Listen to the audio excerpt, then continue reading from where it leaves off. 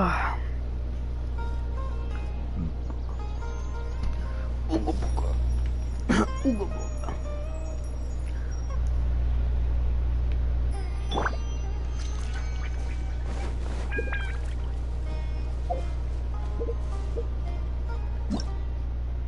Everything's ready. Let's go.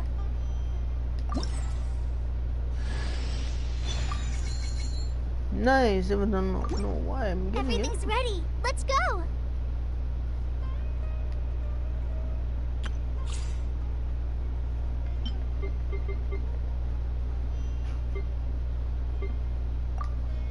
Save the new characters for last. Let's do the rest.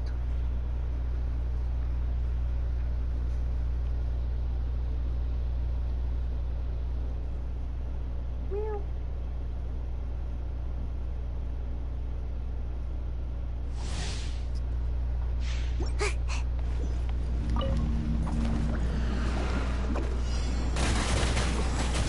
Can't catch me.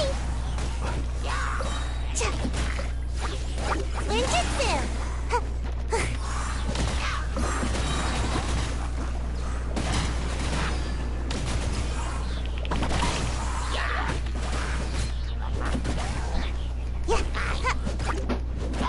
Make my escape.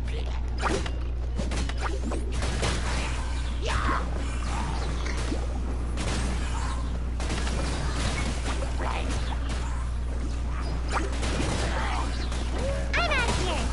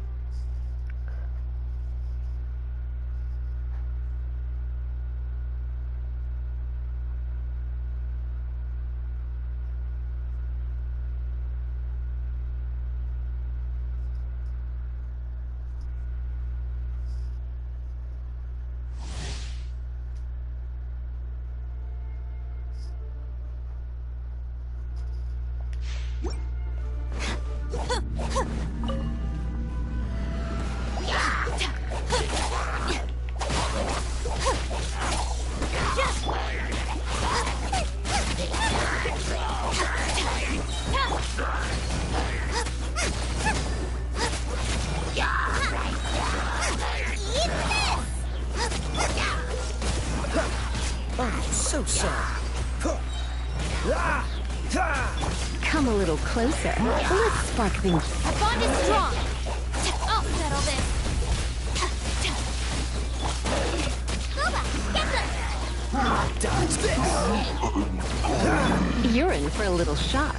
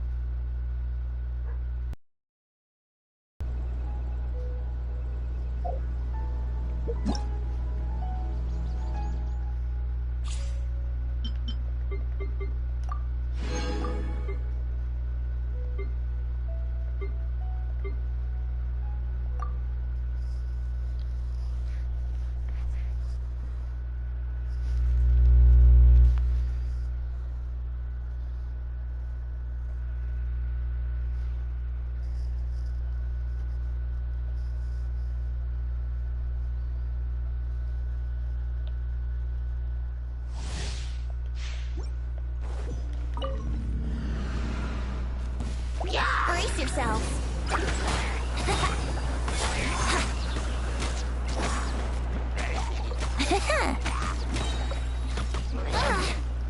Think you can get away? Yeah.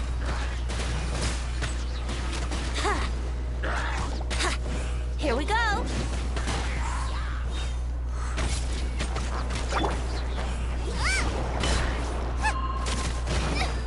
Help! My dinner is attacking me! Out of the frying pan, into the fire! Wouldn't time for takeoff. Yeah. Yeah.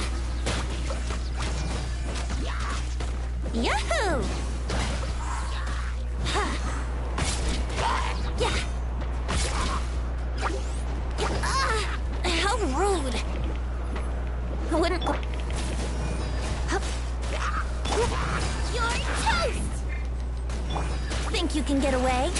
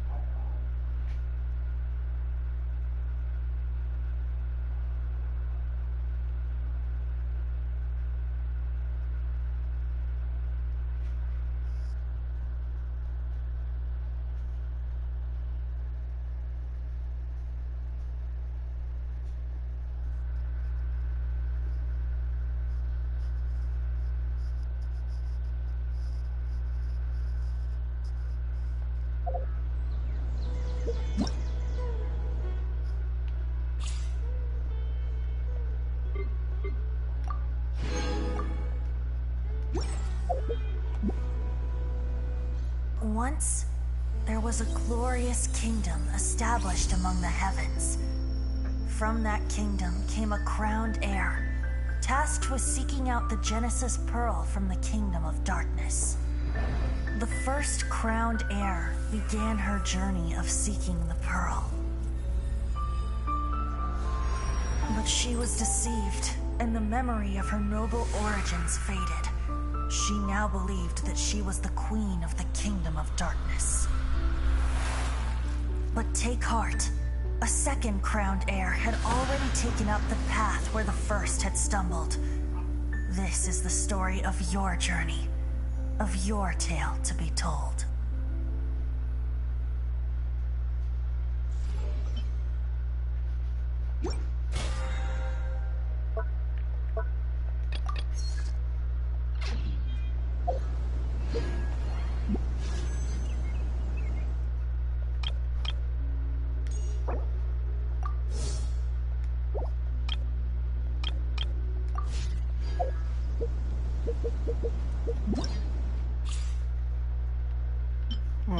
Let's try out Candice.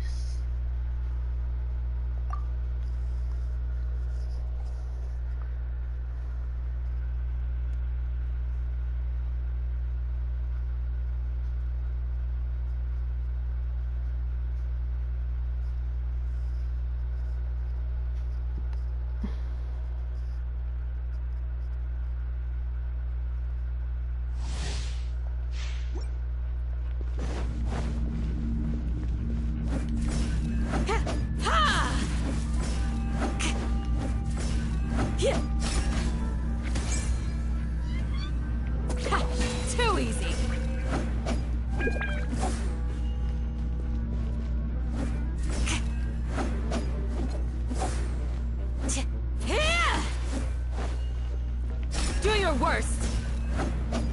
Yeah! Yeah!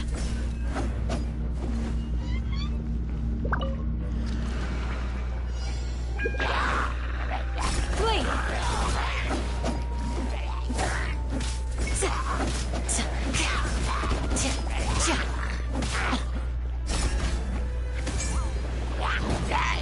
Pin them down! Just a graze.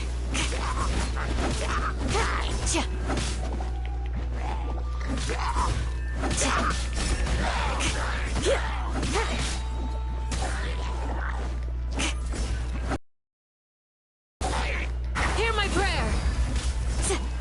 Do your worst. Ha!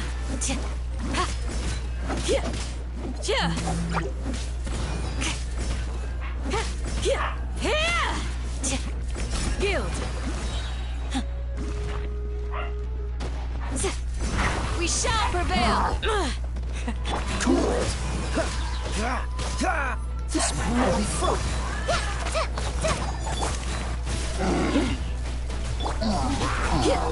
Do your worst. Hear my prayer. Yield. Ha!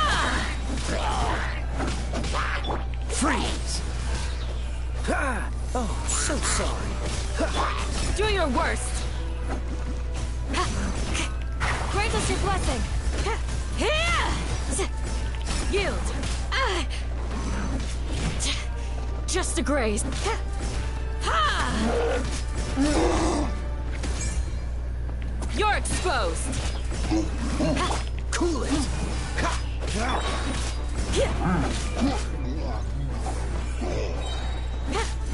Hear my prayer.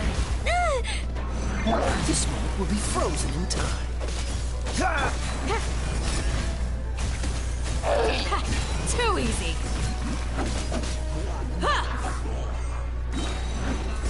Grant us your blessing. Freeze. Don't get frostbite.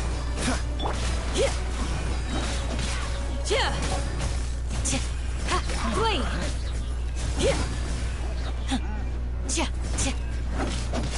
Dodge this.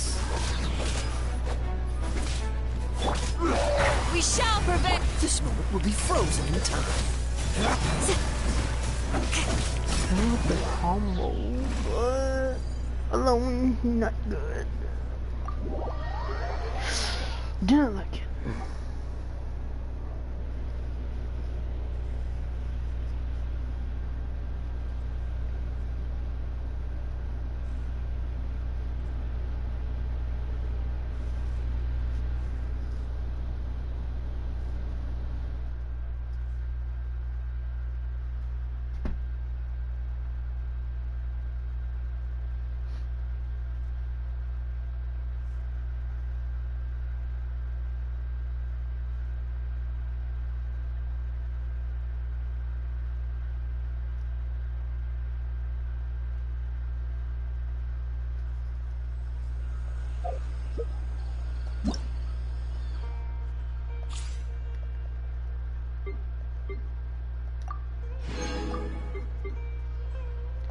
Alright, last person to try out.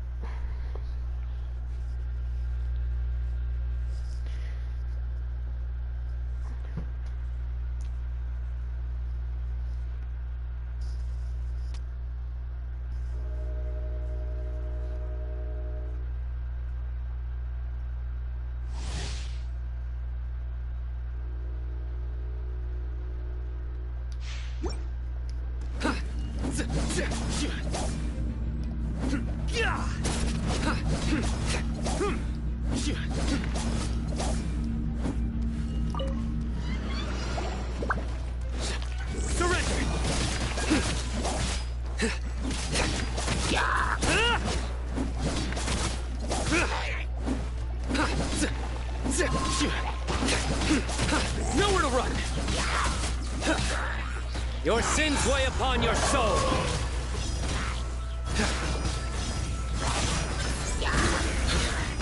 Your penance is due!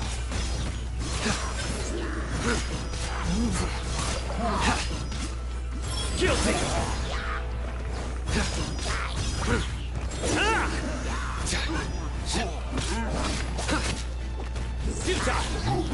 Judgment is upon you. You stand condemned.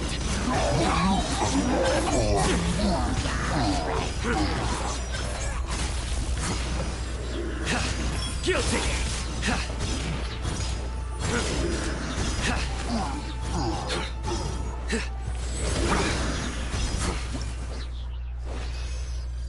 Pretty good, I think.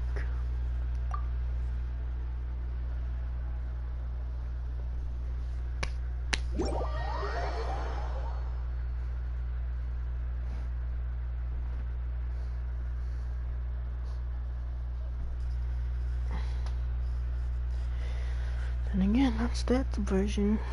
My version's low.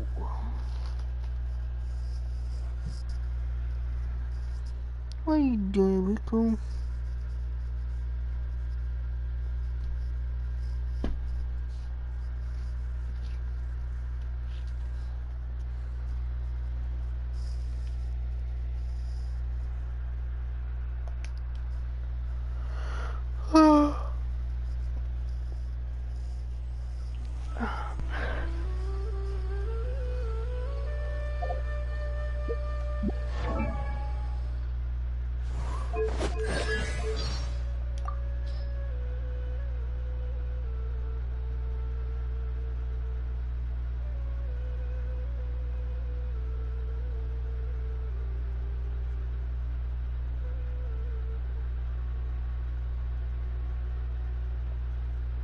Sino's super into that card game, Genius Invocation TCG, isn't he? Port Ormos is built on the ruins of the fortress of the Alliance of the Alliance of something, anyway. The name's too long. Paimon can't remember it. Anyway, that's what all the bookish people in Sumeru say. Oh, you mean the Alliance of the 29 Ocean Days? Apparently the Alliance was formed by a bunch of arrogant pirate leaders, none of whom wanted to work for any of the others. They fought and looted each other constantly, causing endless chaos in coastal Sumeru. Finally, one day, they decided to enter into an alliance with one another and divide power equally between them. The members of the alliance were called Days. Oh, and so after that, there was no more fighting and no more stealing, so everyone could get along happily and make a boatload of war together. Right? Right? Well, presumably that's what they were hoping. Huh? Before long, they were forming factions again, and the infighting between them escalated into the biggest internal battle they'd seen yet. Their fortress at Port Ormos was completely destroyed, and all the Days were done for. What? Following that, an unprecedented period of peace finally came to Port Ormos, and the area began to develop into what we see today. Huh. So the Alliance was just a bunch of dumb bad guys. Sino's super into that card game, Genius Invocation TCG, isn't he? Doesn't it seem kind of weird for the General Mahamatra to be into playing cards? Well, not when you consider his hairstyle. Huh? What has his hairstyle got to do with it? You know, when you're playing a card game, the fancier your hairstyle, the more distracting it is for your opponent. What's going on with this guy? How did he manage to shape his hair like that? When your opponent's mind is consumed with thoughts like this, you'll quickly gain the upper hand. Really? Then we better think twice before playing against him. I don't know. I think I might just have an advantage over him. But you don't have a fancy hairstyle at all. And your clothes look pretty normal, too. But I do have Paimon. What's up with her? And what's that pesky flying companion of hers up to? As long as Paimon is floating by my side, Sino's mind will be consumed with thoughts like this. I, on the other hand, would be completely unfazed by his hairstyle. So I'd be able to focus, and victory would be mine. Forget it. If you want to play cards, go get a funny haircut. Is that supposed to be a Yu-Gi-Oh thing? What the fuck?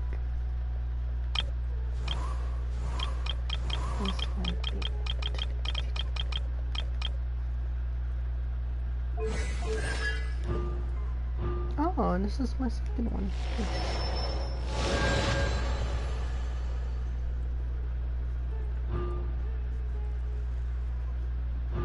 Making fun of Yu-Gi-Oh! LOL. I knew it. Oh my god.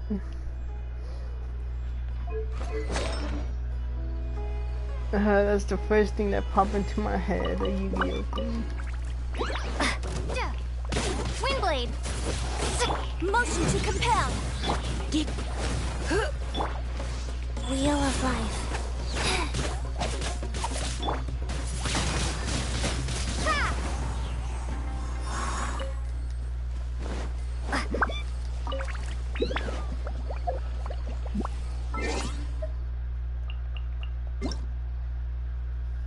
Oh, damn.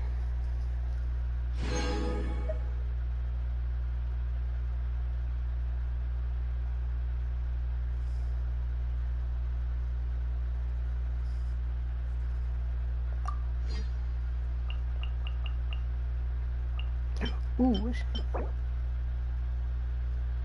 a gadget?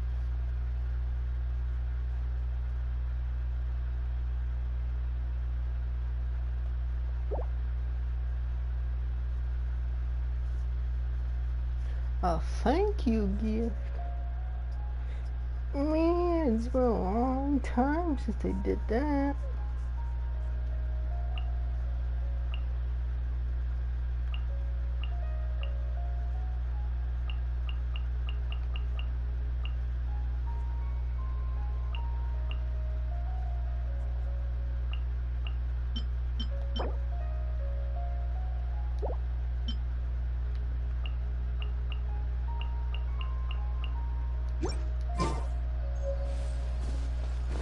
Well, let's check this out.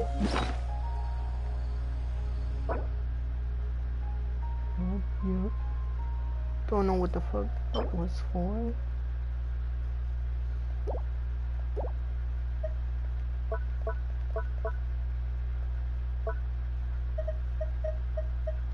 Let's check this. Oh, it's a little thing.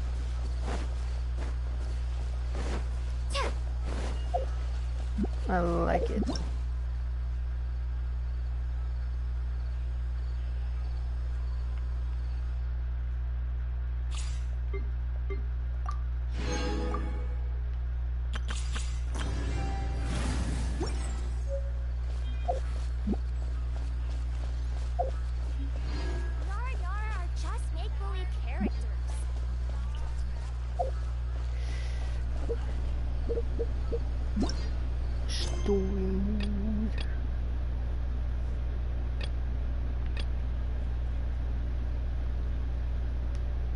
I guess I have to do this.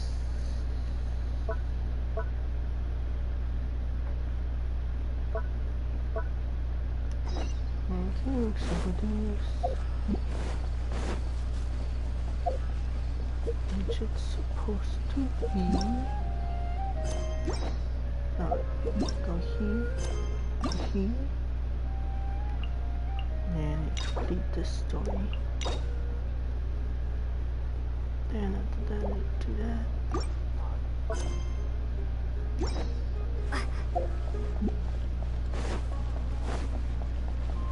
Wait, what time is it? I won't do it in time. I'll do the 4 keys later.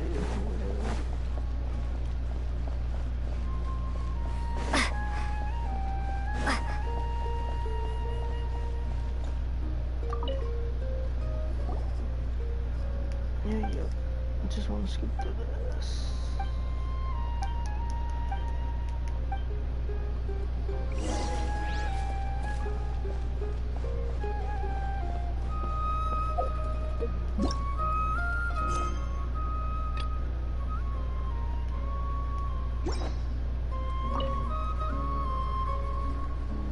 Traveler, you've come at a good time. Wait, this sounds like another commission. It is as you say. The commission this time around is of high importance. It pertains to the safety of the Avidia Forest's inhabitants. Huh? What happened? Not long ago, we received word that a section of the Avidia Forest seems to have become contaminated. Contaminated? You mean a new withering zone? I don't know about the specifics, but I hear that strange things are happening to people who cross through that region. The Avidia Forest inhabitants won't leave their homes so easily. If we allow this contaminated region to expand, the consequences could be unimaginable. That's why I want to ask you to investigate the situation. Even if all you can do is stop the contamination from spreading, that will still save many people. This is forest business. Maybe Tainari will know something. Let's go find him.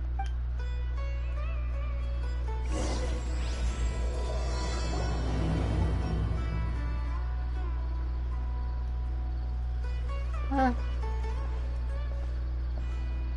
Ad Astra Abyssosque. We meet again, you two. Huh? Hi, Catherine. Do you have any commissions for us today? Commissions, huh? Let me think. Oh, how about this? Please attend the Academia's Academic Symposium this afternoon and recite a love poem on stage. Wait, say what now? And if possible, Oh. please also use your camera to capture the reaction of the audience upon finishing the poem. Huh? What kind of commission is that?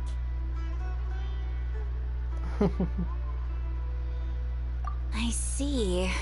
It appears that you're not interested in this commission. In that case, please go to Port Ormos and convince the Eremites there to spend some time volunteering at the local orphanage. Hey, that's not any better.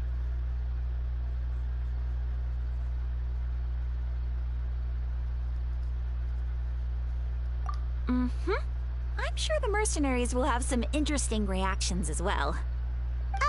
Paimon's gotta ask. Just who exactly has been submitting these commissions to the Adventurers Guild? Oh, the commissioner? Well, actually, I just wanted to see the two of you in action. Was it so obvious? I was hoping you would actually take one of those commissions. So weird. That kind of chance to observe humans doesn't come by often. Ah, so it's Nahida. Paimon just knew Catherine wouldn't crack those kinds of jokes. When did you get into her head? From when she said, Ad Astra Abyssosque? So it's been you this whole time? Are you done resting up, Nahida? Yes. I've been sleeping ever since we parted ways, and I even had a really, really long dream.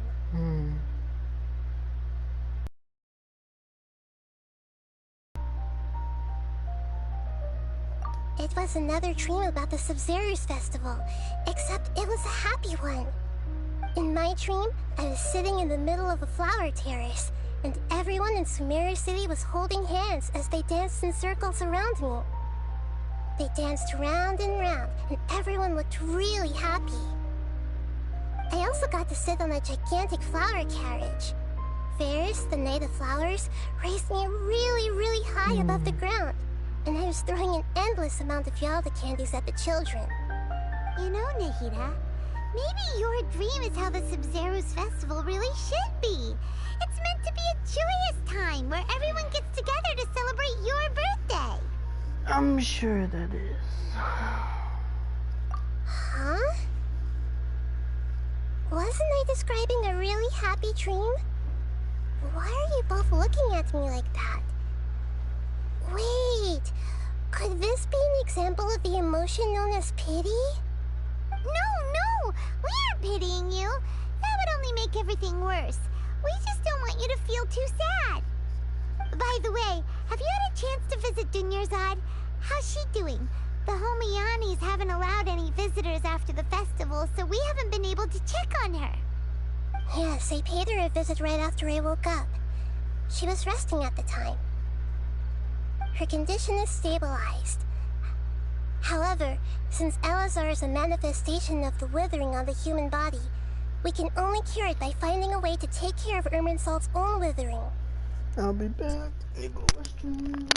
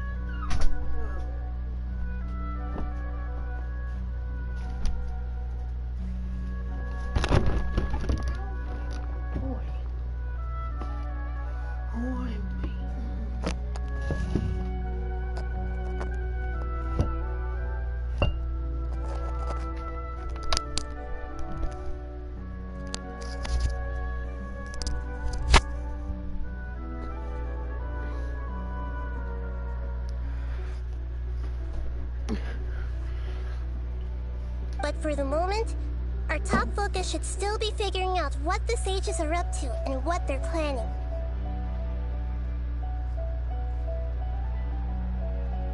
Right. Who knows what'll happen if they manage to pull off another scheme like the Samsara of the Sub-Zero's festival. So our first priority should be investigating and putting a stop to the sages' activities. As for how we should pull that off, let's discuss it somewhere else. Oh, good point. Sorry, adventurers. We're gonna be borrowing Catherine for a little while. Hey.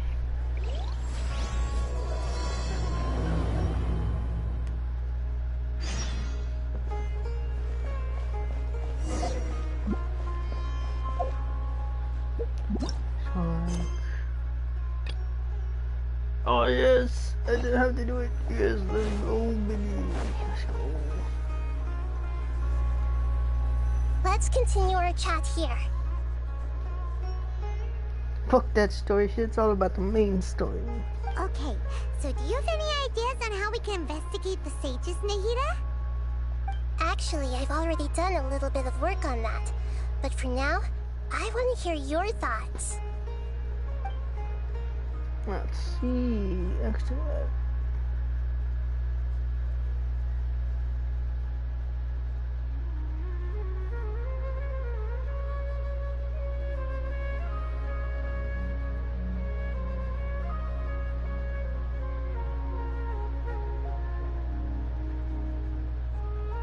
I've already tried that, but all the key members of the Academia, even the core of 30 guards, intentionally avoid wearing their Akasha terminals.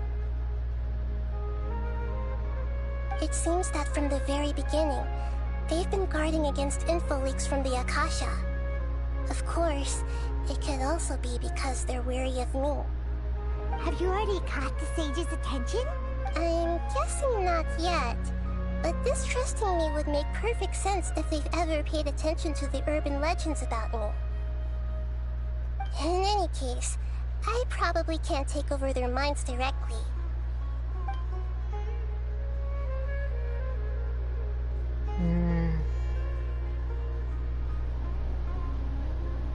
No way, that's too risky. Really? You mean Oh, actually, it'd be yeah. too easy to get caught? No, it's not that. We shouldn't involve innocent students in this. A single mistake could completely ruin their lives. Doing that would be ignoring the safety of my people for my own selfish goals. How is that any different from what the sages are doing? That's a good point. Spoken like the god of Sumeru. We're in the dark as of now. Since we still don't know anything about their goals, any rash move could tip them off and lead to terrible consequences.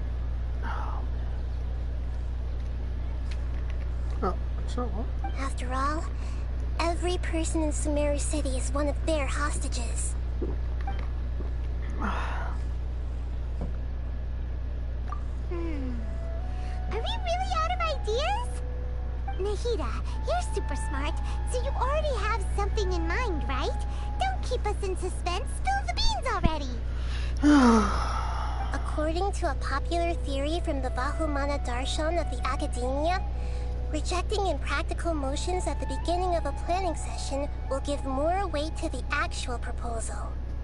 Okay, but aren't you the god of wisdom? You don't have to use that kind of gimmick to make us take your ideas seriously. Well, I've been thinking that if I can't directly possess the leaders, and if I can't get ordinary people involved, then I should find someone who's already involved, but hasn't decided to side with the sages. You're saying we should recruit a spy? That does sound like it could work. Oh, before coming back, we met someone named Al-Haytham. He seems like he acts alone, and he likes doing stuff behind the Academia's back. They probably aren't in cahoots. Actually, I already have someone in mind. Do you still remember that female scholar named Sataria? Sataria. Paimon remembers now.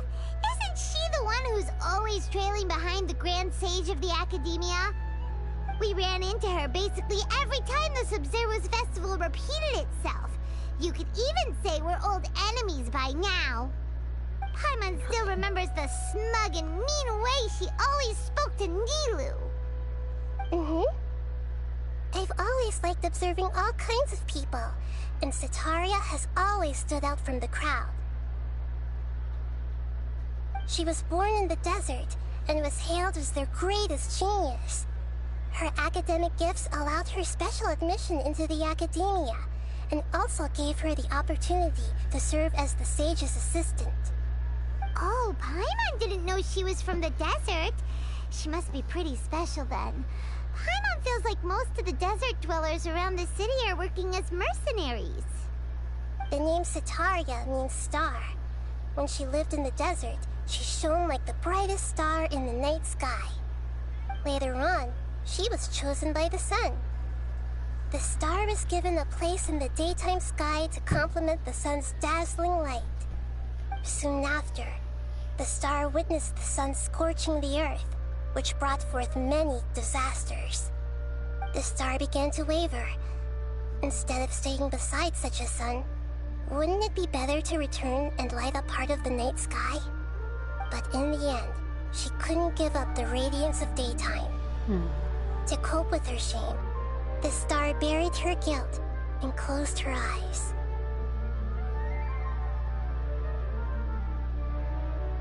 From the sound of it, Setaria's just hung up on the research opportunities here.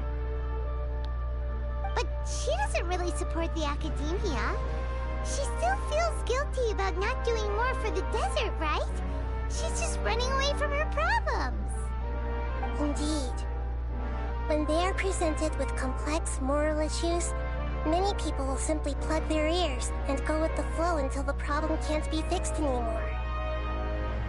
She's suppressing a lot of guilt, but before she realized it, she had already become the sage's accomplice. She can't deny her part in their schemes anymore. Right. We must somehow make her face her problems again. That way, not only can we get useful intel from her, but she can also use it as an opportunity to redeem herself. From my past observations, Setaria will take a day off from the academia every 10 days to do some shopping in the city. Tomorrow afternoon just happens to be a shopping day for her. That'll be our chance. To prepare, let's go check out some of her favorite spots, and have a quick chat with a few of the vendors there. Alright. Let's go.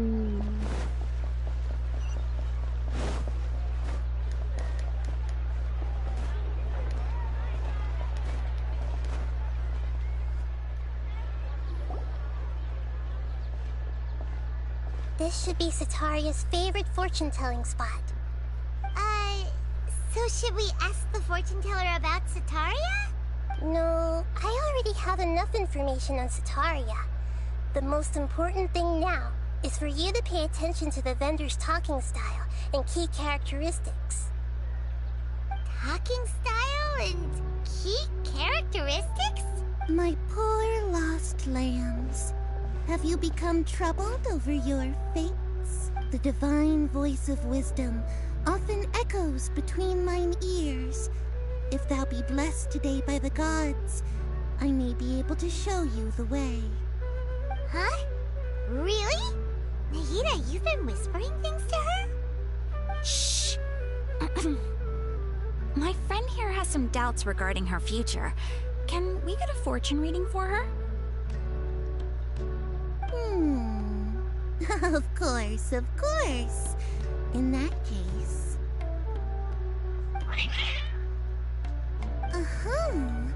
It would seem that Harut and Marut are quite wary of you. Perhaps, at some time in the past, you have somehow offended the gods. Only mocking the god of Animo, questioning the Lord of Geo's financial savviness, and brawling with the god of Electro. Do those count? Oh, nothing. Go on, pick an aspect for her to divine. As always, okay.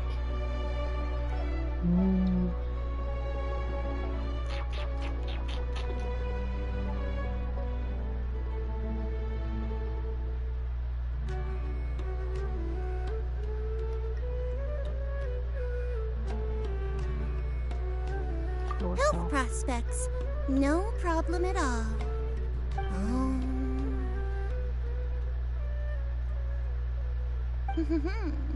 The gods have spoken.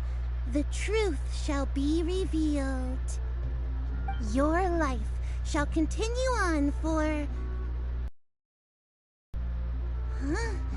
Many tens of thousands of years? Impossible.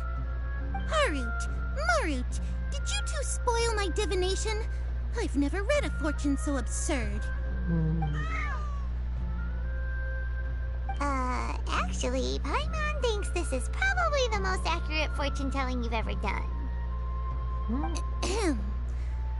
I admit that the orientation of today's celestial matrix is, suboptimal. As such, there will be no charge. Is that so? Well, that can't be helped. Strange.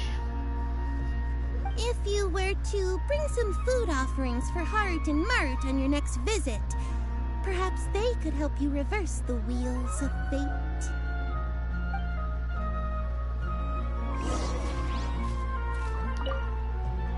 I've never seen Harut and Marut be so wary of anyone.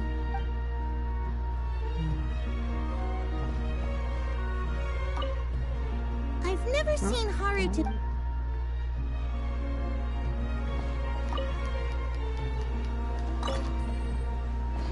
Okay, that's interesting. But then you charge extra after food. Okay. Where's the next?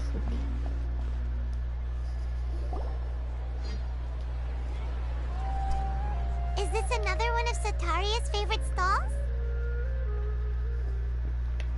Yep, it belongs to a king. His father helped Sataria a lot when she first moved to Samari City, so she still comes by whenever she has time.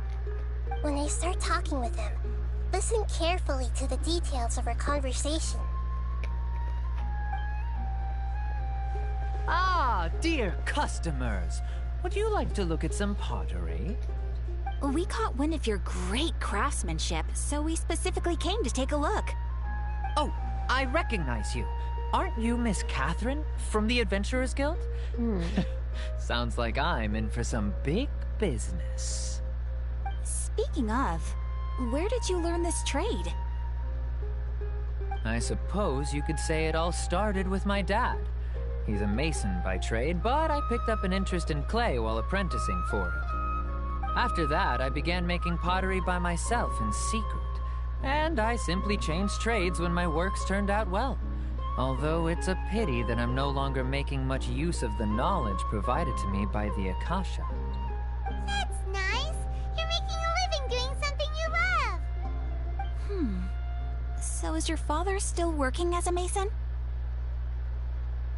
Oh no, not anymore. A few years back, he fell from a roof and broke his leg. Since he had already saved enough Mora over all these years, he's just enjoying the retired life in Port Ormos nowadays. I see. We wish him peace and happiness in his retirement. I'll have someone in charge of logistics at the guild come by another day for some goods. We'll leave you to it. Take care now. No problem. Rest easy, all our goods are sure to meet your every need.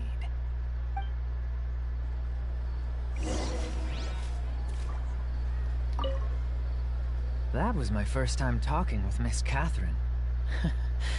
I'm sure I sounded a bit nervous.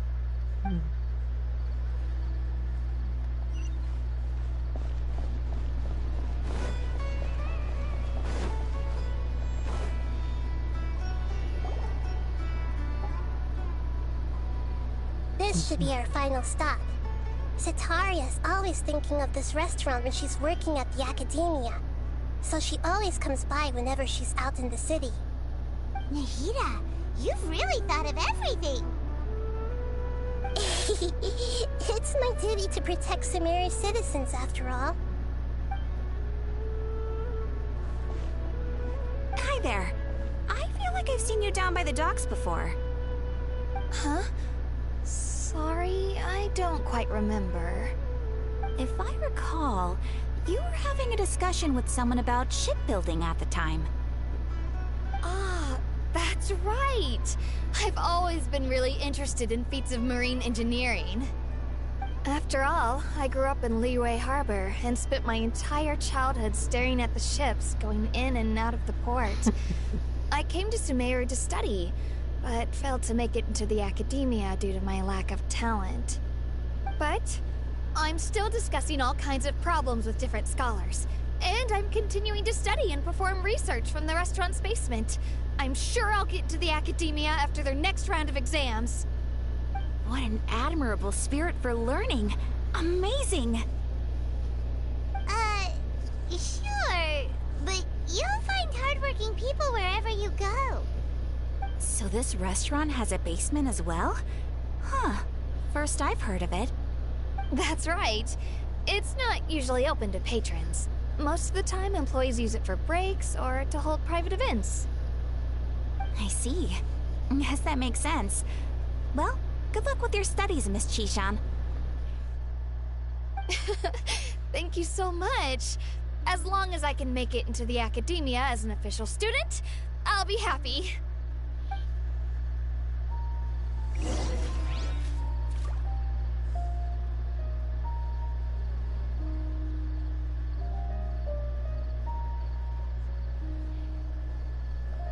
Oh my god. Hold on. I must have met her somewhere.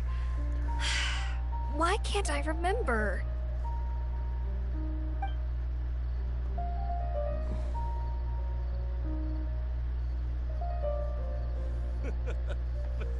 Makes me laugh every time. Oh no. Caught it, thank god.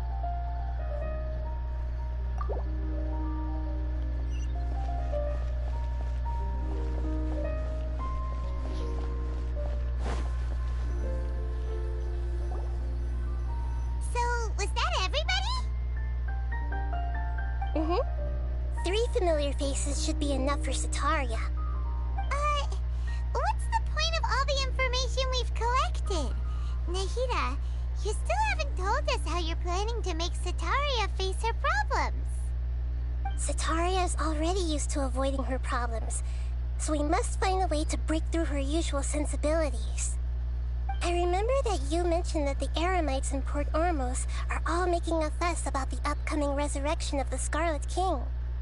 Although it's all just a boatload of nonsense, the fate of her homeland may turn out to be Sataria's soft spot. Oh, Paimon gets it now! You want to take advantage of the guilt Sataria feels about her homeland. Although she knows she should return home to help the people of the desert, all she's done is conspire with the sages.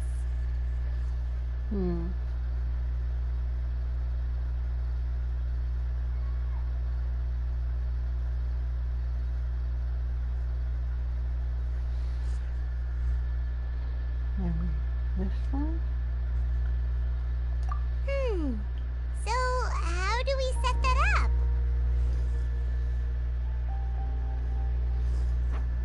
What? Well, the Scarlet King is long gone, and Sataria is also too smart to fall for any simple tricks. If we simply engaged her under the guise of the Scarlet King's believers, she would definitely be wary of us, and we may not get anywhere. But if we were to borrow some of her close acquaintances to talk with her, her reaction would probably be very different. So, you mean you're going to possess those people we just talked to? Yep. Possess them through the Akasha. Imply that they've already converted to the faith of the Scarlet King, and then convey our made-up will of the Scarlet King. As long as everything goes smoothly, we'll get through to Sataria for sure. She'll never guess that we had anything to do with it. Ah, so that's how you're going to use all the info we collected on these people. It's so that you won't slip up and break form.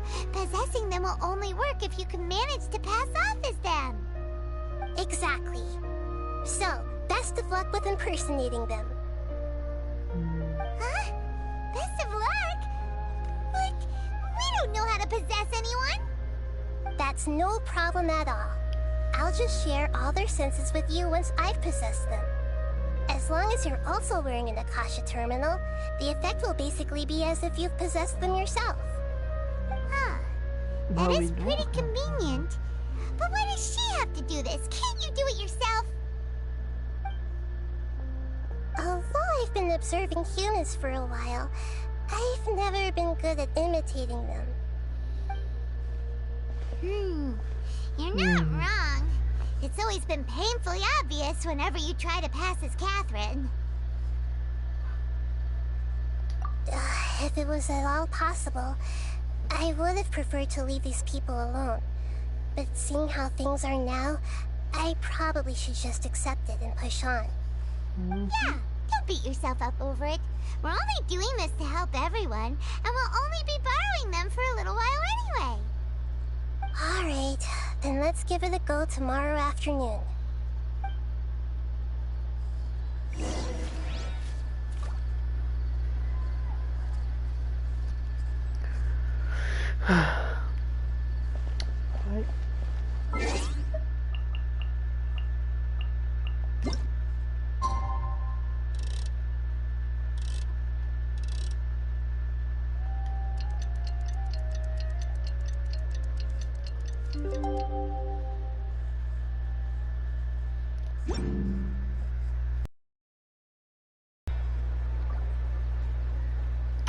Well.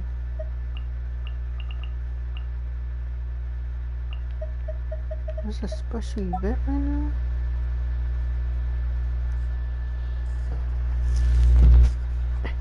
Just in case.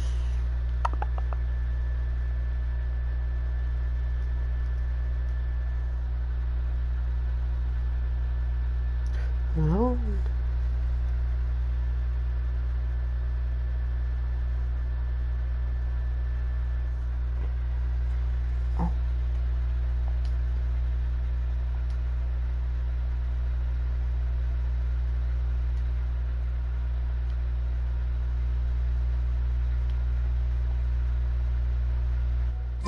I'll try that.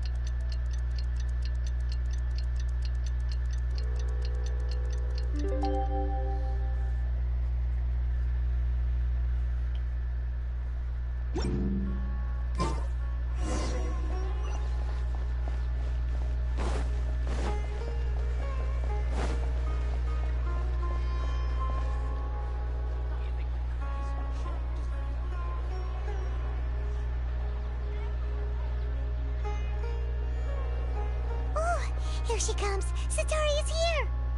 Let's quietly follow her. Once she starts talking to her acquaintances, we'll find a safe spot to begin possessing them. As for how we'll sway her to our side, I'll leave that to you. I trust you'll know what to say. Paimon's starting to feel kinda nervous. Okay, let's go. Looks like they've already started talking. Let's find a hiding spot and get started.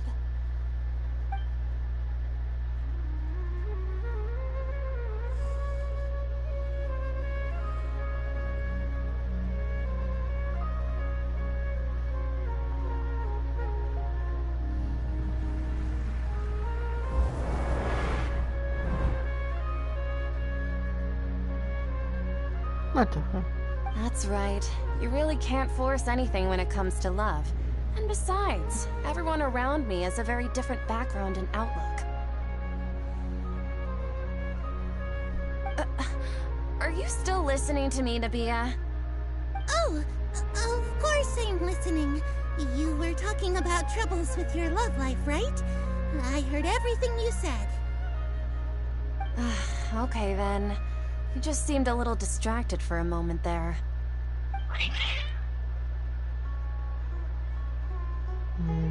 Strange. Your cats seem pretty worked up.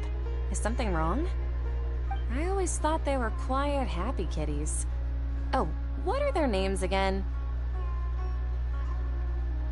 Fuck! Oh.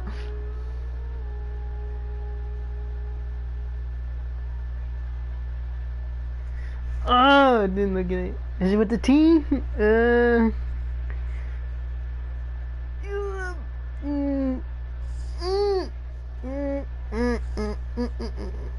Ah, that's right. They are just little darlings, aren't they?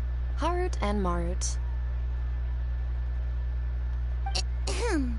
So, which fortune do you want me to read for you today? You must have come for another echo of the divine voice of wisdom. I'd like to get another reading on my love prospects, but to be perfectly honest with you, I feel like I've been a real mess recently.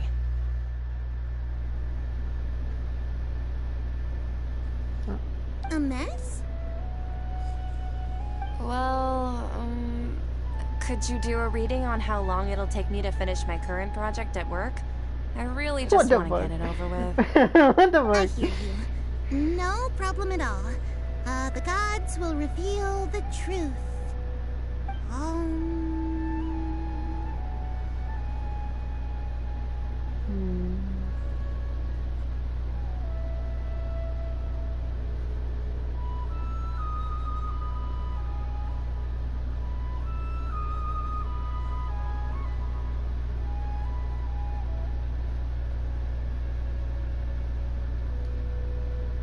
The gods are asking.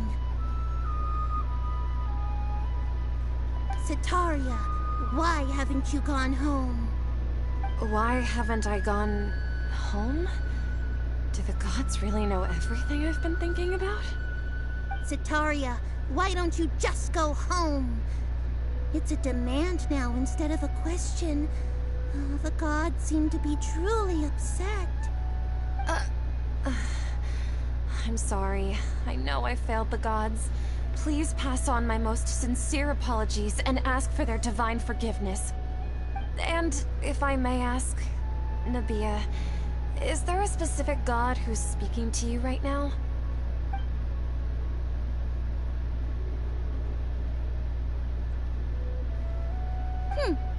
What an inconsiderate and naive question. The god who is speaking to me is, of course, the wisest and mightiest of all, the Scarlet King. The Scarlet King? No wonder he would make such a demand of me. Oh, wait a second. The Scarlet King passed away a long time ago. Even though news of the Scarlet King's resurrection has been spreading like wildfire, it's all just a misinformation campaign from the academia. How can the Scarlet King still exist in real life? What insolence! I am the Scarlet King's most loyal believer. Do you wish to refute his voice of wisdom? Why is it not? Oh, no. As a child of the desert, I am only reveling in his power upon learning that his divine glory has touched even this city. I will think very carefully about his demand of me. I'm sorry. I must go now. Wait!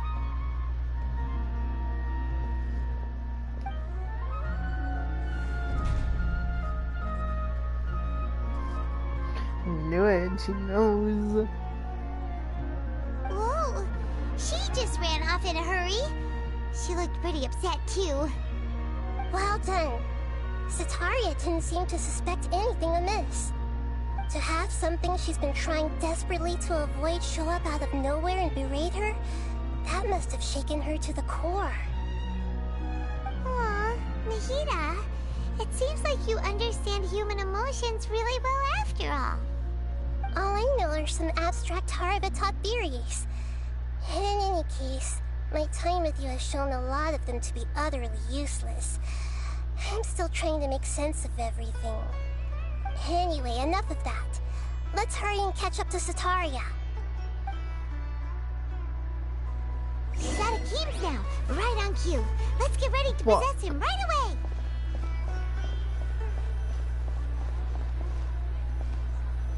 Was I right? What's gotten into Haru and Maru? Oh, you're gonna right. Terrified of me all of a sudden.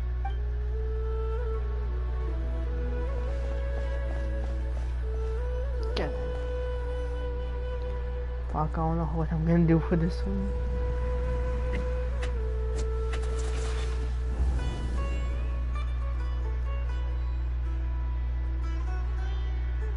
It's okay. I just got caught up in something. Oh, actually, didn't you ask me to help you look for work? What kind of work were you looking for again?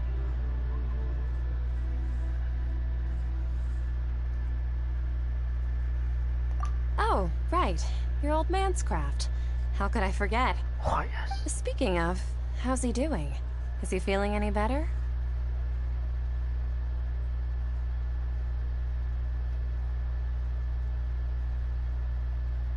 No. Fuck.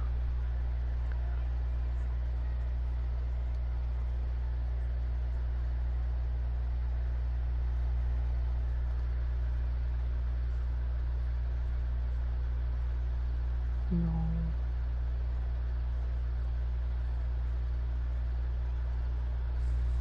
Fuck, he can't walk.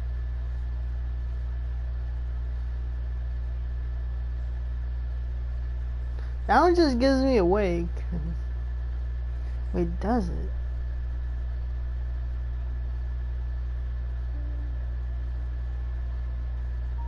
Oh, that's good to hear. I have been thinking a lot about him. If I could get some more time off, I'd love to pay him a visit. Actually, while we're talking about him, is he still living in Port Ormos? Yeah, he's been retired there for a while. If you could find the time, please write him a letter. Please pass on that recently, faith in the Scarlet King has taken root in Port Ormos and has begun to spread across Sumeru. He has a quick temper and has always been a devout follower of the Dendro Archon. I don't want him to get into a fight with those Scarlet King believers because of a difference in beliefs. Oh? So, who are you siding with in all of this? The Academia or the Scarlet King? I'm so jealous of you. You were born a child of the desert, yet you chose to betray the Scarlet King, and now you spend all your time with those crooks from the Academia. Akeem, you don't mean you've also become a believer of the Scarlet King? What's so strange about becoming a believer of the wise Scarlet King? In fact, aren't you the strange one? The one who still can't pick a side? Can't pick a side? Me? Whoa! Paimon had no idea you'd be so good at this!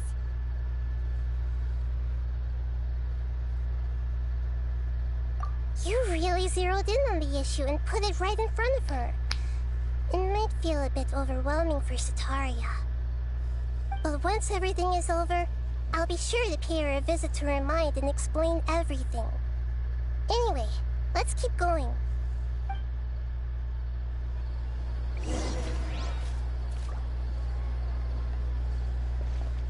Come on! Sataria's already started talking with Shishan!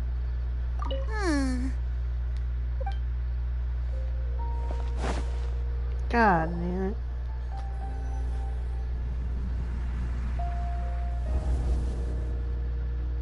So, Shishan, have you noticed anything weird in the city lately? Like, as if someone was trying to preach to you about something?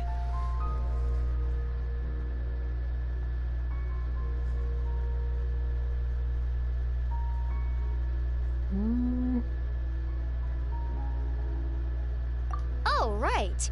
Speaking of strange things, I celebrated the Sub-Zerus festival so many times that I lost count.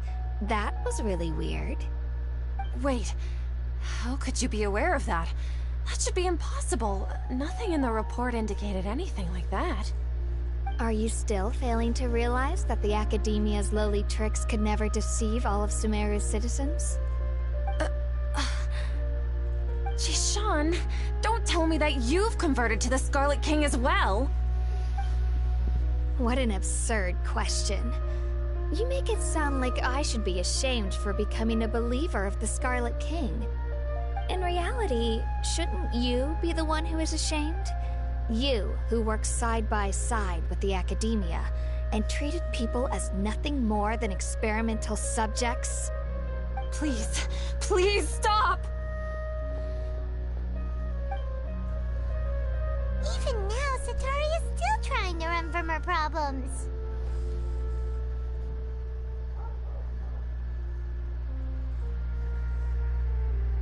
She can no longer justify everything to herself. Hey, she's trying to talk to the guards! What should we do? This is the most important part of all. Quick, get ready. Mercenary, you're a member of the Corps of 30, correct? Please help me pass a message to the Matcha right away. The situation in the city is getting out of control. Please, try to remain calm, miss. Tell me what's happening in the city. Heretics are infiltrating the city, and they've already converted many residents to their side. Heretics? What kind of heresy are you talking about? The Scarlet King! Many people I know have suddenly started believing in him, but he's long dead. It's impossible. Miss Sataria, nothing is impossible. You know my name? The Scarlet King is immortal, and all who defy him will one day pay the price. You must face the truth, Sataria.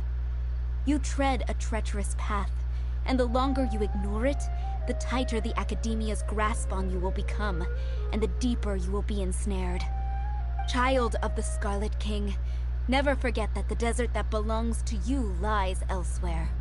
What's so strange about becoming a believer of the wise Scarlet King? In fact, aren't you the strange one?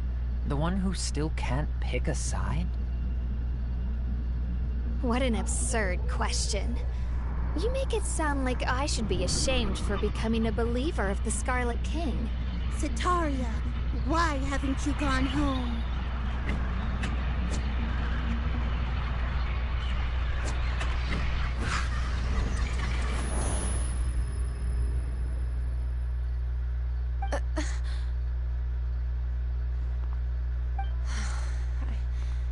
Seems that no matter where I run, I only keep finding more believers of the Scarlet King. I have to say, this is a familiar feeling. I've also been running from my guilt this whole time. Guilt over my part in the Sage's plans, and from ignoring the letters from the children of my homeland. But no matter how much I may try to ignore or get rid of it, my guilt always comes back.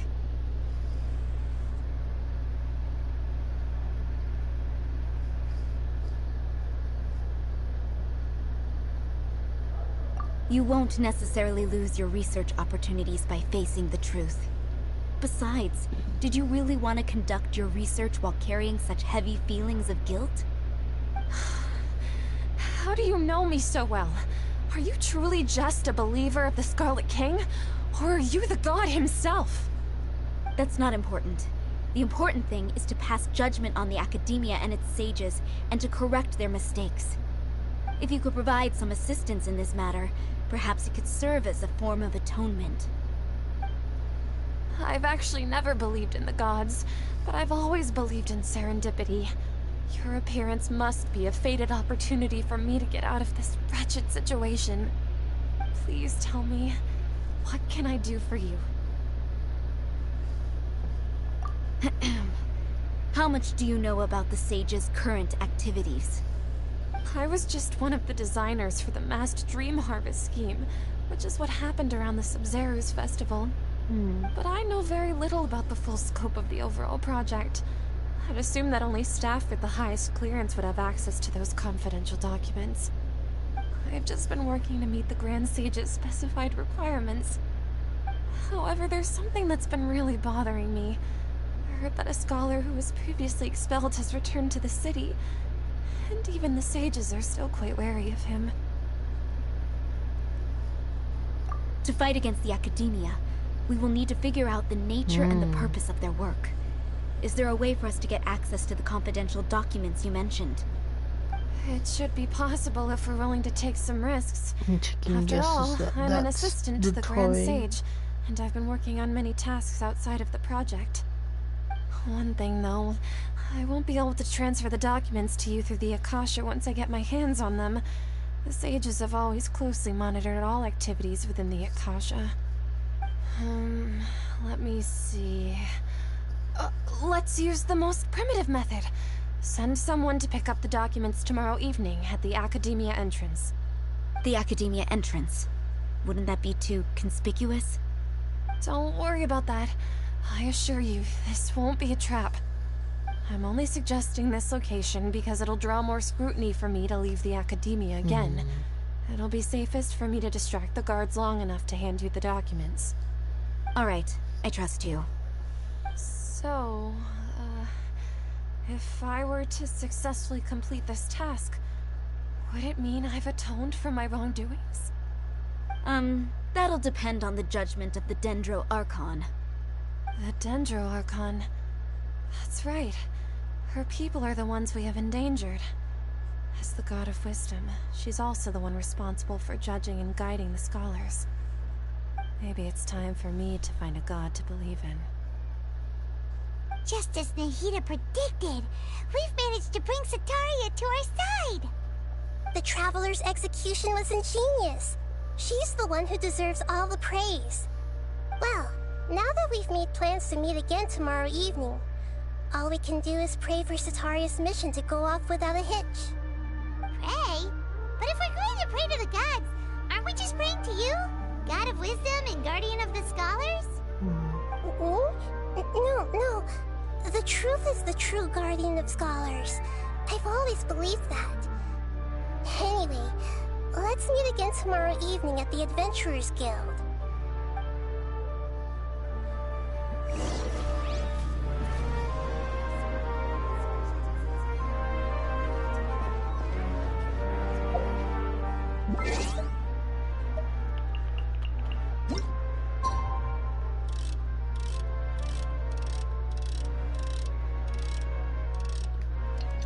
I said tomorrow, but just in case.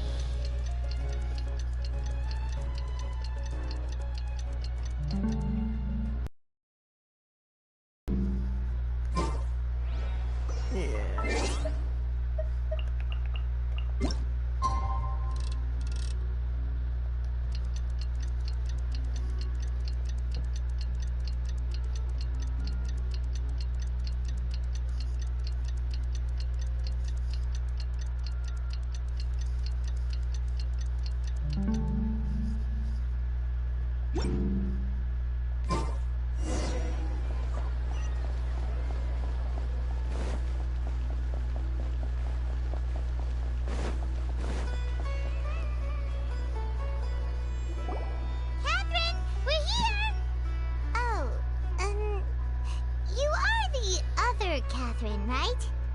That's right. I suppose I'm the other Catherine in your mind. Shh! We're on a secret mission tonight, so we need to protect Catherine's identity.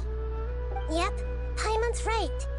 We cannot fully rule out the chance that the meetup tonight is just a trap. If something were to happen, my existence may be the only trump card we'll be able to play. After all, the Academia should still be unable to confirm the existence of my consciousness in the outside world.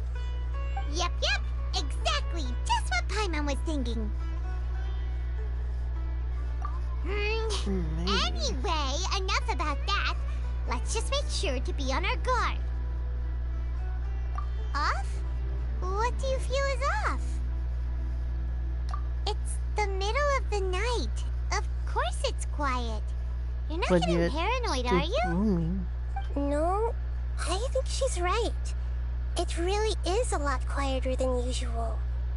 If you look around, there seems to be fewer people on the streets. I'm not sure if this is the case for the entire city, though. Huh. Maybe it's just a coincidence. Maybe Nothing is Sataria just- figured out a way to not only distract the guards, but also to get everyone to go to sleep early, just so we can exchange the documents in peace. I also can't quite figure out why things feel a little off.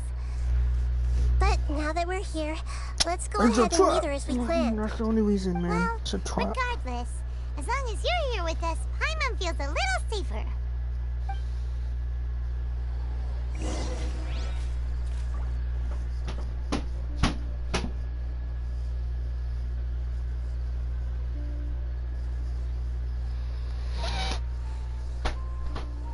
Don't trust it, man. Don't trust it.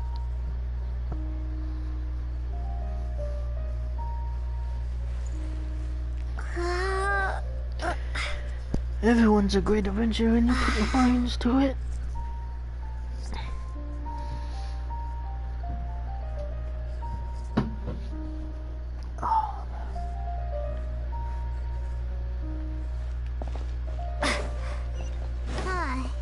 There really aren't many people out right now. Let's hope it'll be this quiet in front of the Academia, and that Sataria managed to distract all the guards.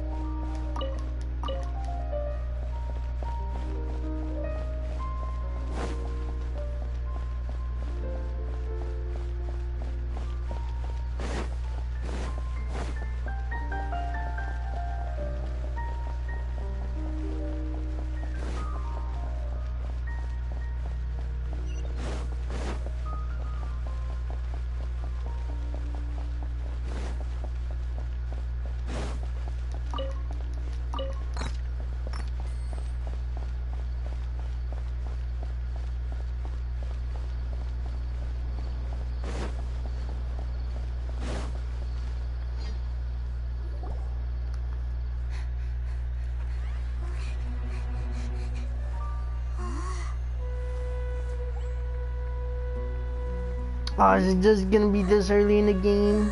It better not be. It is! Huh? What are all these people doing here at this hour of the night? Ah, the triumphant hero returns at last. And to a rather spectacular welcome, even if I do say so myself. You're the outcast, expelled from the Academia. Indeed I am. Although these days they tend to call me the Doctor.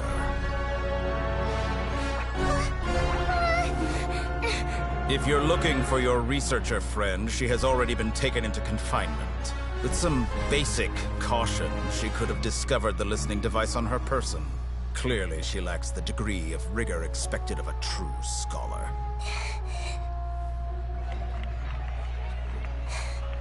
The people of Sumeru City. What have you done to them? I simply made some minor adjustments to their Akasha terminals. Now they can deposit information directly into the subconscious. As you can see, all these lovely people now believe this traveler is a hero who has just saved the world. My experiment is a success. And now it seems they can no longer hold back their sheer adoration. No, what should we do? These are all just regular people. Leave now. You need to get out of here. What? That guy's a Fatui Harbinger! We can't just leave you here! Nor can I abandon the people of Sumeru!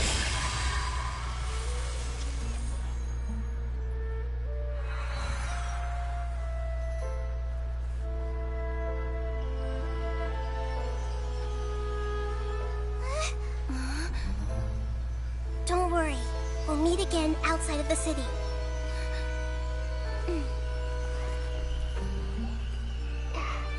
I see. You appear to have overridden their mental faculties with your own consciousness. To possess such a powerful mind, you must be the God of Wisdom.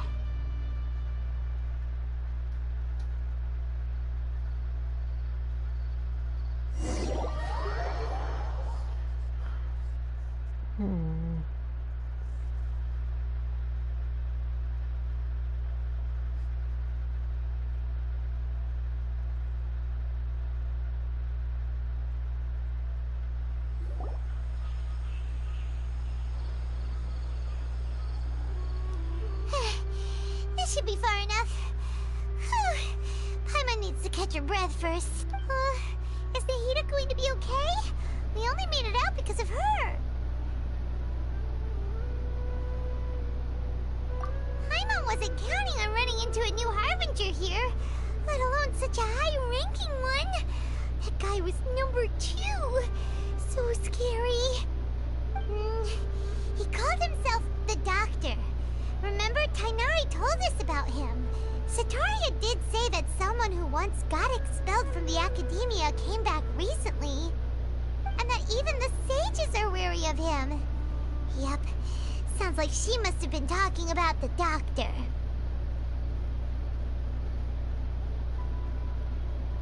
Yeah, now that the Doctor's in the picture, we're no longer just dealing with the Academia. They're in cahoots with the Fatui. But what are the Fatui after this time? Another Gnosis? Yeah, things would be a lot easier with Nahida's help. Nahida said we'll meet again outside of the city. But we can't just keep waiting around, right?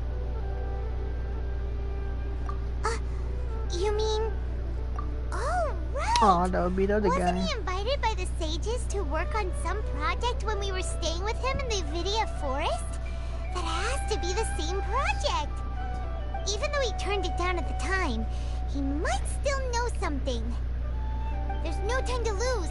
Let's go to Gandharvaville.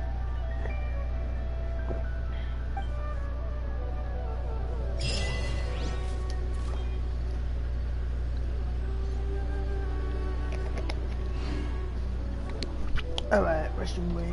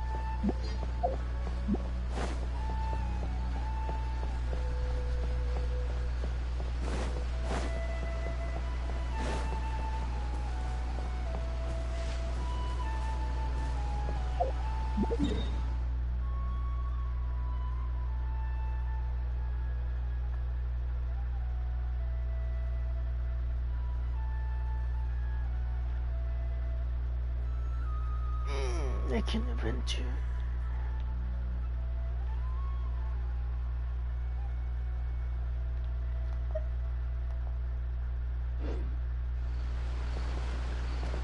But shall we increase the storyline? Dang it, I need to do the story.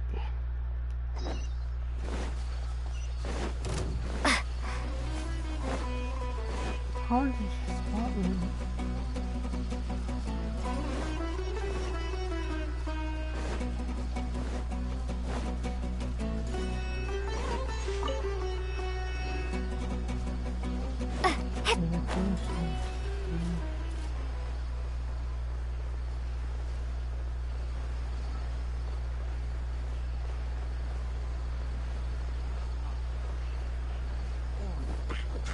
Oh, no. Okay, looks like I do have to do the story mode.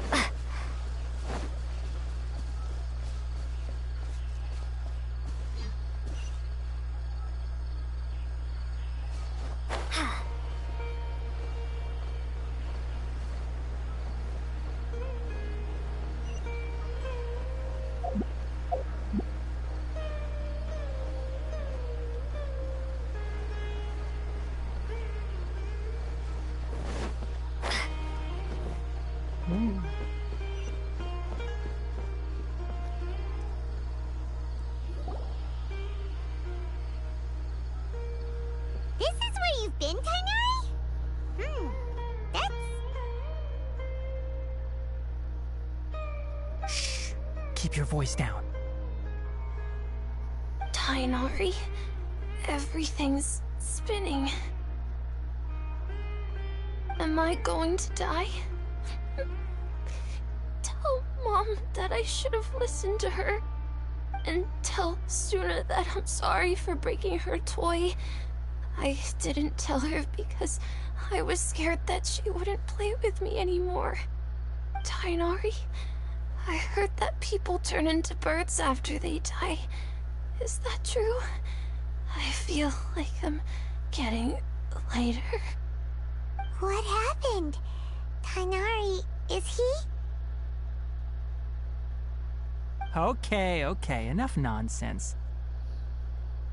You just have a small fever. Take your medication and rest. You'll be bouncing off the walls in no time. Really? Then, can you keep the thing about the toy a secret for now? No can do. You're a big kid now. Once you've recovered, go and apologize. Keeping secrets to yourself won't solve anything. Oh. Hey, let me ask you something. I recall that you're usually pretty healthy. How did you get this sick all of a sudden? I don't know either. Mom's been telling me not to play in the forest. I just wanted to look inside. It's different from before. I got lost and went around in a huge circle. After I got out, I started feeling dizzy. Could it be?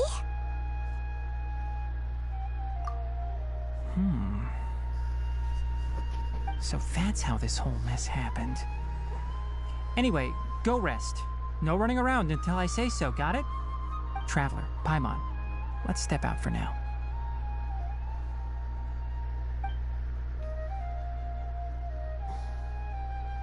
Mr. Forest Watcher, how is my son? I gave him some antipyretics.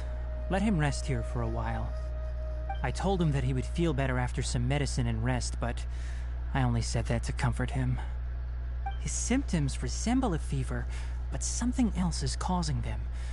They seem more akin to a disruption in his psyche. Antipyretics won't be of much use. What do we do? Mr. Forest Watcher, you have to help him. If memory serves, a plant called Vasanti grass can help soothe the mind. A small number grow in arid deserts. They usually look like shriveled weeds, but can be revitalized with a splash of water. They're expensive and unable to grow in the Avidya forest's climate, so I don't have any on hand. I'll ask the caravans. Go find Kale, have her prepare medicinal tools and a set of traveling gear for me. All right. Thank you. Wait, did I have to play this to open up our area? God. Is that why you two are also here? Yep. Is it a new withering zone? Doesn't seem like one. Whether you look at scale, internal conditions, or resultant effects, they're completely different. The only thing they have in common is that they aren't welcome. This nuisance made itself home in the Avidya forest, so I can't turn a blind eye. We feel the same way. All right. Let's contact the caravans first and purchase some Vasanti grass. We can also ask about the contaminated region. There's no time to waste. We have to move quickly. Let's go.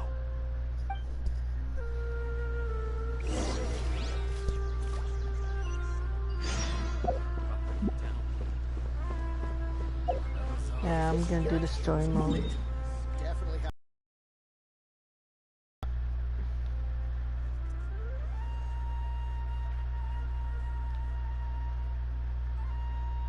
I'll break off from the Archon story for now.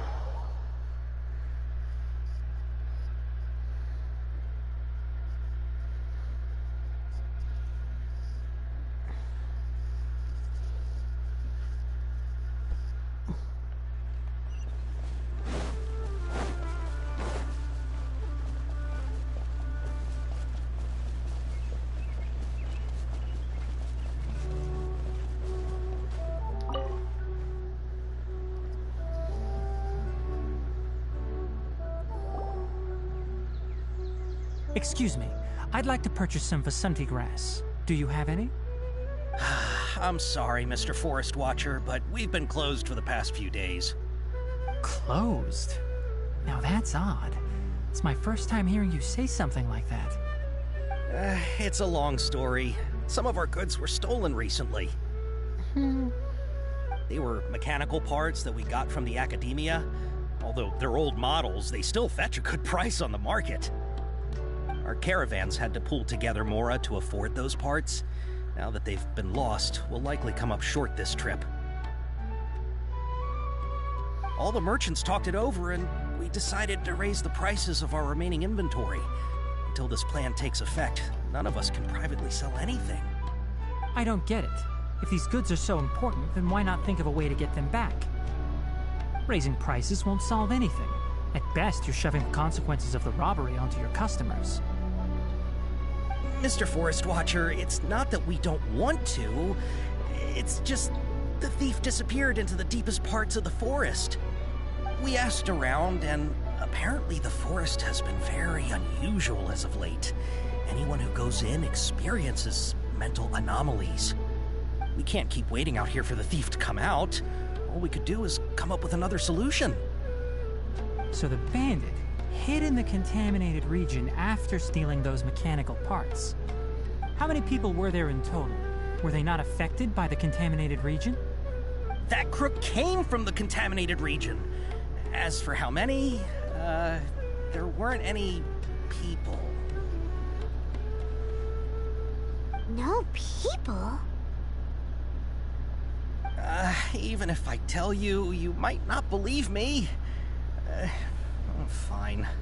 The thief that stole our parts was a huge mechanical crab! What the heck? The Avidia Forest has creatures like that? To be honest, I'd rather not think about it. It moved too skillfully to be new at this. It came out of nowhere. Before we could react, it swiped our goods and ran away. We were all shocked. By the time we came to our senses, the thief was already long gone. I see. If we help you retrieve your stolen goods, then business will return to normal? Oh, but of course! Not only that, but you'll become one of our caravan's VIPs on all future purchases of any... Enough. Tell me something that's actually useful. Any leads on that mechanical crab? Maybe one. After our goods were stolen, we specifically got someone to assess the situation. If you're interested, you can go and talk to them. All right. We'll go and have a word.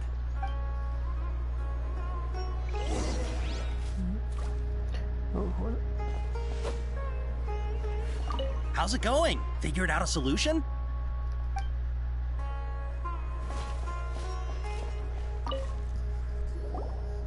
After the goods were stolen, I made multiple inquiries with nearby caravans and residents. It turns out that many others have also been robbed by that crooked crab. However, the crab only seems to be interested in machinery.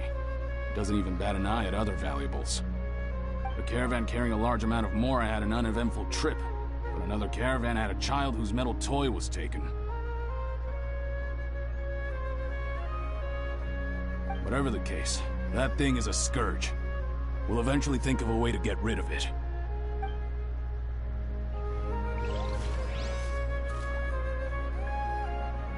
We can't let it get away.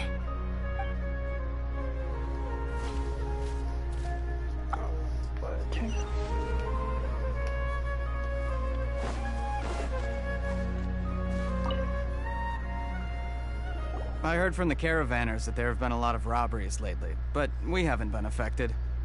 We don't normally see the mechanical crab, and it doesn't disturb our daily lives. It only shows up when the caravans are here, and it runs back to the contaminated region after it's done making a mess. You haven't tried capturing it? We have, but it's too agile and fast. However, we did unexpectedly learn something the last time we tried to capture it. It apparently lives in the deepest part of the forest, so instead of immediately moving its spoils, it first hides them nearby. Once its stash grows large enough, it moves everything in one go.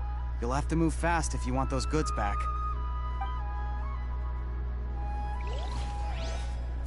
You know, I always thought it looked kind of familiar. What do you mean by that? What do you mean?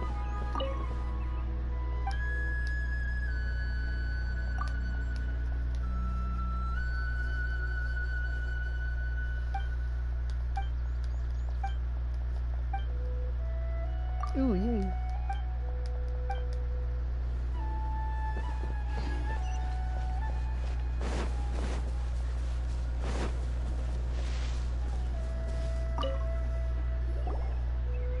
That mechanical crab is fast, strong, and a pain to deal with. 10 of it.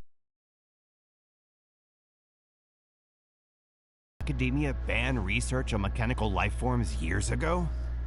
Where did that thing come from? Our salaries even got slashed because of it. Who would have thought that that robber wasn't a human, but a mechanical crab? This is rough.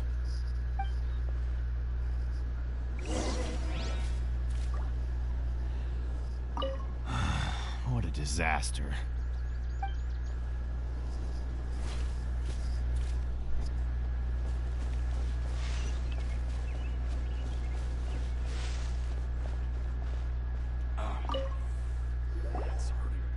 How are things? Did you make any progress? We learned of its behaviors, but much still remains unclear. Assuming normal operational status, mechanical constructs generally act according to their given commands. If I were its owner, I'd command it to steal more valuable things. Or the mora you made. That would be the most efficient method. But it only goes after mechanical components. This doesn't make any sense. Just trying to make an army. Right. It's really weird. So, you all found a way to retrieve our goods? Do you have any more mechanical parts with you? Yes, I still have a small bag of samples. They weren't taken since I keep them on me at all times. Oh, are you planning to... Under constant external conditions, organisms rarely initiate changes in their habits. Here's what we know so far. It has a mechanical composition, it lives in the contaminated region, and it comes out to steal mechanical components. If we have said components, we can lure it out, capture it, and then make observations for further conclusions. Well, chatting like this won't get us anywhere. We're only wasting time. You're right. We don't have any other options right now. This bag of samples is all yours, Mr. Forest Watcher. If you can get our goods back, the caravans will reward you generously. We don't need anything in return, but I'll be keeping this bag. I may have other uses for it later. We'll also need to borrow a sumpter beast. Our act has to be convincing if we want the crab to fall for it. Oh, yeah, no problem at all. If it means getting our things back, you can even borrow me to do whatever you need. I'll have to decline that offer. Anyway, we'll use the mechanical components and sumpter beast to pose as a transiting caravan and lure out the crab. Once it appears, capture it. I leave the timing to you. Don't worry, we're professionals. I've never done this before. This is new to me, motherfucker. Oh, so I'm supposed to sneak. Oh, trading sure is dangerous. Not only do you have to contend with the wits of others, but you have to be ready to deal with anything and everything.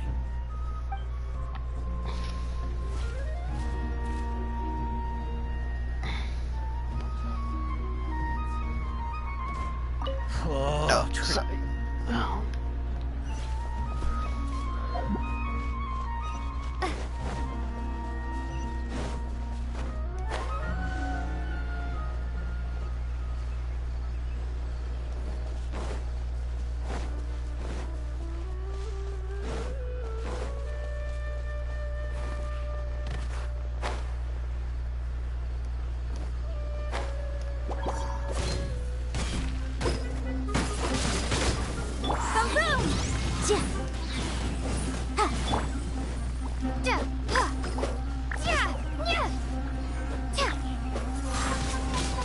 Windblade!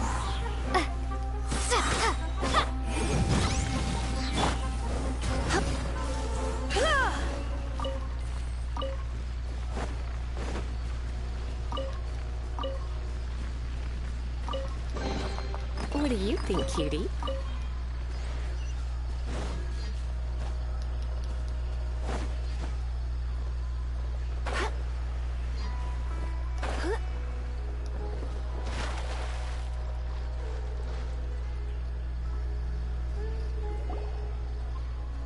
Looking at the trade routes and the contaminated region's current perimeter, the goods were likely stolen somewhere around here.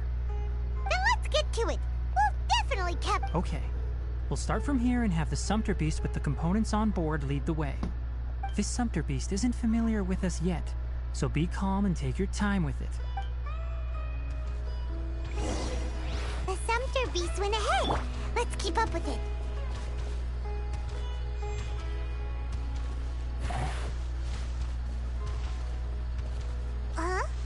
Why'd it stop? Looks like it's loafing around. Or maybe it's hungry. The caravanners grew disheartened after their goods were stolen, so they probably didn't feed their animals as scheduled. Let's give it something to eat. What does it like?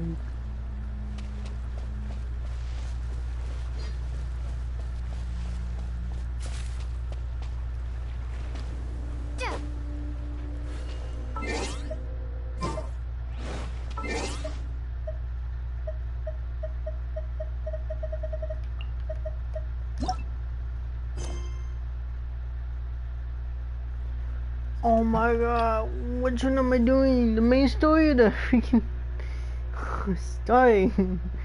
Oh damn.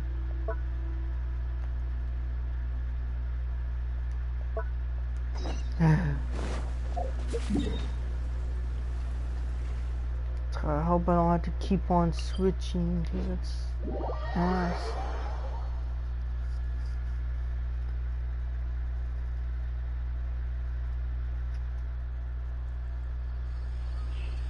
I hope we just had to use Tenoi for this one time because I don't want to switch.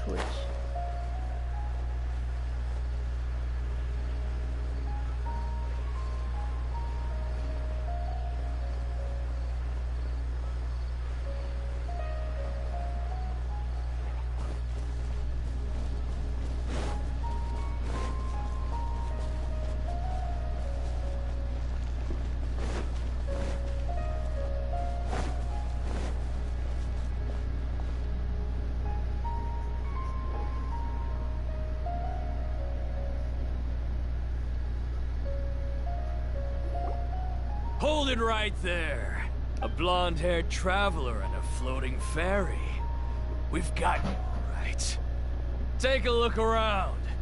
You've fallen right into our trap. Are you mercenaries from the Corps of 30? Did you come here to arrest us? Corps of 30? We're nothing like those government lapdogs who don't even get scraps for their work. We are an elite brigade that commands the highest commission rate in all of Sumeru. We're here on the orders of a client known only as the Outcast. The An outcast from the academia? But why wouldn't the doctor just send the Fatui after us?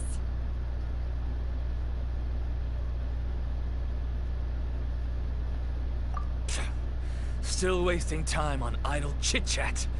We'll shut you up soon enough. Get them! You're up, traveler.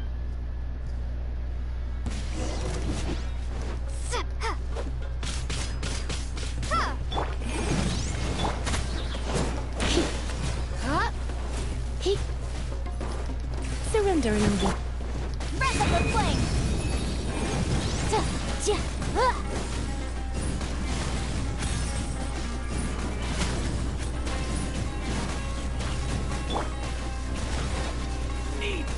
Life goes on.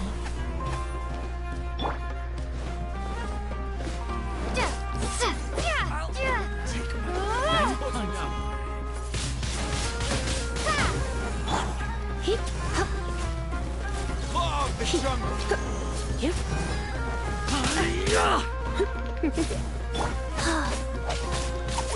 Incinerate! You're in for a little shock.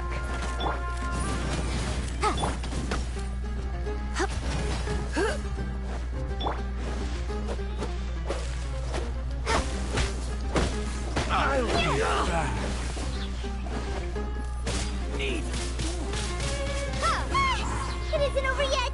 Here comes reinforcements!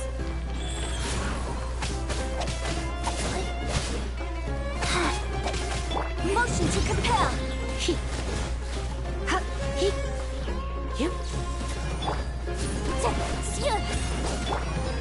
Sacred name, Fortune Preserver.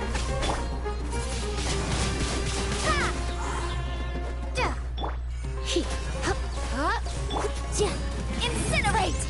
Inadmissible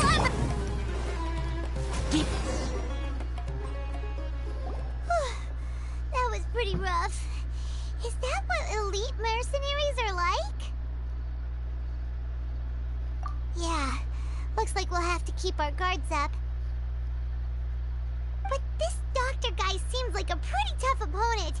He knew exactly where to set up an ambush. Did he predict that we would try to find Tainari? Going up against smart people is tough. Anyway, let's keep going.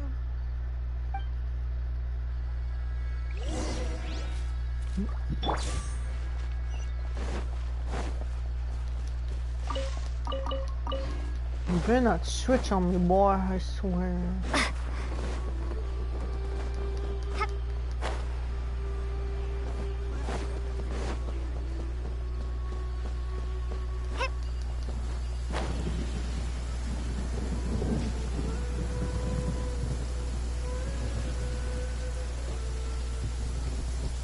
Oh, it's the Traveler and Paimon.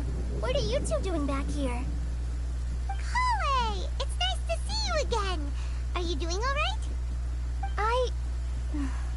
To be honest, I'm not doing too well. My Elazar has been progressing at a faster rate lately. I'm finding it harder to complete more intricate tasks. As a result, Master Tainari is taking me off the patrol schedule. He will only allow me to stay here and coordinate other people's tasks. Oh, Kale. Speaking of Tainari, did he go off on patrol? We're here to talk to him. Oh, Master Tainari? He just left the Avidia Forest a little while ago. He was headed to Party's DI. He left? But isn't Tainari always saying that he never wants to leave the Avidia Forest? He even turned down the Sage's invitation. I thought it was weird too. Master Tainari always prioritizes his work as a forest watcher above everything. He almost never leaves his post. He left in a hurry this time, though. No, I only found out that he left through a message he left behind. To leave in such a hurry? I'd guess he had something urgent to take care of. Master Tainari originally studied in the Amorta Darshan of the Academia, and Partis DI is something like the Amorta's research base. I know that before he became a forest watcher, Master Tainari once spent a long time conducting research at Partis DI. A research base, huh? Gotta wonder what kind of research Tainari just decided to work on all of a sudden. Oh, we don't have a lot of time, so let's go look for him at Party's DI.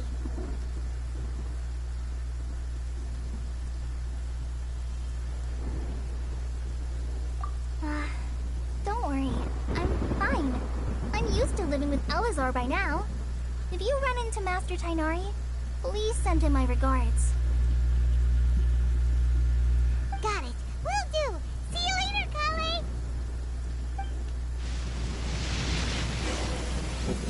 I had already made up my mind, to be honest with you, so I didn't try to hide my current condition.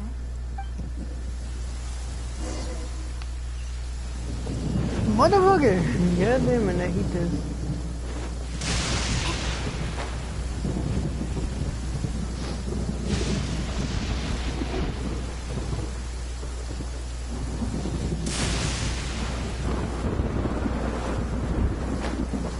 Man, first time to see the main. I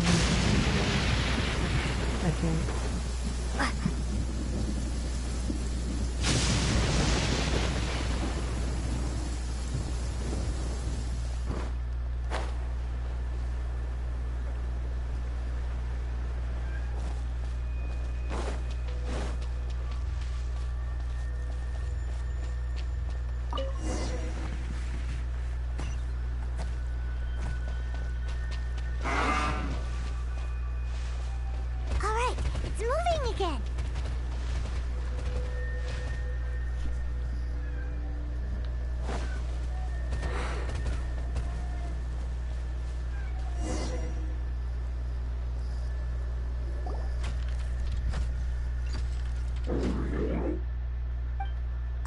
Did you hear something?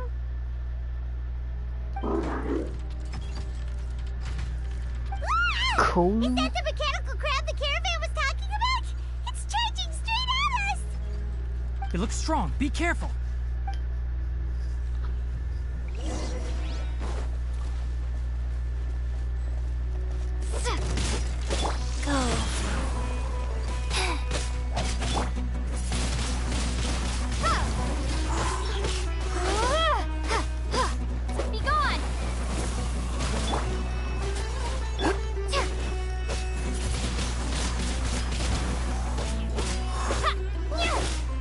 Motion to compel.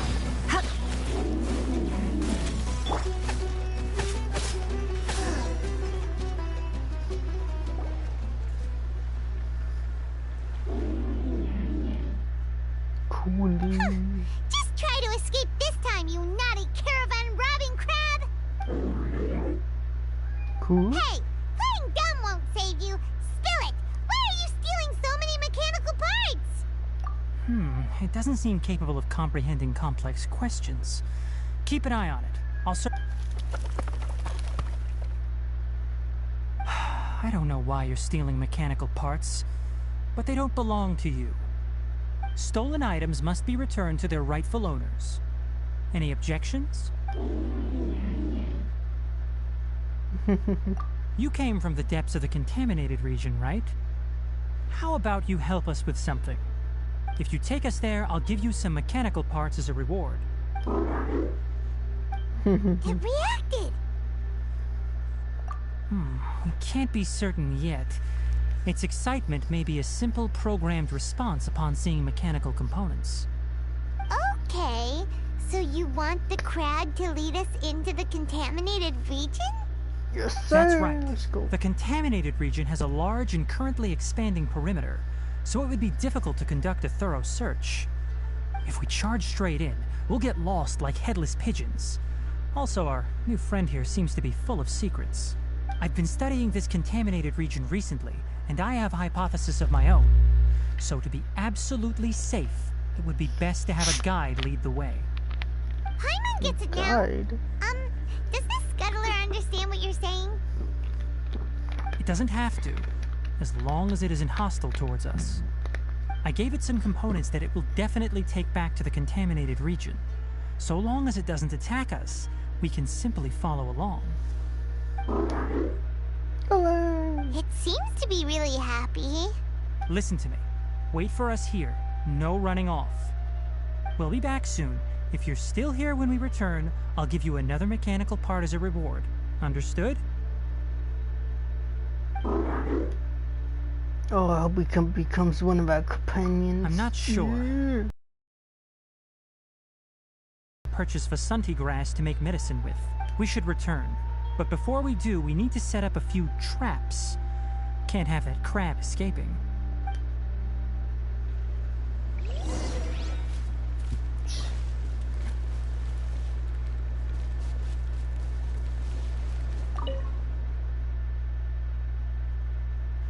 Well behaved and does not intend.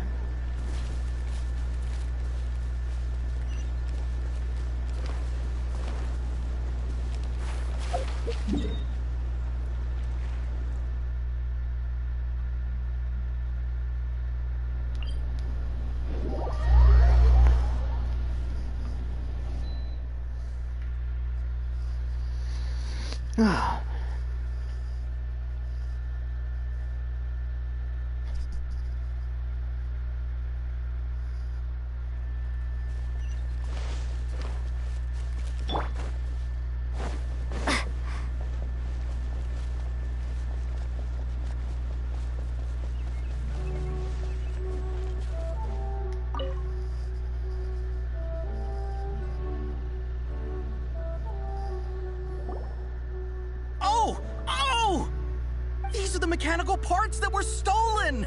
You really got them back for it! Thank you all so very much. I don't know how I can repay you. Wait, didn't you want to Don't worry about the price. They're on the house. How many do you need? 2 is enough. No, that won't do. Here, I'll throw in some more. No need. I've already received a reward from you. Oh, I'll take tomorrow. Reward? You mean that bag of mechanical parts? They aren't worth much compared to this merchandise. But those parts are very useful to me. Just like the Vasanti grass. I retrieved the things you needed, and you gave me what I needed in return. We're even. Oh, and before we go, just a reminder, the forest has an intricate and biodiverse ecosystem. Even if there were no mechanical crabs, other dangers are still present.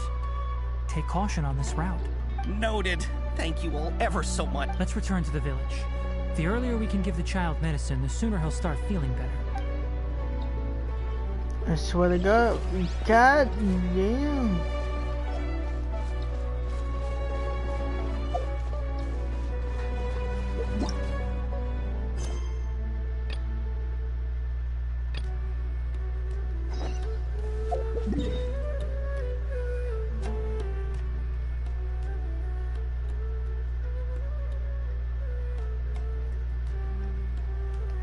You know what? I'm going on an adventure then.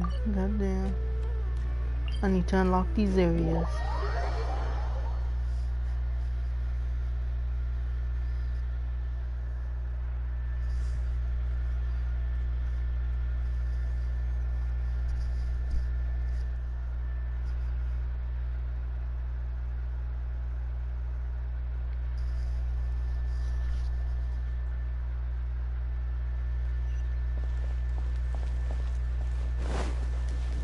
I'll leave no map on something.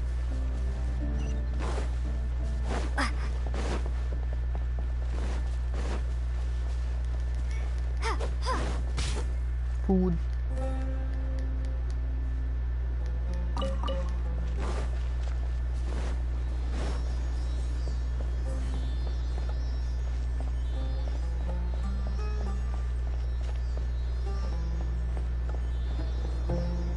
As long as there's no heat thing or something.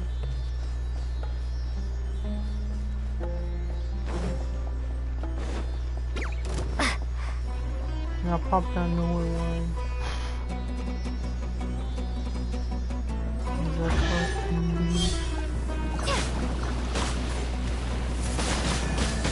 Windblade!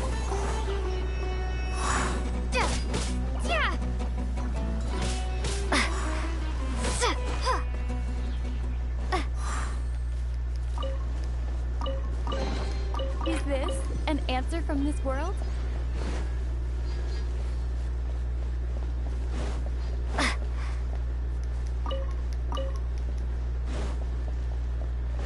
come on.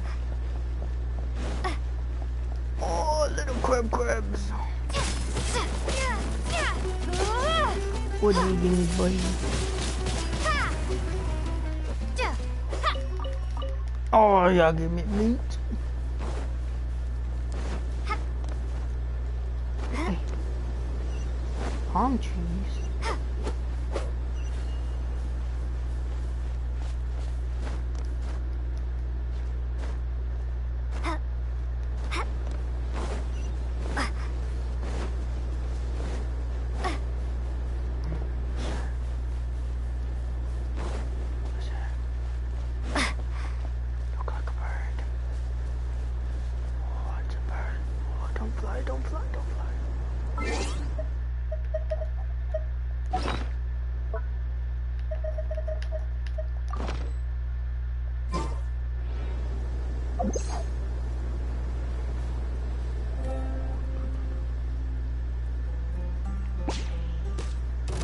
Jam!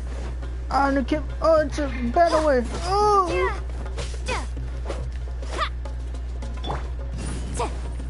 God damn. Okay. So I can't capture it, but I can defeat it. Ooh.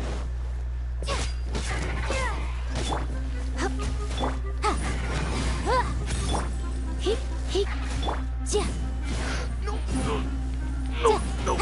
You're not running away from me. Ow. Oh, one. Life goes on.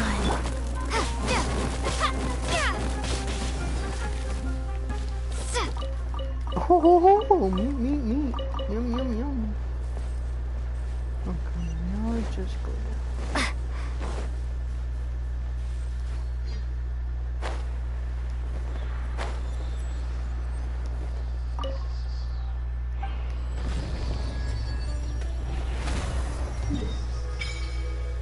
Oh my.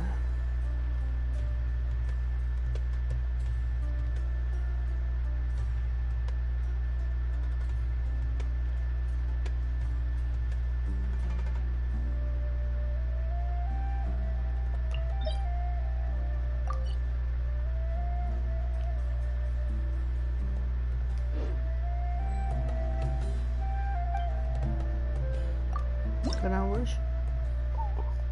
I fall.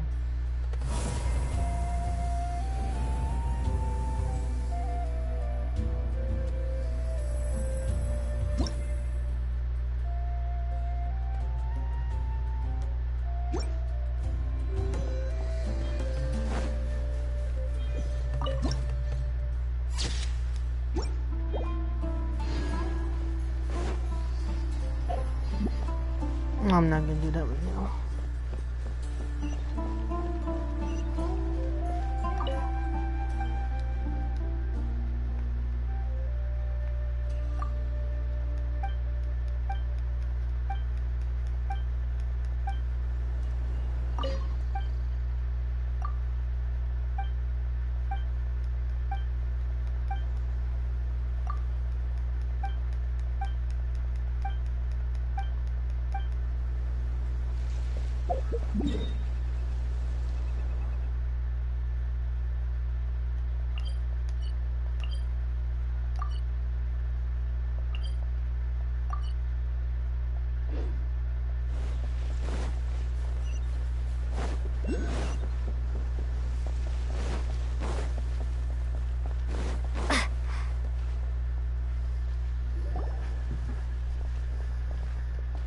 Loads of roads.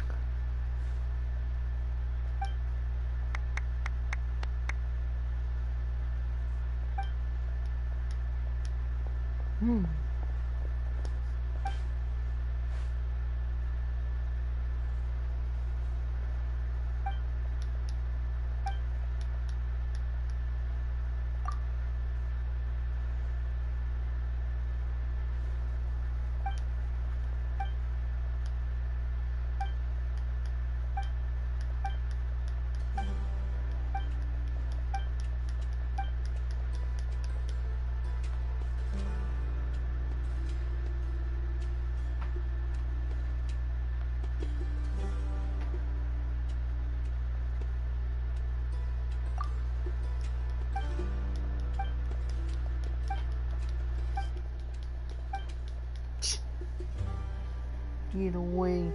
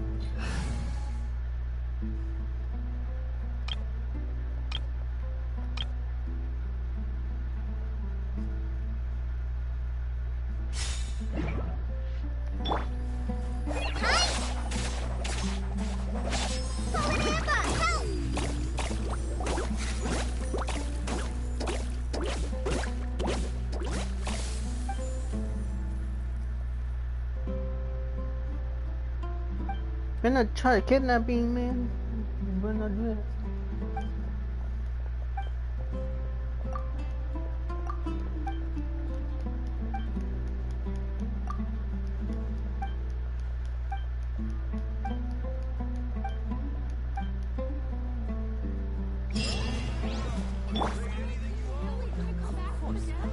It's all a bunch of nonsense. This canvas.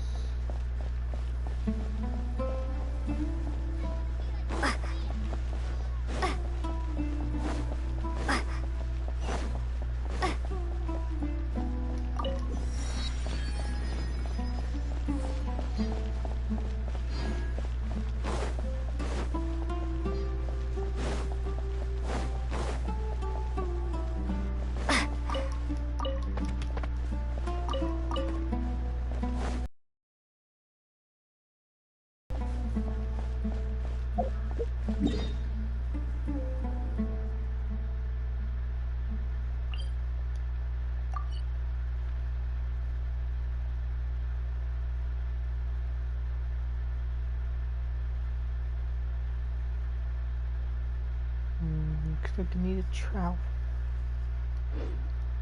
2% going over.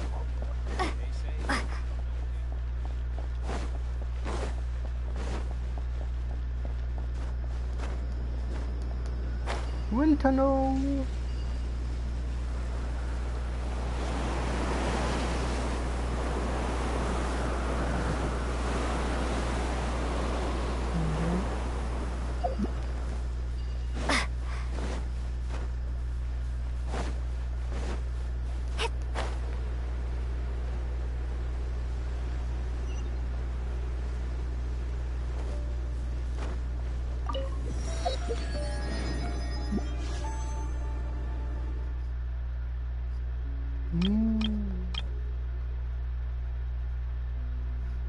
Please give me some money.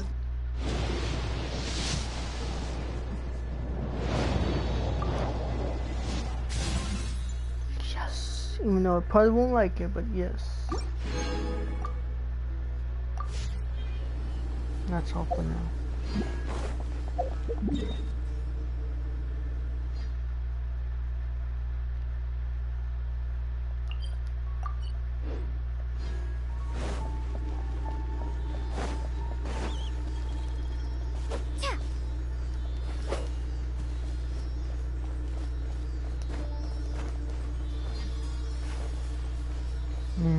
Seems like a ghost town. Scary.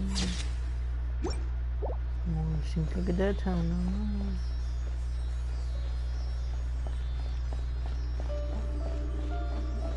Sounds good to me. Hey, easy.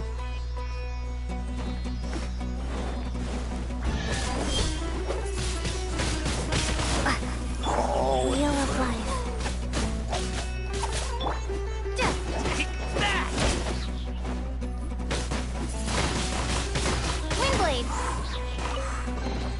Is this an answer from this world? I'll take my...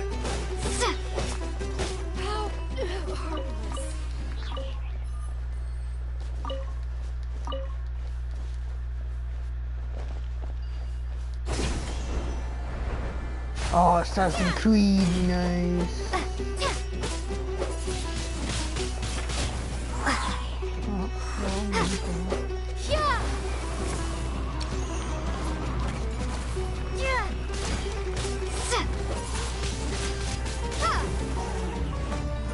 I'll be back.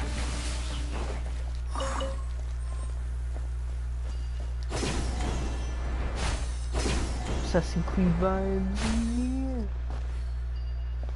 yeah. Ooh.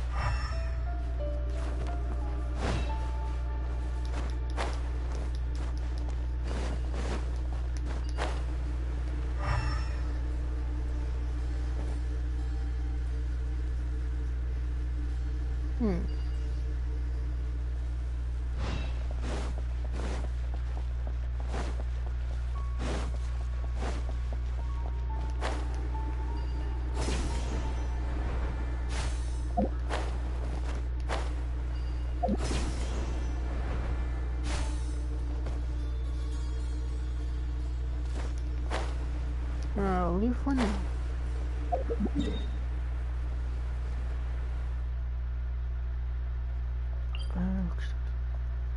Go over here. No forest. Looks like I need to go down.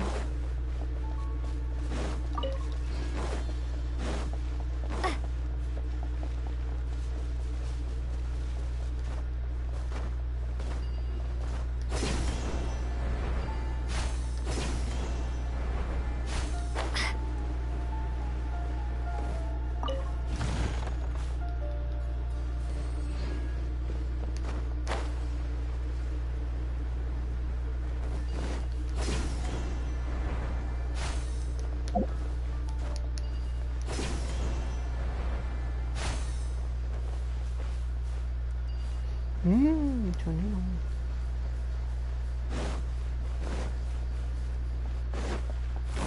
Oh, that scared me. Oh god. Oh, sand. Go.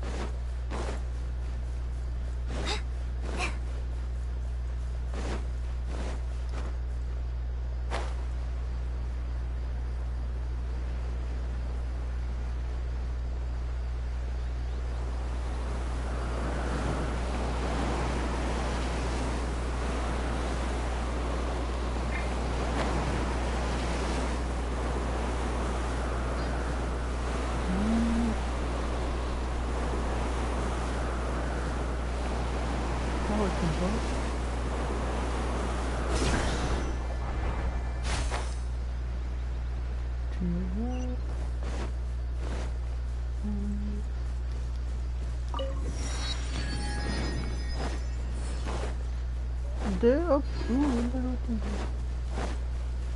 Tumbleweed.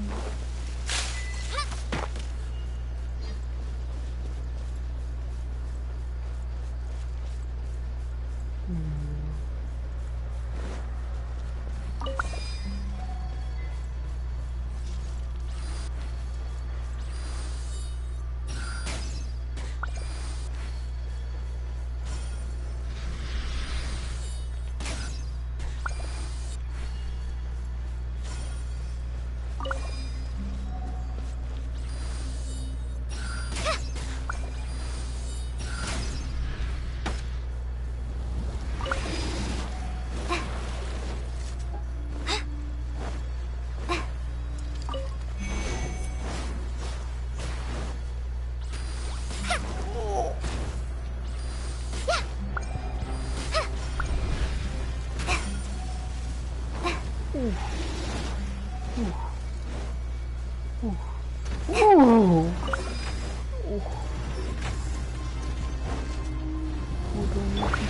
goes on. Windblade!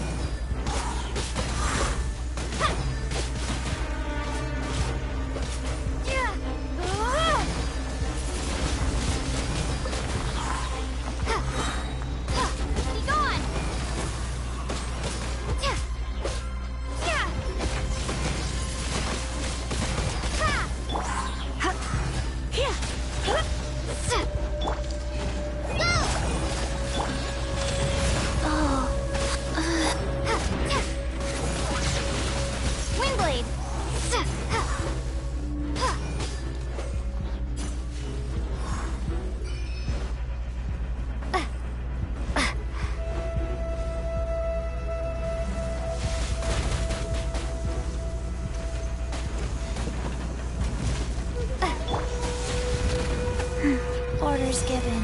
Orders received. Just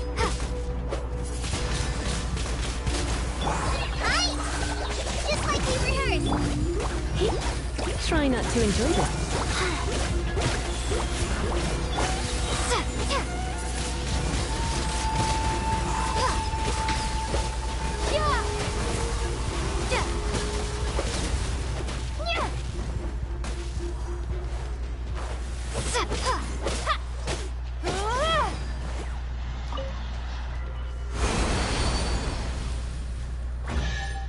Heck yeah. A reward on the road.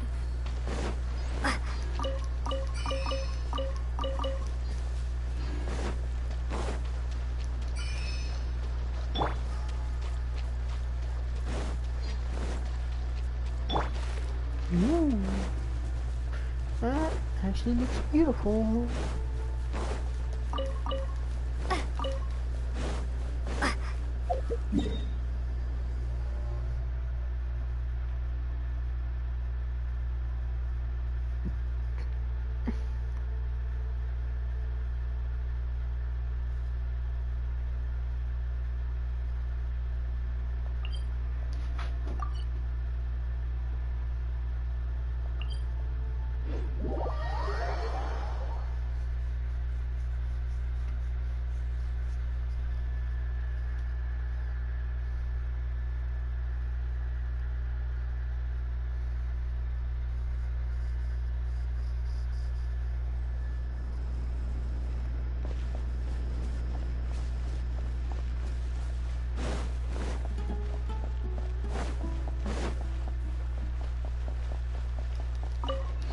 Scam unless Graham.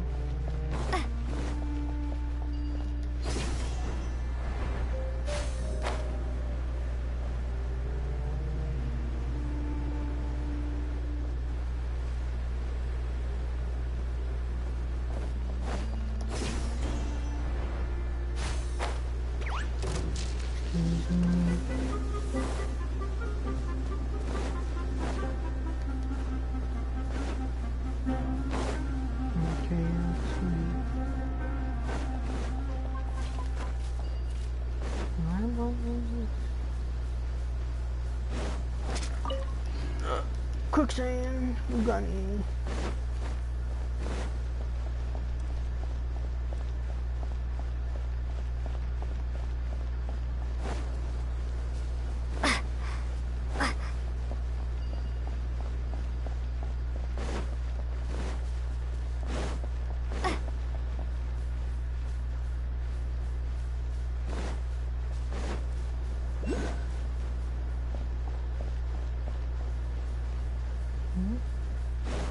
Oh.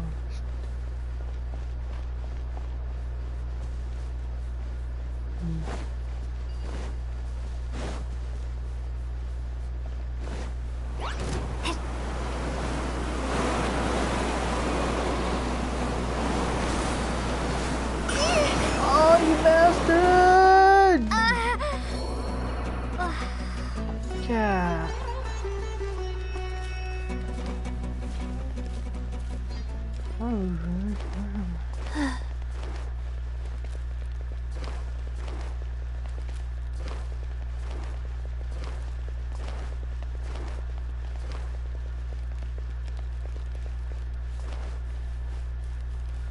Ooh. Nice.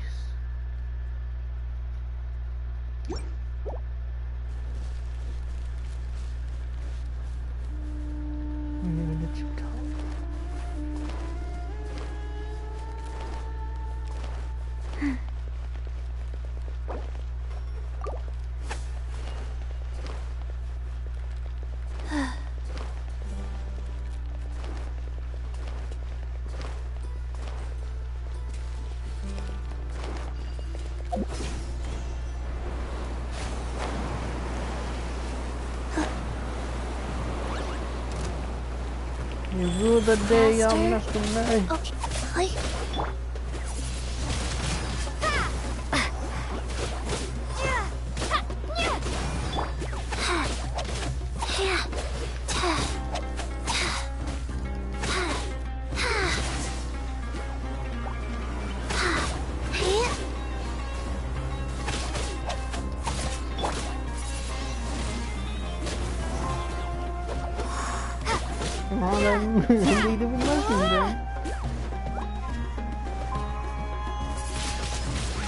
Windblade!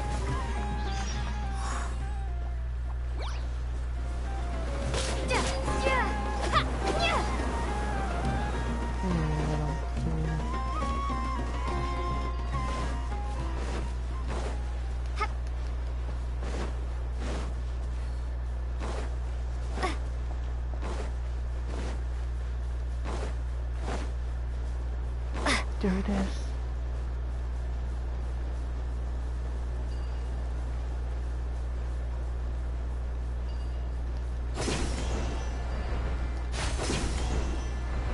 Heck yeah.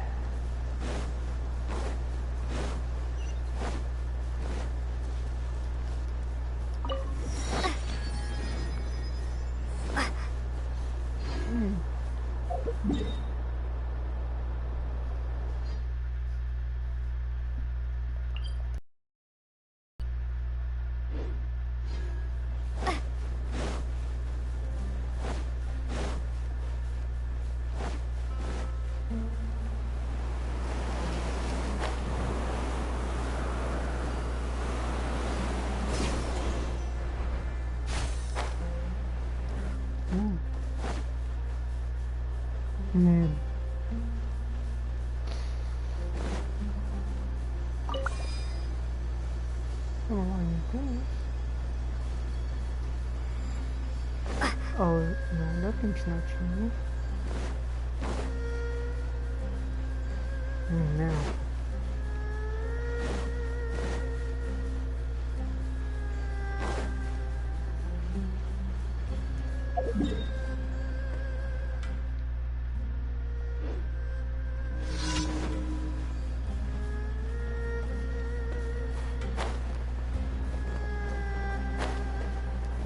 Ooh, what are you?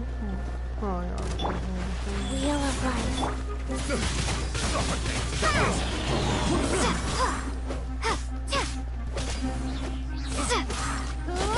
Suffocate!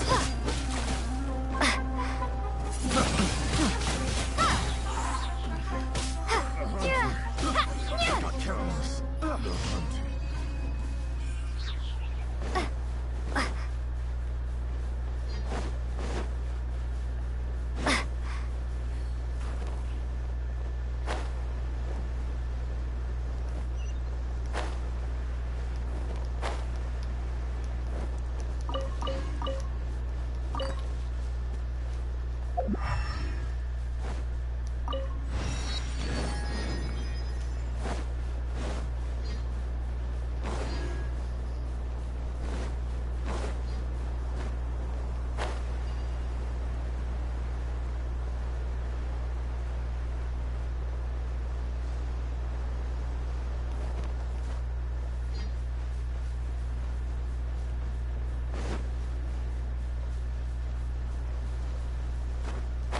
Ooh. I don't think I can go there. What are you doing, you crazy ass cat?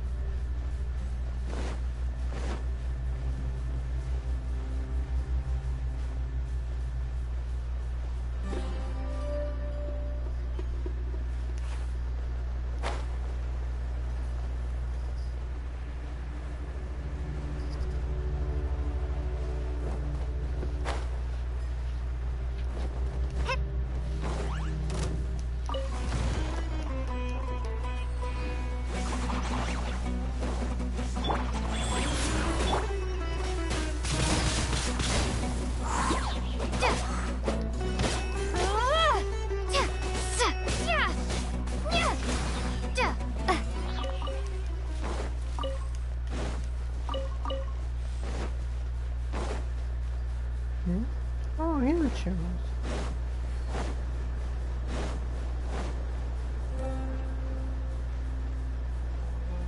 What are you dancing to, buddy? Oh, come on, listen to.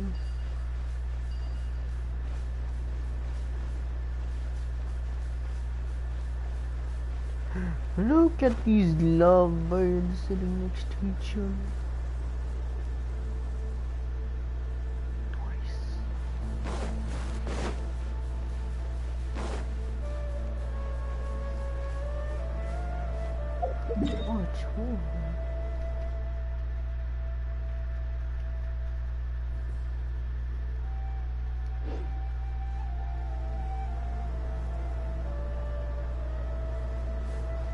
There it is, Rusty.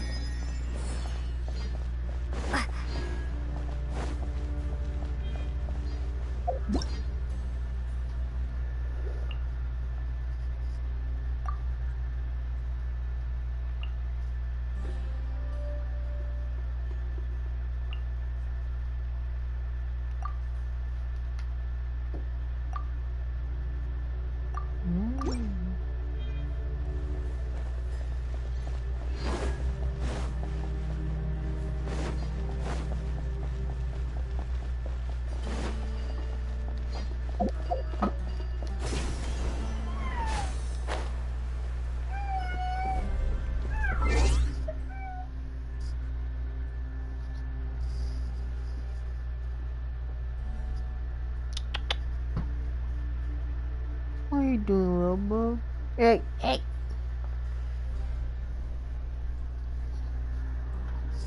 Little bug. Come here, buddy.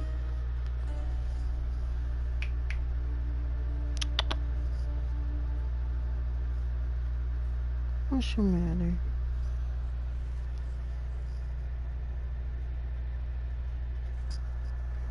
You wanna leave? Alright.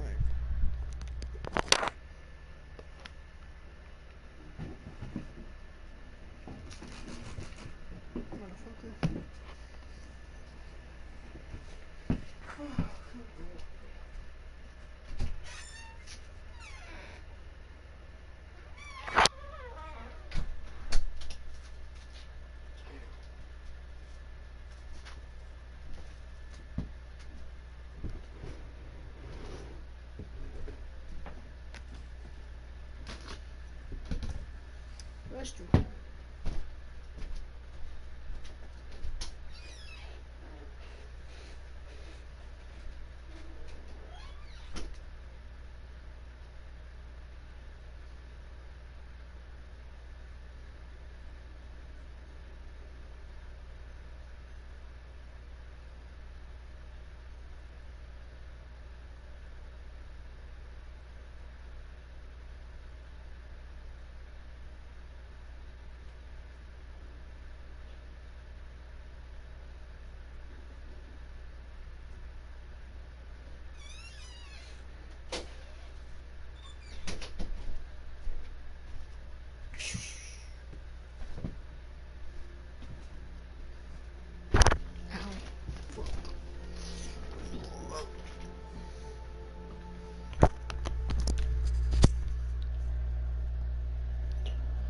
Is it fully charged? I'm gonna plug it.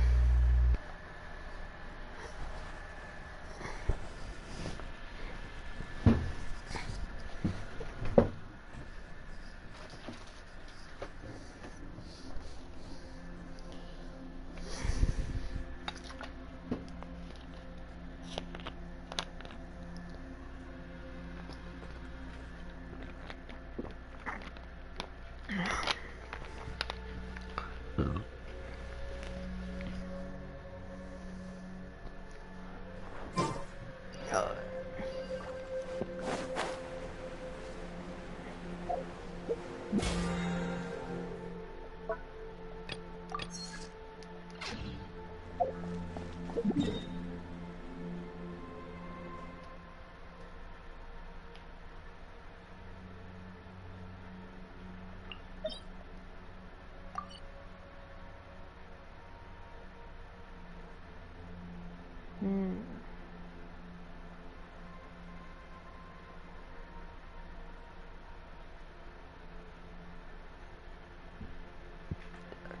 Next to that.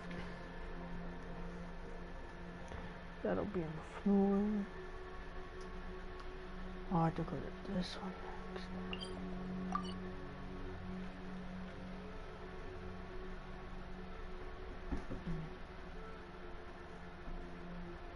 Let's go for this.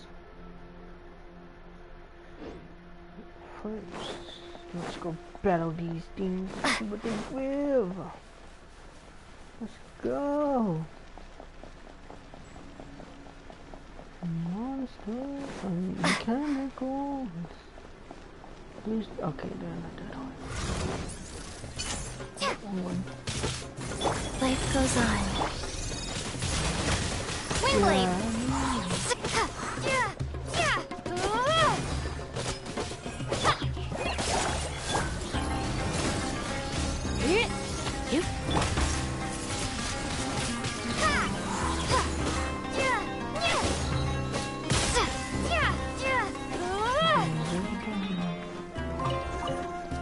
Oh, what the heck is this?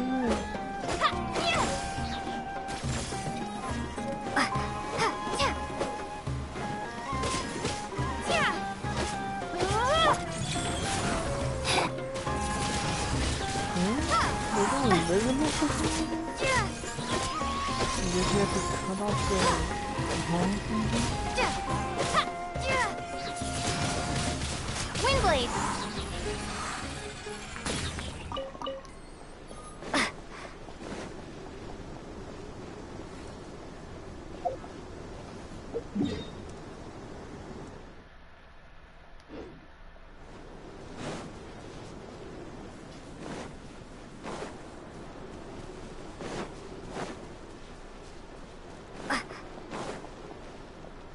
Oh, I can't go that way.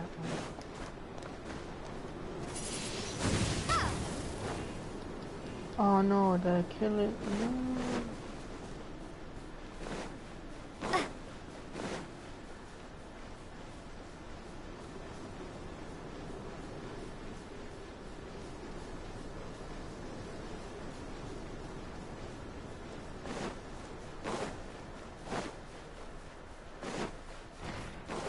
No.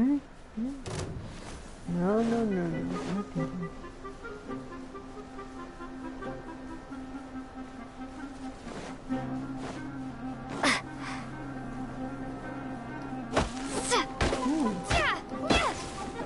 What's it called? Mountain Deep. What the fuck?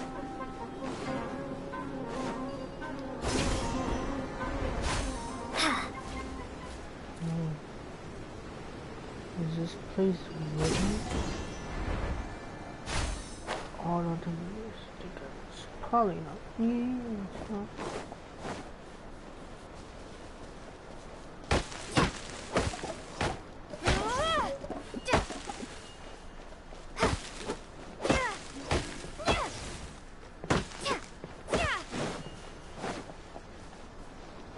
What are those?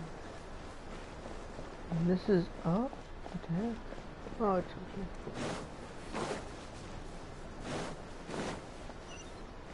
Do you get coconut water? Oh my god.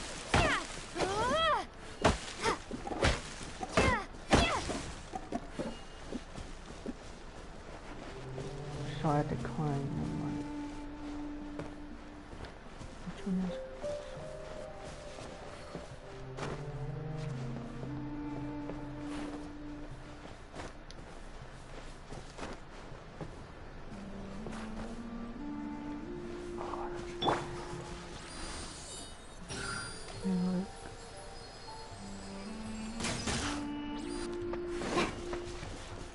works. Nice. Ooh. A nut? Oh my god.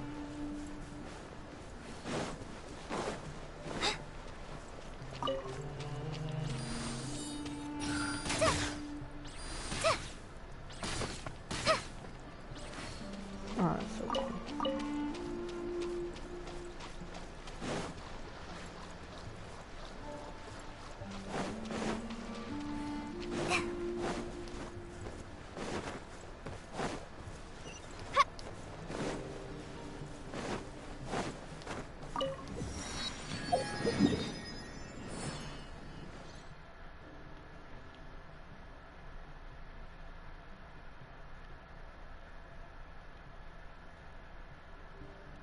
What? I'll go here. Do that bottom thing, then that, then the other two, then probably move on to the next one.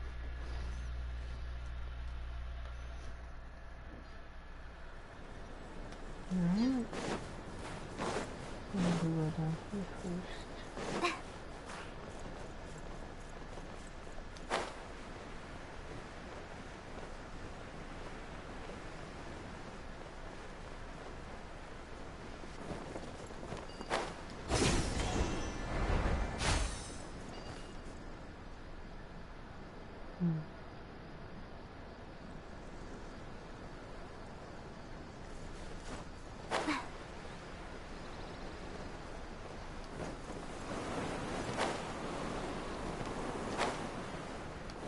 Oh.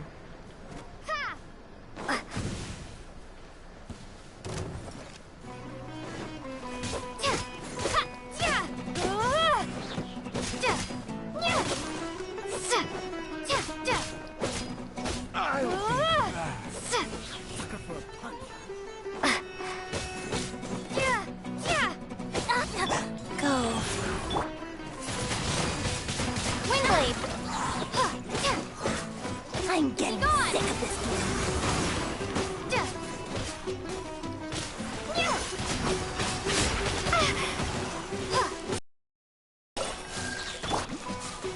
I wish I could do two things at once.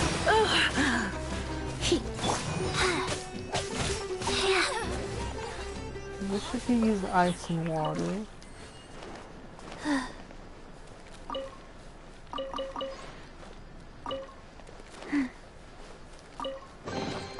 Ooh, pretty. Ooh, torn up pages. Ooh, books.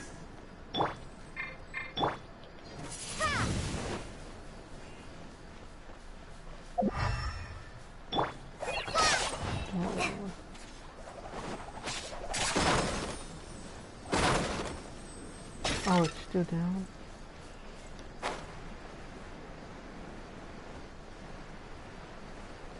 What's you doing all alone, buddy? Oh, that's so cool. I would try to hit it, but I don't want to fight it. But I think I might have to because I don't know what to do. It's your buddy. I want to fight it. I don't know how to read it. Can't read it.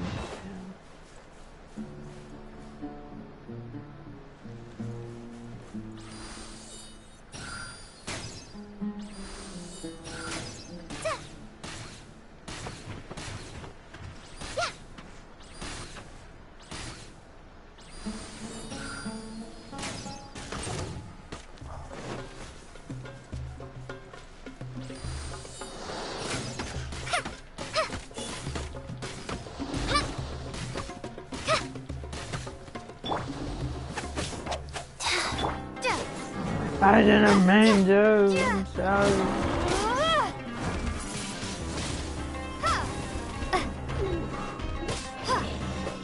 I'm sorry, buddy.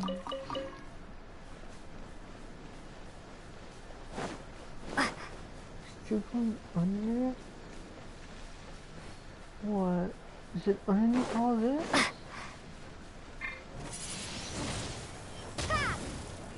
Huh?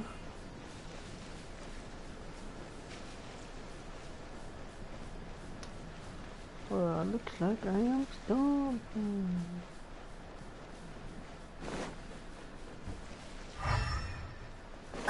Am I supposed to do some ritual thing or something?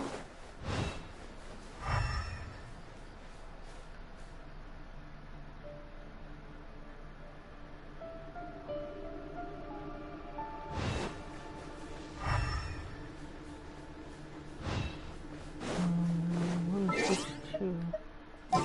My head.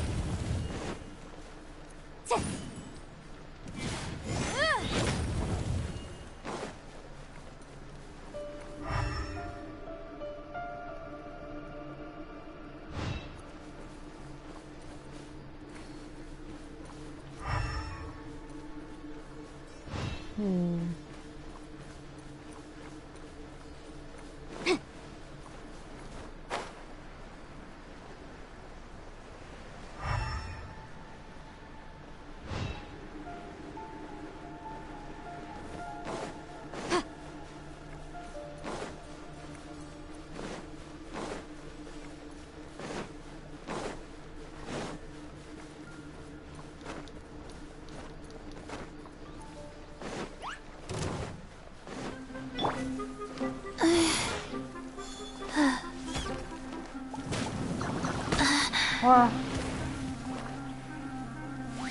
Life goes on. Some room!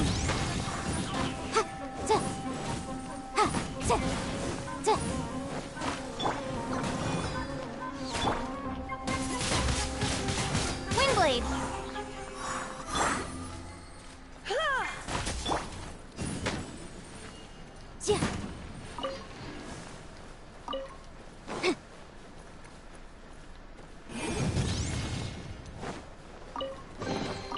Huh.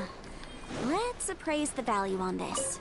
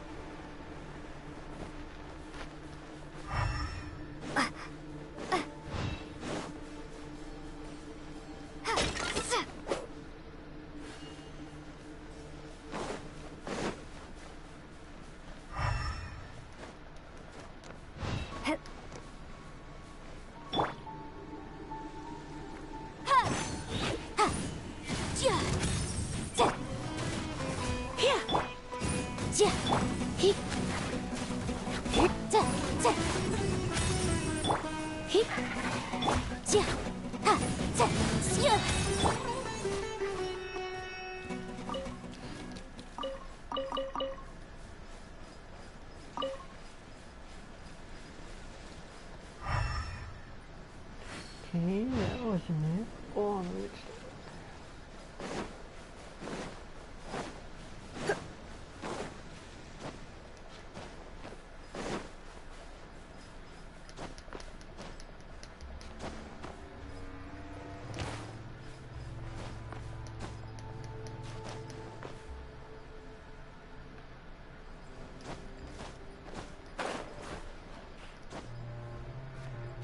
oh, what the fuck am I doing?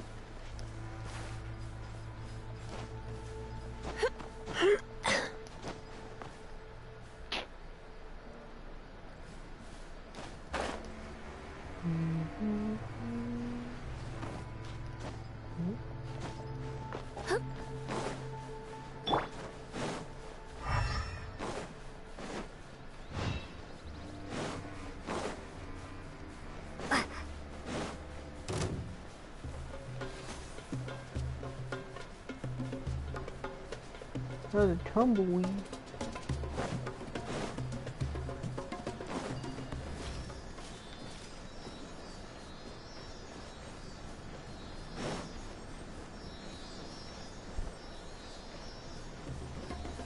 Log the jungle. Take that! Wheel of life. Windblade! I'll let you think you're good.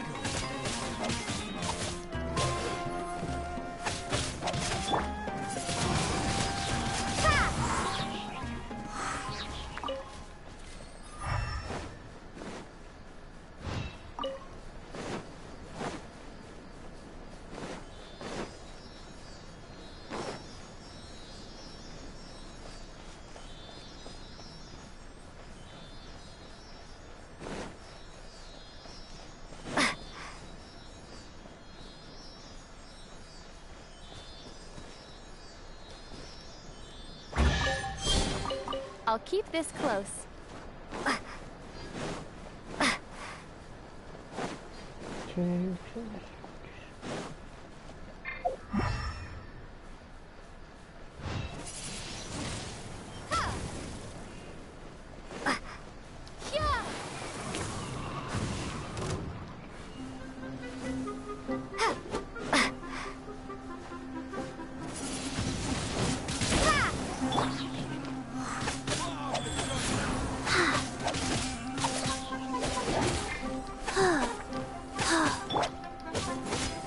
Windblade!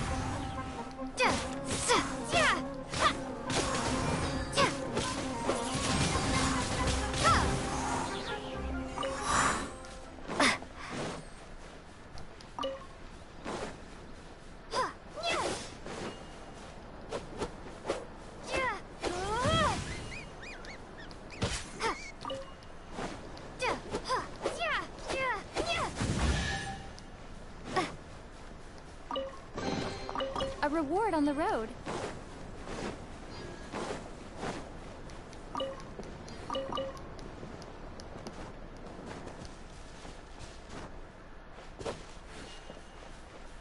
Tumbleweed. Oh, I found one.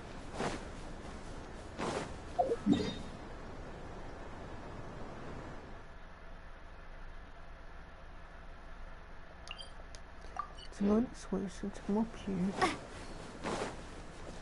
Smoking.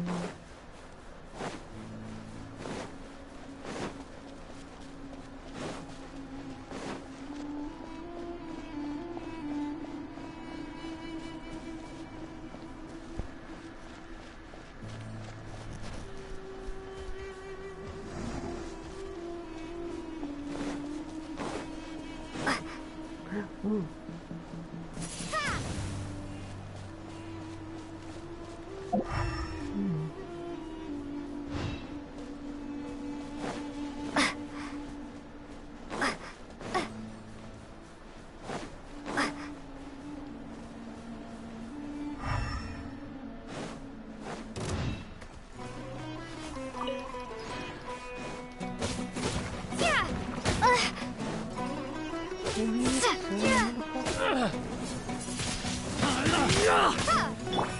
Rise. Incinerate!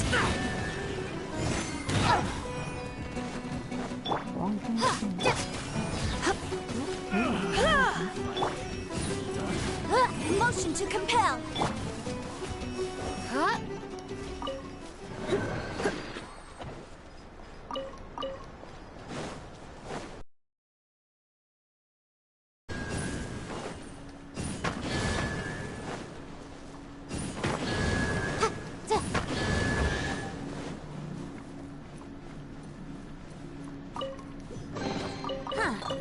Let's appraise the value on this.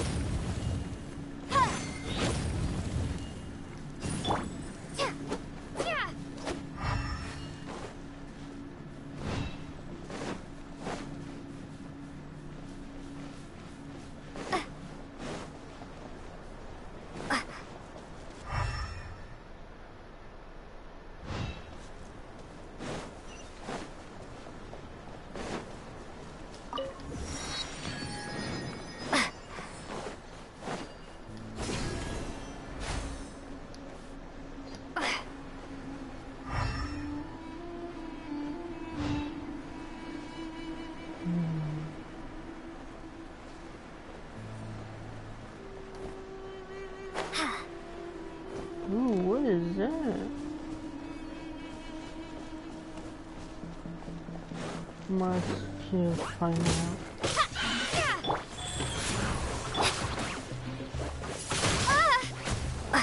You are no machine.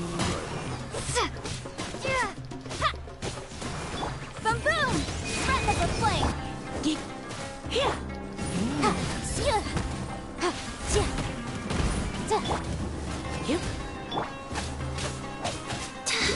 Faster. Windblade!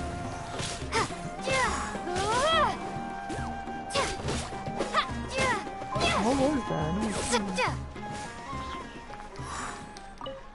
Well, what is it? Was it a fungus? What the fuck?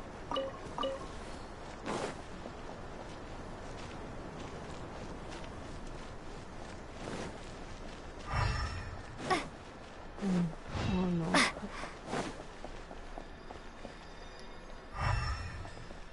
This needs to be open somehow. It's probably part of a mission. Don't need to do.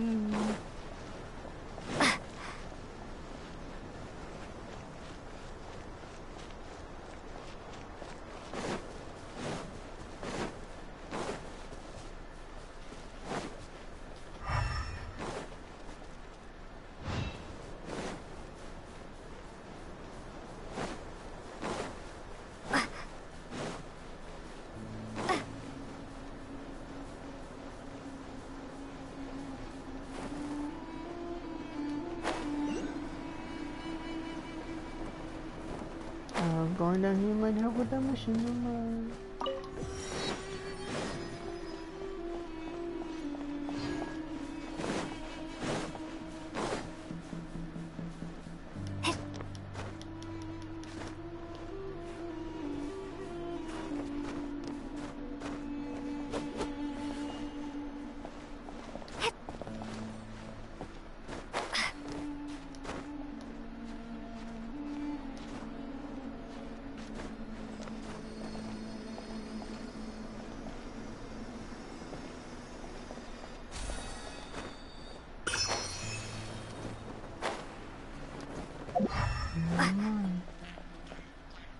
Looks like another entrance.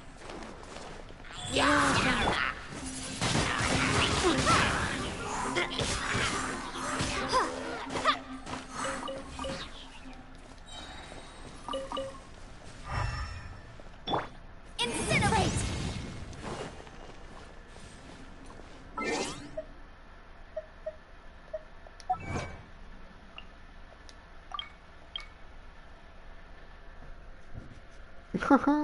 That was one.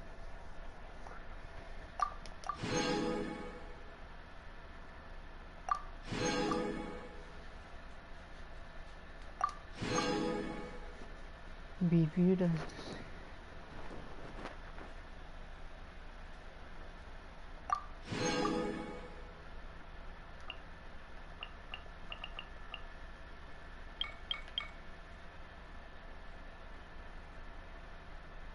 what? That's new. That's new. What are you doing? That sucks. Leeway. Unlock all science. Oh, I still need to do that? Jeez.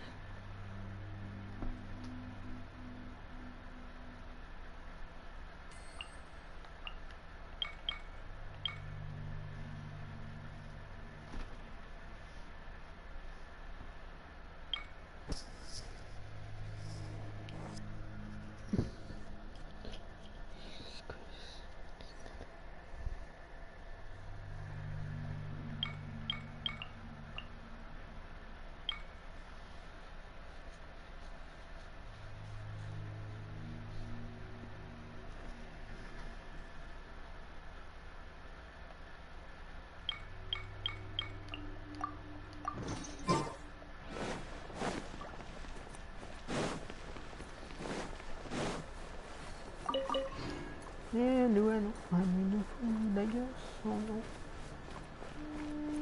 I'm still kicking that.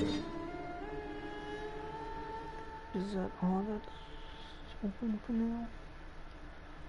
Because I don't know how to open that yet. And if I'm right, it's probably going to be from here to there. Just have to find a way.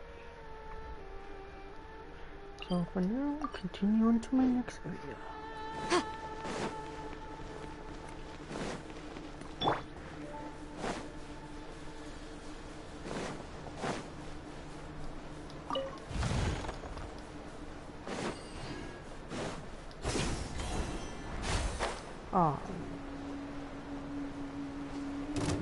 Fuck it. Go.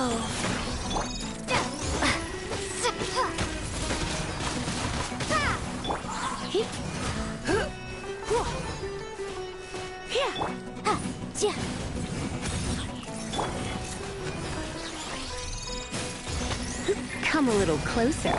Boom boom!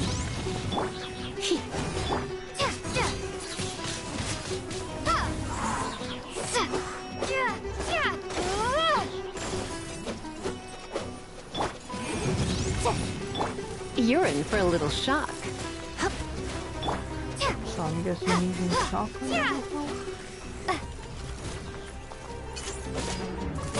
Life goes on.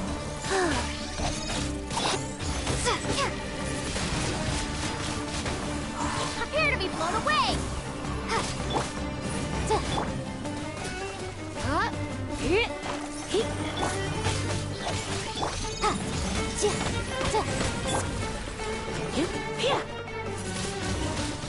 Windblade!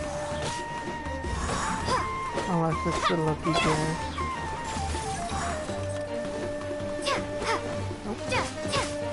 Go.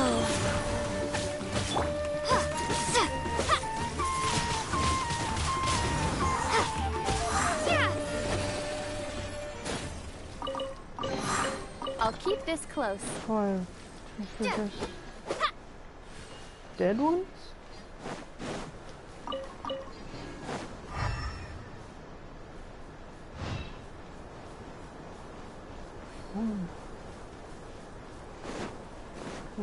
Oh, I don't like that.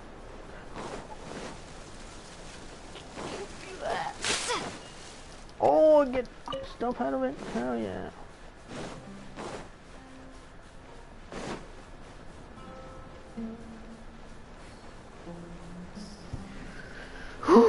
And this takes a toll. What the hell? Okay, did you just come up from the ground? Okay.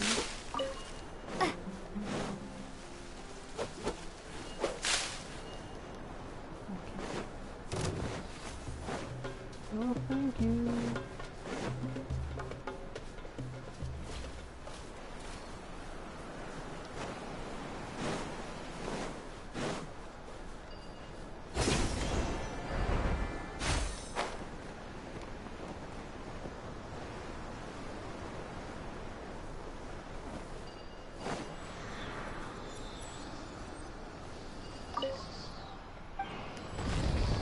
No more hot.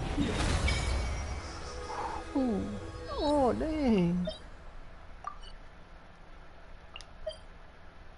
Oh, that looks nice. What is this?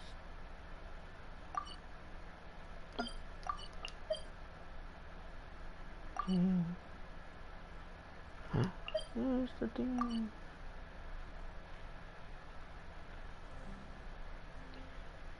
So I say let's go check over here first. Then we'll go over there. Yep.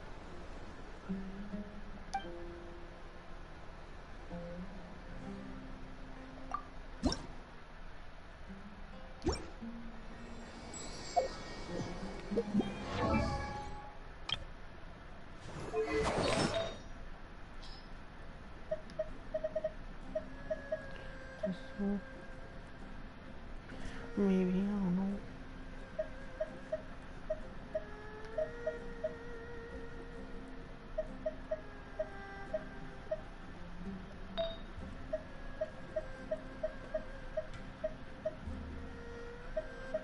Oh, it's that. What? When did I get this?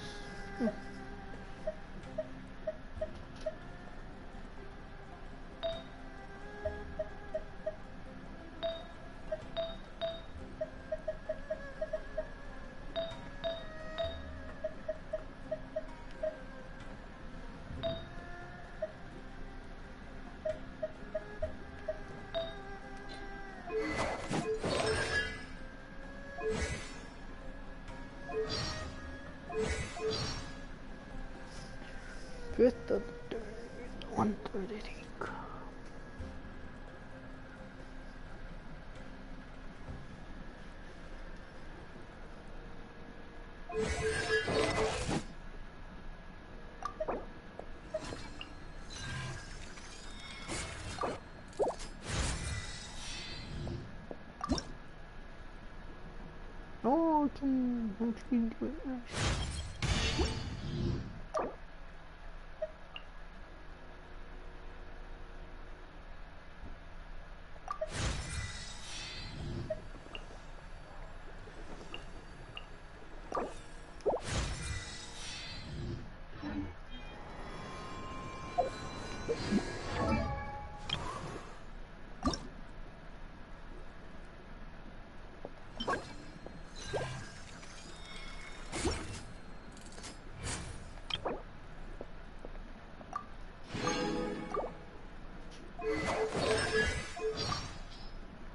A shield is not enough to protect the most important things.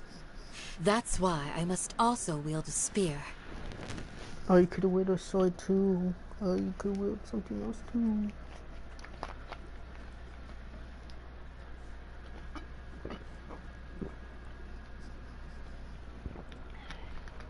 Not only a spear helps, but a sword too can help.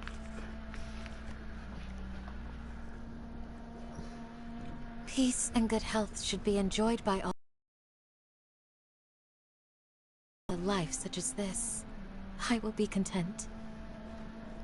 I will always seek to protect the things that are most important, no matter what it takes, even when it looks futile.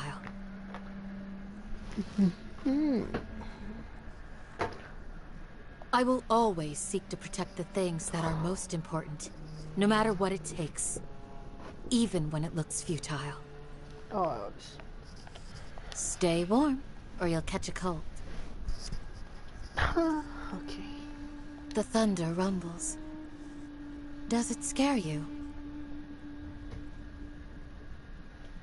This strange powder, it is fine like sand, but white as the clouds, and cold as ice.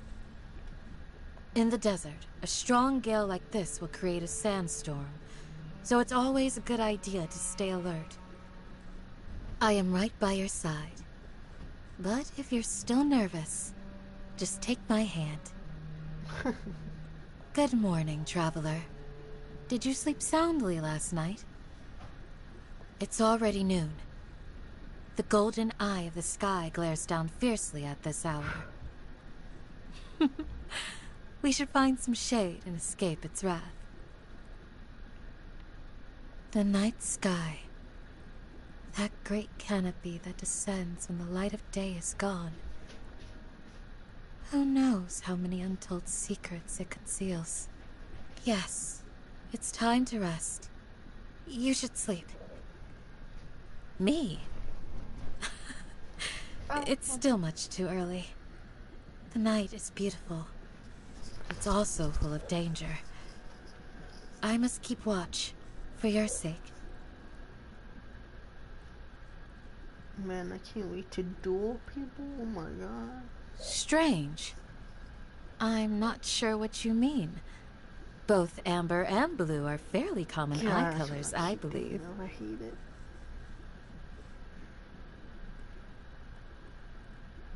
Our village is where I was born and grew up. Even back when I was too young to understand anything else about the world, the one thing I knew for sure was that one day I would take over from my grandfather as sworn protector of our village. Today, I am grateful to now hold this duty. It is what I was born to do. I do love spending time in our village, but each day I spend here is also a reminder that if I ever start to let my guard down, sooner or later, the day may come when I no longer have a life to return to here. Damn, that's deep. Have you come across Ajalenak nuts yet on your journey? Oh, they're naturally very sweet, and the villagers make the most delicious candies from them. If you're interested, you should give them a try. Where? You want to know more about me? I can't promise you a great story, but if you insist... Okay, let's wait until nightfall. We can sit by the fireside, and I'll tell you all you wish to know. I always love taking walks in the village. Seeing that all is still well gives me a sense that if today is just like yesterday, and yesterday is just like all the days before it, things have always been pleasant here, throughout history. To me, quantity is more important than taste when it comes to food. Life in the desert uses up more energy than you might think. After a day's work, there's nothing more satisfying than having a filling meal. She can eat a lot then.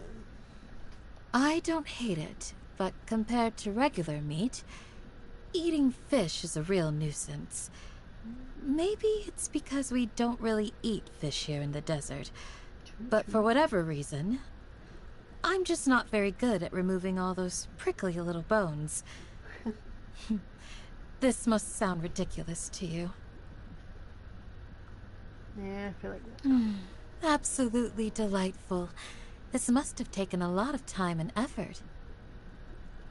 For someone who spends so much time on the road, your cooking tastes so... homely. Maybe my definition of edible is a little too old-fashioned. Happy birthday. It's amazing to think that you were born on this day, years ago in the past. Do you have a birthday wish? If it involves going somewhere dangerous, let me join you. I'll be your guard. Or, if you're looking to rest and revitalize, come to our village, and I'll serve you the finest meats and drinks we have. I feel a newfound strength within me. May it help me to be a better protector.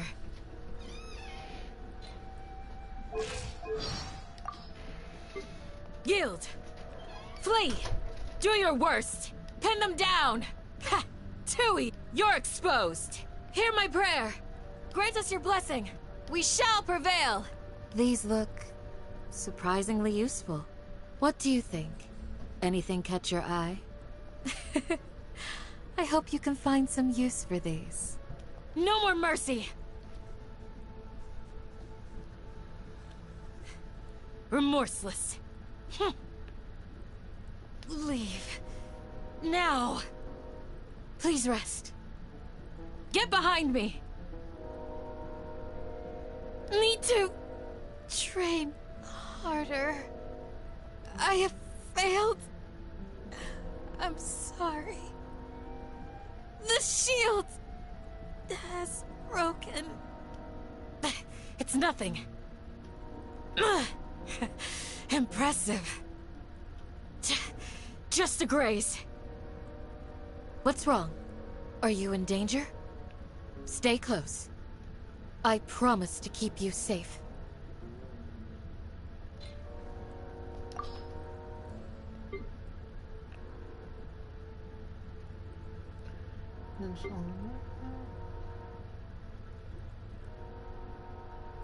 God.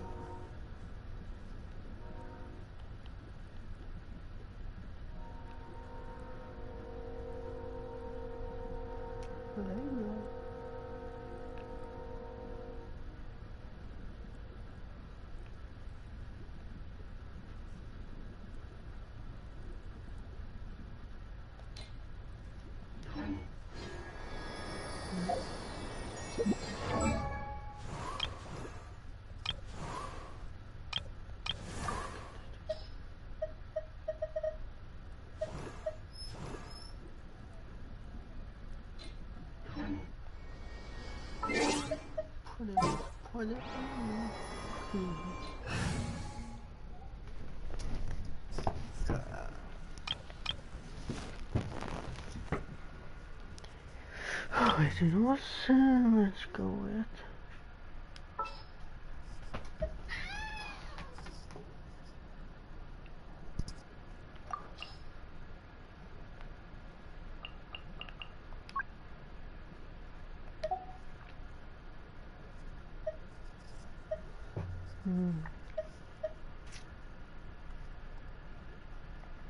Just what will we come across this time?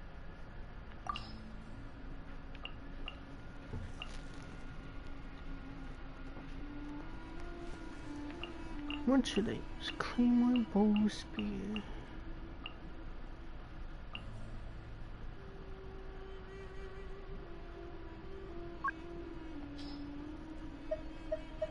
I'm here.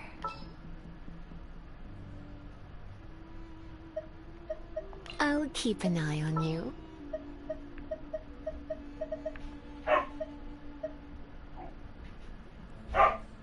What's wrong?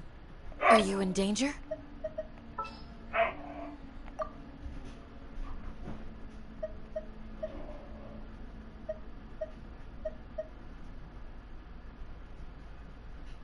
Got a problem you can't solve?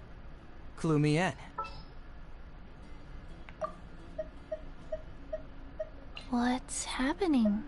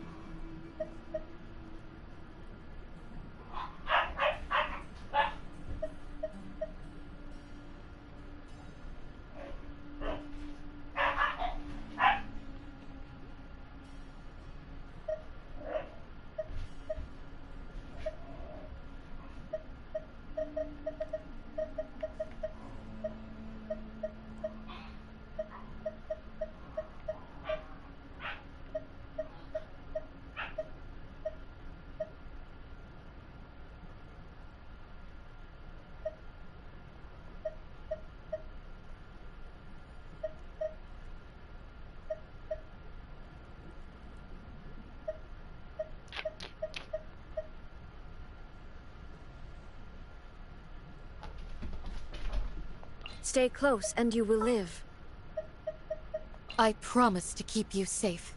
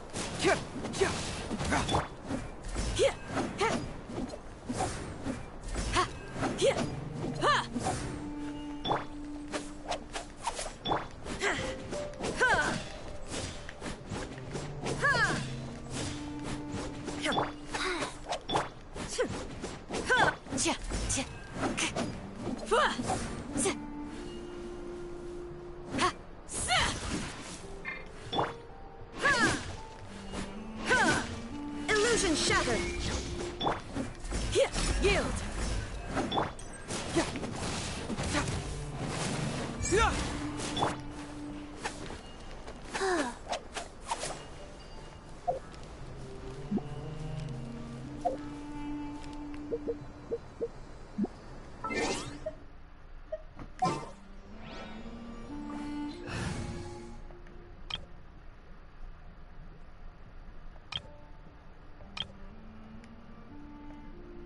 Let me know.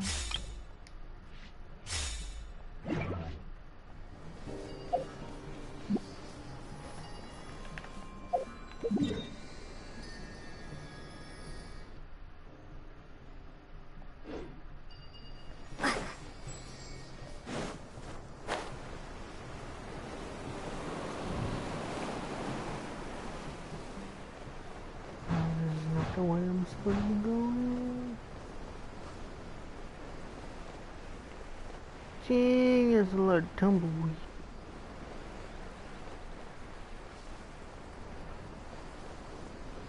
And I gotta shit go, damn it.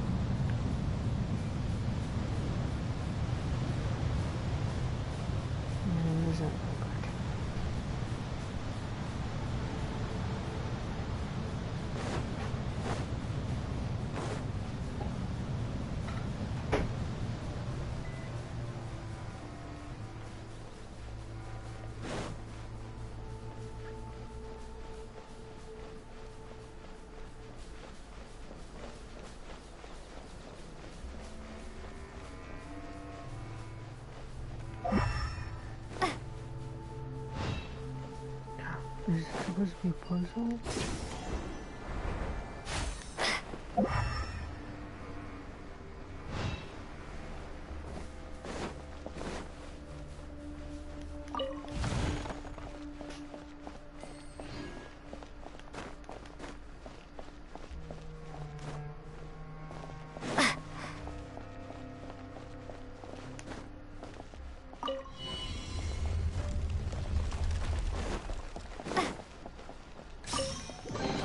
Is this an answer from this world?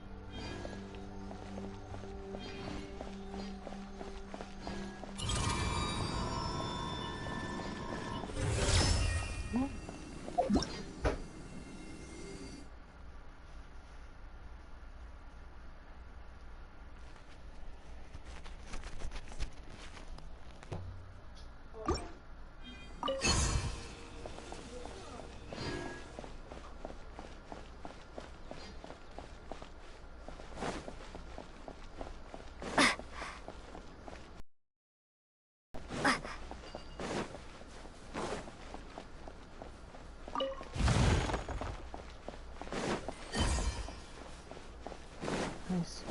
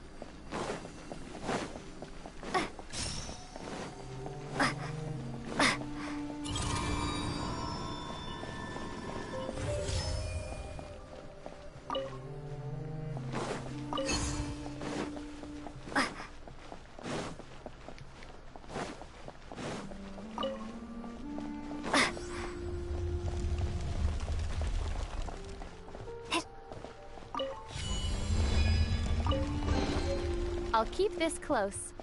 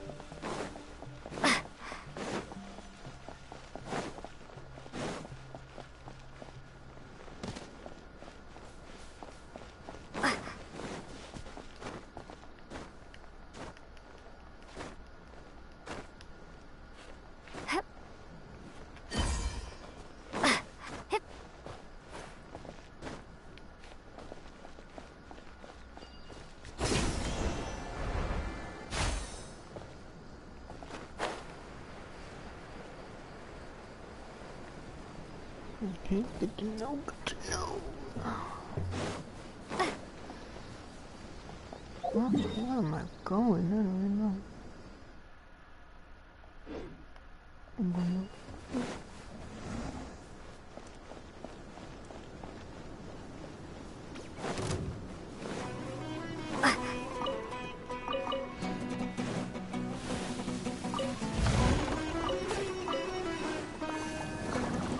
Life goes on.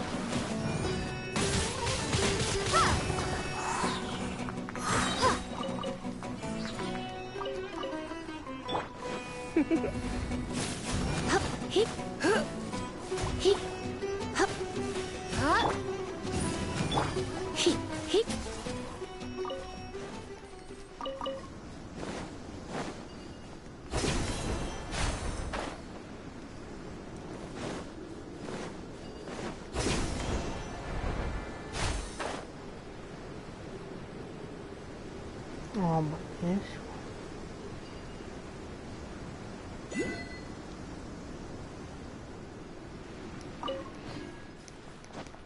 Oh, this is gonna suck.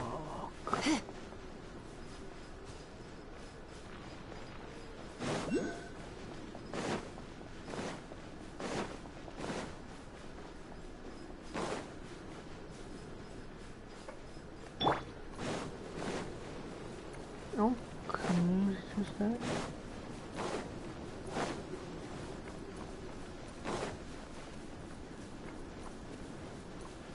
Alright, that isn't that bad, I think.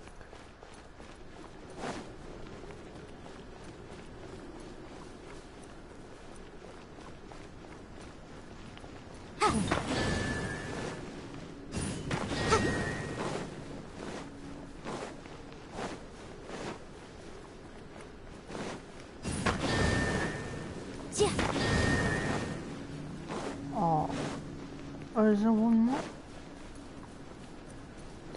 There is.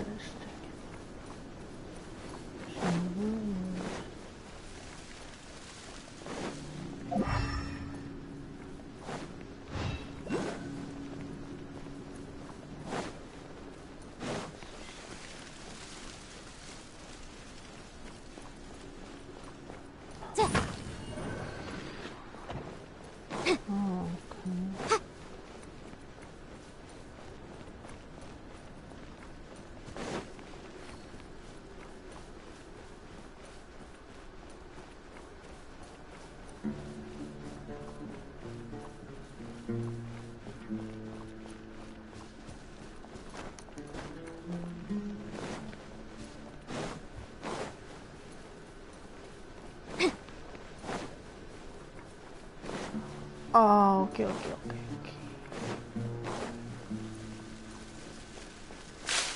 It's two. This is one. So start with two.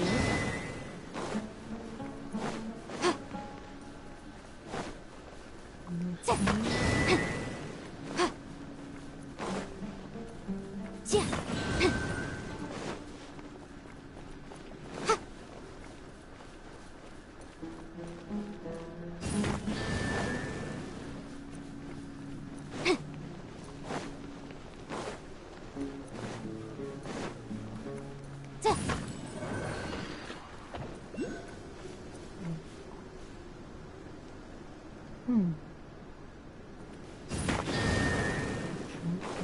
one.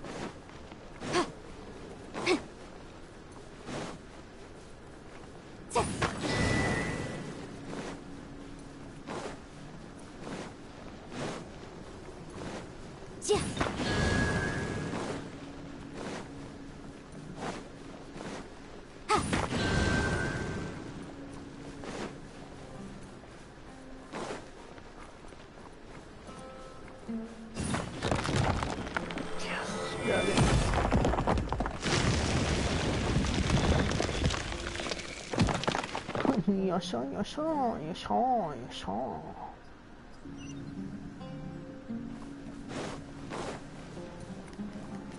Give me these. Hey, give me these. Huh. Let's appraise the value on this.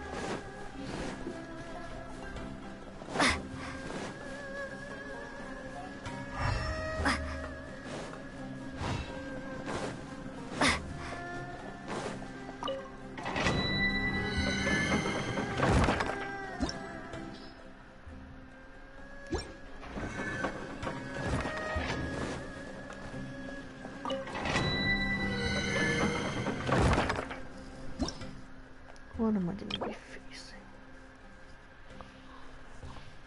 But I need a dungeon.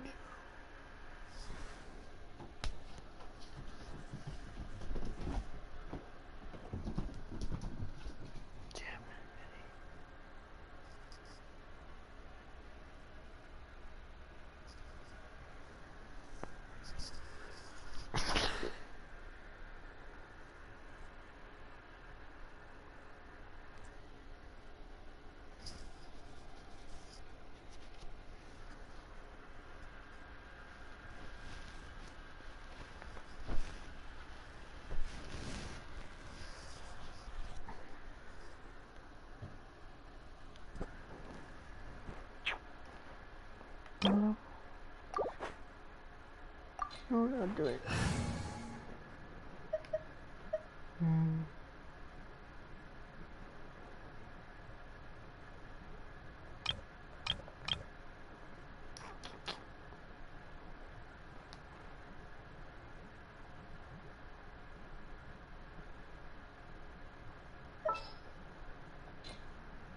Fuck. How do you even use those feathers on? It'll be okay. Ooh, but once you like to go, fuck.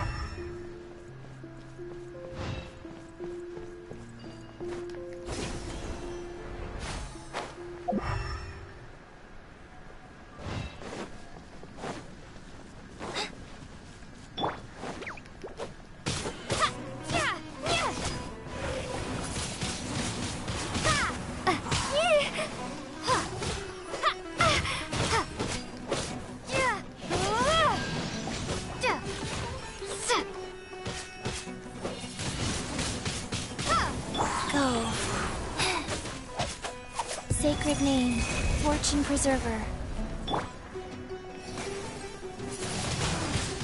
Windblade!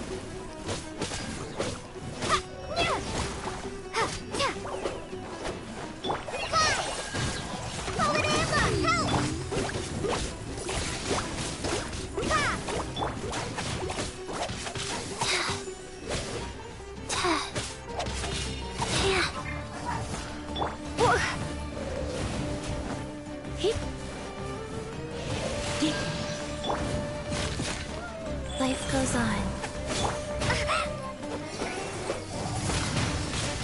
Windblade! Play.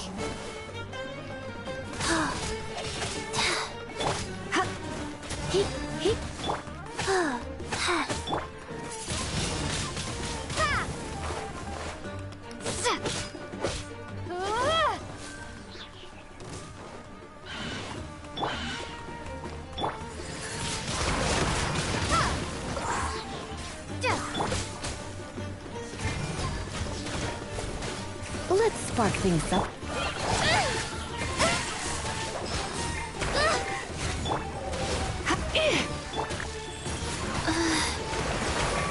Wow.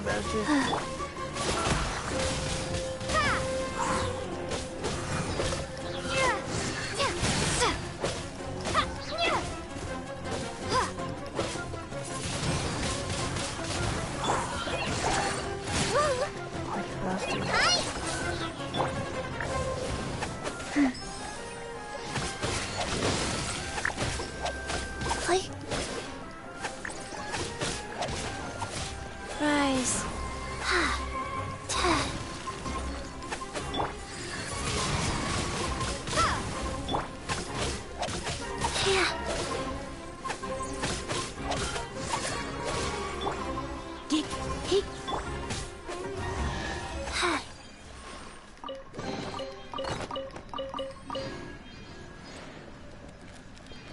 What? This is that? I thought there was more to this.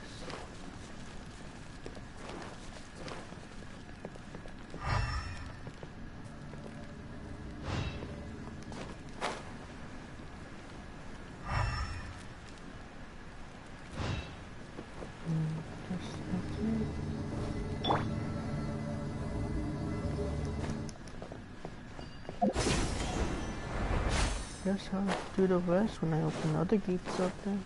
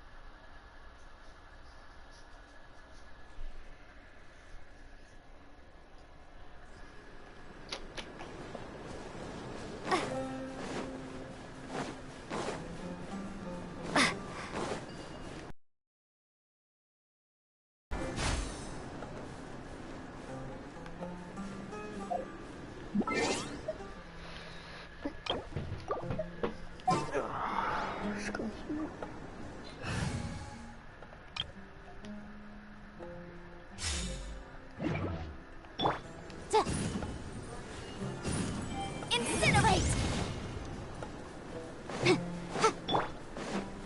Windblade!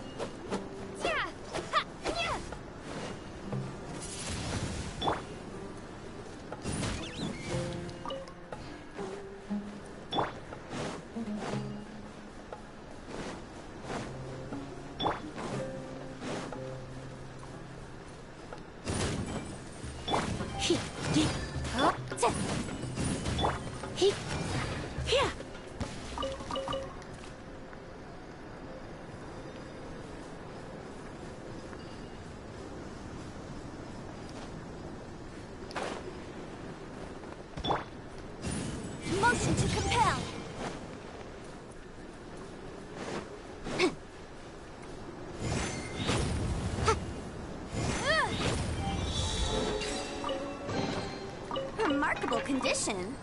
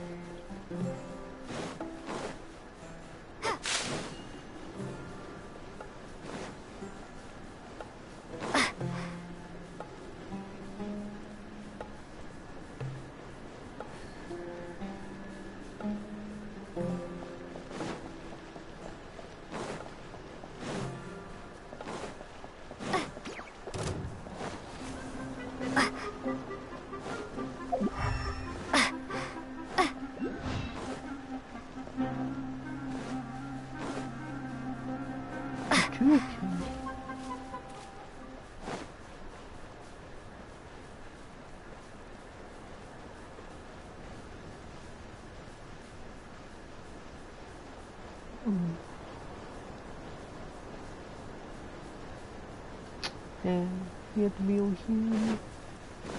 Open the door spot. Yes. Oh. Windblade!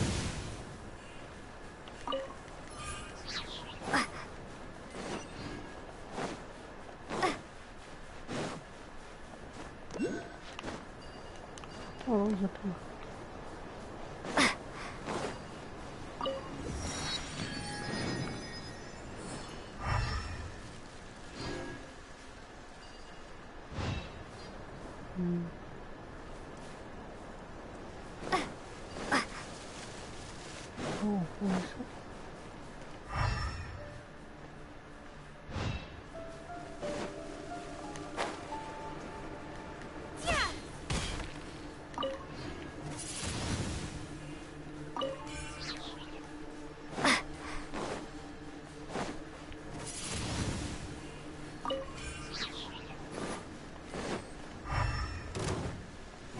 Out of nowhere?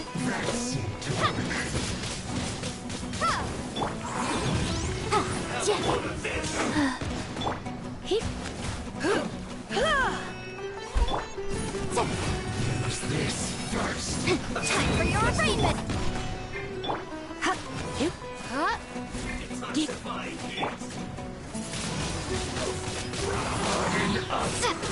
Boom boom!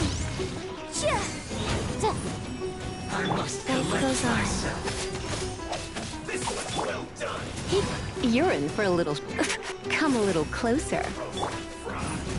Motion to come... This was well done. That seemed to work.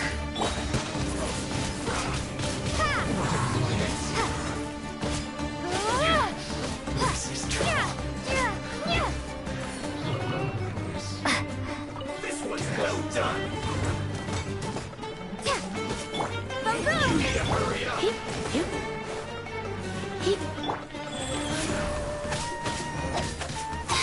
Orders given. Orders received. You need to hurry up. Oh, really? You're coming back in?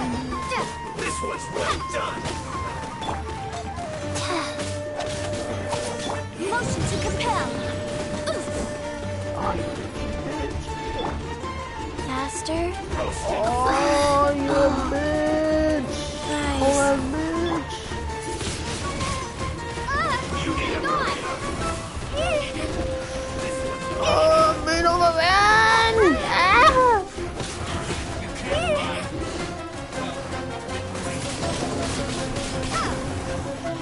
Whole ass bitches, I swear.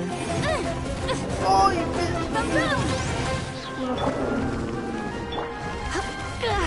Yeah! Oh god. Life goes on. You.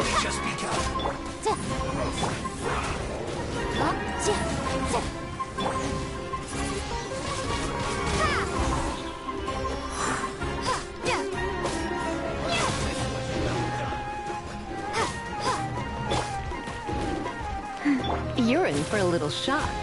You can't run! Don't be a killjoy! We've only just begun!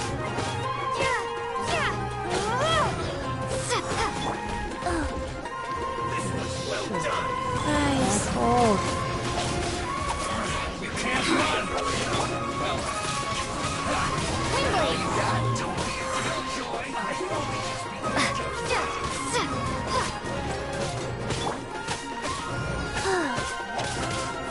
You need to hurry up! Faster. This was well done!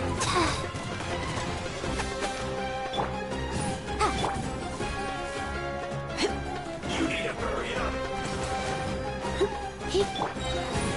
Incinerate! Not to enjoy this too much.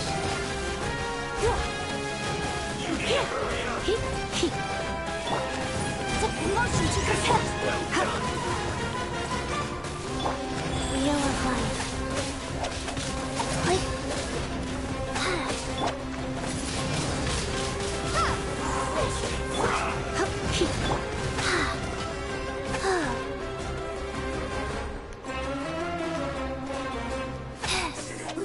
An unfortunate fault!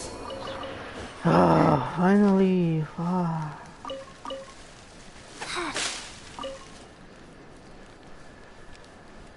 Faster? Okay, faster.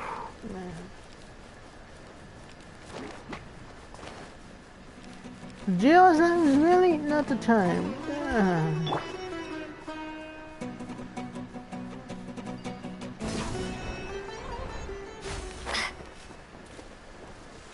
Man, why is there so many tumbleweeds? Oh no. I saw that. Fuck that. Maybe small, but I don't feel like it. More illusionary stuff.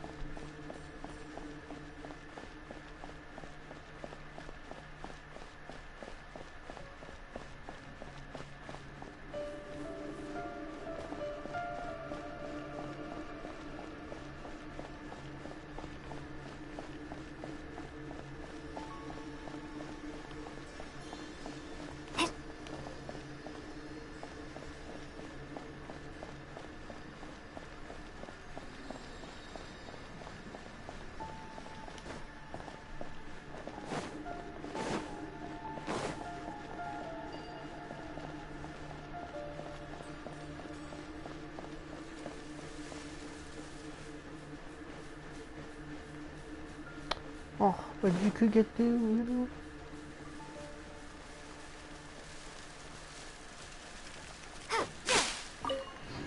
Let's move.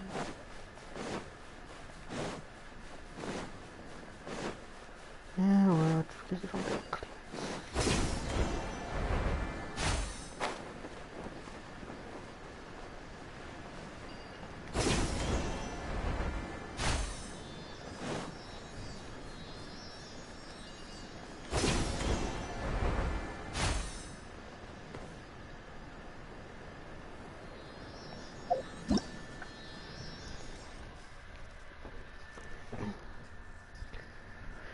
Right.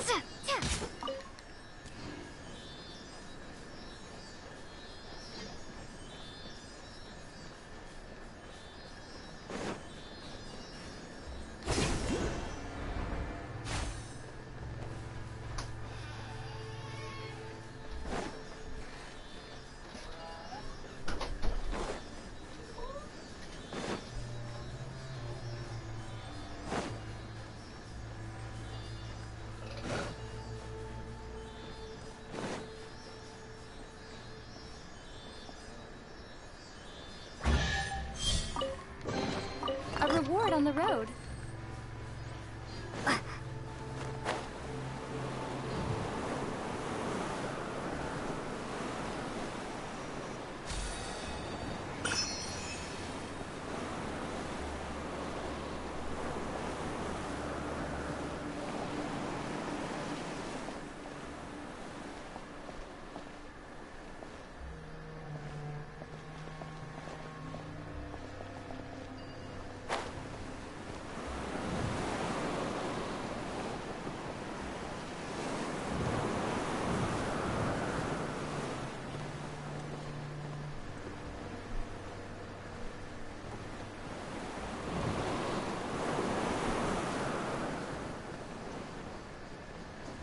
Dang it, I lost.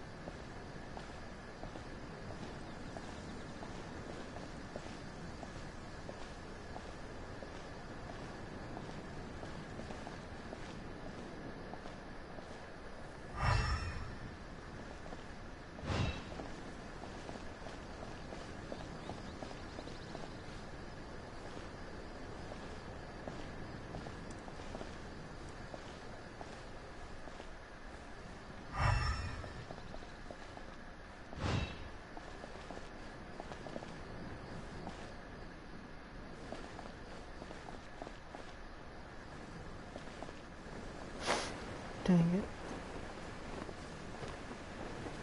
Oh well, time to go down here.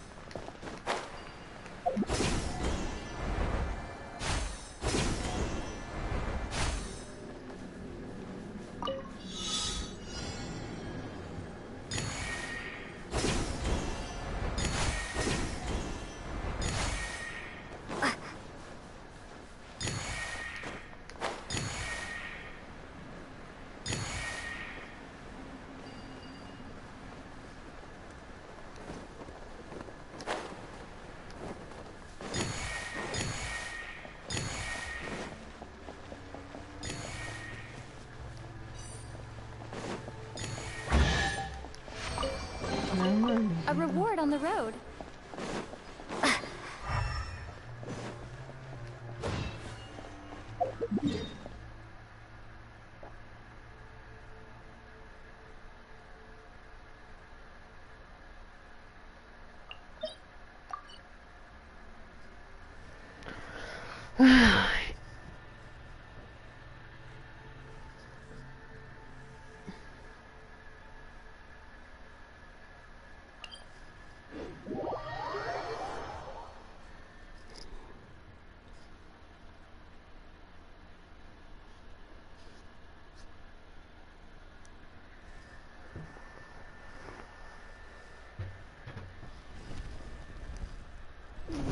Oh, shall we love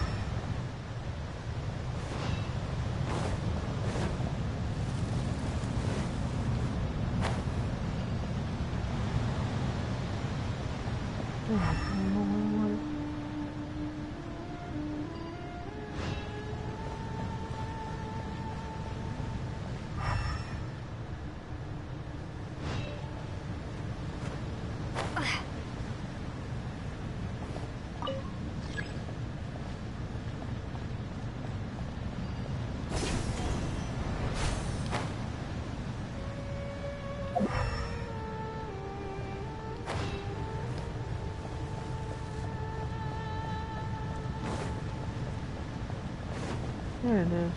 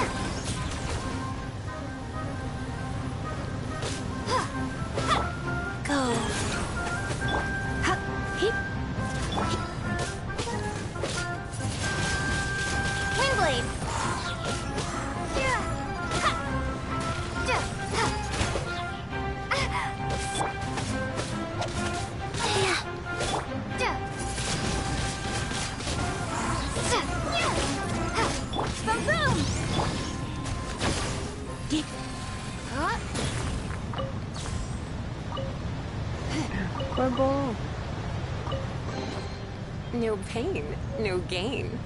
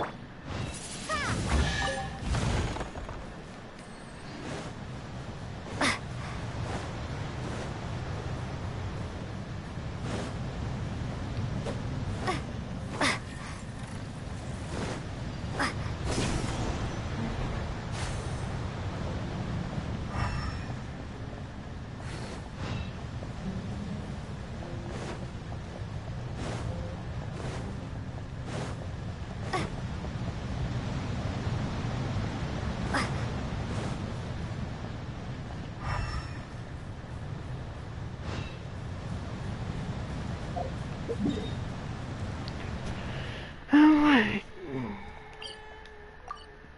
And now I travel.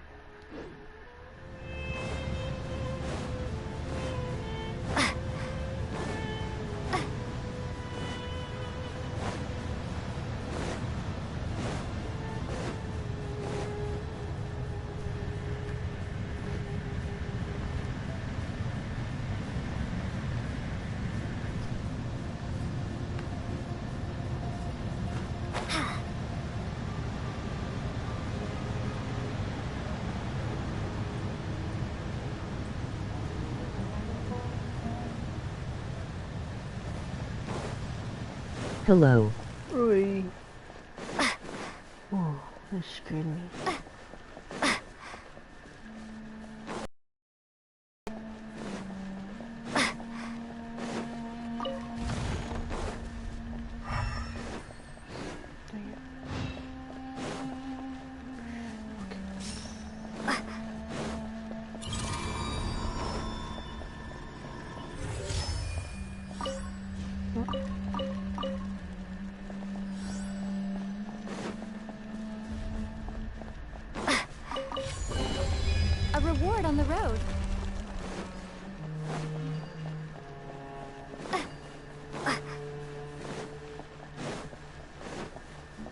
Let's go. That's the way.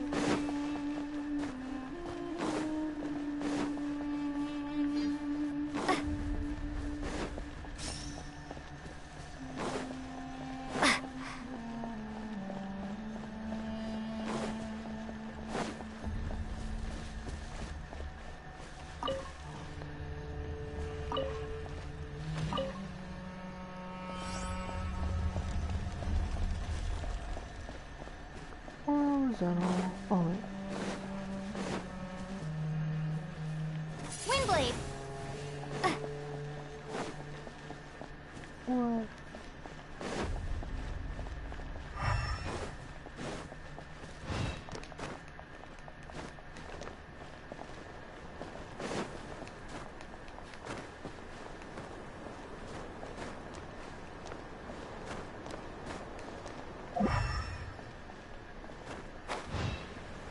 Okay, yes, I said.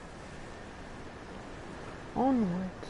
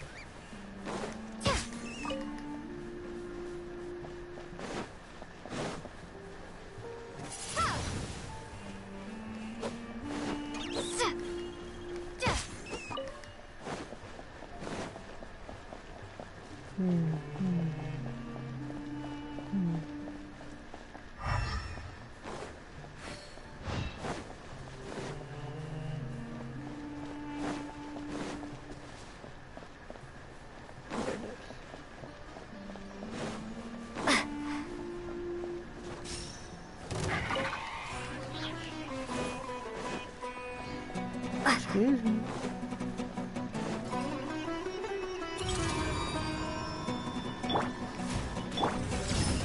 Motion to compel.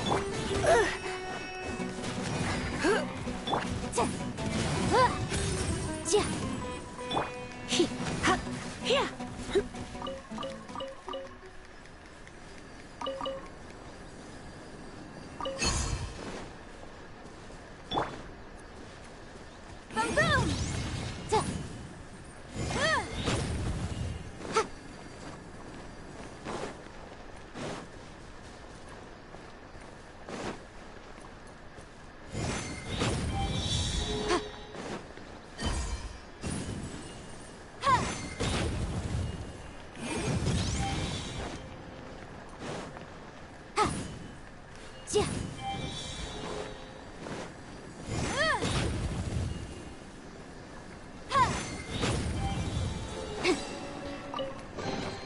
Ooh, we can definitely write this up as incidental gains.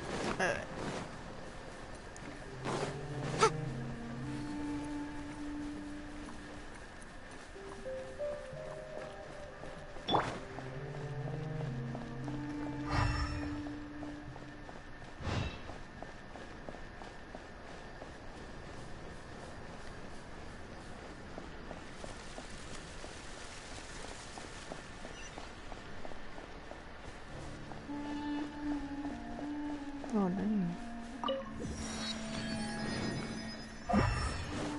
That's a big boy.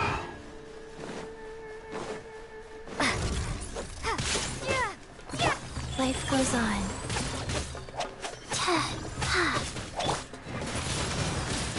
Windblade!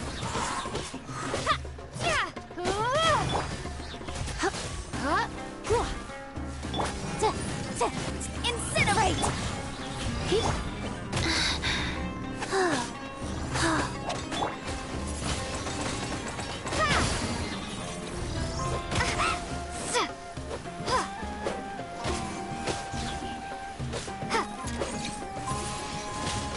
Windblade! Rise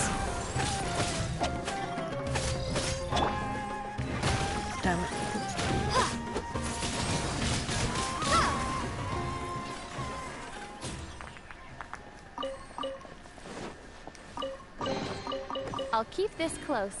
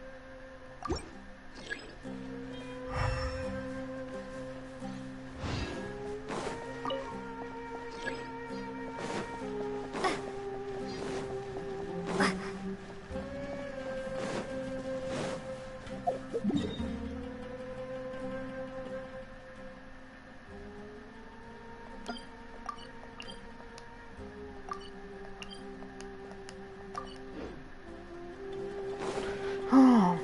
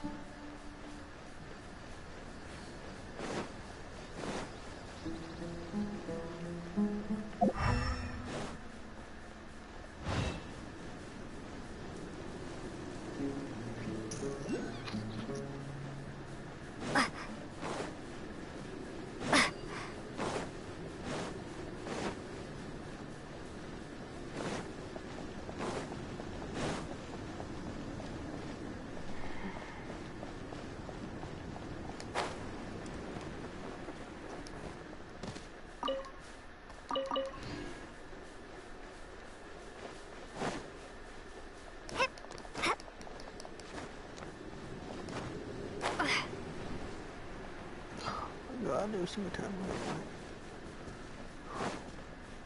to you don't.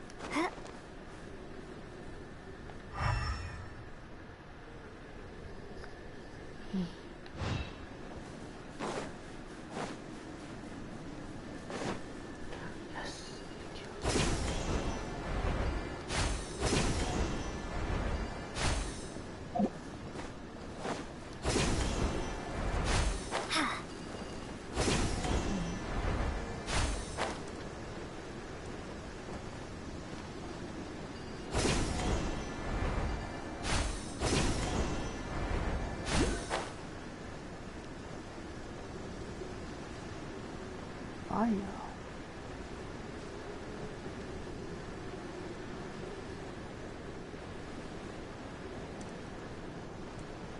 Ooh, interesting. Do that for this. Motion to compel. Yeah.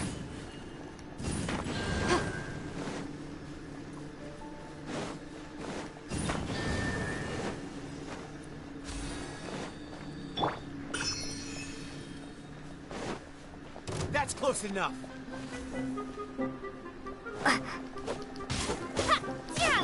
Go.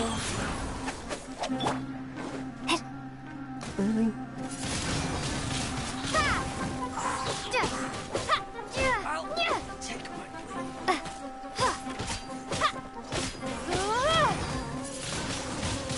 Windblade. I'll be back.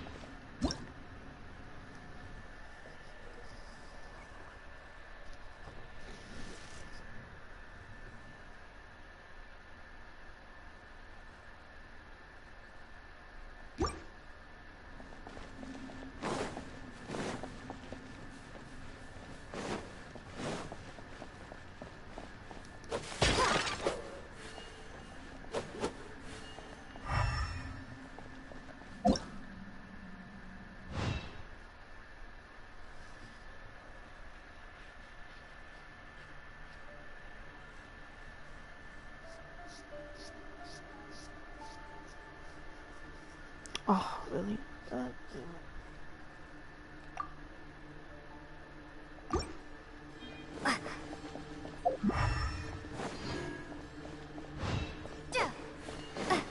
I need to do this story, man. Jesus.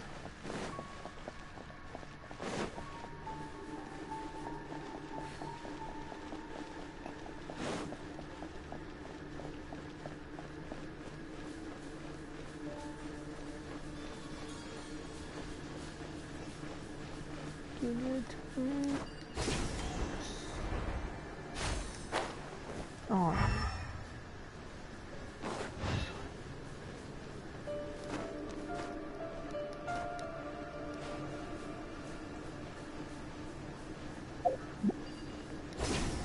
Mm-hmm.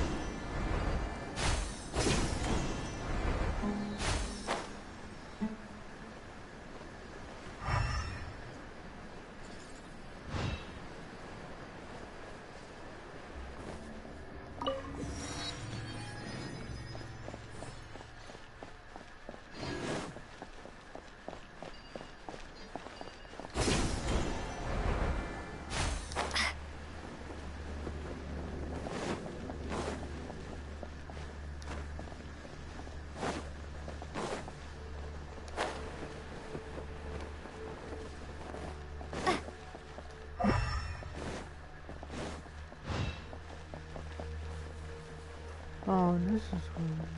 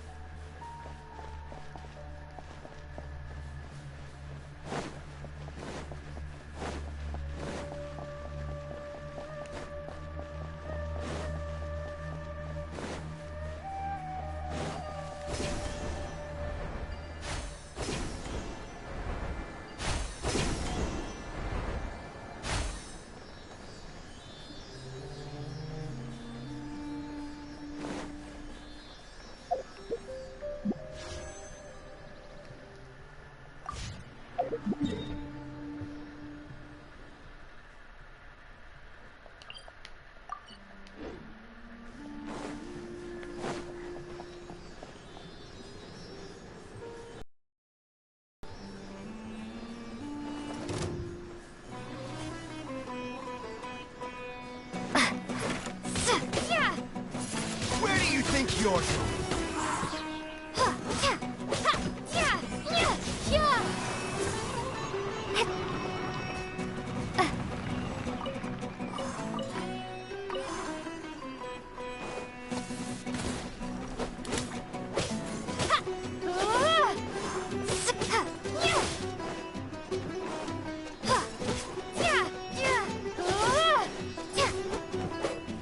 I'll be back.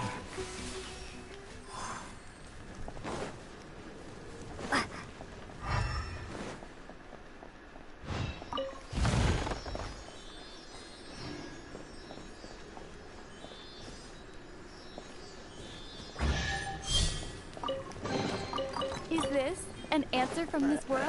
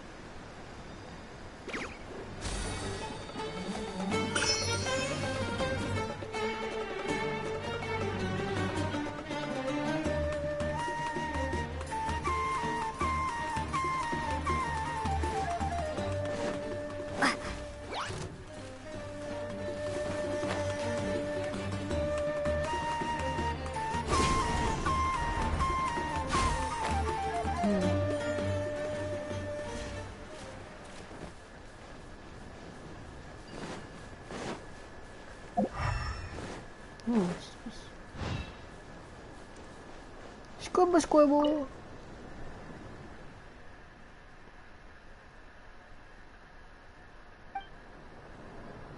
That was a bit good, but I think I read it.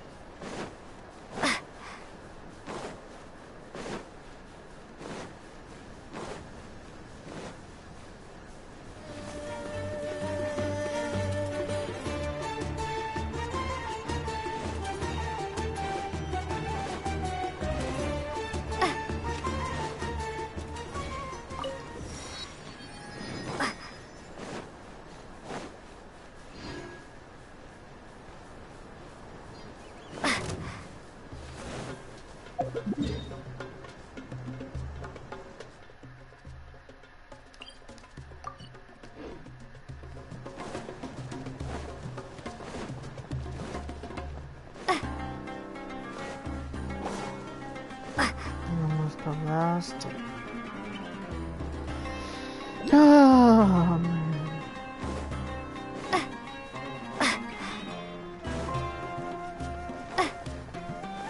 Frozen. Crisp. Okay.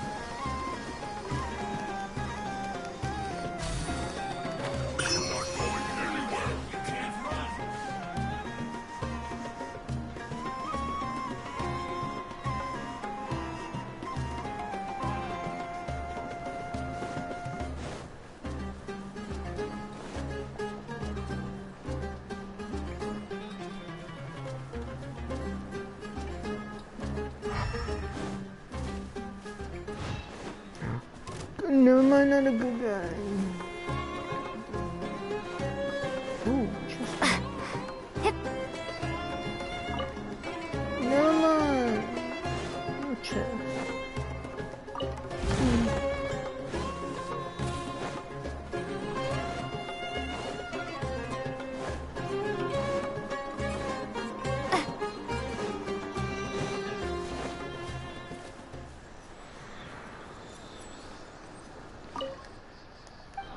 Yes, last one.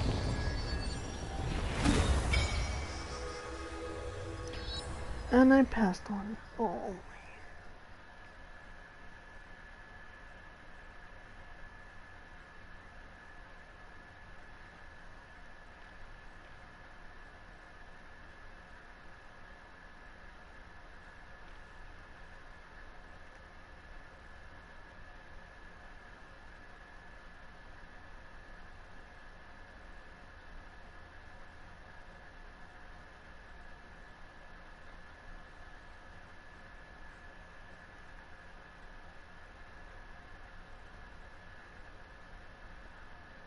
Floor, top, same heightish, higher. Let's go with this, put it down over here.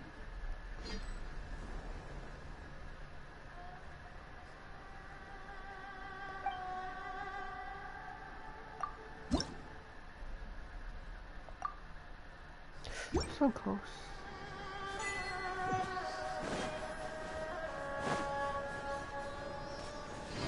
Sure, this takes us. Oh, this way, nice.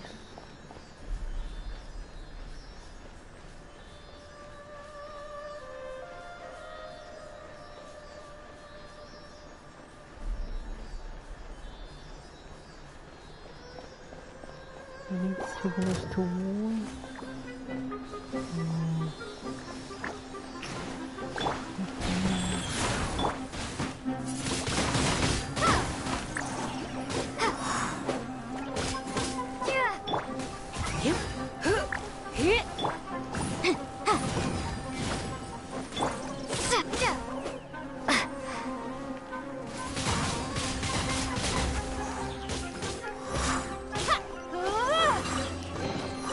A reward on the road.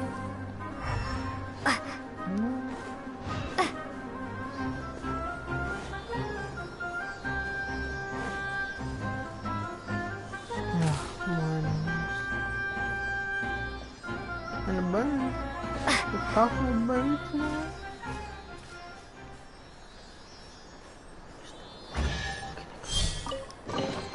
Is this an answer from this world?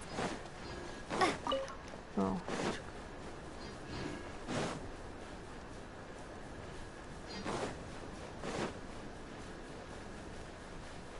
Is I'm supposed to be defeated?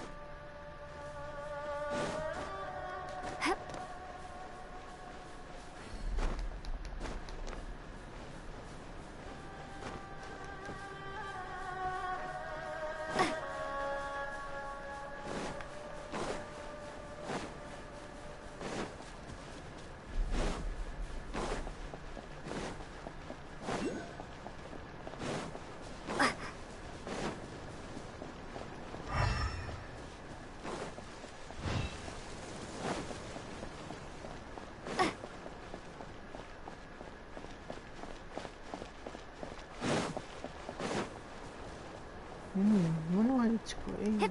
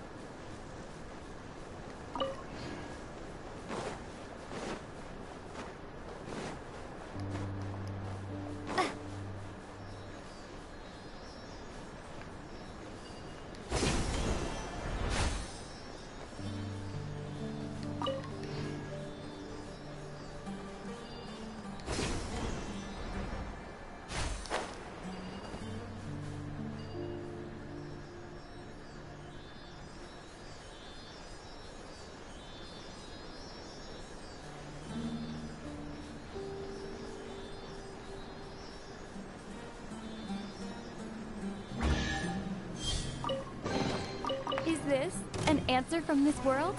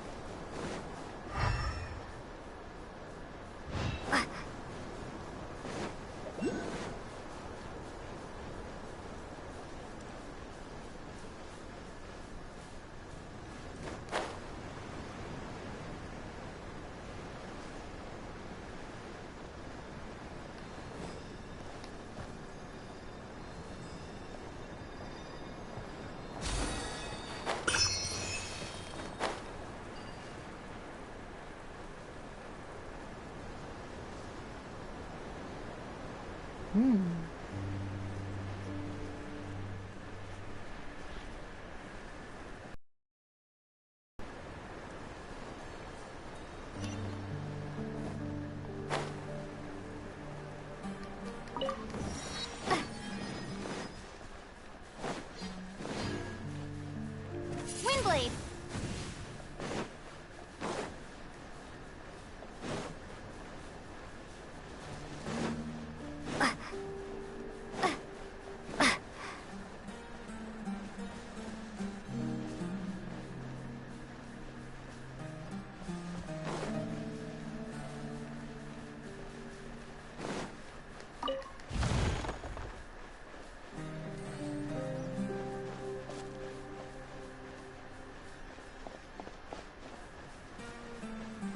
Next area to here.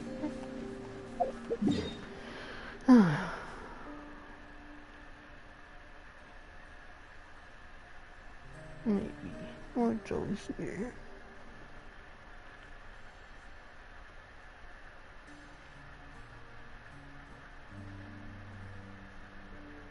Super for top though.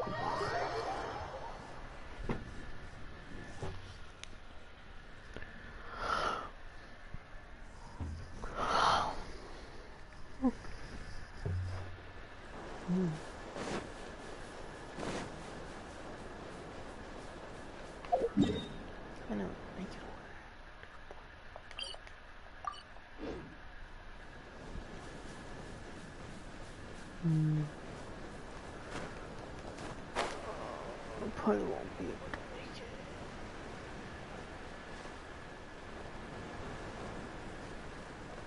I'm slowly climbing up there. Looks like it can. Let's see if I can make it.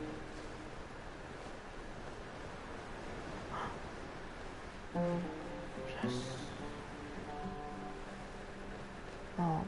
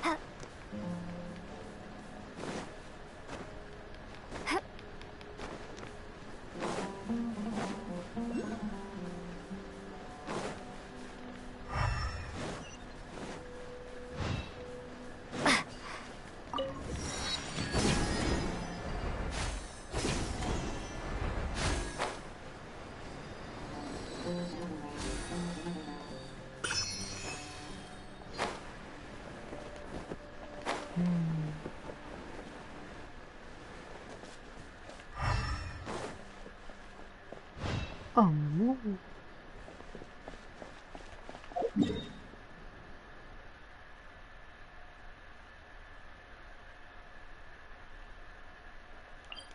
This shall be the last one.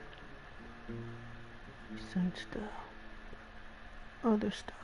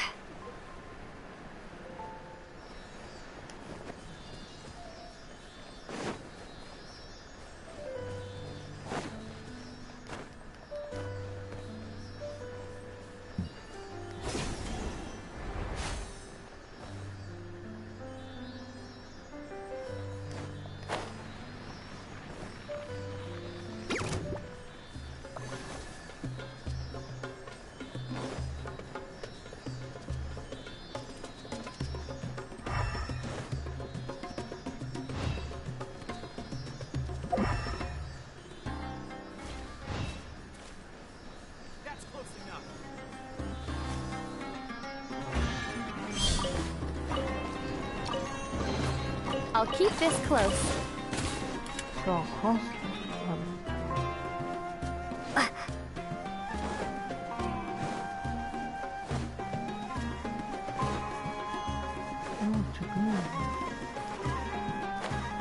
I know where.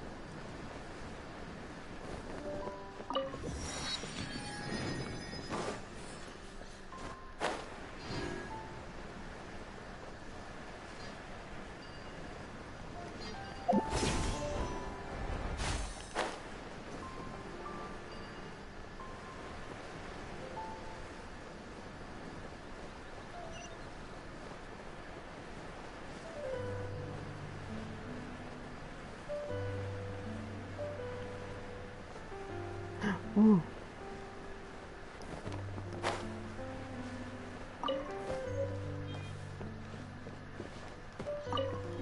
Actually, what's today? I need to check day.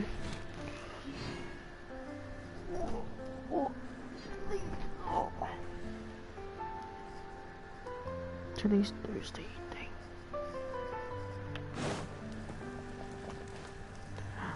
Oh no, you're different. Never mind.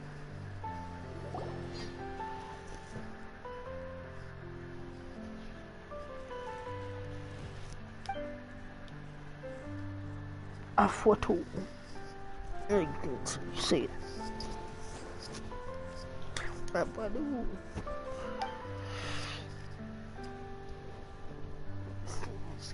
Italian.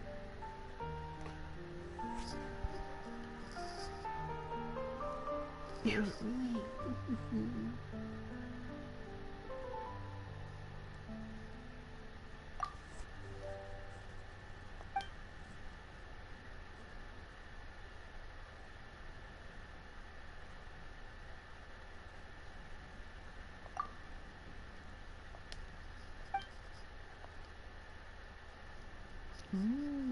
Kanya.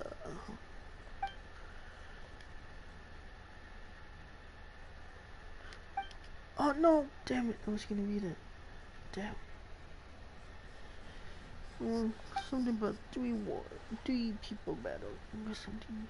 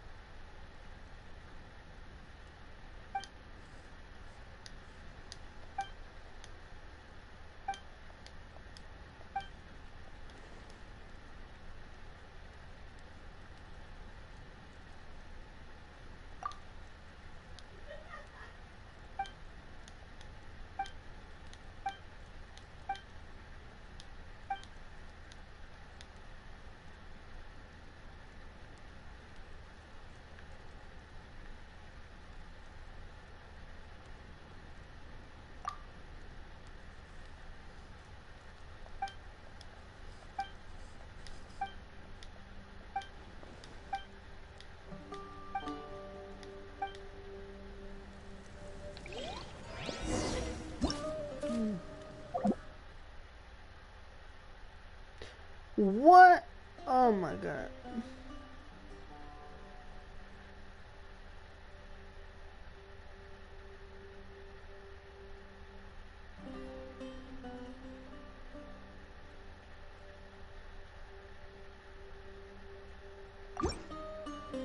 Oh, buddy.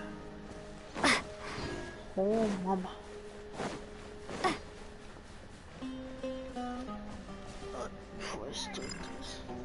No man, no time.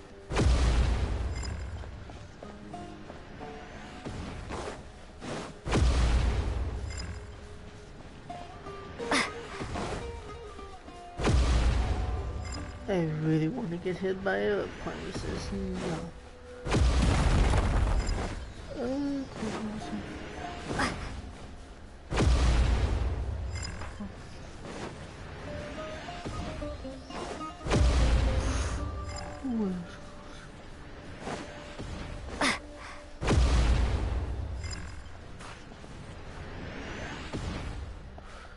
Oh, why are you talking to me?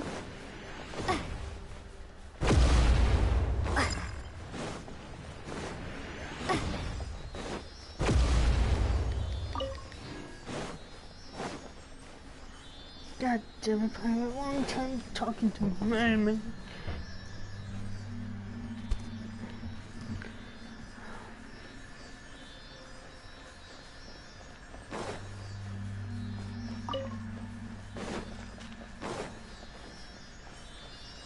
I wish they gave me help.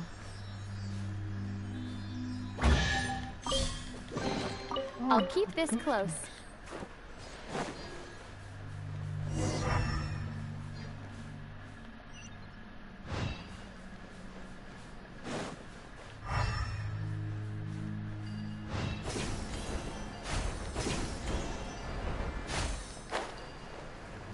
Oh my god, Paimon, I know.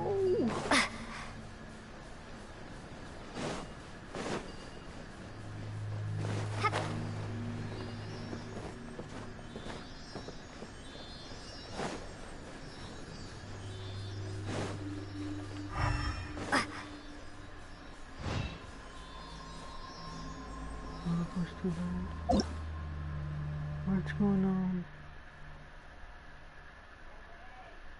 Seal. I need to look around for Seal.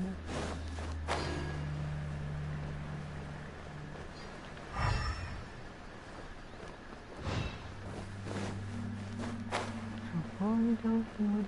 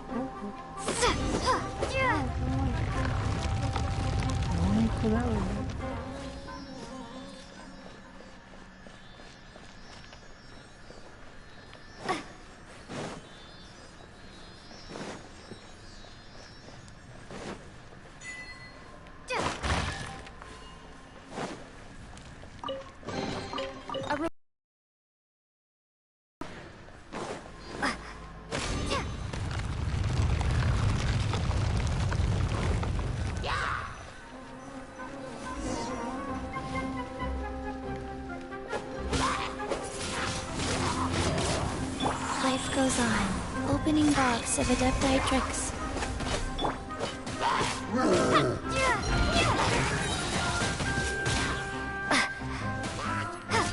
Prepare to be blown away!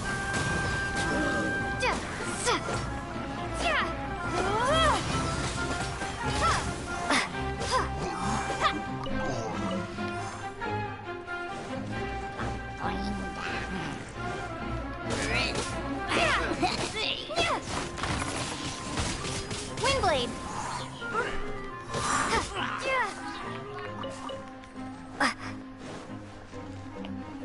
Boom boom! Come a little closer. No.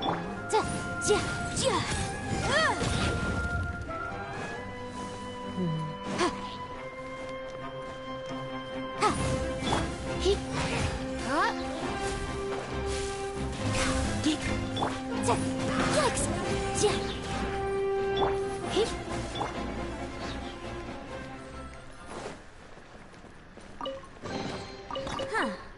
Let's appraise the value on this.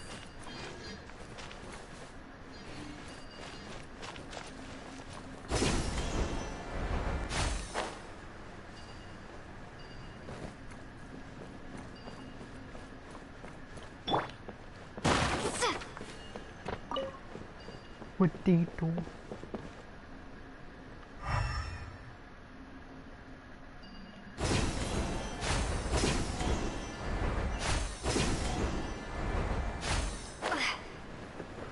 So there was secretly hiding her.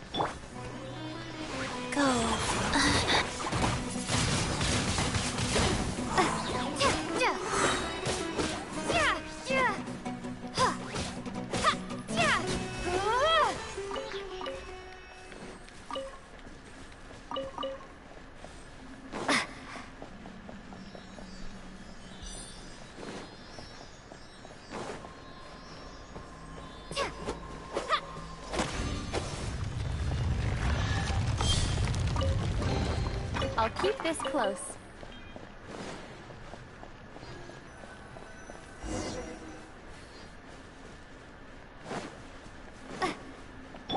Rise.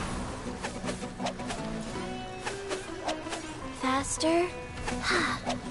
Like. Yeah.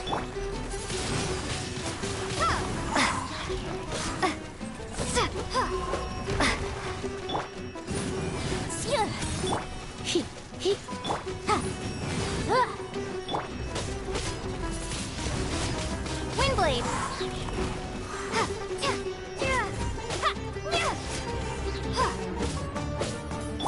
Life goes on.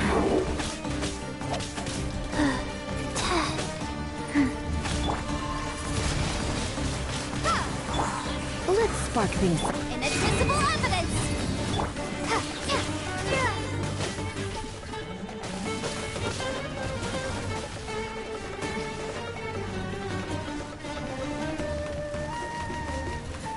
Haha, bitch!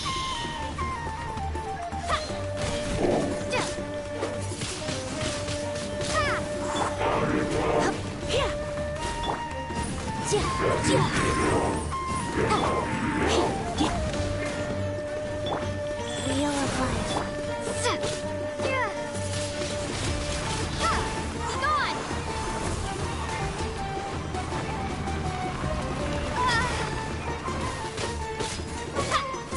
Windblade!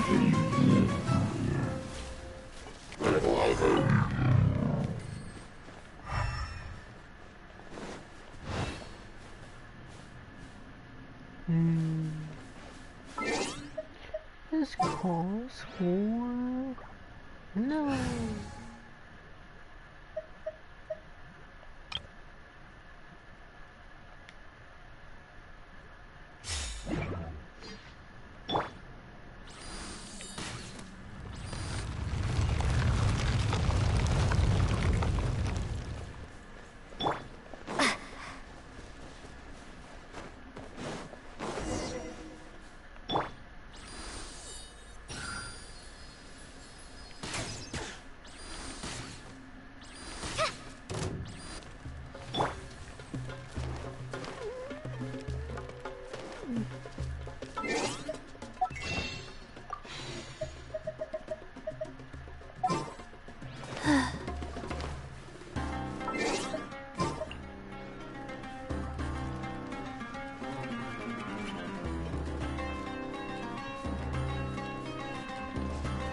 Please.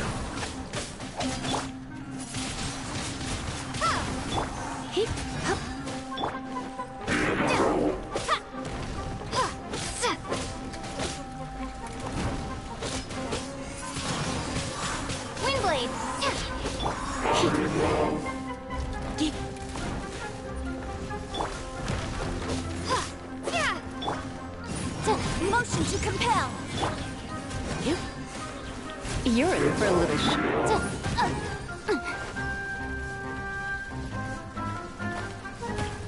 Oh, you bitch. Oh, you bitch. Switch. Am I stuck? Oh, no, I'm not. Life goes on. Wow.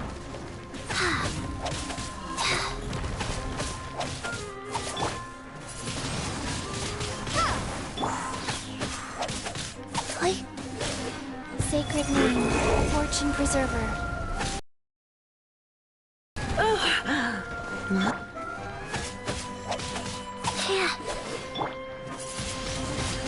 Windblade. Wheel of Life.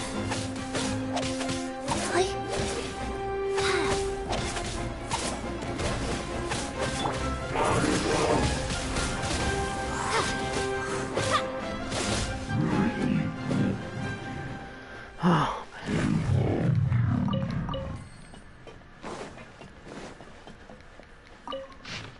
Ooh, a lost note.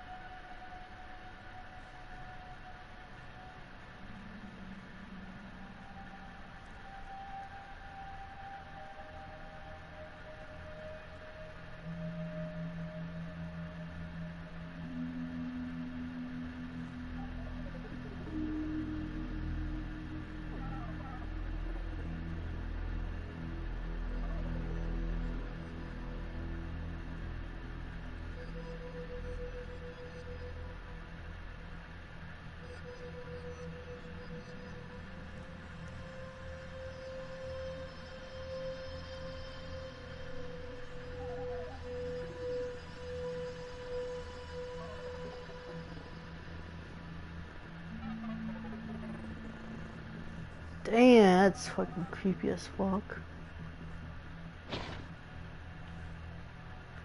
Wish you could take it instead of just leaving it there.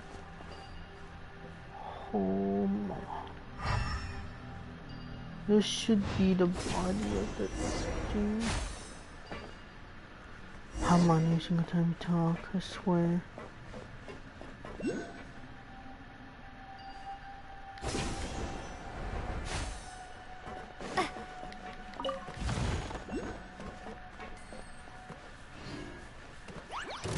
What? What's wrong?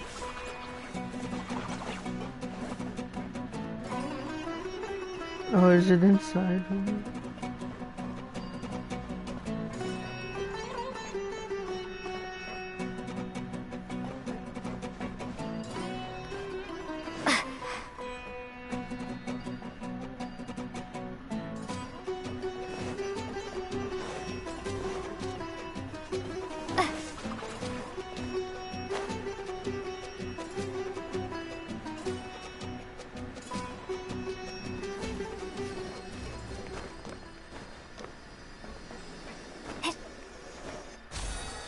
That's one.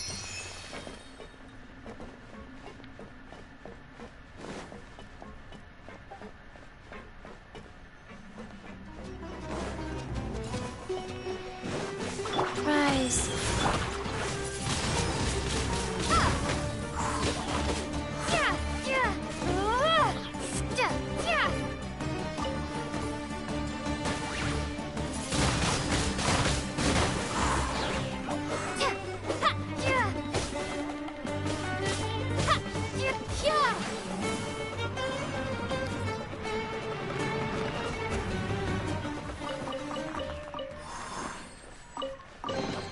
I'll keep this close.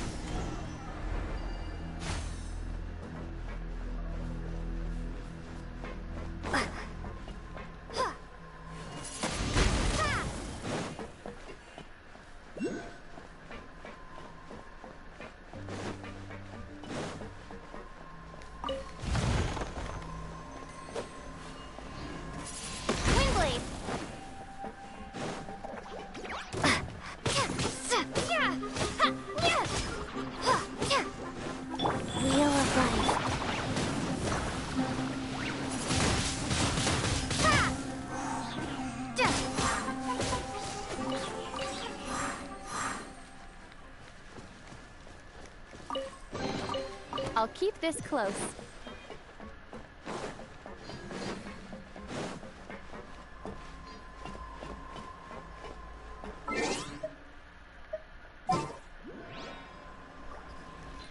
I just switched the fire press on.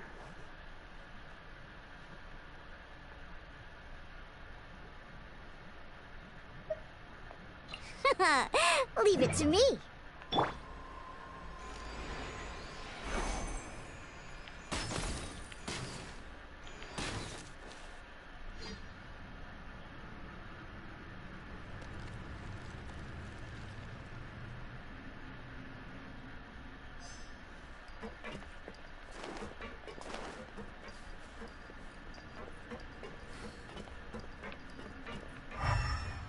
Really?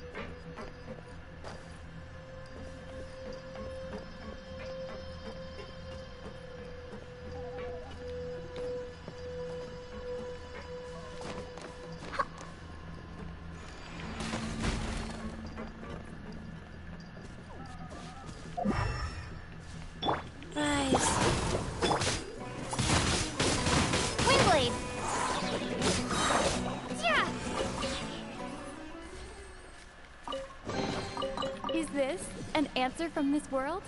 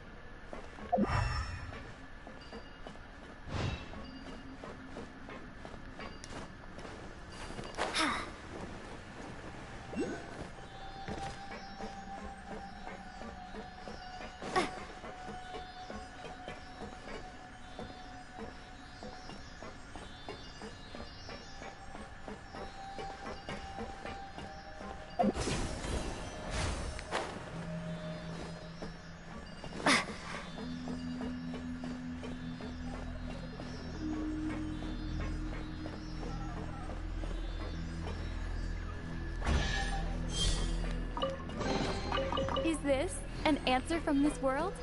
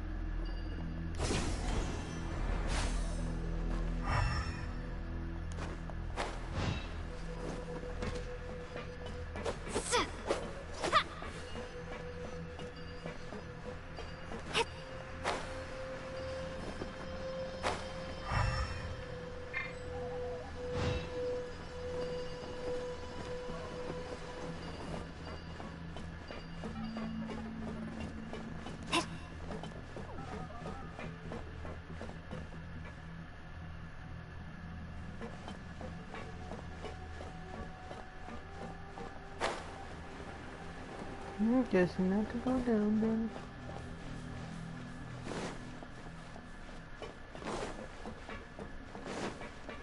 That's off now.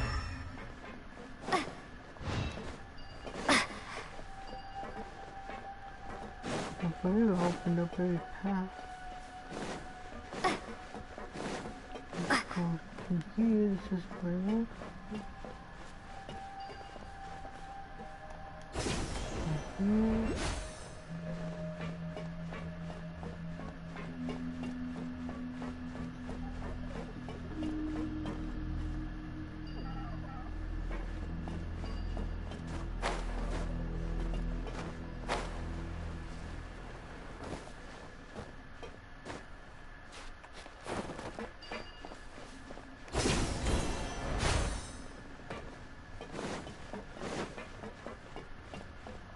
ooh, another one. Have we heard of this name? I don't know.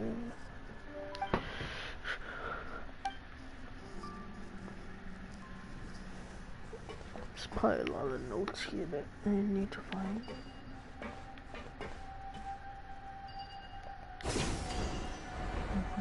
Here we go.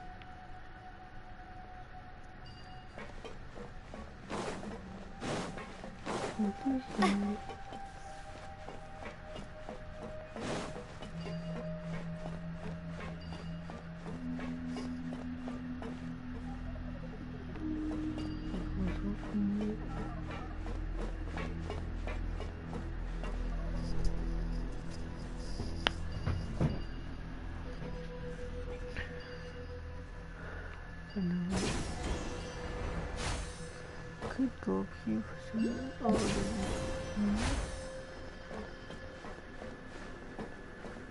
Church of Grandma.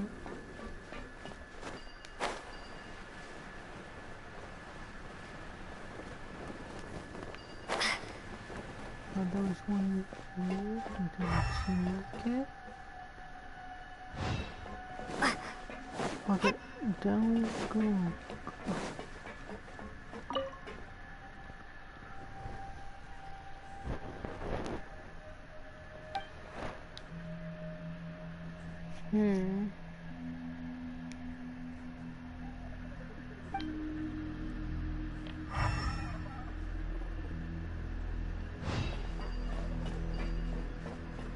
Okay, down we go.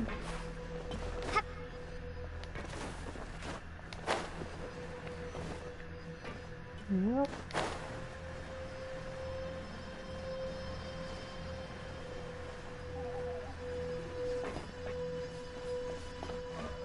This is the last spot.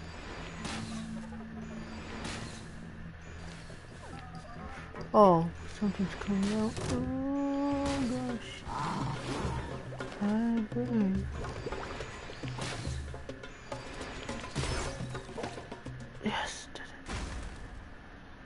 Oh, to go back up. I'm gonna go back up.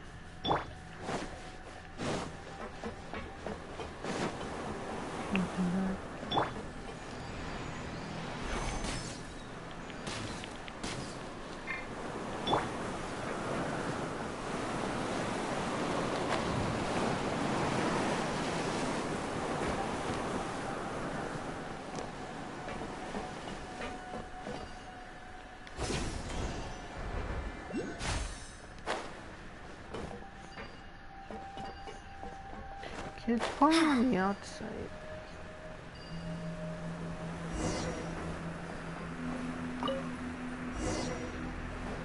Looks like it worked.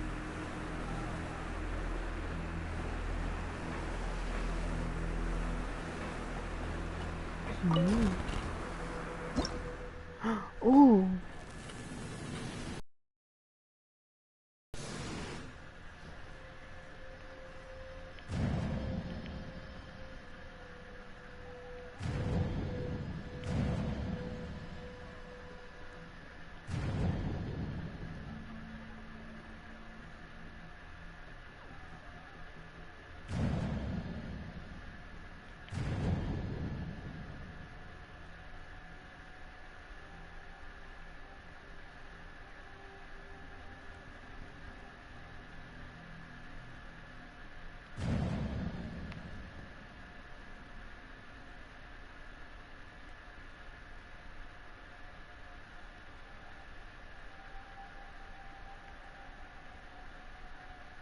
Oh, this is so cool.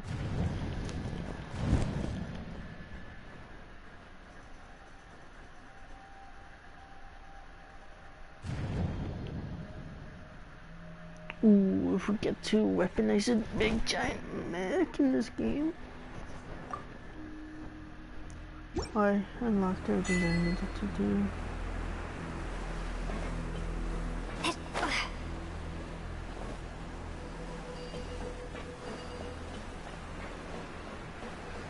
I just don't know what to get this.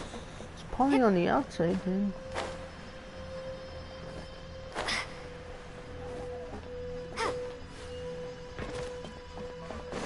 What is it behind this? Oh, it is. Oh no.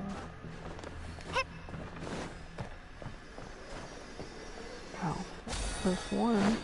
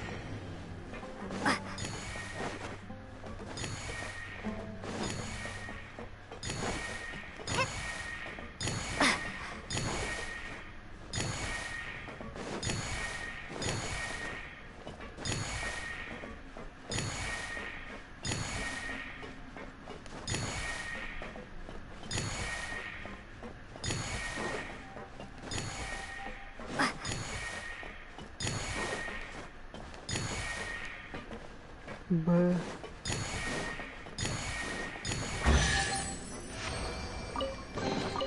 I'll keep this close.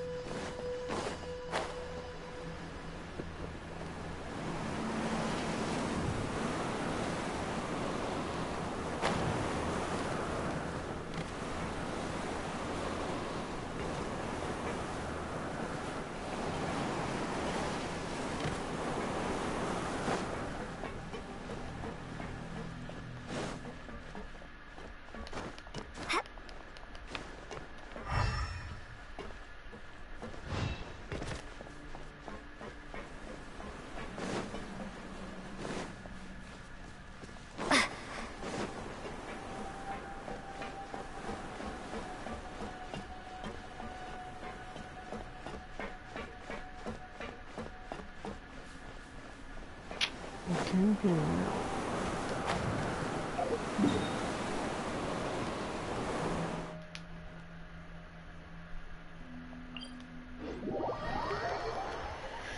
man, that was... Ooh.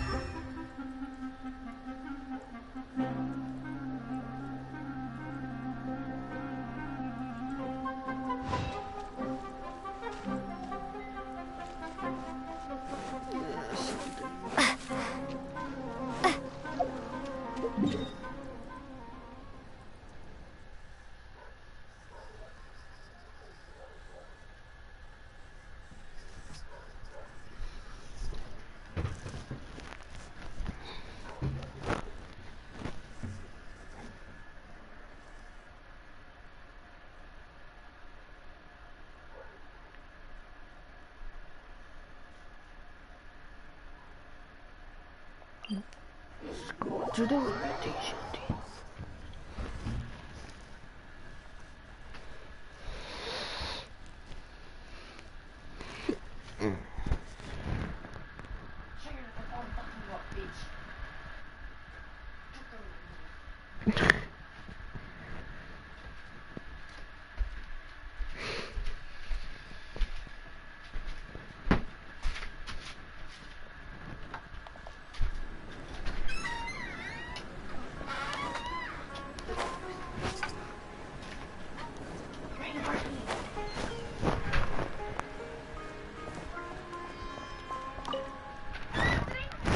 Huh? Thursday.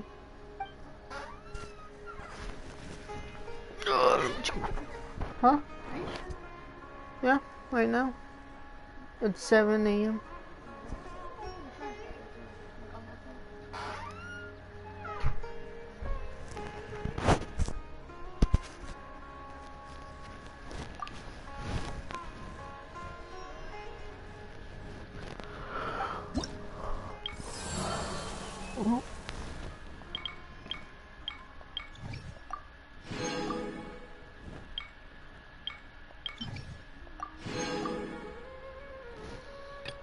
I should.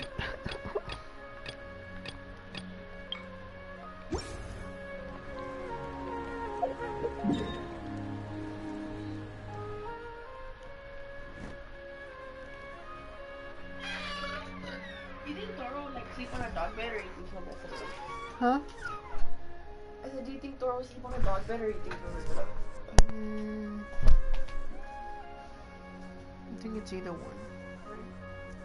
Cause I know we'll give him blankets too and all that.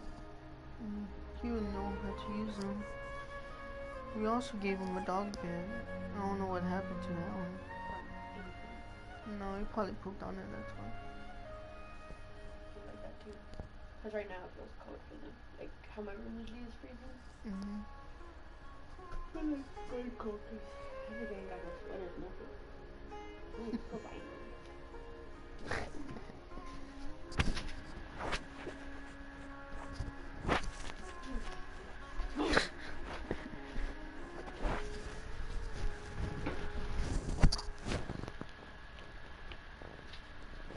You're so little.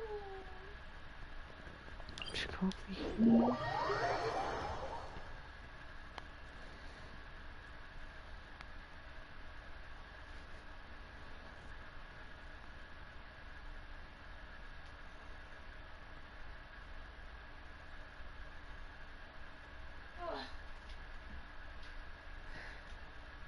What?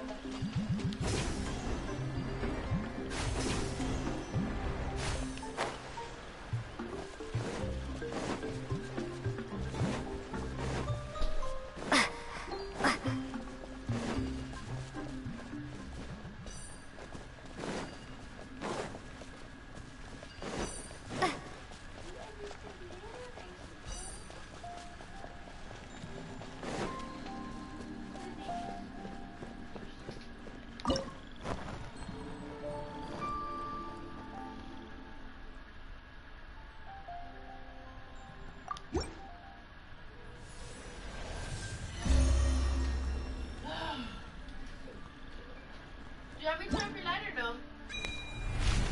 If you want. Do you want it on? I don't know. I don't really care.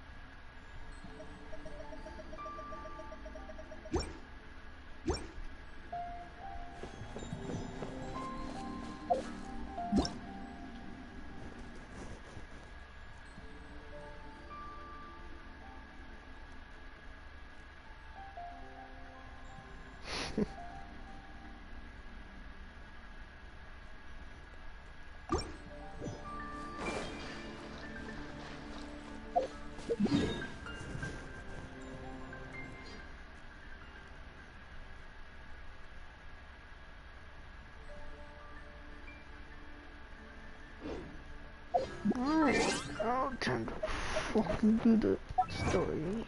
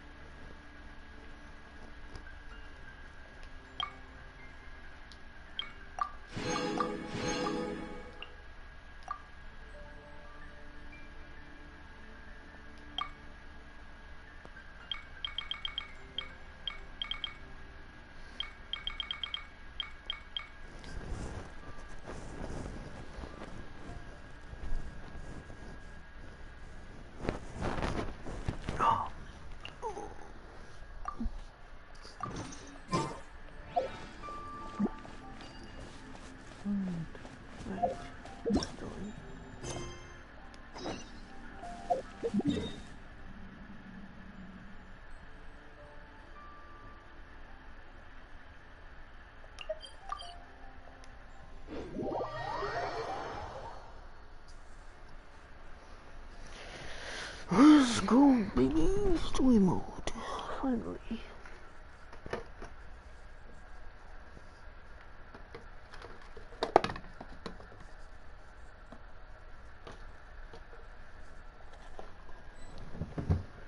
Oh. Panicking. La la la. Wait! Look who it is!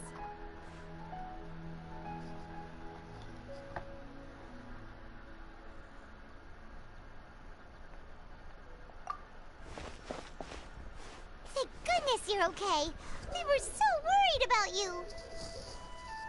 Hey, this was supposed to be a touching reunion, but you're ruining the moment. Actually, it's very smart of the Traveler to be wary of me right now. After all, the Doctor has shown that his technology can apparently even control human minds. Plus, it's not like you could have known what happened after we split up and I was facing the Doctor by myself. Even a pool of stagnant water after a torrential storm can occasionally pass as a patch of sky. Paimon feels like only the real Nahida could come up with such an obscure analogy.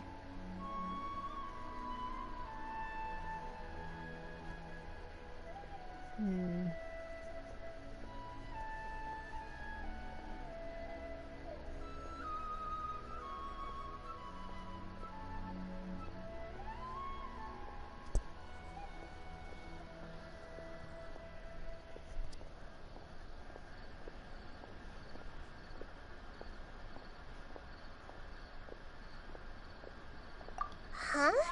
But I wasn't trying to win your trust or anything. All I wanted was to clarify my point. Well, we understand that point now. Please, Nahida, tell us more about what happened. Are those poor people all right? When you left, I was still in the middle of restoring everyone's minds. Thankfully, when the Doctor mentioned depositing information into the subconscious, he didn't mean engraving information into their minds. Instead, he did something closer to creating hallucinations. That was still within my power to fix. Luckily, I managed to finish my restorations and mind jump away from him just as he was about to capture me. Whew. What a relief. The Doctor sure pulled out some hidden cards, but good thing we had Nahida with us. I wouldn't be relieved just yet. I gave away my true identity when I restored everyone's minds, which means we've lost another one of our trump cards. Also, the Doctor is already an expert at modifying Akasha terminals. Maybe it's only a matter of time until he captures my consciousness inside the Akasha. Would that mean you'd no longer be able to jump between minds? Then how do we stop him? He's still at the Academia, so it's possible he already started messing with the Akasha. Ugh. It feels like he's toying with us. What a nasty piece of work. Plus, the doctor's combat ability alone is apparently enough to make him worthy of being number 2 of the Fatui. We shouldn't give up hope just yet. Let's try to find another way to attack this problem. Actually, Nahida, how did you know we were trying to get to Party Stiai? Have you been waiting for us? Yes, I have. I can see the Traveler's elemental energy, so I deduced her destination by looking at the direction you were moving in. You didn't come here for sightseeing, right? Did you find any leads? We're looking for a scholar we know. His name is Tainari, and the sages once tried to... Okay, let's just hope we won't get him into trouble.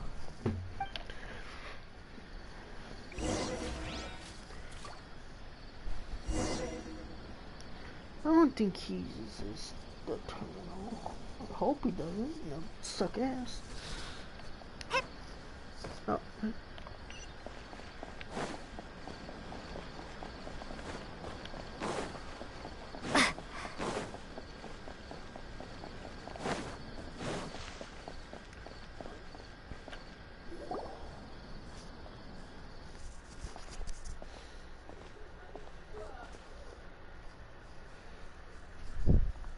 Traveler?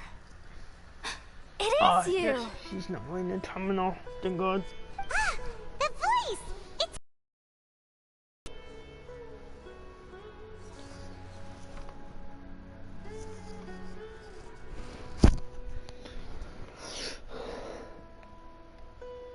Ah, what a pleasant surprise! It's so nice to see the two of you again. Who's this? She's a scholar we met in the Avidia Forest. When we last saw each other, she was still training in the... what's it called? Satyavada life? Oh, I see. That's right, we're old friends. You've come at just the right time. Ever since I've come here, hardly anyone has even talked to me. Hypatia, you're way too excited about this. Actually, for you to leave the Avidia Forest means... You're not in training anymore? Wait, no. Did you already finish your training and reach Pariporna life? What do you think?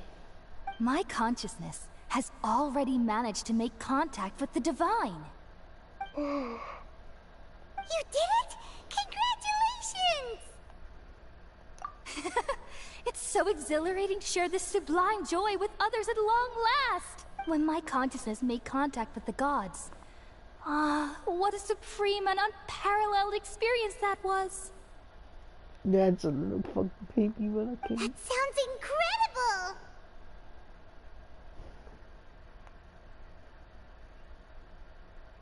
Oh, alright. Actually, please wait. I haven't forgotten my promise to you. Remember? I promised to help you understand what you saw from Irminsul once I gained deeper insights. My current self has not only gained true insight, but I can even help you establish a direct connection to the consciousness of the divine. You can do that? I've never heard of anything like that, but... Oh, I thought we were going with Catherine. If you want to give it a try, I'll do my best to protect your consciousness during the process. Hold on. I brought some spirit borneal with me. This is still a crucial part of the ceremony. We're using that incense again? All right now. Hold my hand. I'll help you establish a pathway to connect your consciousness. Okay. I feel like you should take out the terminal. Ready?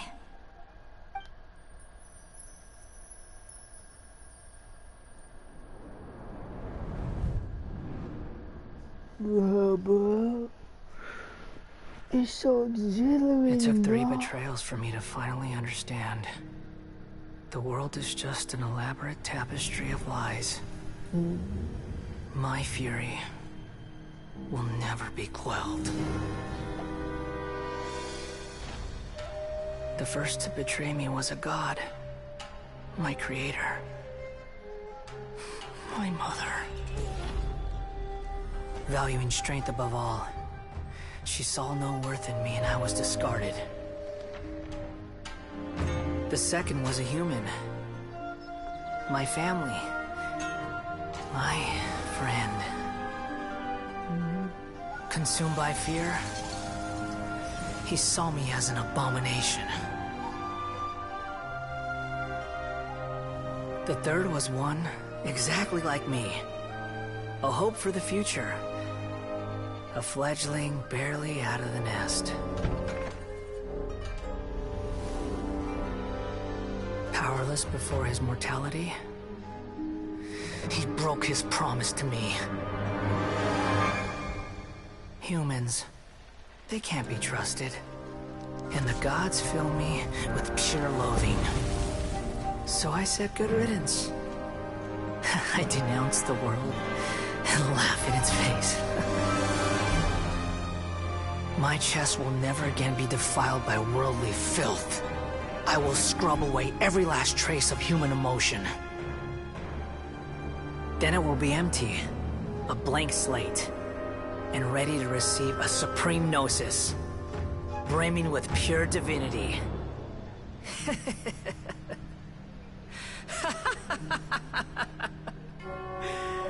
There is no need to fear.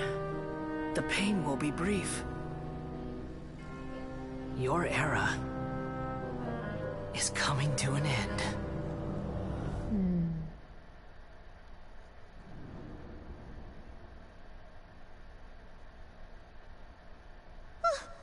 What was that?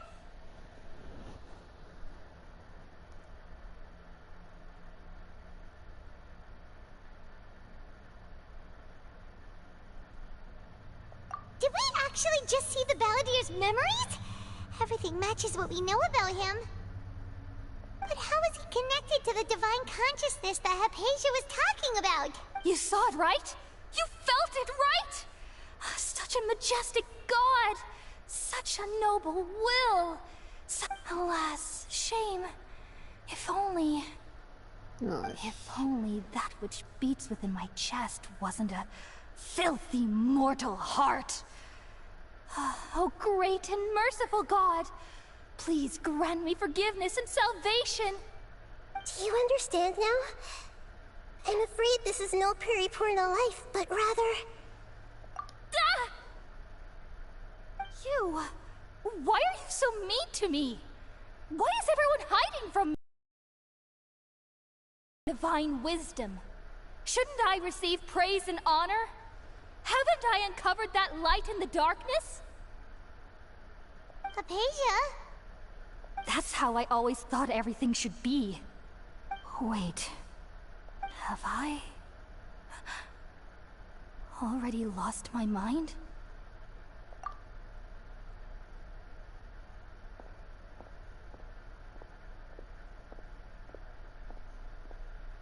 Bro, what do you mean? I don't know what you mean.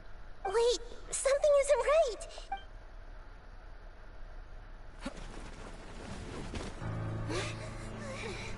Oh no, the second part already? Oh. Setting up for this one.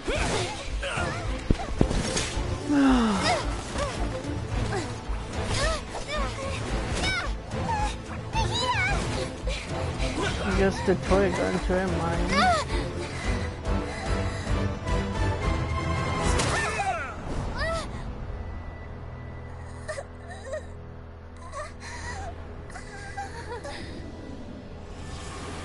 Ooh.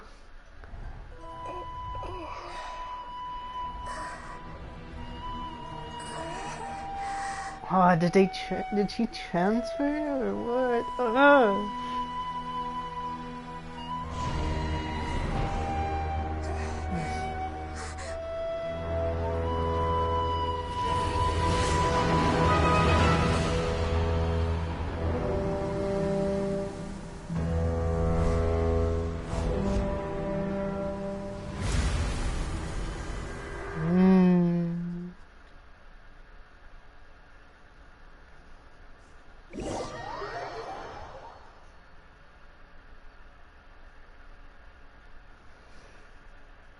Oh my god.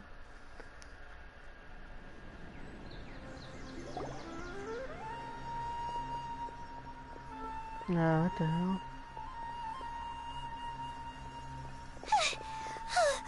Okay, we finally lost him. Are you okay, Nahida? Wait, no.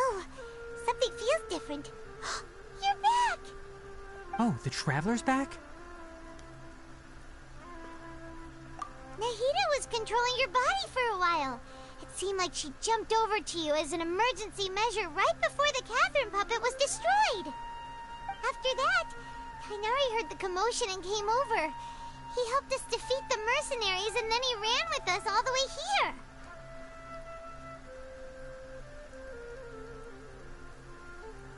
What? You swapped places? You mean your consciousness also went into Nahida's body? Wait, then where is Nahida's consciousness? Where is she now? I never imagined that an individual's consciousness could be transferred around like this. Had I not seen it with my own eyes, I would have never believed it. I don't think this can be achieved with current human technology.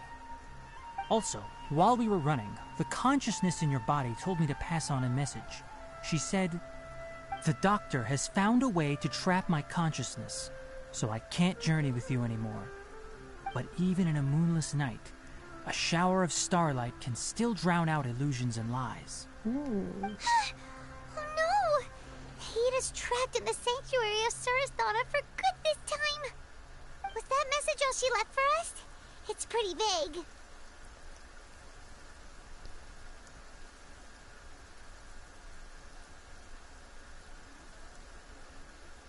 Oh, that makes sense.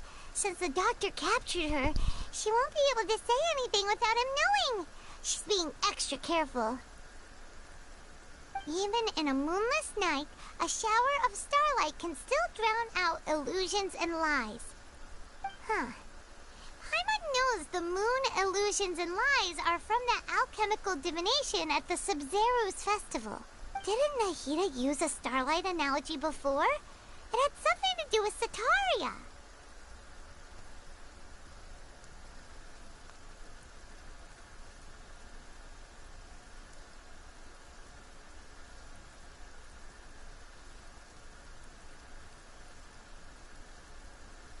Oh, that makes a lot of sense. Huh. Do you think Nahida was telling us to go find help in the desert? But she isn't with us anymore. Think we'll be okay? Paimon, you said Sanctuary of Surasthana. Does this mean that this Nahida you're talking about, the consciousness who was occupying the Traveler's body, is the Dendro Archon? Your guess is correct, but the situation's a bit complicated, so it's really hard for us to explain right now. That's all right. A scholar's curiosity doesn't need to be appeased right away. As for the complicated nature of the situation, safe to say I have witnessed that for myself.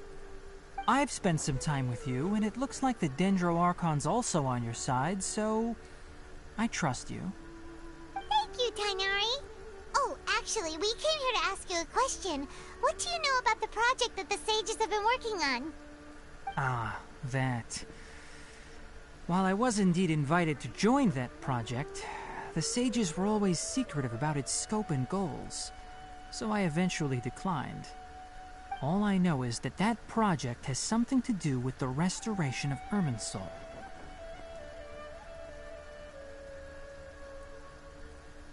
Huh? Did you see something when you were in Nahida's body? What? Do you have any evidence?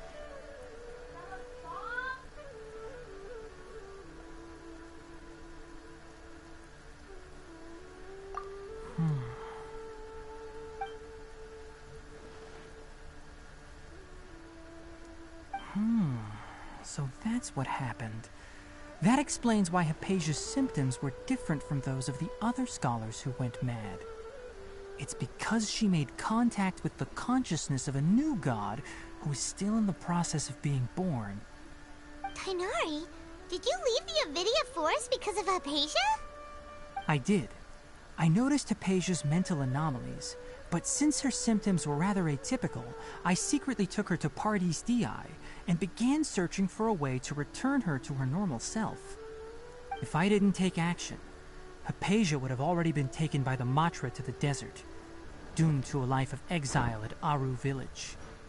Now that you mention it, I knew the Academia has never thought particularly highly of Lesser Lord Kusanali, but I still didn't expect them to do something as arrogant as creating a new god. Looks like I made the right decision by not accepting their invitation. The Doctor and the Balladeer. We have 2 Fatui Harbingers in Sumeru. Sounds like we're in for a bad time. From your description, I don't think they've completed their project. There may still be room for us to intervene, but then what is the connection between creating a new god and restoring Irminsul? Yeah, it feels like we're still nowhere close to figuring out the sage's goals.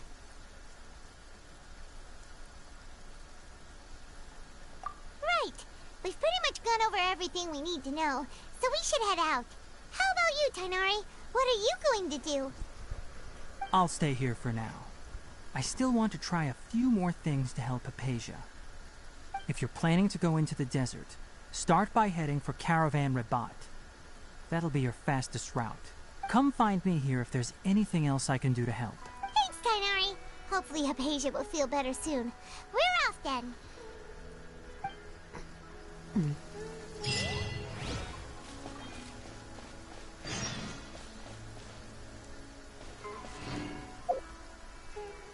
Okay, before I finish this, let me finish the story for this.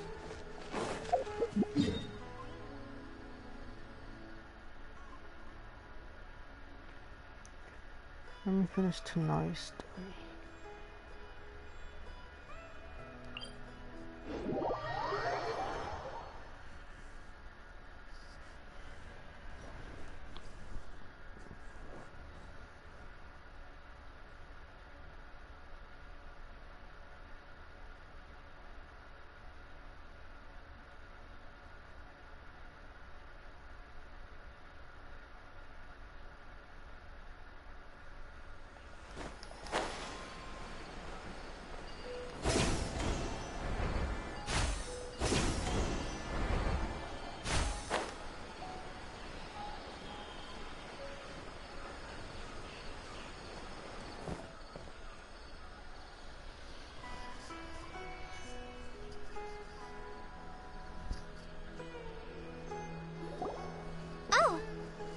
Traveler and Paimon.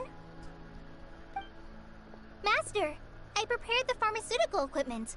Do you need me to help grind the medicine? No need. A precise dosage is required this time, so I'll do it myself. Oh, okay. But once I'm done, you can deliver the medication to the child. He gets a little nervous when I'm around for too long. I don't think he finds me very approachable. I'll go prepare the medication. Traveler, give me a hand.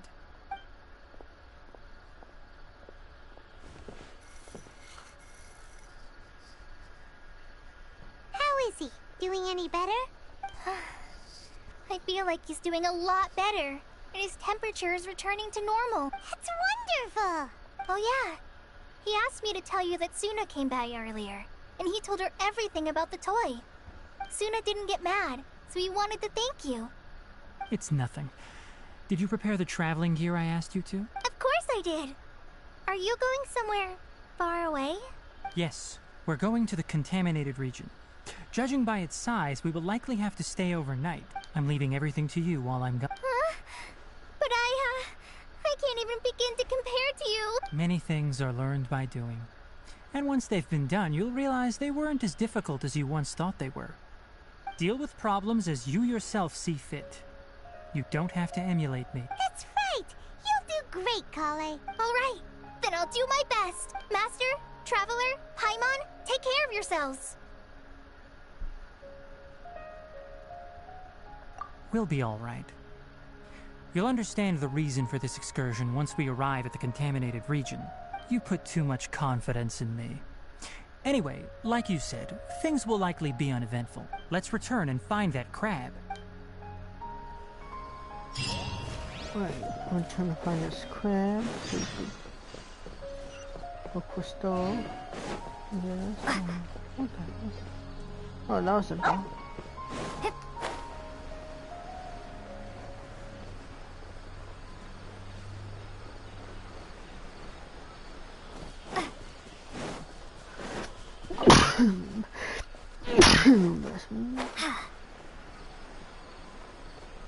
Oh, I need to change my character.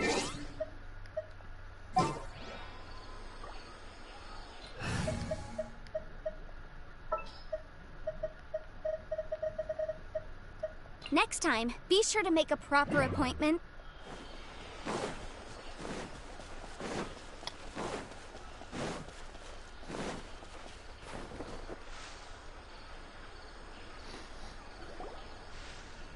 We're here. It should be... Huh? Where's the crab? Did it secretly scuttle away? Huh. The traps weren't triggered, so it should still be here.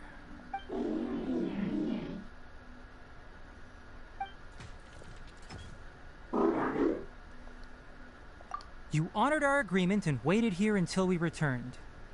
As such, I'll hold up my end and give you another mechanical part. Keep it safe. I'm not giving you another one if you lose it. Glad you're satisfied. If you want more mechanical parts, take us deeper into the contaminated region. I want to see what happened there.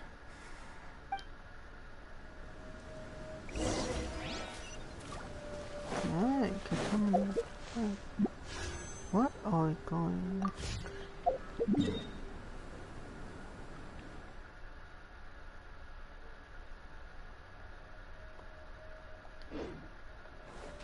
I wonder if we're going deeper or more lower.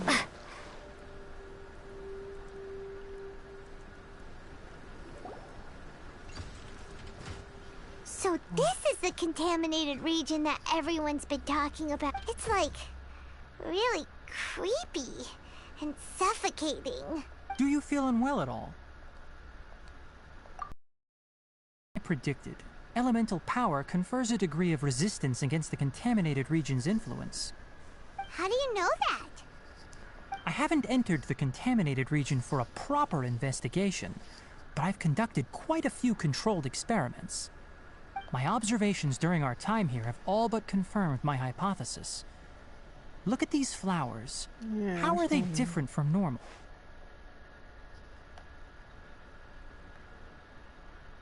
This flower species is formally known as the Sumeru rose, but it is also known as the ley line lodestar. They're sensitive to ley lines and emit varying amounts of light in response. Excessive brightness indicates a dangerous level of ley line activity in the surrounding area. From the looks of things, the ley lines around here are already out of control. You're saying the contamination here is coming from ley lines? I can't confirm that right now, but I think that is the case. Let's take another look around and see if we can discover more.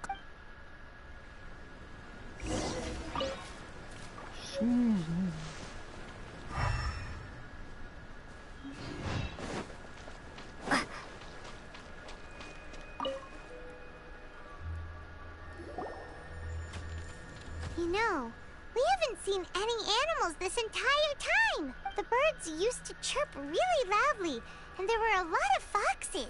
This contaminated region currently appears to have a critical efflux of ley line. Some animals have keen awareness. They sensed something abnormal in this area and fled. Leaky ley lines sure can cause a lot of damage, huh? Like how plants have preferred growth conditions, we also gradually habituate to our surrounding environment. Climate, temperature, humidity, intensity of ley line energies. When people live under fixed conditions, they reach a sort of homeostasis with their environment. This equilibrium is broken when the surrounding environment abruptly changes, causing people's bodies to react in abnormal ways. If normal fluctuations in temperature occur, then our bodies automatically adjust. However, The average person cannot adapt to changes in ley line energy, and so they fall ill. Then why are we okay? I'm not sure why you are, but she and I are fine because our elemental capabilities allow us to adapt to this kind of change. Of course, it's not a good idea to spend too much time in areas with concentrated ley line energy. The only one who can freely traverse this place is probably the mechanical crab. That's about it for the investigation. Help me find an open space. I want to test...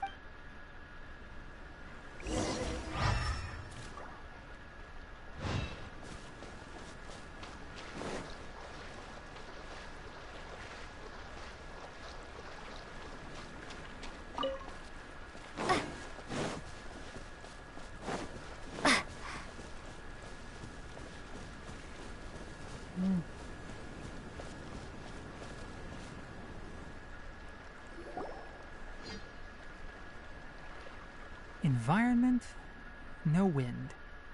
Target parameters, normal. Setup complete.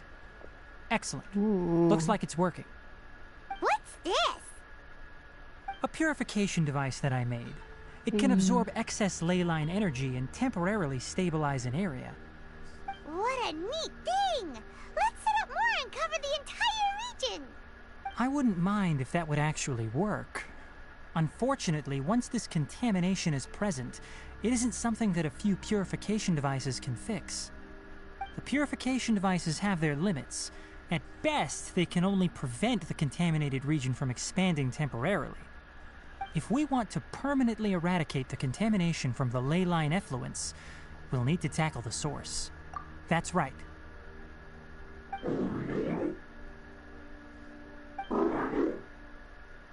Huh? The mechanical crab is acting a little strange. Something's approaching. So that's it. Now that the ley line energy has stabilized, the monsters that had left are starting to return. Get rid of them quickly. Don't let them get close to the purification. Yes, sir.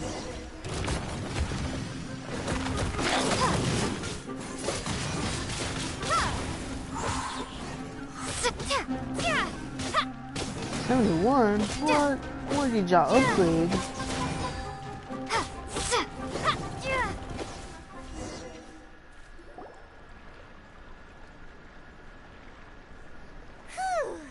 That's all of them.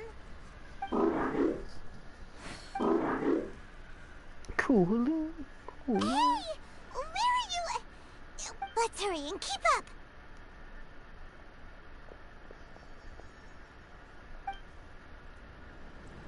The mechanical crab went that way. Let's keep up.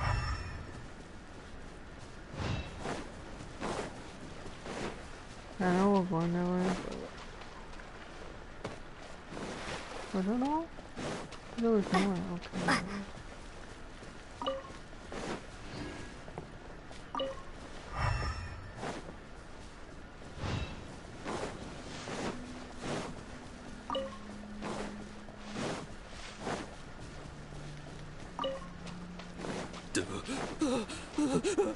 Help! Help! Hang on, sir. You'll be safe in a bit, sir.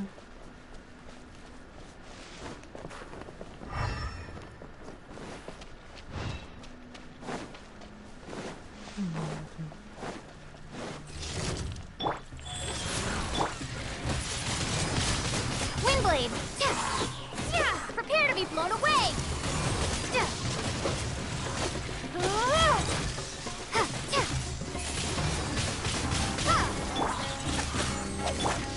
Try not to enjoy this. Incinerate! Breath of the flame! Windblade!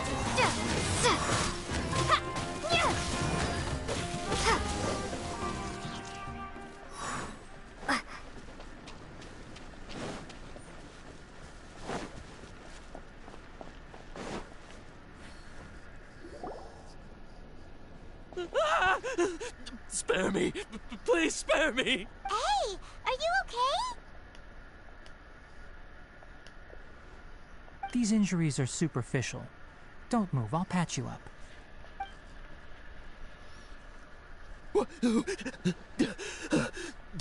Who are you all? What happened to those mechanical monsters? Don't worry, we took care of them. Oh, good. That's, good. It's a monster! Hurry, attack it! How do we explain this? Krabby here isn't a bad guy. It heard you shouting for help and brought us here to rescue you. It's faking it. It has to be. Maybe it's gonna partner up with the other mechanical monsters and kill me. But we Do just you know killed them. what's inside the forest? It's all crawling with mechanical freaks. I just came here to pick herbs, but I accidentally went into the contaminated region and almost died. I gotta get out of here. Ah, yes. Yes. I have to escape. You need to calm down. Be careful. Carl. These mechanical life forms are up to no good. It'd be best if you stayed far, far away from them. No wonder the Academia wanted to completely ban the existence of mechanical life forms. Those things should be annihilated. Are you okay? His inarticulate speech and bodily tremors indicate psyche disruption. He's been inside the contaminated region for too long. We've purified the ley line energy over there. Follow this path out and you'll soon see the village. At that point, someone will bring him to Kale for help. I already prepared medication.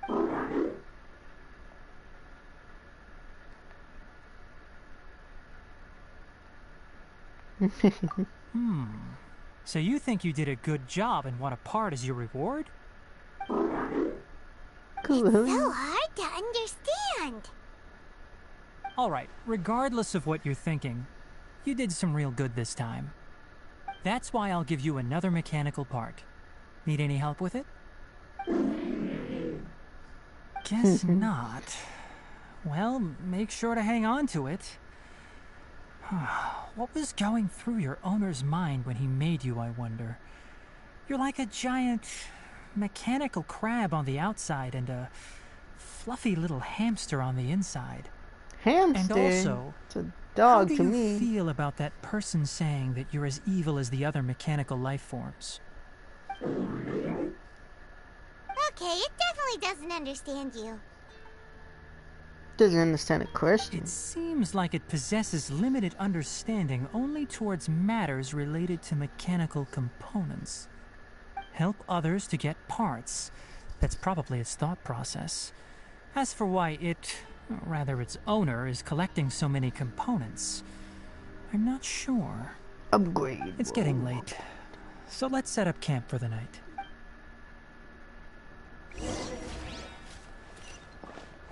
Hey, over here! Come on, you big lummox, raise your head and look up! Hey.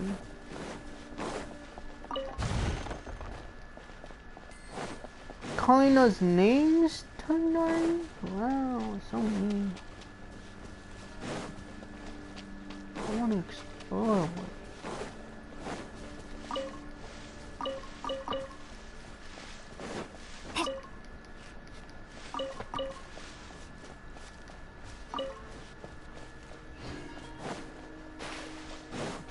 I don't know why there's so many strange rovers.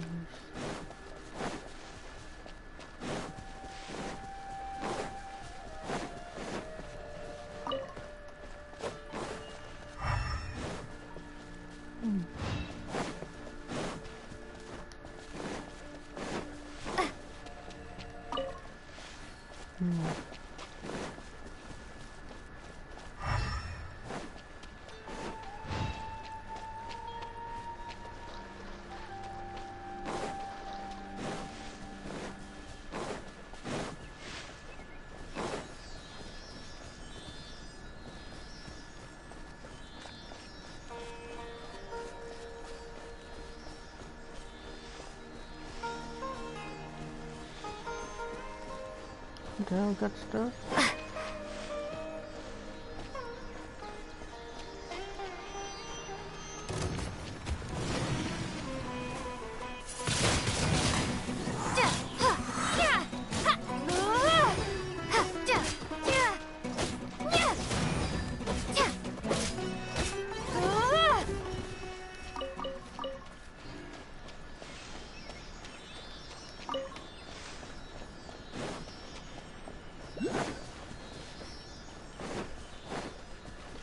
Looks like it's reached this part.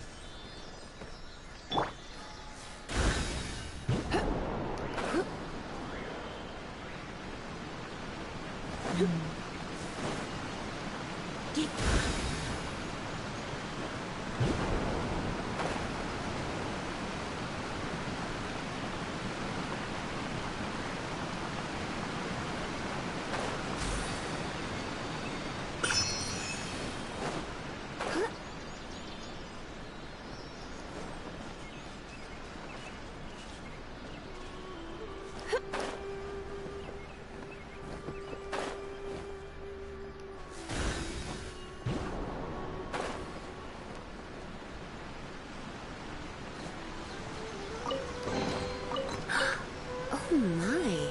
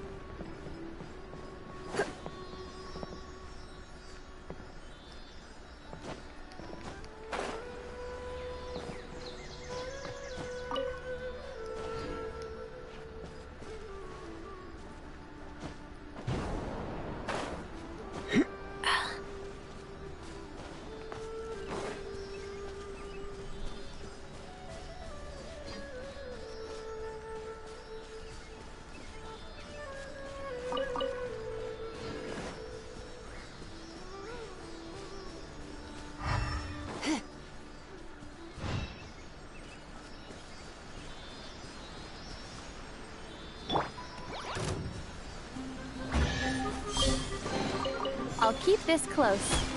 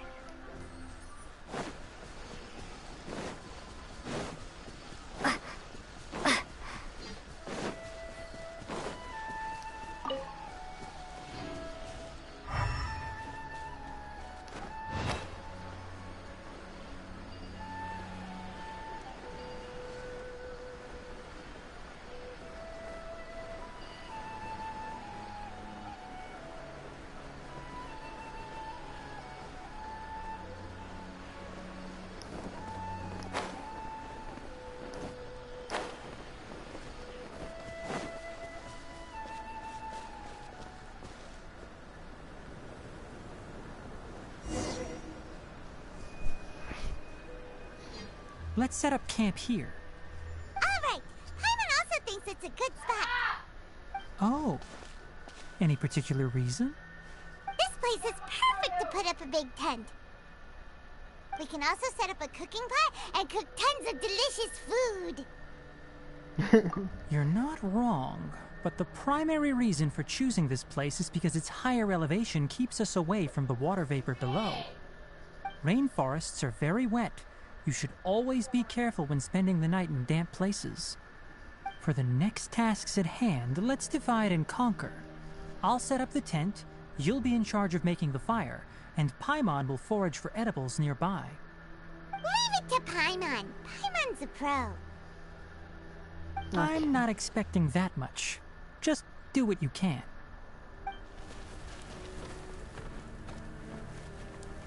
That's right. You can use rushes to start a fire in the wilderness. Their piths are relatively dry and can be readily set aflame. The downside is that they produce a lot of smoke. Traveler, Tainari, Paimon couldn't find any food. Paimon didn't know that rainforest had so many interesting plants until we came here. They were all sort of weird-looking mushrooms, but Paimon didn't know which ones were edible. Paimon also saw wild berries on the ground, and Paimon was gonna fly over and pick them up, but the dead leaves on top suddenly started moving. It freaked Paimon out. Those were probably dead leaf butterflies. They camouflage as dead leaves to evade predators. My guess is that they mistook you for a bird when you flew over, so they fled. Little did they know that you were more scared than they were. Never mind. The tent's up, so you two go rest.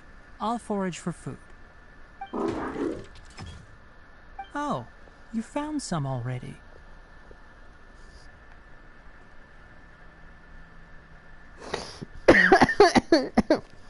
Pick it.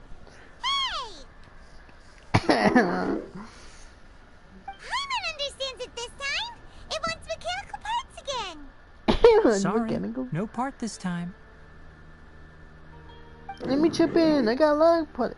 That task wasn't important enough. If every little thing resulted in a reward, then it might start to take advantage of the system. I'll note little things like this and give a cumulative reward at a later time. That is one reason. Oh. It looks really sad. Let me give me a part. Come on. I got a lot After of some parts. further thought, it might come up with some weird misunderstanding if I don't give it something. All right, here's another for you. I'm off to prepare dinner. We'll take shifts on lookout duty tonight. You two can sleep first. I'll wake you up later. We need lookouts? Yes. Even though most animals fled because of the ley lines, we can't completely let down our guard. It's settled then. I'll set up some pest-repelling devices so poisonous insects don't come crawling into the tent. Have a good night. Not too good, though. Okay. You're still awake? Bro, I want to talk to you. Why don't I talk to you?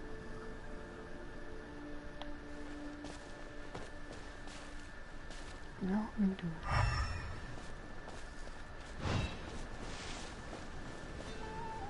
it.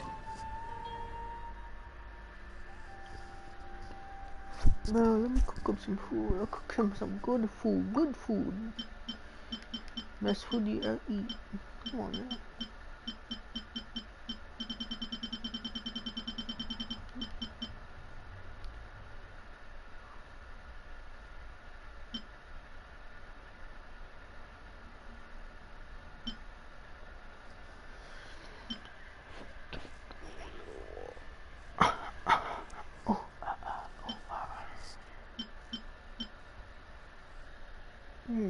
Buy a lot of flour.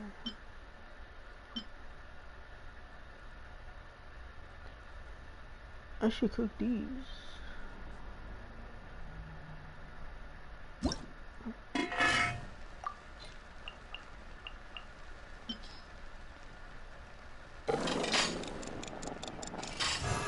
Dang it. Oh my.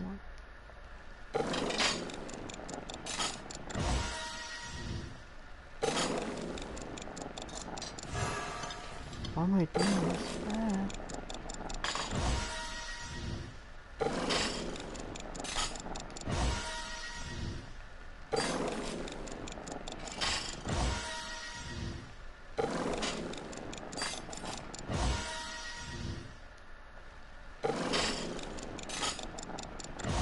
Where's the bonus counted?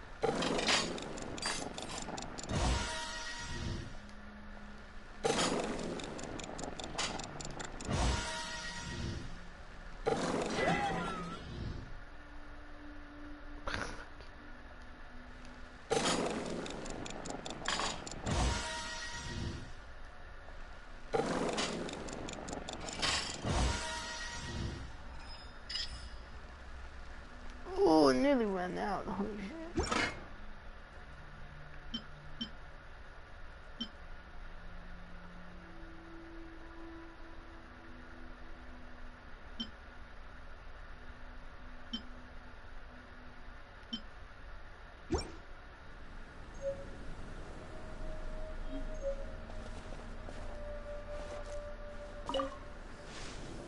Paimon's getting sleepy. Is this because of the ley lines? It's been a while since we camped outside like this. This feels like when we just started adventuring together. Nighty-night.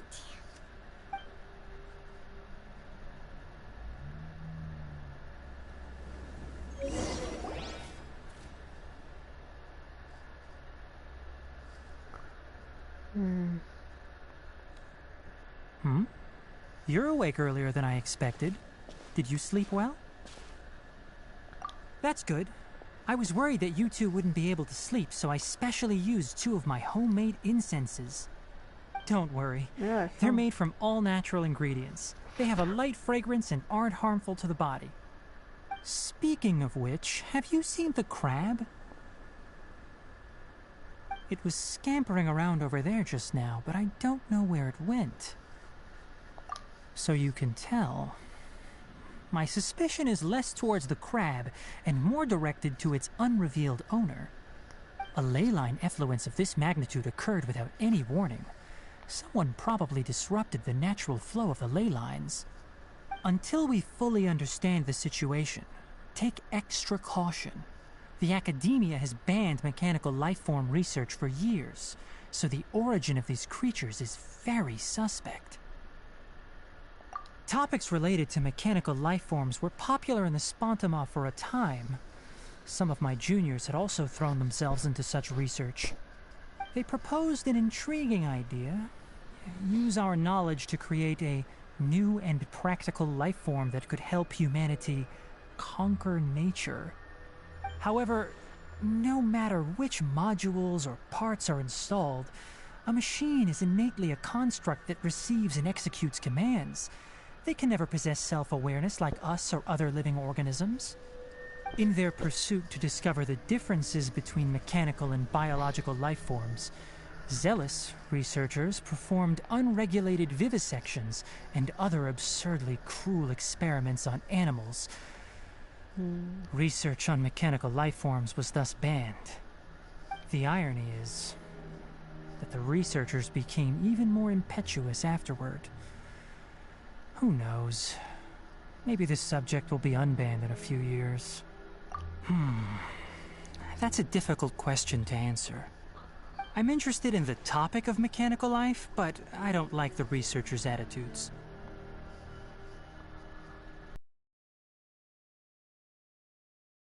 Personal opinion.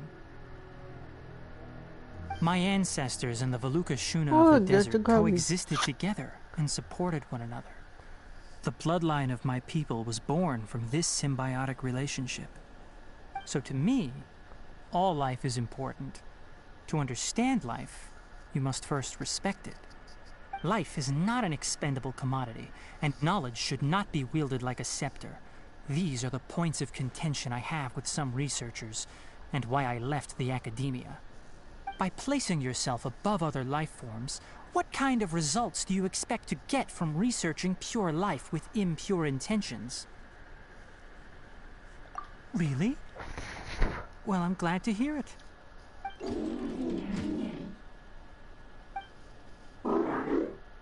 Coffee? Did you prepare this for us?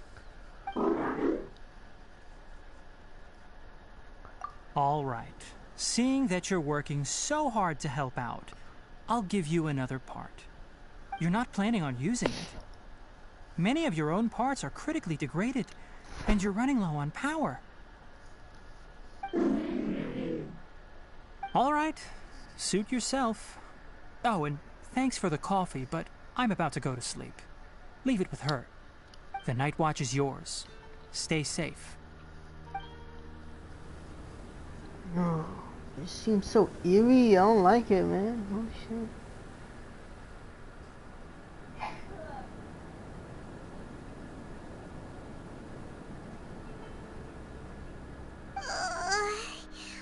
Sorry. Paimon slept through the What the entire heck? night. Hold it up. Solo watched. Really? You're not mad? Don't worry. Paimon will be sure to stay awake next time. Good morning, Traveler and Paimon. Quick question. Do you feel off at all? I'm a little busy.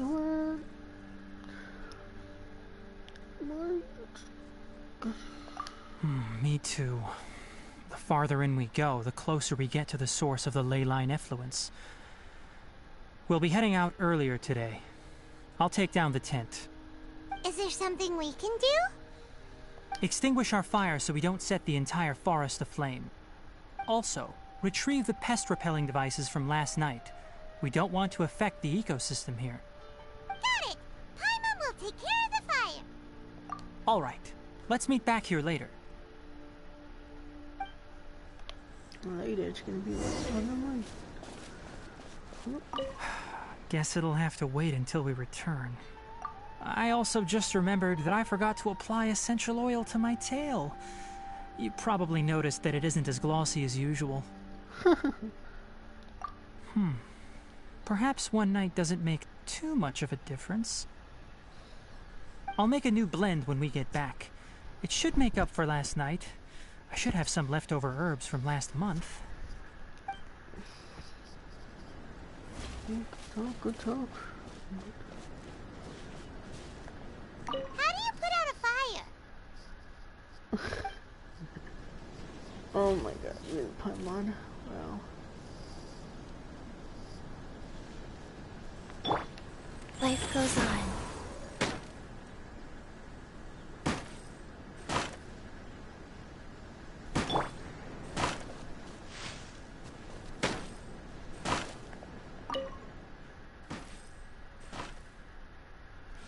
Fire is out.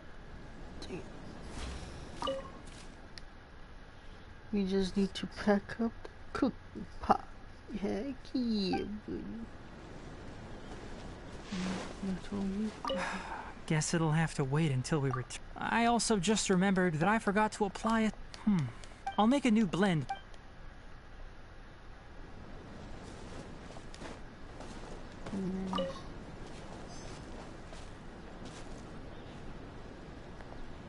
Let's see what Paimon, right?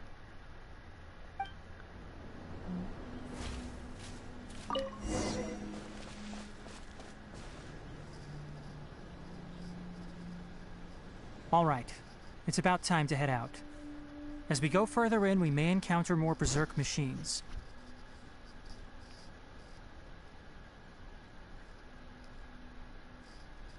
The effects of the ley lines will also increase. If you're struggling, it would be wise to avoid conflict. Try to conserve as much energy as possible until we reach the source of the contamination.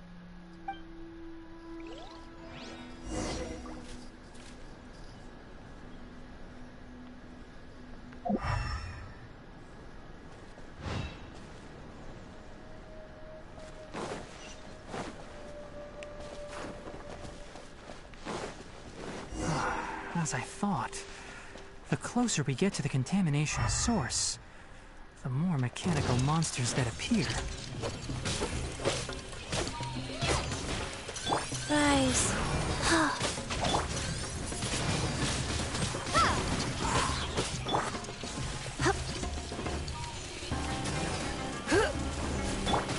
Motion to compel.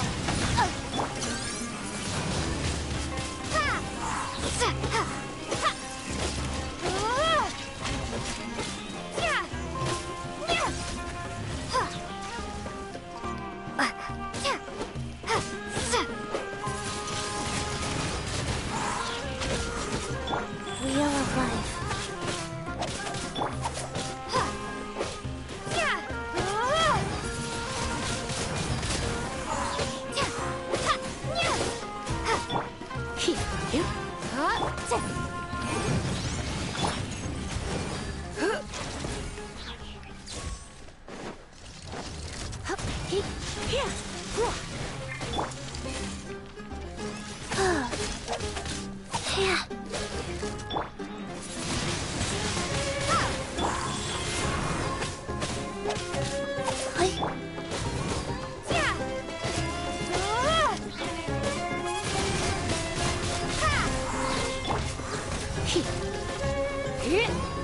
Boom!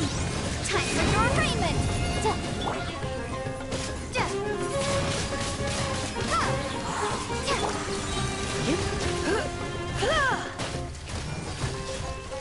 Surrender and I'll be gentle.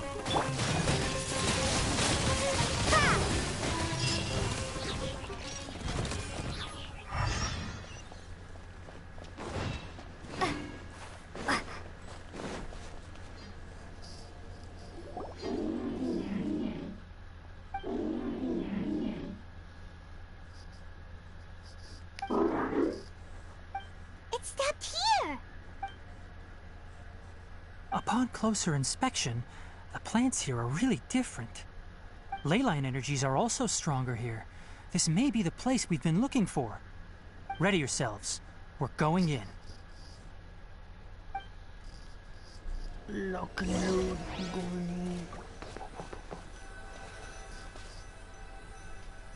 in. Oh boy.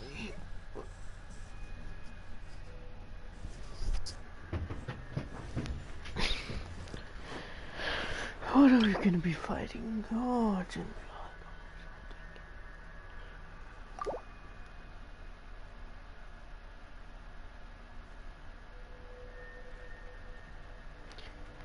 Dungeon 1.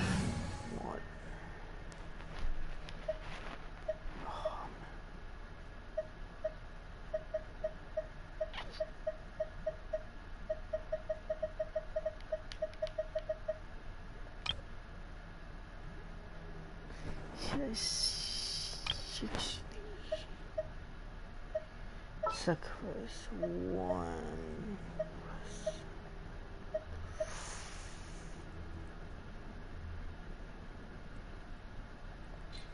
He danger, but fuck, I don't think he can do that.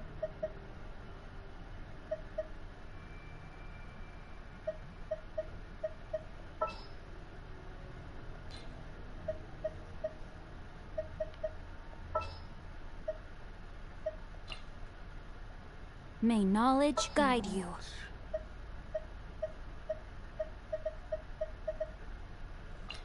Sounds danger person, yeah. Trainee Forest Ranger Kale, reporting.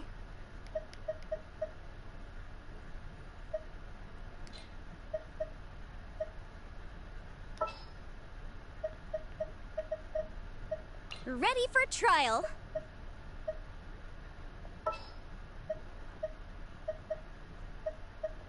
For justice.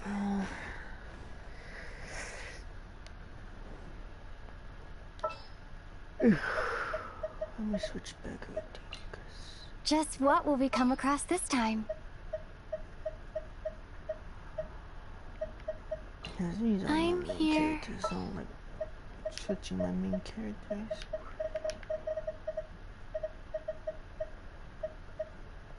I charge a higher rate to meet outside the office.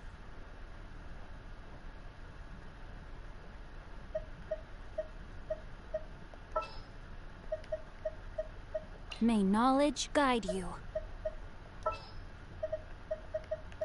I charge a higher rate to meet outside the office. I'll ensure your safety.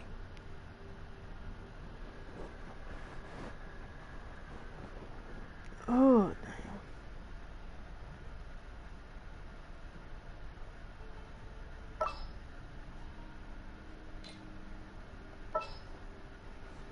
fuck it, that's fuck it, dude, I do it, bro. I would stick with my originals, but I can't. Think I'll be able to do it.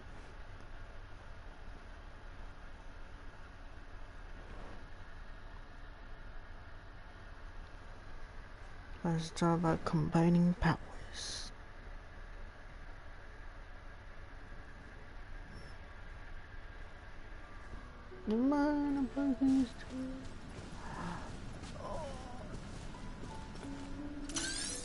Oh,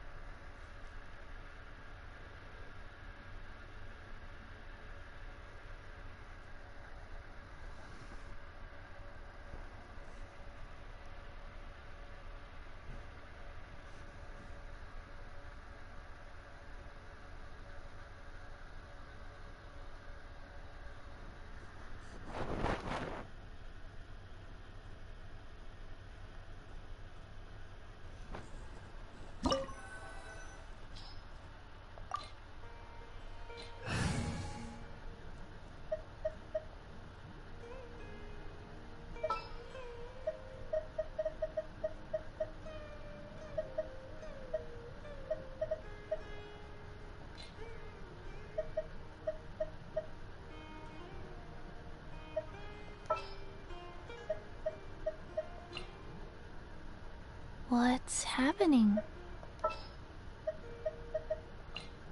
Ready for trial.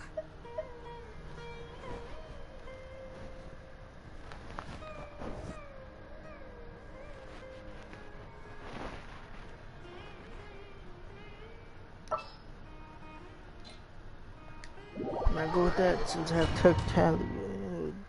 Tigernoid.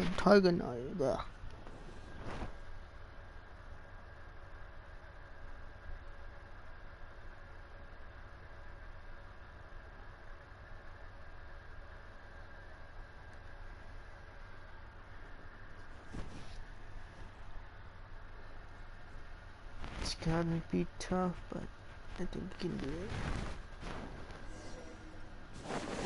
There's a ton of mechanical monsters here. They made this place their lair. Looks like there's no way to sneak by. Let's take care of them quickly. Motion to compel.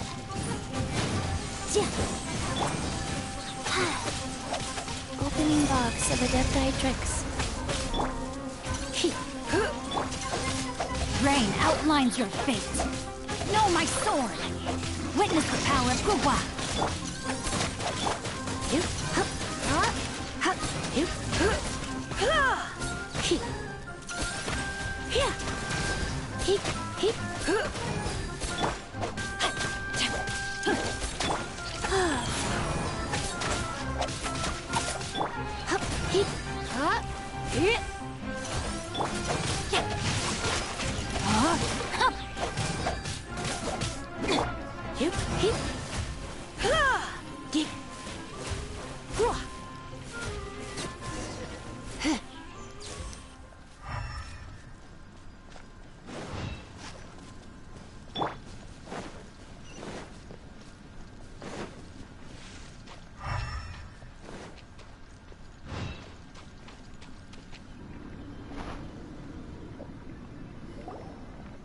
What is this?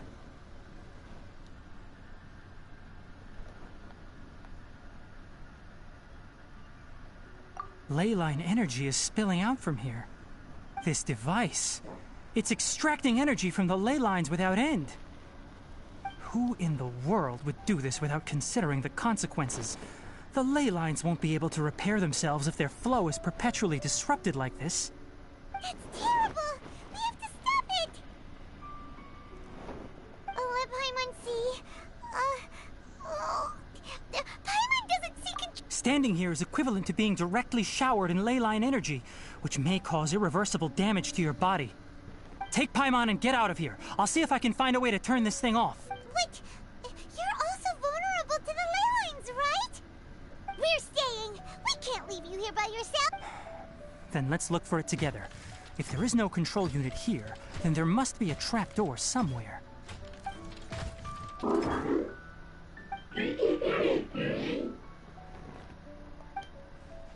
know where it is? Hey! Wait for us!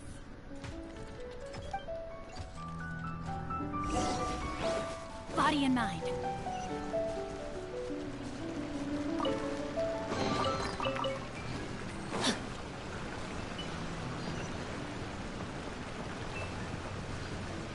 Time to act. What's this?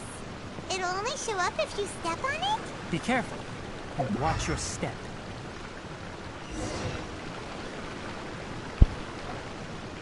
Look! Someone's here! Are you the one that's taking the ley line's energy? Turn off that machine now!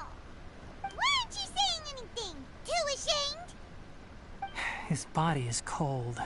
It's emaciated, and his eyes are sunken, likely from chronic malnourishment and stress. He collapsed and never got back up. What exactly happened here? Almost forgot about you.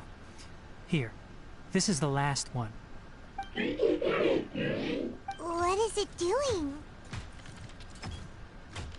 I'm not sure.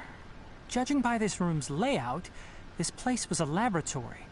The file room will definitely give us some clues, so let's...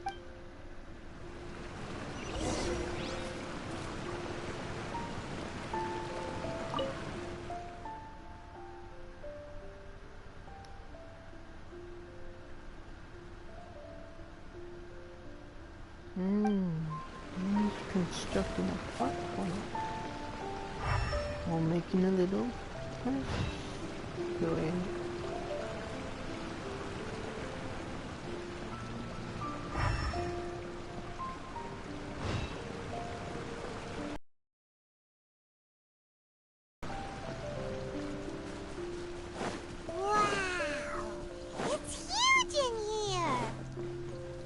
This place is a natural hiding spot with how hidden it is. Pipes continue further. Let's head in.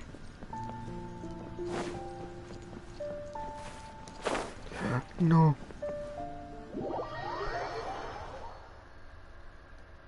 I got to.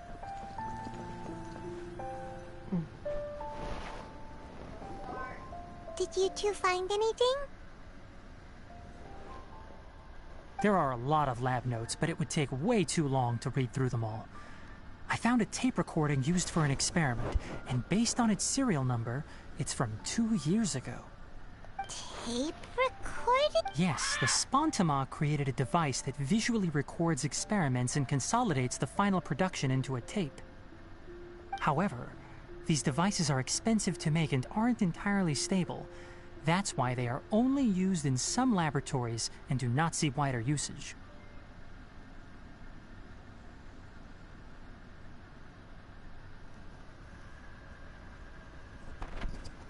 Come on, let's watch it. Hold on, let me figure out how to play the tape. There. Ah, okay, this should do it. Kakata? Kakata? Seriously, I look away for 1 second and you're gone? There you are. Look here. This is our new home. I, Abatsui, will unleash my talents here and amaze those ancient fossils at the Academia. Oh? You're also quite happy. Kakata, do you know what we're about to do? Yes, I thought not. Listen up, Kakata. I'm going to make a mechanical life form that can be mass-produced. The technology will be unlike anything else that exists. I'll use mechanical organs, and electric currents will course through them like blood. A steel-cast heart that will beat forever, and a brain of myriad components that can think like mine. Inspiration from the ruins and the research that the academia had banned. I hope everything can start anew from this place. When you can understand our language and live among us, you will no longer be a boring machine, but a truly living being. It's fine. You will understand. One day, you will understand me. Karkata is the mechanical crab, right? And that researcher named Abatui said he wanted to prove something to the academia? I remember now. I had a junior researcher named Abatui. He was expelled from the academia for researching mechanical life forms. Junior researcher? Yeah? What's wrong? Nothing.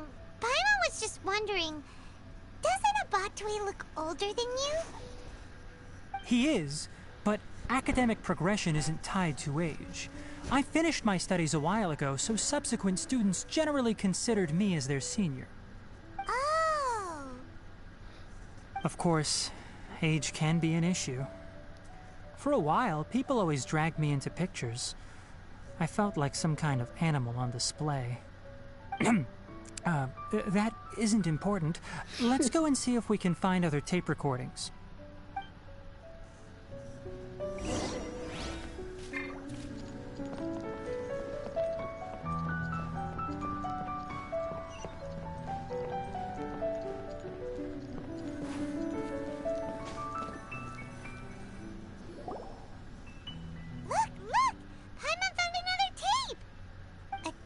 Written on it. Let Paimon see. Oh, it's from a half a year ago! That's quite the time gap. I wonder what happened in between. It's rare that you malfunction because of an operational error. Seems that making coffee is still somewhat difficult for you. Or is there an issue with my set parameters?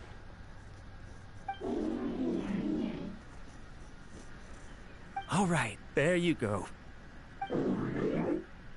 Water entered the Keela and caused it to short-circuit, so it couldn't receive signals from the ganglion. Look at me, talking to you like this. You can't understand me anyway, can you? It's fine. I swapped in some new parts, so you should be all right now. Try moving around. Everything in working order?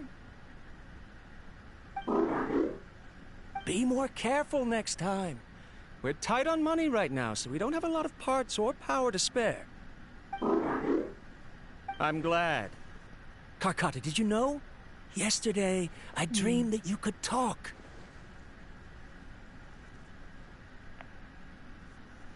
Aren't the bunch at the academia always saying things like, mechanical intelligence is just an extension of statistics? They were blown away when they saw us talking with each other. Too bad it was just a dream. Forget holding a conversation with me. You're so simple that you probably wouldn't even notice if I died. Never mind.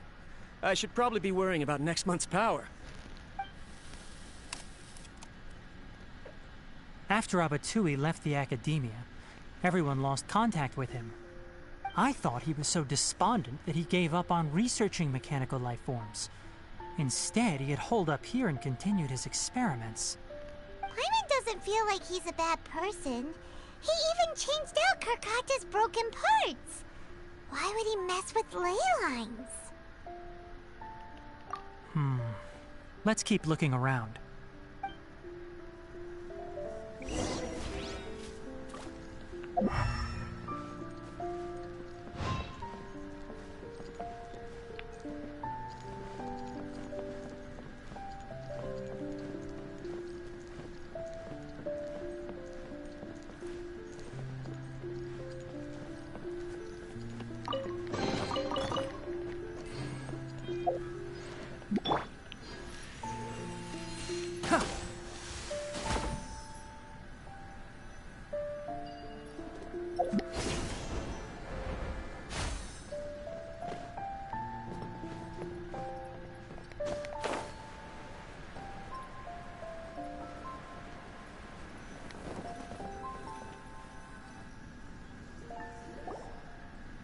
Following the serial numbers, the next recording should be here. The writing is sloppy. Perhaps his state of mind had changed. Undated tape in the wrong spot. Doesn't seem like Abatui put it there. Maybe Karkata helped him with sorting. It's hard to say. These are the last 2 tape recordings. Let's watch them.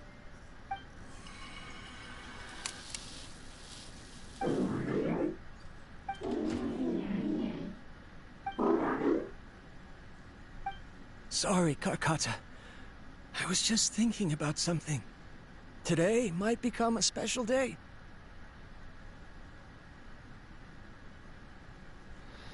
In my recent experiments, I successfully gave you a living being's instincts. When you're low on power, or if one of your parts is damaged, you will prioritize your survival command and proactively recharge or replace your parts. That is a very dangerous thing. And today, I did something even more dangerous. I've officially activated the 3rd generation ley line extractor. The ley lines will serve as our power source from now on. Conducting research on mechanical life forms requires a large amount of power. Even if I scrimped and saved, the more I have wouldn't last for long. I'm also getting tired, Karkata. I don't know what's driving me to continue with this research anymore. They say that even if it simulates the operation of a living creature's organs, a machine is still an ice-cold tool. I want to prove them wrong. I want to turn you into a living, breathing, and talking being. I'm not talking about anything cheerful, Karkata. Modules for language, emotion, and movement. I've been working my absolute hardest to augment and refine your functionalities, but I've never seen an effective response. You are my finest success, but even you can't understand me. All you can do is execute limited responses based on preset commands or keywords. Karkata, I wish you could speak to me, even just once.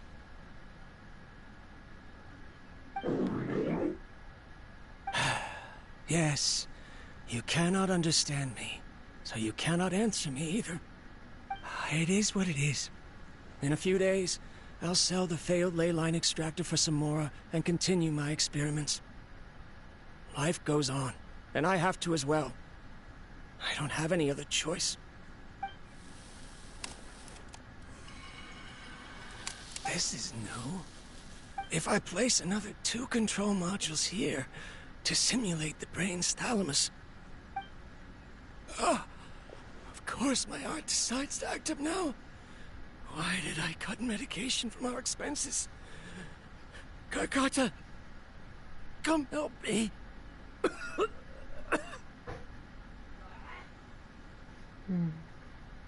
Strange. I feel weak. Oh no, I have to shut down the extractor. Shut it off. If we let them recharge indefinitely, they'll go out of control. Right. I never input a command to shut down the extractor, so you don't understand what I'm saying. In the end, it's just like the Academia said. Mechanical life forms only bring danger. My research... was there any point to it at all?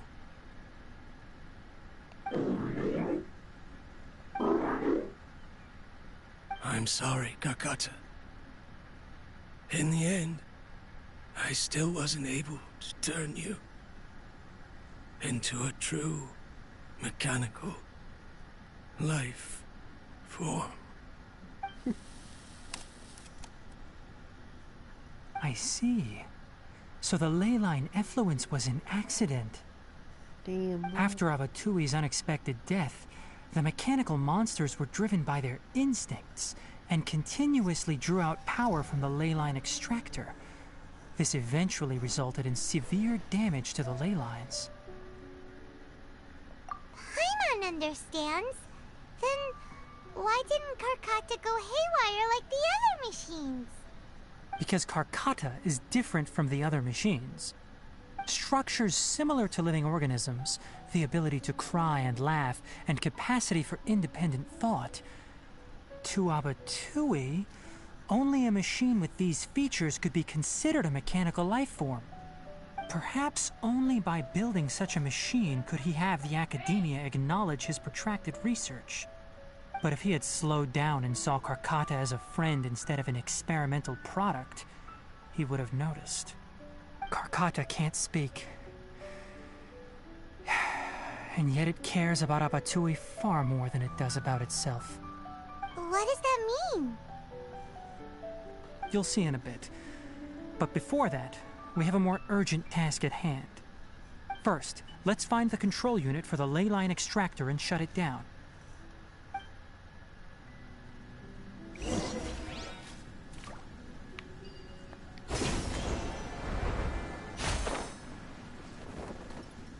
Body and mind. What the hell?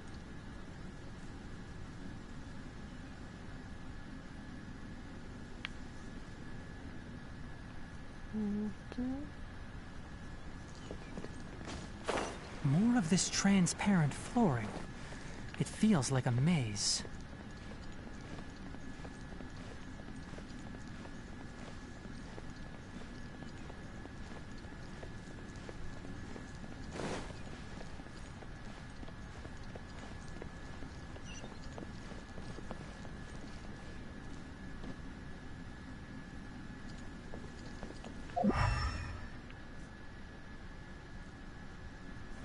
Okay, because I can't see.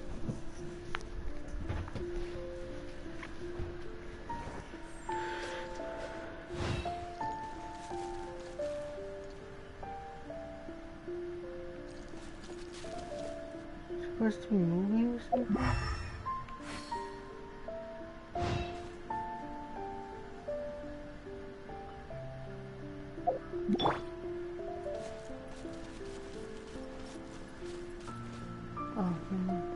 Where is it?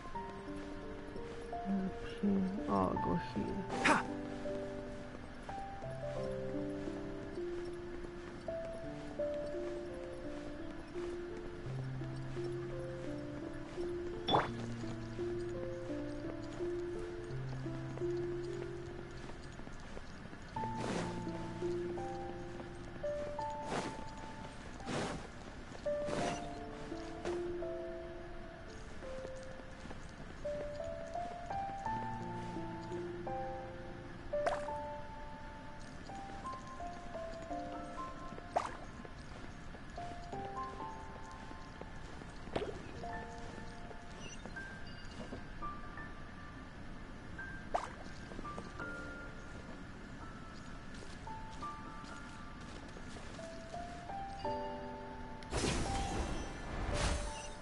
Below us is the final room.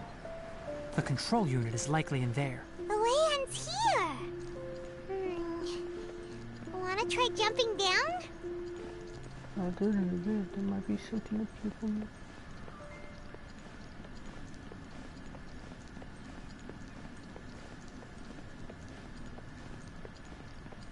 Looks like I'm jumping.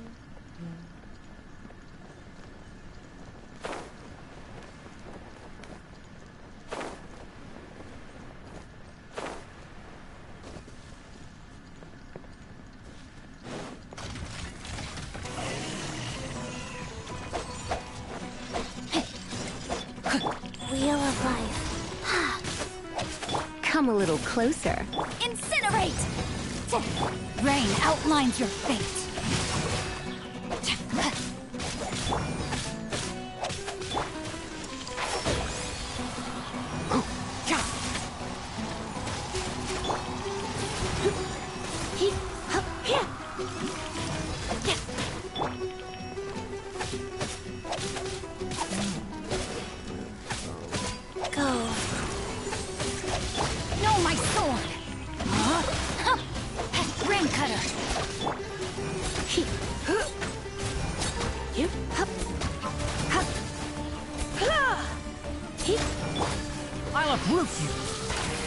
One with the forest!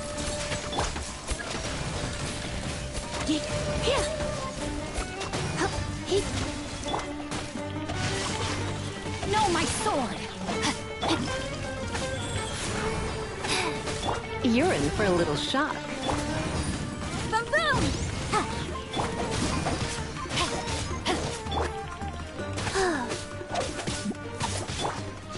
Can't see? I hear everything! Come a little closer.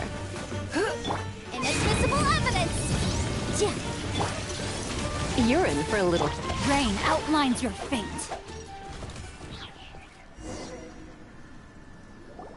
This should be the control unit. Once we turn it off, the ley line extractor should also shut down.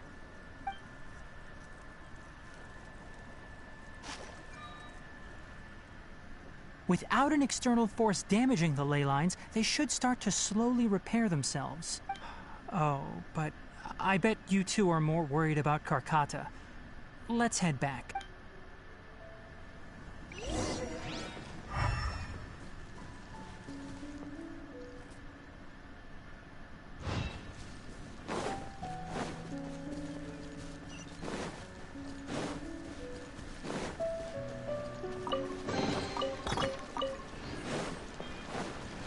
Time to act.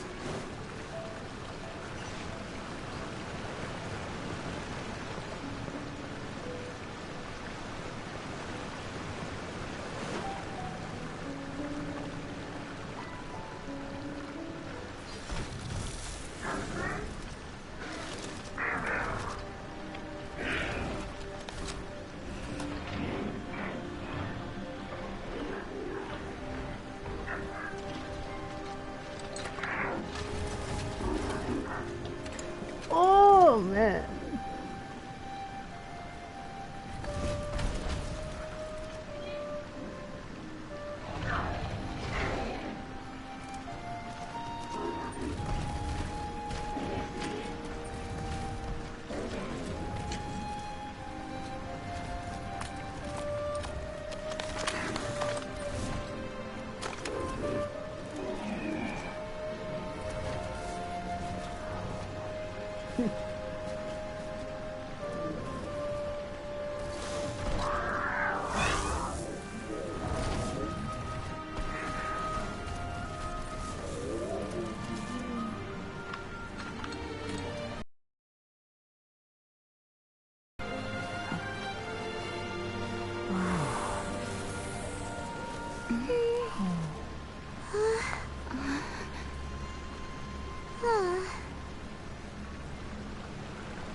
So, Karkata has been collecting parts because it thinks doing so will fix its owner? Karkata is unable to understand the concept of death. However, it probably remembers when Abatui replaced its parts when it malfunctioned, and how that restored it to an operational state. It's true that Karkata isn't able to think or understand many topics, but it is like a small child that imitates what adults do.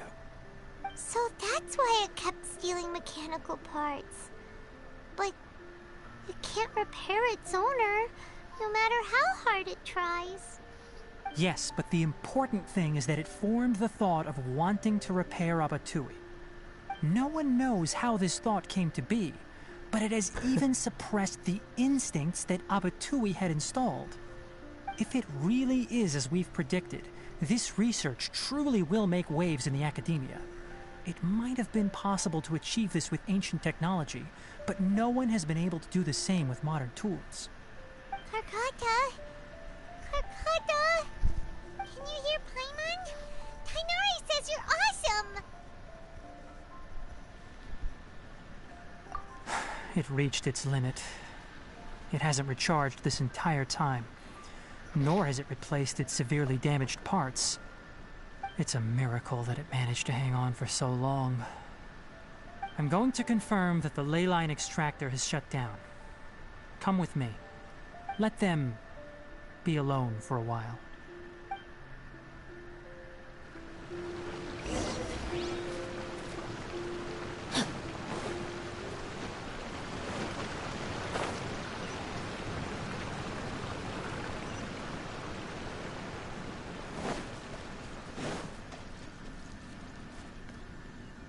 The leyline extractor has ceased operations. Traces of leyline energy are still in the atmosphere, but the effluence's source has been stopped. The purification devices will handle the rest. Moving on, those affected by the ley lines need immediate care. We'll put up an announcement on the bulletin board about the dangers of entering the contaminated region, and for symptomatic individuals to find Kale.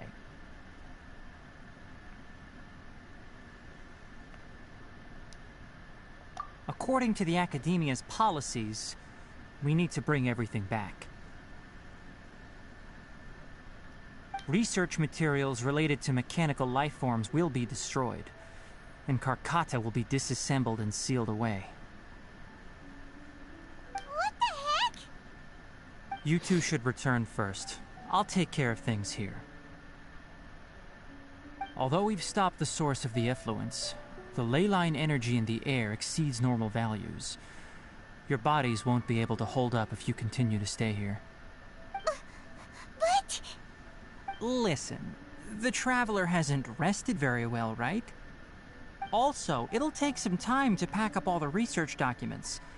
You're not familiar with this research after all, so you won't be of much use here. Tell the Adventurers Guild that the incident has been resolved, and then get some sleep. We can discuss matters tomorrow. Oh, and don't talk about Abatui. The fewer that know about mechanical life form research, the better. All right. Then let's go back to Catherine.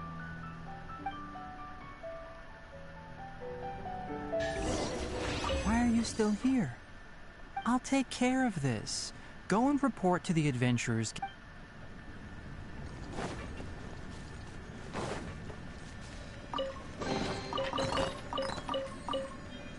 Time to act.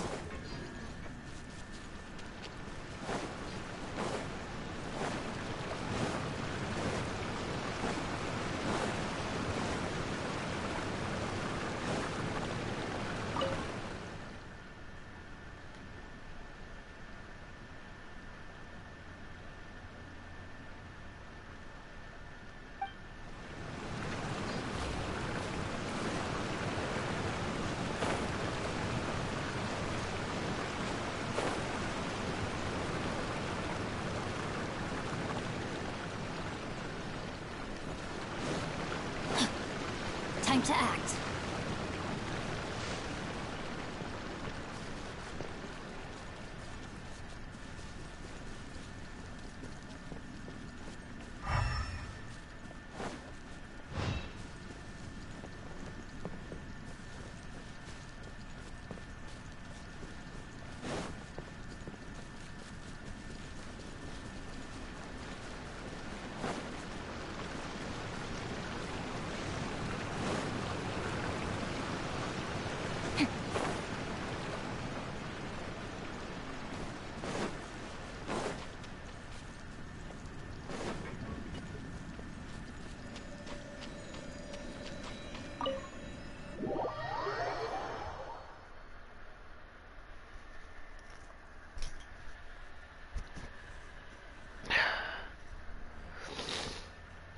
That was a pretty decent story.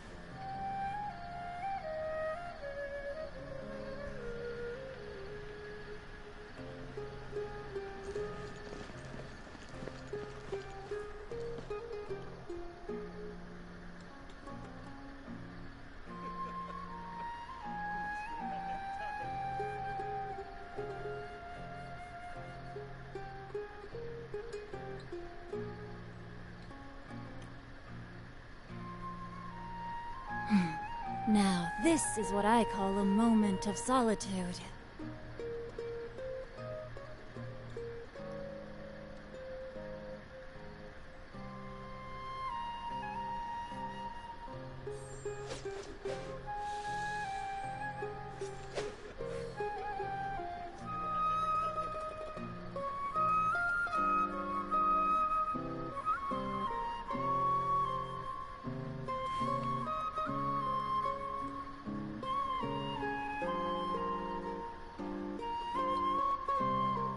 I never embark on a journey without a good book to accompany me.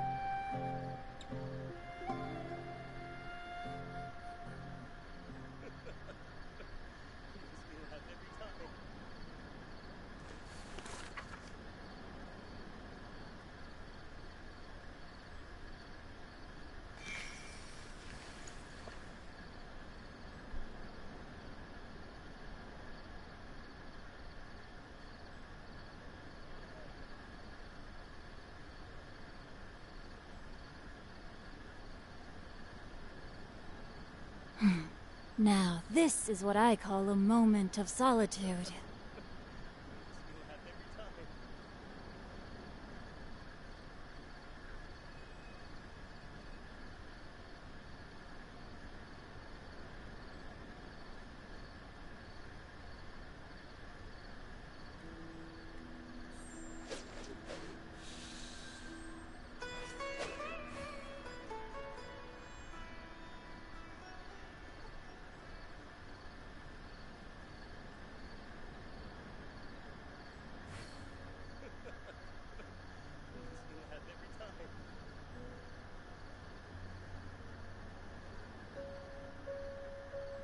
If my calculations are correct, Wanwen Bookhouse is due to receive a batch of new releases today. Might we add a small detour to our adventure?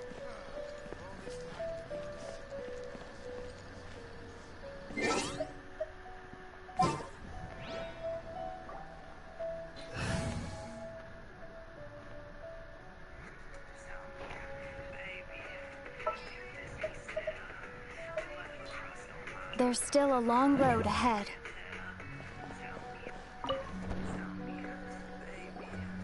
Anyway, so the contaminated region turned out to be a ley line effluence deep in the forest. Things are already getting back to normal.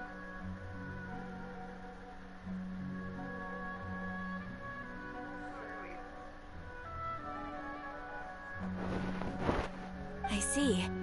Thank you for your hard work. Once the excess ley line energy dissipates from the air, we should be able to make an announcement for residents to resume their normal activities. This is the stipulated reward. Please accept it. Is Karkata going to be sent back to the Academia? It's already damaged, but Paimon feels sad thinking about it getting disassembled.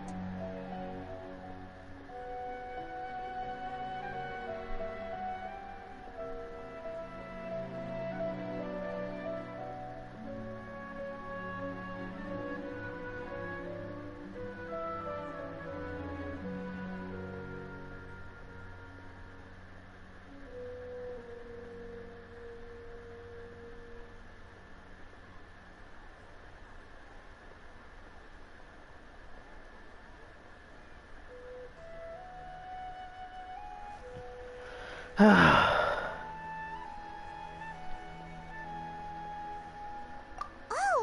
then how about we find Tainari tomorrow and ask him not to do that?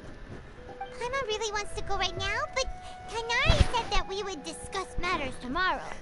It'll probably make him mad if we go now, huh? Alright then, we'll find Tainari tomorrow and tell him not to disassemble Karkata.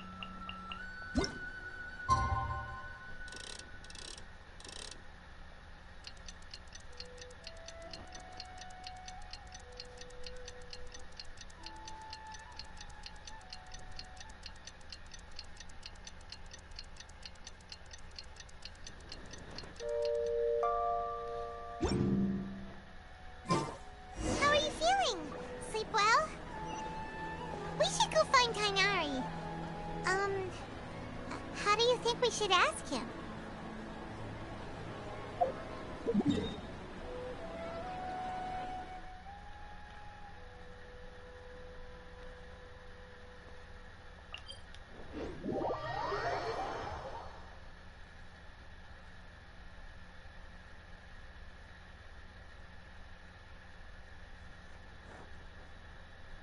Please let him keep us as companion in my thing.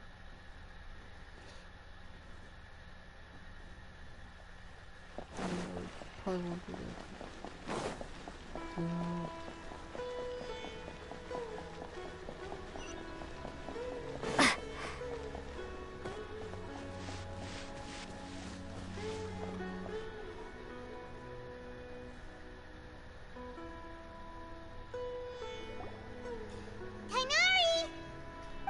Keep your voice down.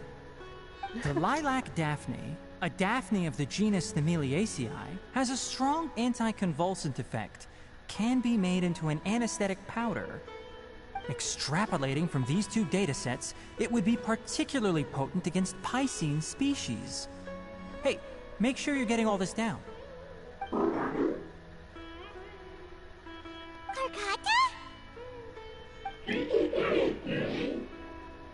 I thought I told you all to keep your voices low. Plants aren't afraid of noise, but your shouting is making my ears ring. You didn't disassemble Karkata? Why would I do that? But Paimon thought you said, according to the Academia's policies... So that's why you two barged in like barbarians at this hour. Fine. I suppose I wasn't clear enough about this yesterday. What I meant was, according to the Academia's policies, all products of research must be destroyed.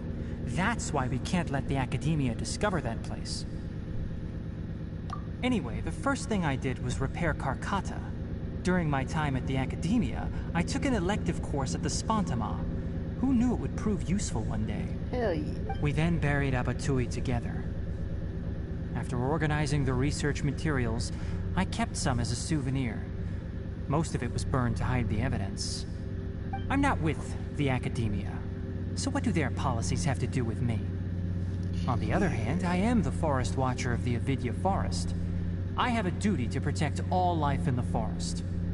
All life brought forth in this world has meaning, and Karkata is no exception. If it exists, then it shouldn't be carelessly abandoned or destroyed. That's great! Wait, you just said life form. You recognize Karkata as a true living being now? The possibility exists, is all. It's hard to explain Karkata's efforts to repair Abatui. Abatui only left behind a small portion of his research. Who knows how many commands he installed? Maybe a conflict between all those commands resulted in this sort of behavior. From a more rigorous perspective, it is impossible to conclude that Karkata is a real life form. But the possibility exists. I am willing to believe in that.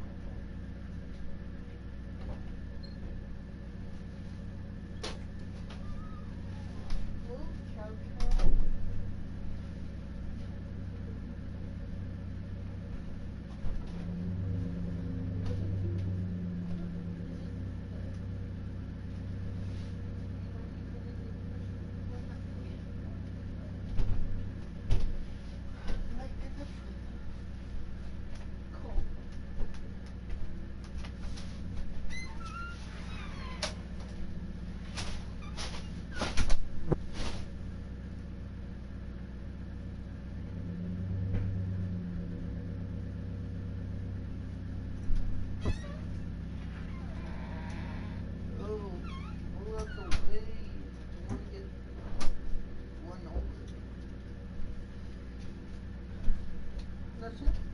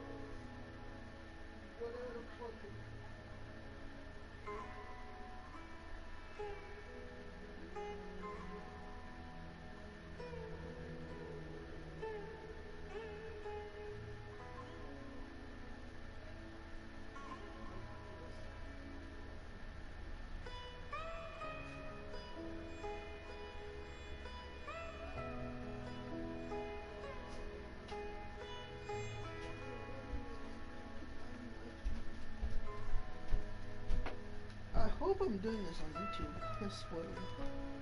Swear to God. Oh my.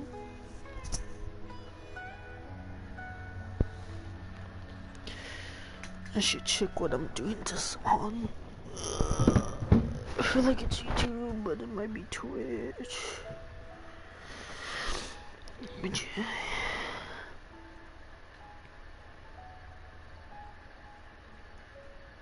Guess it's YouTube, thank God. Yes, and I could go with the storyline. By the way, I'm not interested in continuing research on this subject. I'm just letting it hang out here because this place is relatively secluded. But as things stand now, it wouldn't be a bad idea to make it my research assistant. At the very least, it can record my experiments. What do you think? Yeah.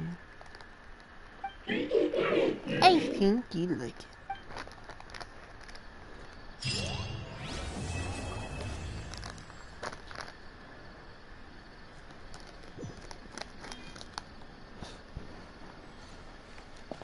When people at the academia included me in a group photo, they would also send me a copy. I have zero interest in group photos, but I also wouldn't just throw them away. I stored them all in a box. After coming back yesterday, I looked through them and found one with Abatui. I gave it to Karkata, and it seemed happy. That's good enough.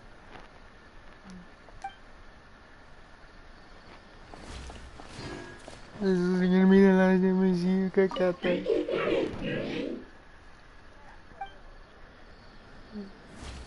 I don't know what you said, but thank you, I guess. I don't know. Oh, so hot, goddamn.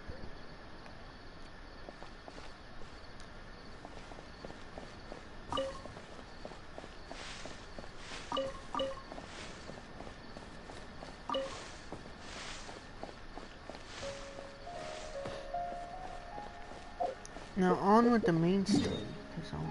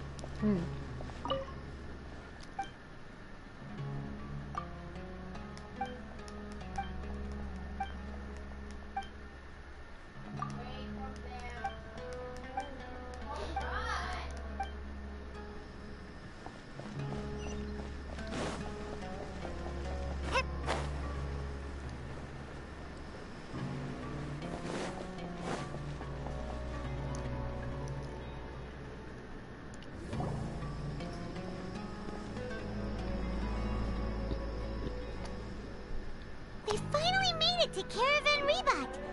It's pretty lively here. So, just past this wall is the desert, huh? Oh, wow. Paimon remembers hearing people call this the Wall of Samiel. It's made to block sandstorms from the outside. Oh, if it's this tall, it's gotta be the divine work of Greater Lord Rukkhadevata, right?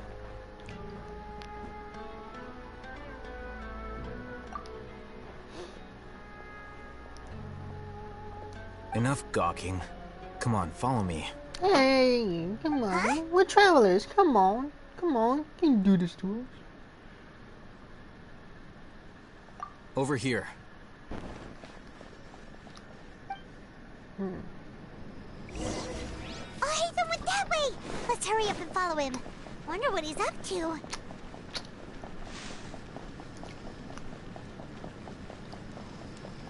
press this for coin.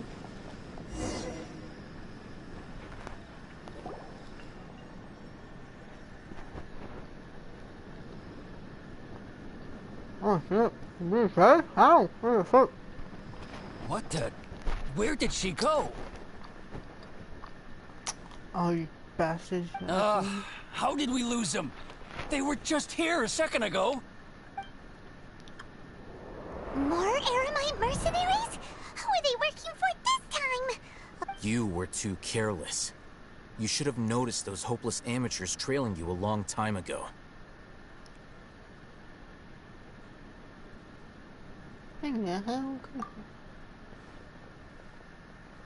There's no need to thank me. I've never cared to keep track of personal favors. All I did was correct a mistake I happened to come across. It's a habit I developed at the academia.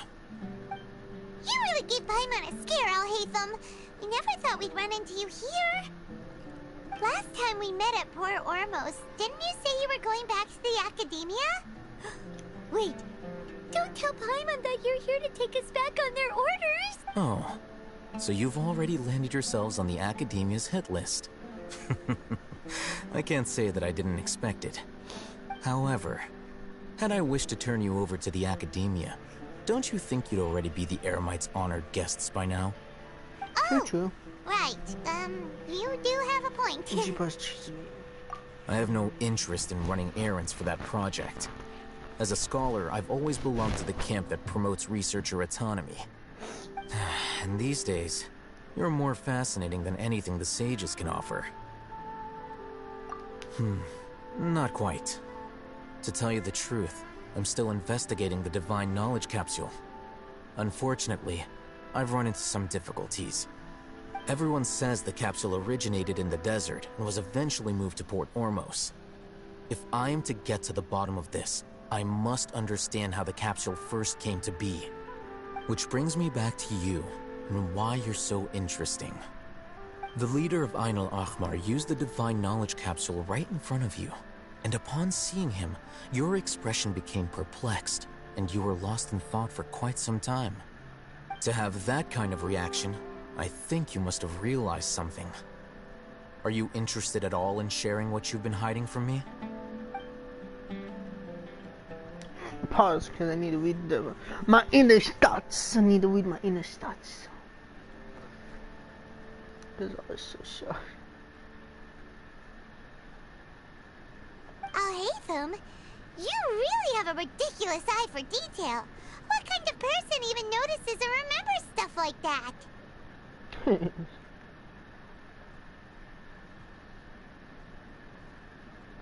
So that's your answer. Well, I do work for the academia after all. So considering that, it is indeed wise to keep your cards close to your chest. I mean, I'm telling the truth, it's a little complicated. I don't know. But that does prove If you you're do my have friend, some then you undisclosed can tell me. information about the Divine Knowledge Capsule. Am I right? What?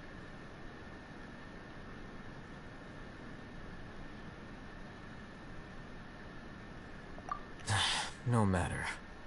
Rather than simply learning the answers from you, I'd still prefer to investigate on my own. Speaking of, you two are also headed to the desert? That's right. We have the same plan as you. But we don't really have any concrete goals at the moment. Then I'd suggest starting with Aru Village. It's the largest settlement in the desert, so it'll probably have more resources and intel than anywhere else. Well, It's always better to travel with someone you know. Let's go! If only he was a child.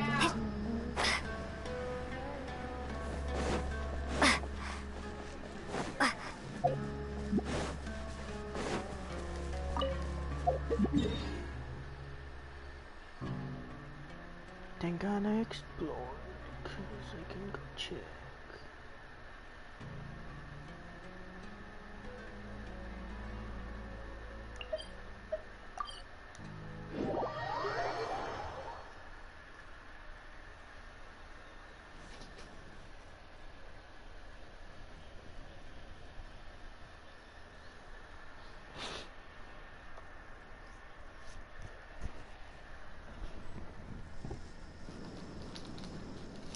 Uy.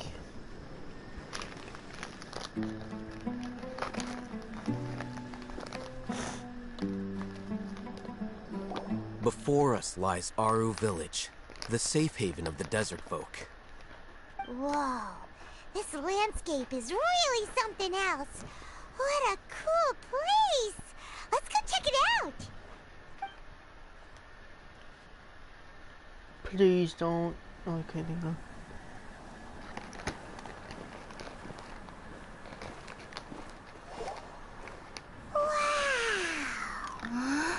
Oh, you violated the law.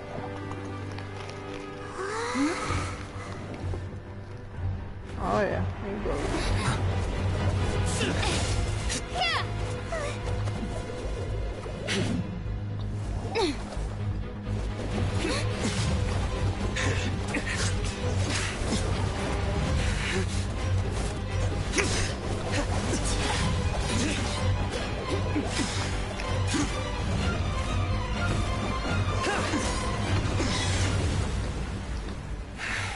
Yes, he's a sword user. I want him. Son.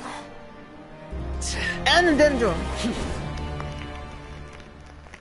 Unless my memory fails me, we have barely spoken 2 words to each other before now at the Academia. Would you care to enlighten me as to when and how I invited the General Mahamatra's wrath? Oh, Hatham. Do not think you can escape my judgment, just because you managed to escape my attack. Judgment? So that's how you'd characterize your actions here, is it? Or would elimination perhaps be a more accurate description? Had I used my full strength, not even this traveler would have been able to stop me. Though styled like an assassination, I sought only to ensure that my target... Standard practice for the Matra, as well you know. Seemed to me more like your own personal touch. Who is that, Al-Hatham? Did you call him General Mahamatra? Yes. General Mahamatra Sino, head of all the Matra at the Academia. He's a formidable hunter, and the ultimate nightmare for any who have committed academic crimes. You seem to have placed a lot of trust in Al-Hatham, to the point of blocking an attack for him. If I were you, I'd never choose to side with him. I wouldn't believe a single word that comes out of his mouth. I have been pursuing this scribe for a long time.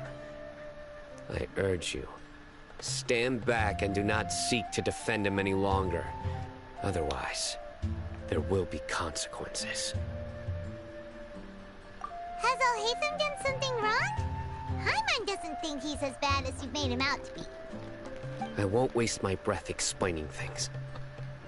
Al-Hatham, I saw it during our fight. Take it out. The divine knowledge capsule you're hiding on your person. Unless you want me to retrieve it for myself. Very perceptive of you. Nothing escapes a Matra's senses.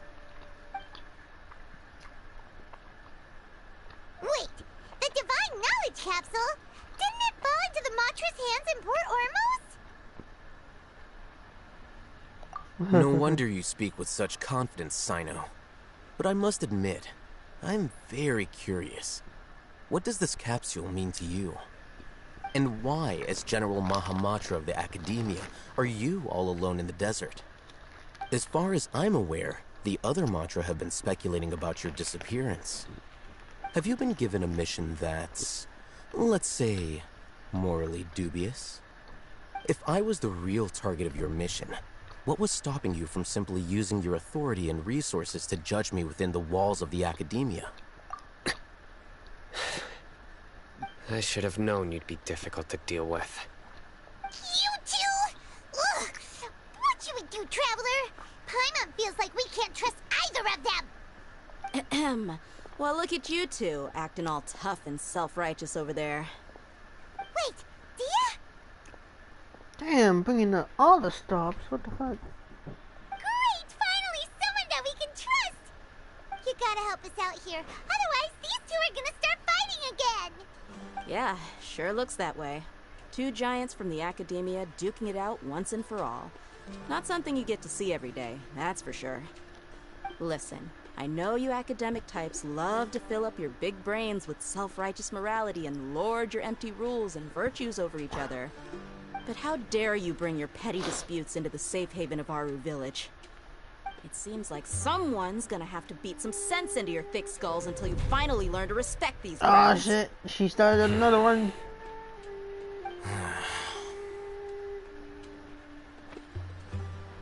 Yeah, she reminded me of Snot Egg and then or something. I don't know. No, it's more like Sakura. Kinda, I don't know. Neither of them can afford to be distracted by. They're still looking for it.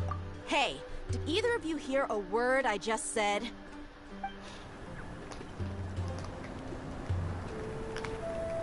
Whoa, what's going on? The wind's so strong. Is this a sandstorm? Paimon's gonna get blown away. Another sandstorm? What's up with these recently? Hey! All of you, over here, quickly! We have to take cover! Someone's calling for us! Oh, this wind is too strong! Let's get over there! That sounded like Candace. Come on, you two. Jeez, are all of you academia folks such hard work? Move it! All right, stop yelling.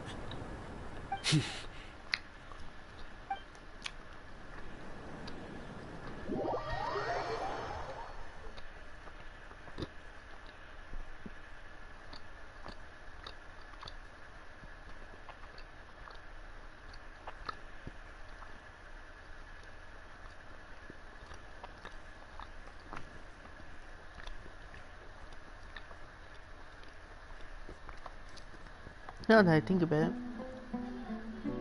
Altheum, or whatever his name is, gives me some type of Kakashi vibes.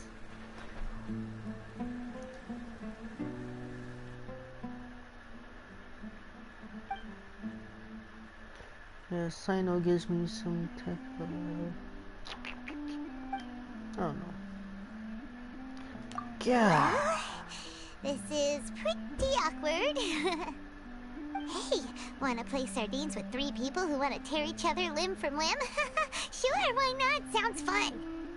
The air is so thick and heavy. Paimon can hardly keep floating anymore. My sincere apologies, everyone. This is the home of our village chief. I will have to ask you to make do with this small room until the sandstorm dies down. Please, let me introduce myself. I am Candace, protector of Aru Village. Our savior has come at last! Nice to meet you, Candace. The name's Paimon. Thank you so much for helping us. There's no need to thank me. It's only right to help each other when the weather gets rough. Wow. As Candace gives us another mother vibe. Nice older sister. Unlike those guys oh no, over this there. is very good still too. Alright. Now that we're all better acquainted, we should return to the topic at hand. As a guardian charged with the responsibility to protect my fellow villagers from harm, I was observing your conflict from afar, even before the sandstorm started. And now that you have set foot within our village itself, it is all the more my responsibility to make absolutely sure that you pose no threat whatsoever to us.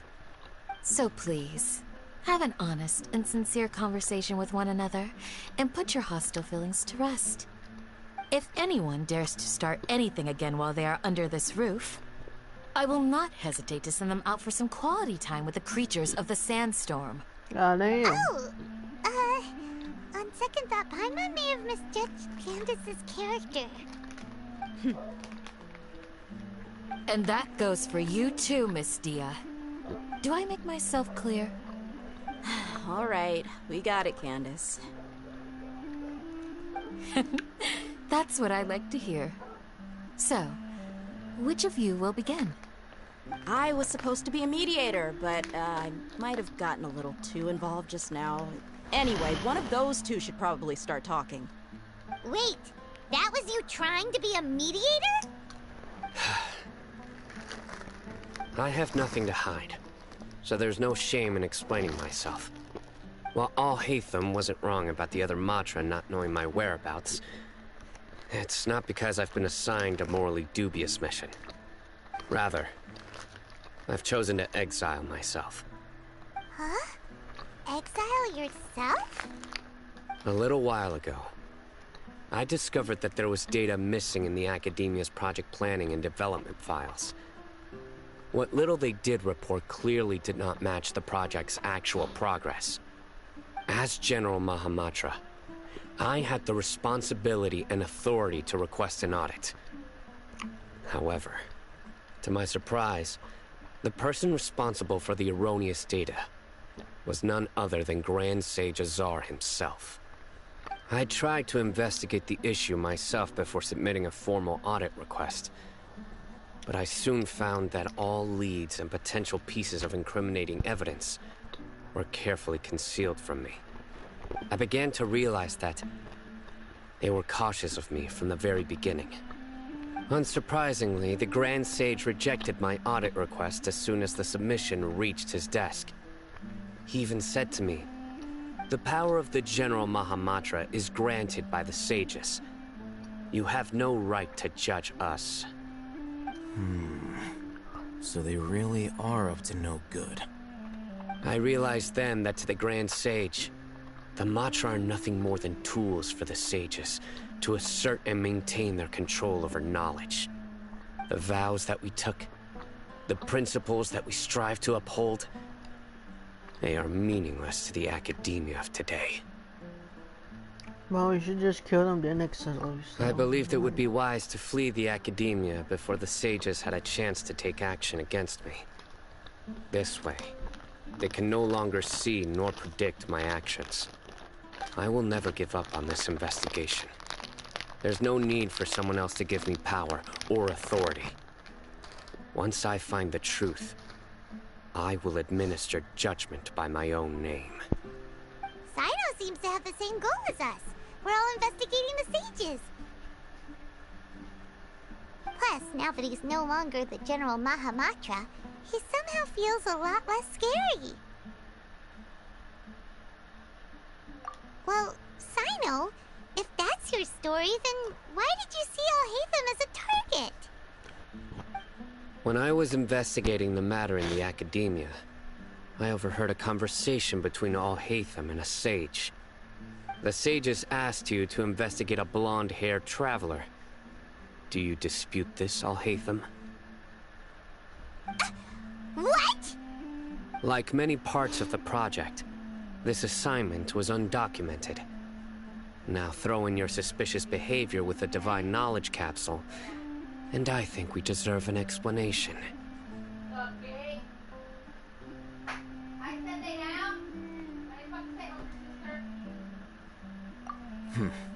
Yes. I was indeed tasked with investigating the Traveler. Al-Haytham!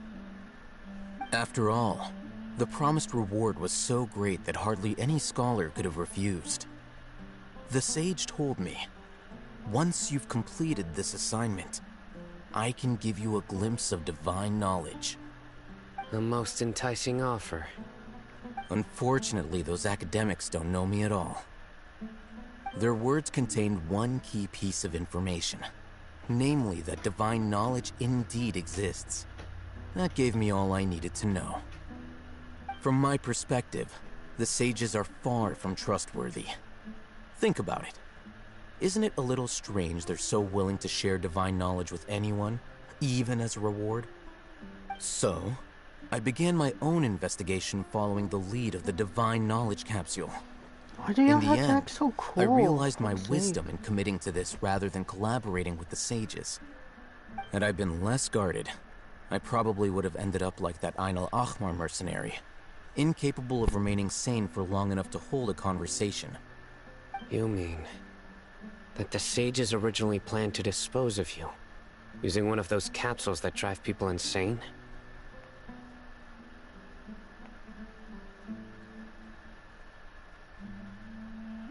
I'd already given up on the assignment by then.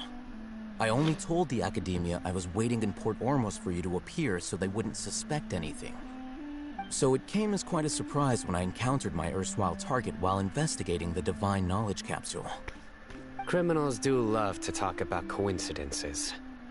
Even though I ran into the Traveler by chance, I had no intention of providing assistance to the Academia. Also, you should remember, you were the ones who decided to follow me and strike up a conversation after I left that tavern.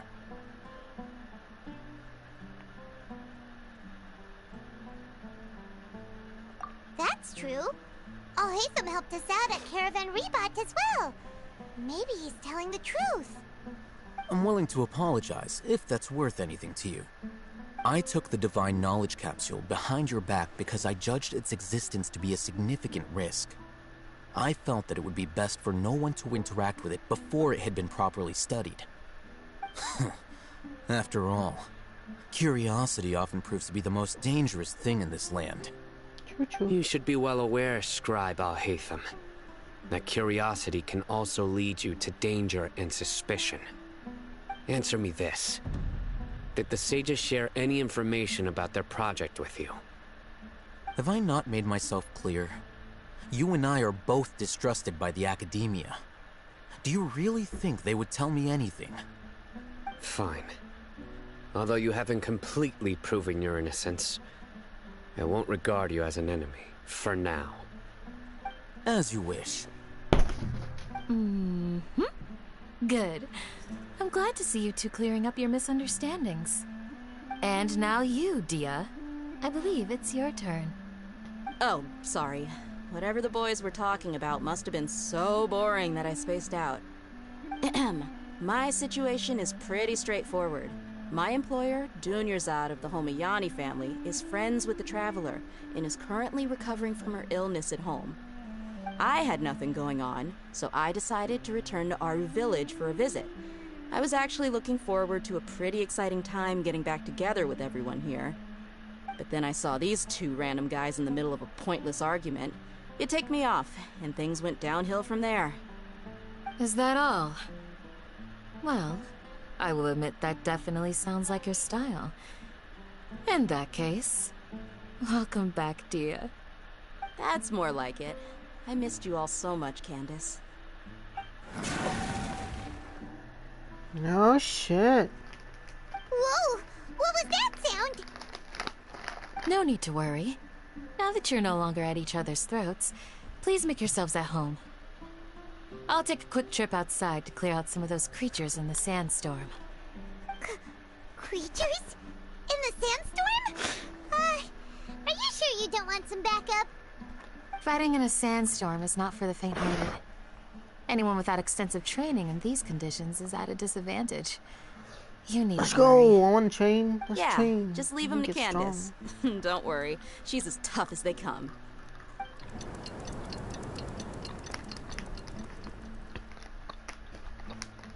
The wind's died down. That means the sandstorm's over, right? Candace still isn't back yet, though. Is she alright? Maybe we should go out and check on her. When you put it that way, even I'm starting to feel a little worried. All right, let's go. We've been here long enough, and the boys are as chatty as the floor.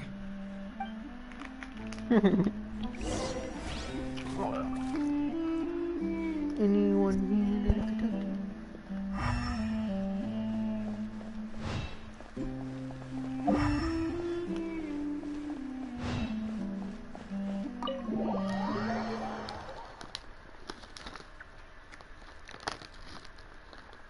It was trapped all along. Oh my god.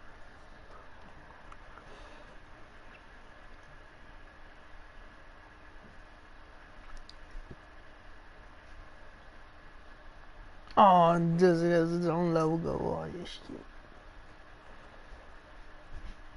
Looks cool too.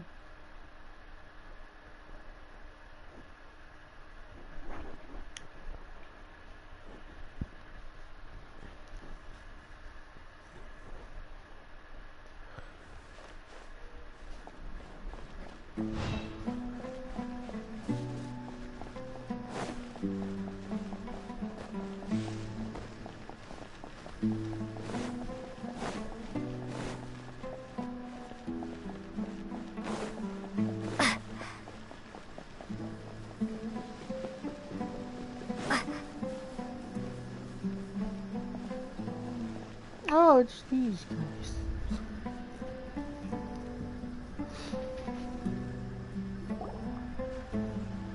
Oh, Candace, you're still fighting? You've been out here dealing with these creatures the entire time? Yes. They just keep coming in waves. I've lost count of how many I've defeated. Before I realized it, even the sandstorm had stopped. Ah, here comes another wave! Leave this round to us. I got interrupted earlier, but now I have something to take my anger out on.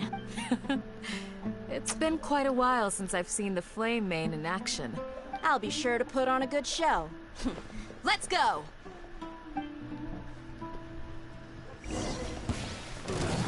Life goes on. Windblade! Be gone!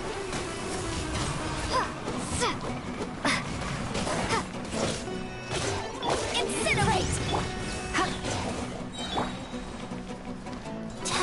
Orders given. Orders received.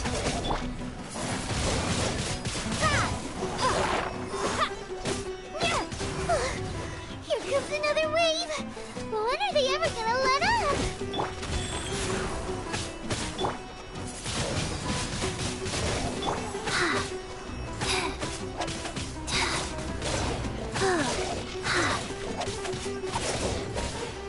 Boom boom!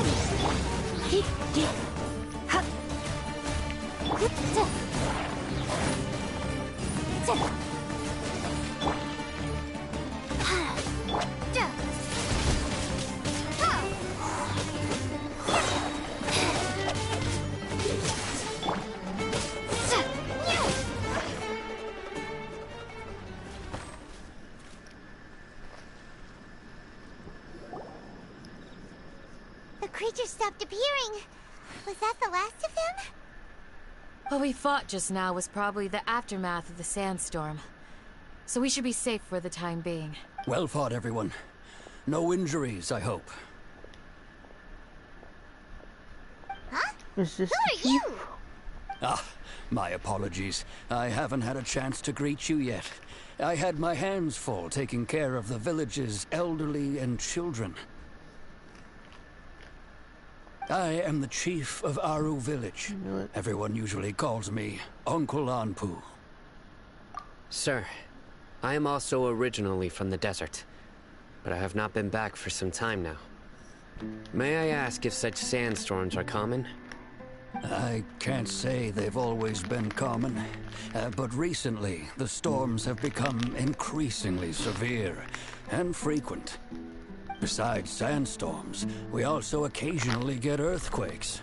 According to an investigator who stayed in the village a while ago, these unusual natural phenomena are related to the withering of Irminsul. Another effect of Irminsul's withering. So, Irminsul's withering causes withering zones in the forest, and sandstorms and earthquakes here in the desert? Everything in the natural world is inextricably connected to Irminsul. These regional symptoms can indeed be a reflection of Irminsul's present state. Everyone in Aru village needs to take good care of themselves. Speaking of which, why haven't I seen a single village keeper since I got here? Village keeper? Who are they? Village guards like Candace? Does your curiosity know no bounds?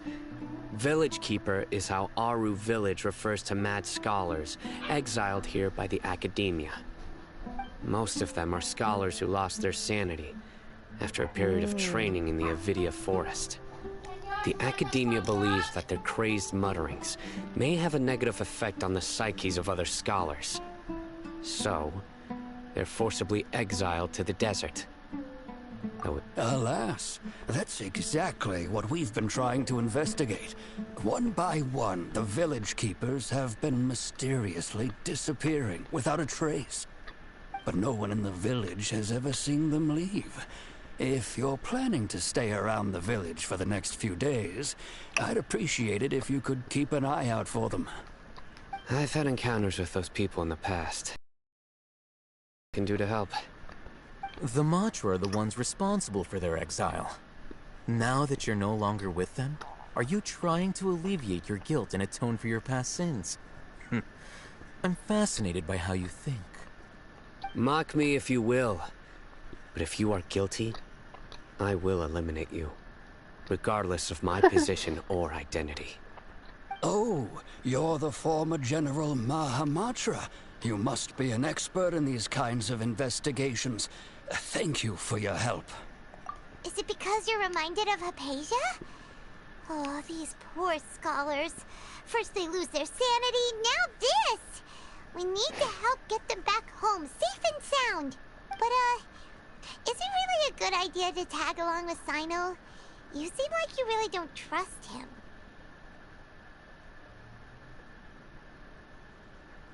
I'll be grateful for the assistance. No doubt you will do a better job than some of my former subordinates. Let's start by finding a spot to share what we know so far. Yes, sir. Let's go.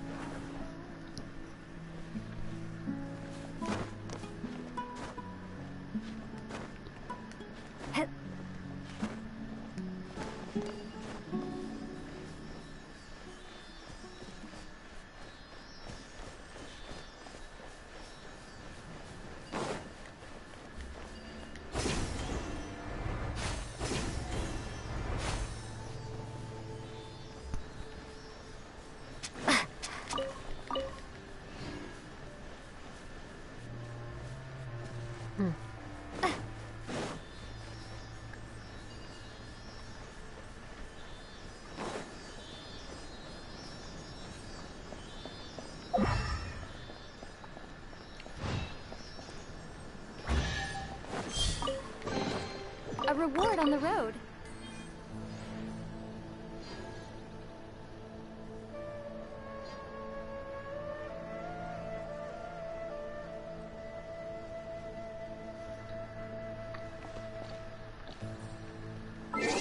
Hey, back.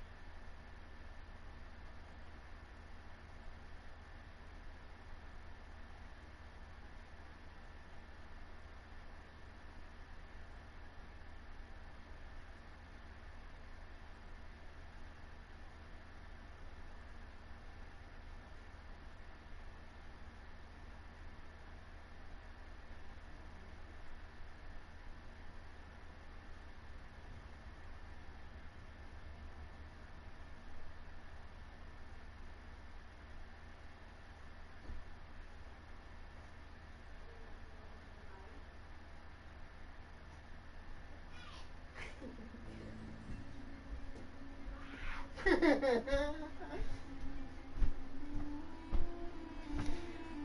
man. Okay, I need to continue the story still. Oh man.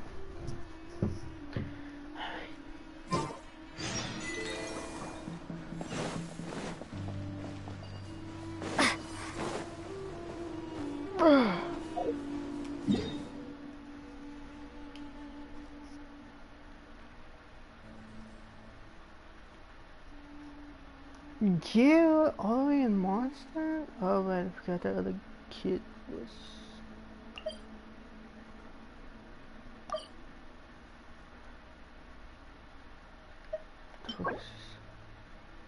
Riverfest. Alright.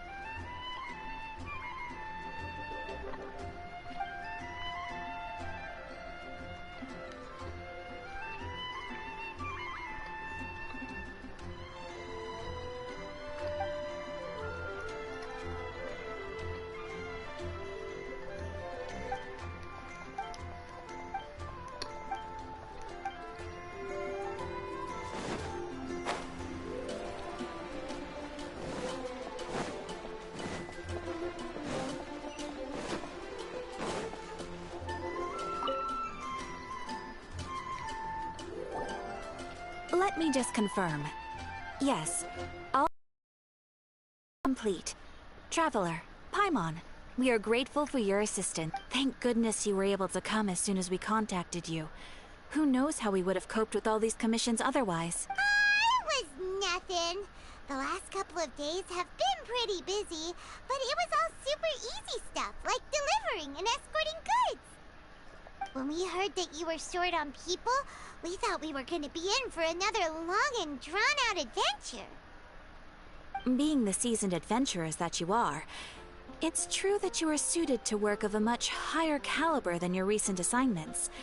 However, this situation is unavoidable in Mondstadt at this time of year. Huh? Why's that? That's right. This is the ideal season for harvesting crops and fruits. Farmers are anxious to sell off their fresh produce, and all the major wine merchants are seeking to purchase top-quality ingredients. Ah, well, no wonder we keep hearing people talking about wine these days. Huh? What do you mean? Yes, I swear I'm not making this up. The acting Grand Master wants everyone to gather at headquarters in the main hall. Hurry! We need to leave right now or we'll be— Hey! Wait up!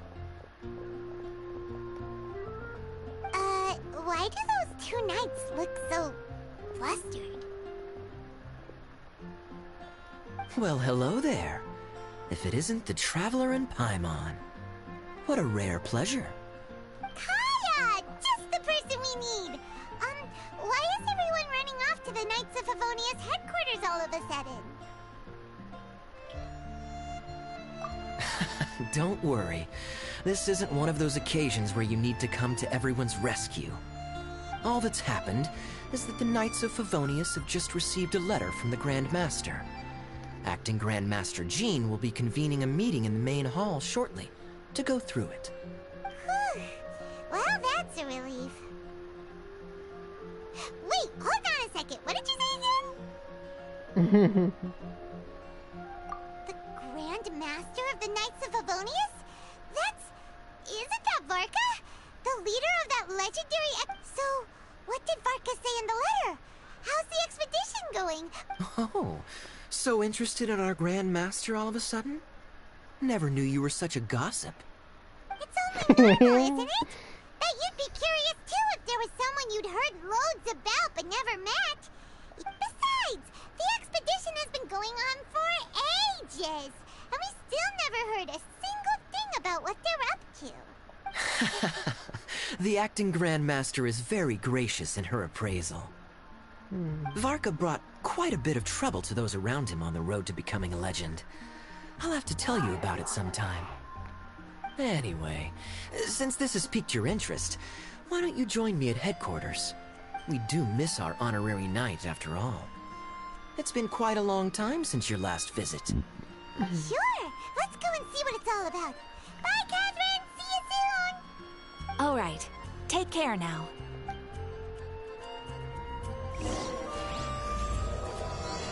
Oh, this is part of the other thing. I thought this was part of the story mode, but oh well.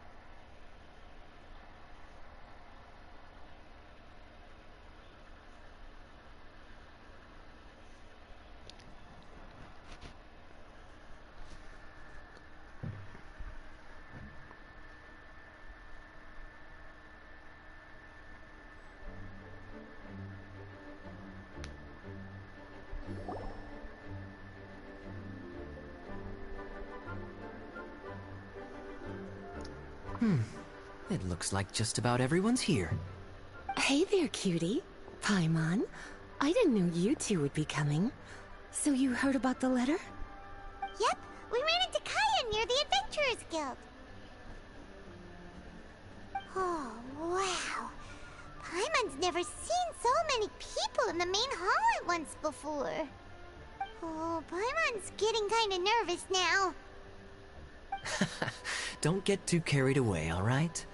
If I know the Grand Master, the fact that he has the time to be writing letters means it's probably nothing serious. It certainly won't be bad news. Kaya's exaggerating a little, but otherwise I agree. After all, Mika's not the kind of person who'd be able to keep it hidden if something were the matter. The truth would be written all over his face. Over there, look. The kid standing next to Jean in front of the staircase? He used to be a land surveyor in Eula's team. He's very talented in what he does, and a very reliable person. When the expedition team set out, the Grand Master appointed him to be the core member of the frontline team. He's the one that brought back the letter. Please, may I have your attention, everyone? Now that we're all here, let's begin reading out the letter from the Grand Master. Mika, please, go ahead. Yes, Master Jean. Oh, I didn't get to see his gloves. Right.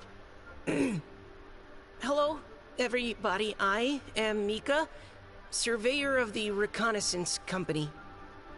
Recently, I have been taking part in an assignment with the expedition team. I will now be reading Grandmaster Varka's letter aloud for you all. To the Knights of Favonius. Greetings, everyone. This is Varka. The first thing I want to say to you all is, please put your minds at ease. The expedition is safe, and all of its members are accounted for. Oh, that's fantastic news.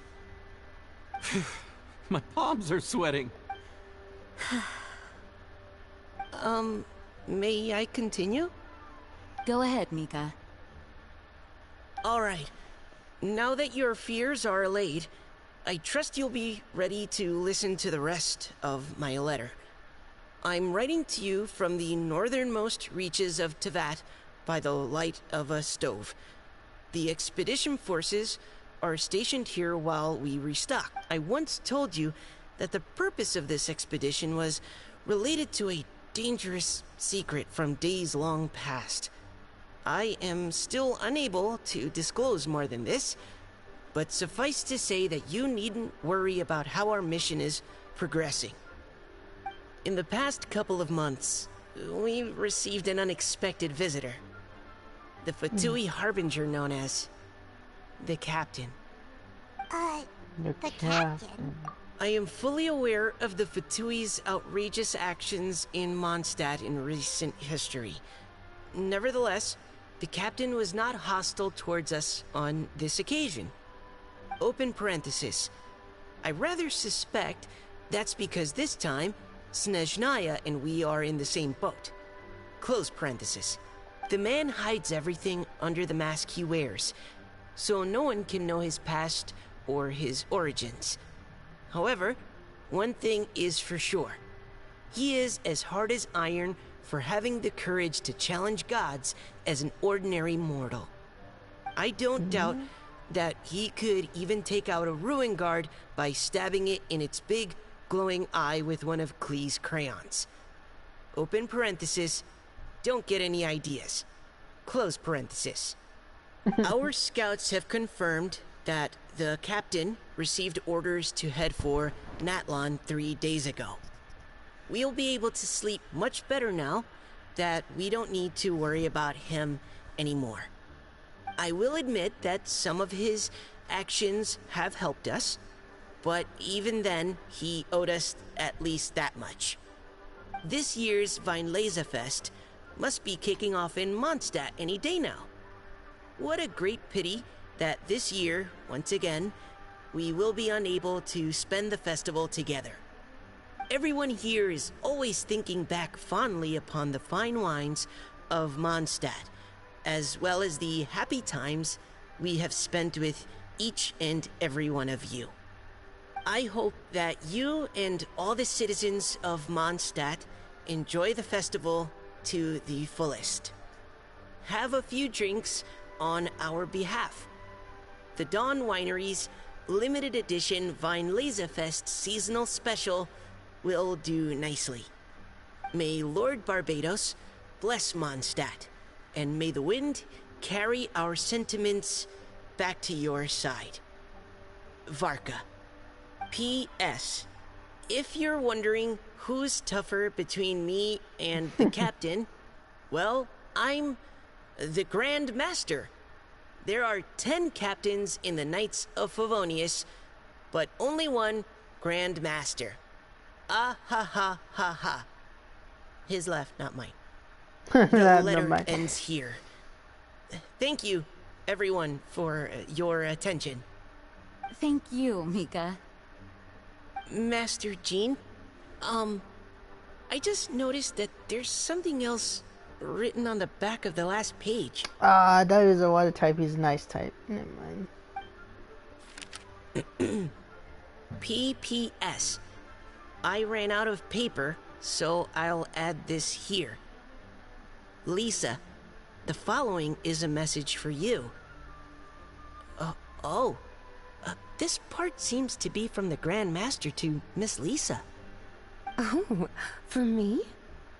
Seeing that it's a special message, Lisa, we'll discuss this in private.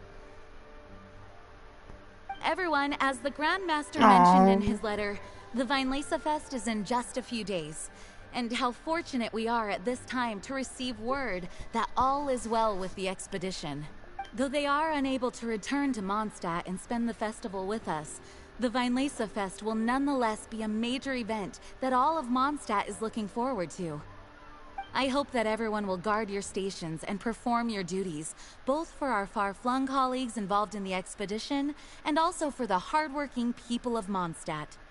And of course, during your time off, I hope you will be able to rest, relax, and enjoy this long-awaited festival. That brings our meeting to a close. Dismissed.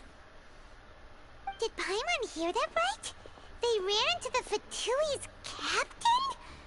Who knows what that was about? But it must have been important. But, Fatui Schmatui. The real big deal here is the Weinlesefest. Sounds like there'll be loads of free food and drink. Paimon wants to hear more. Hey, cuties. How about we go and chat with Jean? You didn't get a chance to say a proper hello with so many people here. Sounds good. All right, let's go.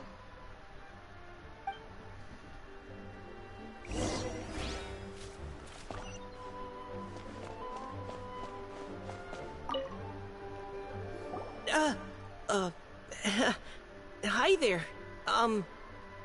You must be looking for Captain Kaya? Please, don't mind me. Oh, wait, but what?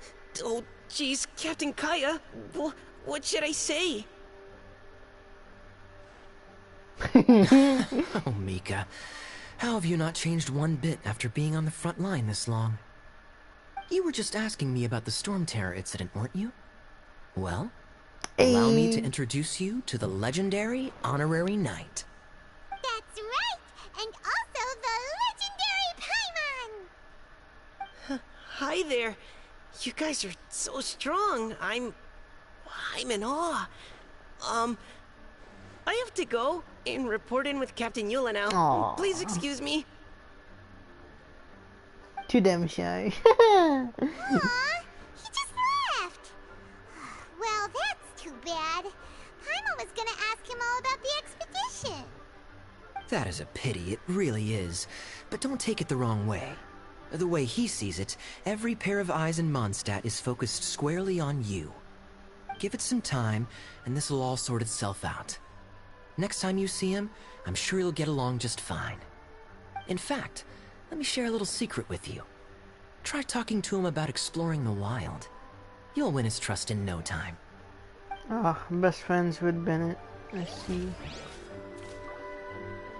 Well, what do you think? Glad you tagged along this time? A little birdie told me that you'll be staying in Mondstadt for the Weinlesefest. Hope you enjoy yourselves.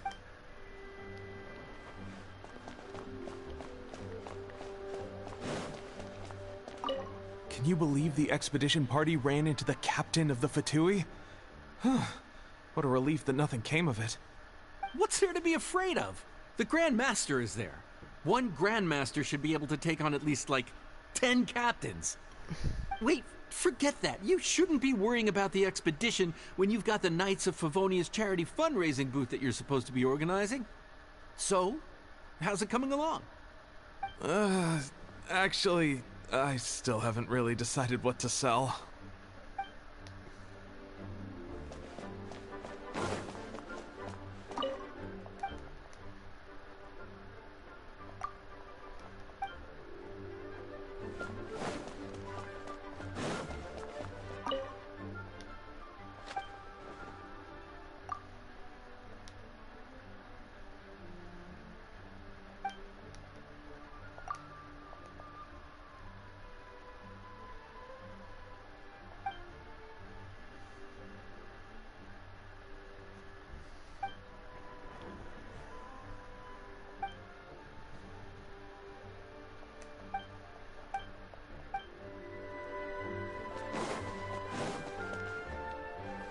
Well, a little birdie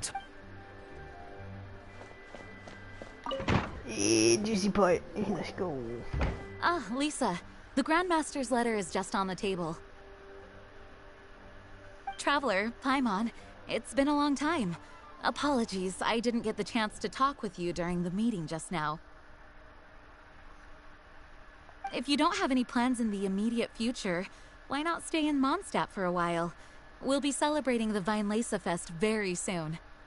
Don't be deceived. Jean may appear very composed, but she's been missing you both terribly recently. Lisa... I'll leave you to catch up. I'm going to read my letter.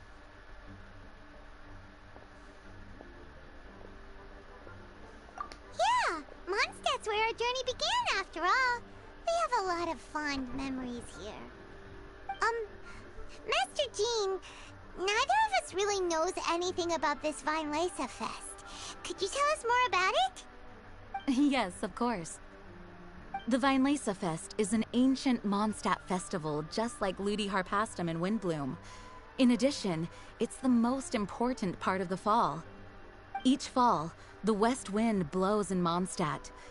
Legend has it that the wonderful scent of Mondstadt's winemaking during the harvest season entices even the Animo Archon into attendance, being the great wine lover that he is. No matter where he is, he will transform into a soft breeze and return to his homeland. Yeah, that sounds like the Animo Archon, all right. For this reason, Mondstadters call the Western Wind the Returning Wind. The Weinlese Fest originally began as a celebration to welcome Lord Barbados on his return. In the past, every household would brew fresh wine around this time of year and keep it sealed at least until Windcoming Day during the following year's Weinlese Fest. Uncasking the sealed wine is a symbolic way of inviting the Animo Archon to share a drink. Legend holds that if the Animo Archon is satisfied with the taste of the wine, he will summon a gentle breeze to richly bless the people. Knowing him, it was probably blessing them with more good wine the next year. That's a good question. But there's really no way of knowing. These are very old stories. Many of the details have been lost to time. Yep, that'll happen. Some stories change completely as they get passed down. Hence why these days, Mondstadters will get into endless arguments over what kind of flower a wind bloom is. All part of how cultural heritage is created. Indeed. But for the time being, at least, the tradition of paying tribute to the Animo Archon on Windcoming Day is still alive and well, and the Weinlese Fest remains a time for Mondstadters to share the joy of the harvest with one another as they partake of fine wines. This is a time of the year when many Mondstadters living away from Mondstadt return to their hometown. For those unable to return, Weinlese Fest is the period when they miss their family and friends most keenly. Oh, so that's why the Grandmaster wrote, "May the wind carry our sentiments back to your side." For this year, we've joined forces with the Church of Favonius and the Adventurers Guild to host a celebration on the banks of Cider Lake, just outside of Springvale. Wine market? Well, originally, it was simply a place where winemakers and farmers would come to trade in raw ingredients for winemaking. These days, it is a much grander affair. Not only will you find a range of choice wines, but seasonal fruit beverages and food items for everyone to enjoy too. A lot of people also sell secondhand goods and handicrafts at the market. Hell yeah. The Knights of Favonius plan to use this as an opportunity to do some fundraising for needy children and elderly people in the city. Wow, sounds pretty cool. Yeah, I'm down. If you have the time, I encourage you to take a look around. I hope you'll find it a worthwhile experience. Now, Lisa, what was the Grand Master's message to you about? I was just about to bring that up. The Grand Master says he wants me to handle something for him. Something to do with Razor's past. Razor told us that he was raised by a pack of wolves in Wolvendom. He never knew his parents. In his own words, the wolf pack is his Lupico, which means family. Yes, that was as much as I knew as well. But in his letter, the Grand Master says that in the cabinet above the third bookshelf, to the right of the grandfather clock in Jean's office, there's a wooden box containing some items that Razor's parents left for him. He says it's time to give the box to Razor. Does this mean the Grand Master knew Razor's parents? It would seem so. The Grand Master didn't simply run into Razor one day in Wolvendom and teach him how to use a sword. No, the connection between them goes back much further. Wow! Well, come on! Let's go find Razor! He'll be pretty excited to find out something about his true parents.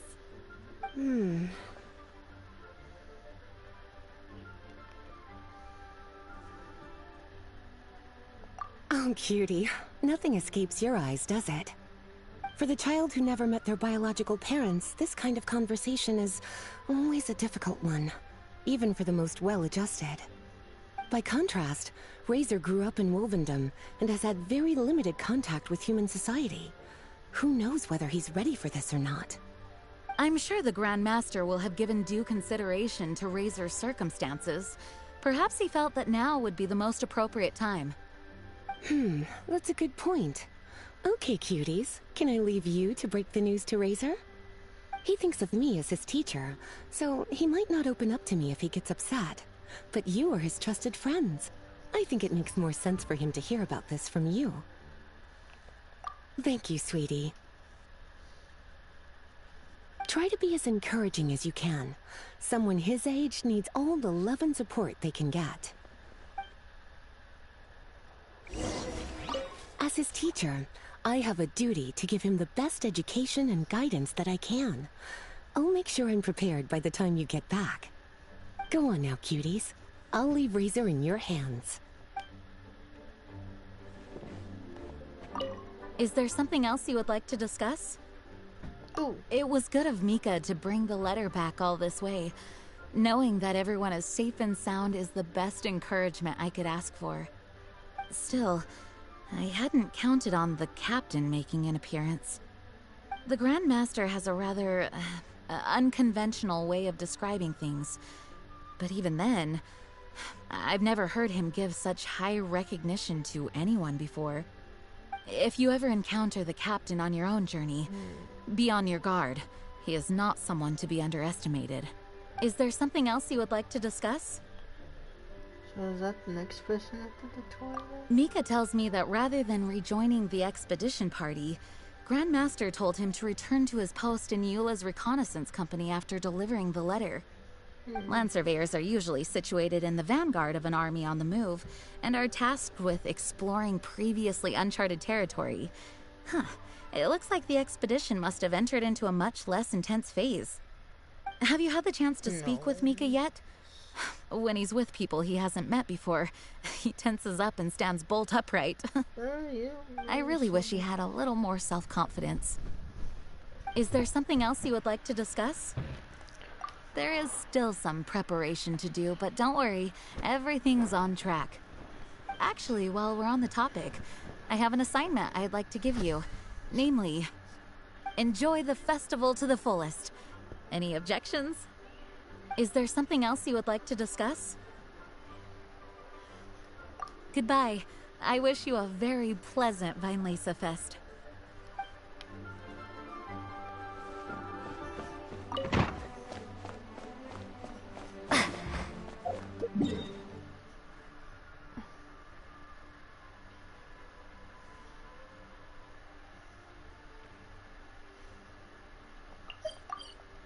Let's go do this and then we'll be heading back to check on the other team. Because I thought this was the main story too.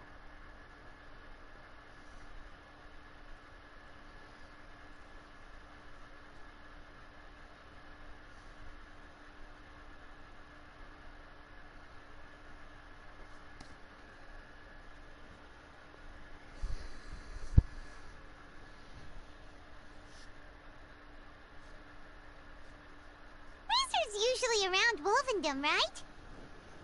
How do you think he'll react after hearing about this? Don't know. I just hope we're there for him and him alone. I don't know. Let's go. Oh.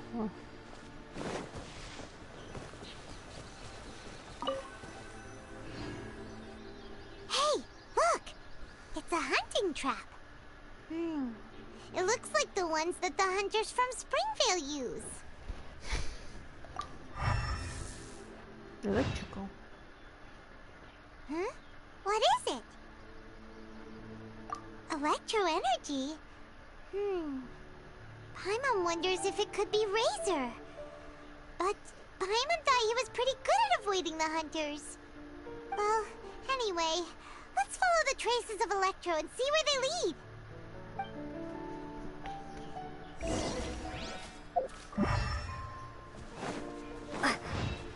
Look!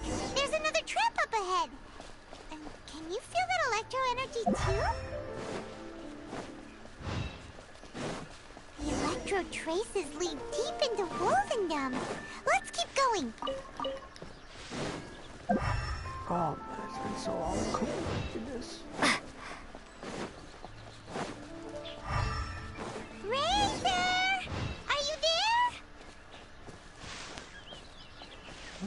Yeah, I don't know why.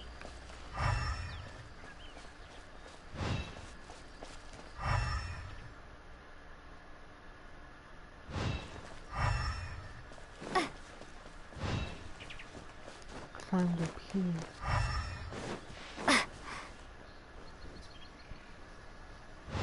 All right, the last trap has been set.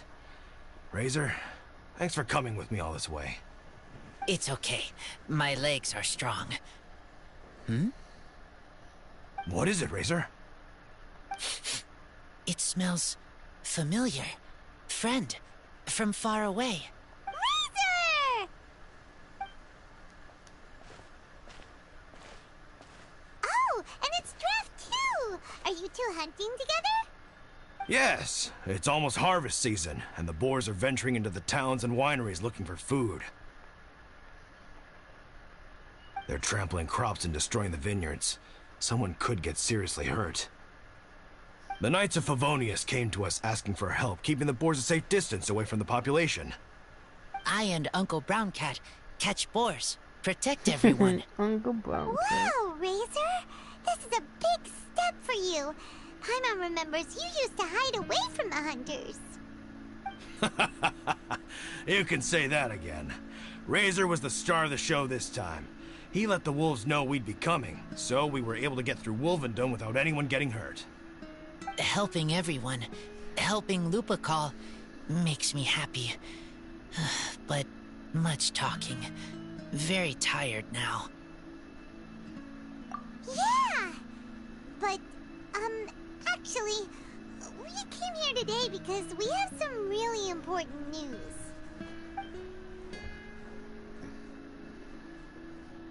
Oh, I don't know. Razor, do you mean you don't want to know about your real parents? I want to know, but don't want to know. So you do want to know, but at the same time you don't want to know? Ugh, sounds complicated. Traveler, come and take a look at the trap I just placed. Let's give Razor some space to process things. Yes, I have some thoughts about this after seeing how Razor reacted. We've been hunting together a lot recently. The kid might not talk much, but still, I feel like I've come to understand him a little over the time we've spent together. Here's what I think. He definitely wants to find out about his parents. It's just that his fear of the unknown is overwhelming everything else he's feeling. I'm a father myself, so I know a thing or two about kids. Oh yeah, Diana. You know, when Diana was little, if I got back late from a hunt one night, she'd be watching me like a hawk for days afterwards, as if she was worried that I might abandon her. Do you mean Razor's worried that he was abandoned by his own parents? Exactly. I think that's the heart of it. And if it turns out they did, well, I don't think there's anything we could say to console him. That's not my only concern, though. Razor is developing at his own pace. There are lots of issues that can't be solved all in one go, but he's making progress, one step at a time. But now this thing with his parents is added into the mix. It might push him to want to figure out once and for all where he comes from and where he's going. Seems like a similar take to Lisa's. Maybe all mature adults think like this, huh? Wait, but then again, Master Jean had a different view. She said it's more about trusting other people and in your own instincts. What do you think?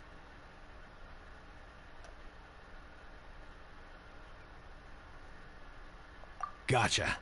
Well, knowing that he's got a friend like you to rely on makes me feel much better about this whole thing.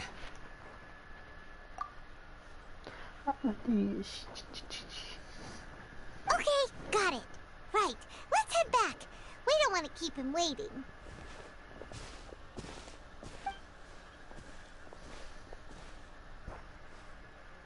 Hey, Razor. So, what are your thoughts? Still thinking. My heart, it feels strange.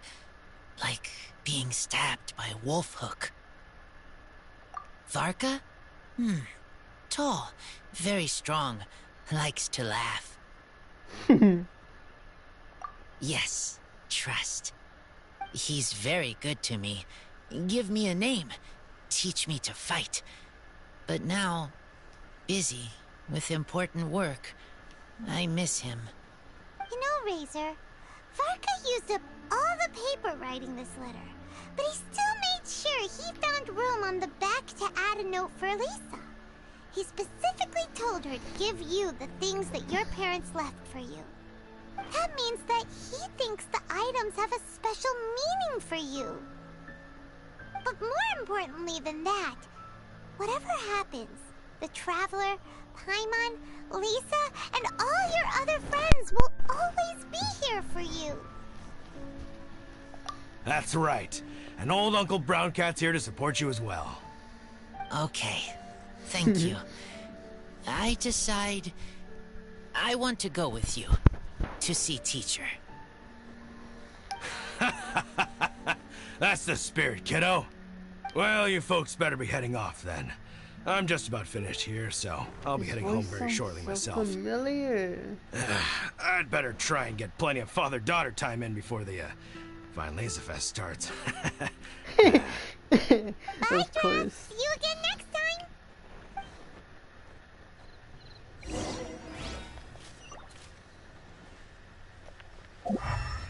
I really don't stay around to talk now.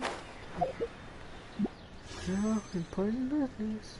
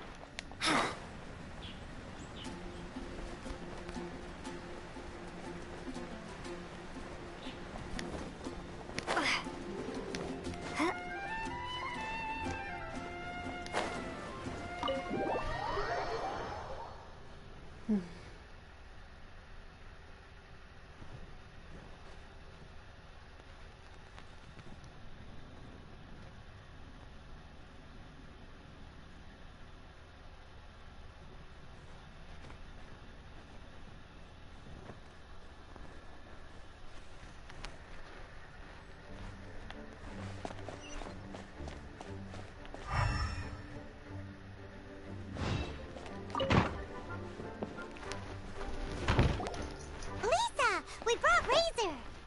Hello, teacher. I'm here to see the box. Ah, my little wolf cub's in a good mood. I'm assuming they've discussed the whole story with you already? Here, this is it. The wooden box. I haven't touched it, except for taking it out of the cabinet. When you're sure you're ready, you can open it yourself. Yes, I am sure. Of course you get it. Oh, this is just a pile of junk. I thought there'd at least be a letter or something. Is that right? You don't think that, after all this time, Varka might be getting mixed up between different boxes? There is a scent. A scent? What kind? A scent I remember from a long, long time ago. It's their scent. Human scent. Father and mother's scent. Oh, incredible. You still remember scents from all the way back in your childhood. Wow. You have a really good sense of smell, Razor. Guess being wild by nature has its advantages. Oh, look. This woolen hand puppet looks kinda wonky. Guess it must be handmade, huh? Is this a part from a ruin guard? Wait. Hey, look. This wine bottle is still half full. There's a note stuck on it. 1,000. 1,000 wind wine. Oh, so it's a bottle of 1,000 wind wine? Teacher, you know? Of course. 1,000 wind wine was the first kind of wine that Mondstadters ever learned to make, or so they say. As to how it got its name, some say it's a reference to the numerous ingredients used to make it, while others say it's because every bottle tastes slightly different. I remember reading somewhere that there are all sorts of weird and wonderful ways of brewing it, and that it's very difficult to ensure it comes out tasting the same each time. This all makes it impractical to commercialize. Wine merchants are much more comfortable working with reliable, consistent-tasting products. That's why you'll almost never see 1,000 wind wine in the markets or taverns. Huh. In fact, it looks like your parents brewed this bottle themselves. That must mean there's something pretty important about it. Oh, Paimon has an idea! Razor, you got a good nose. Why don't you open it up and take a whiff? Maybe it'll tell you something. Okay. Give it a powerful stench. Gonna be back. Huh. He seems really in the zone. And find anything? Sweet, cold, a little bitter. I like. Many things all mixed together. Ugh, but things in wine smell different. Even you can't tell what it is, Razor? I will try again. It's okay, Razor. Don't push yourself too hard. What do we do when we try something and it doesn't work? We taste it. Try another way. Oh, never mind. That's right. Oh, You still remember what I taught you. Oh, it's almost the Weinlese Fest. Everyone who knows anything worth knowing about wine will be gathering in Mondstadt. Oh, great idea!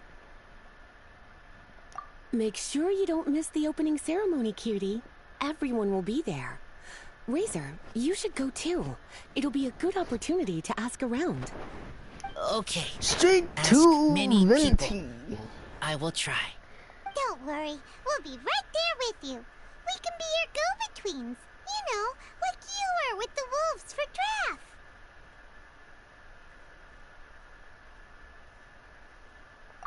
Okay, then I will go back now. I need to tell Lupacall about Human Mother and Human Father. Great! See you at the opening ceremony. As Razor's teacher, I'm so happy to see him taking this first step. And you must be tired from running around trying to find Razor. Why don't you rest here a while?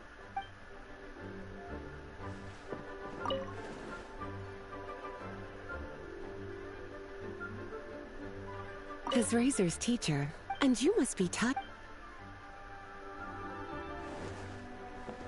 I wish we get some tea. I guess I have to go around.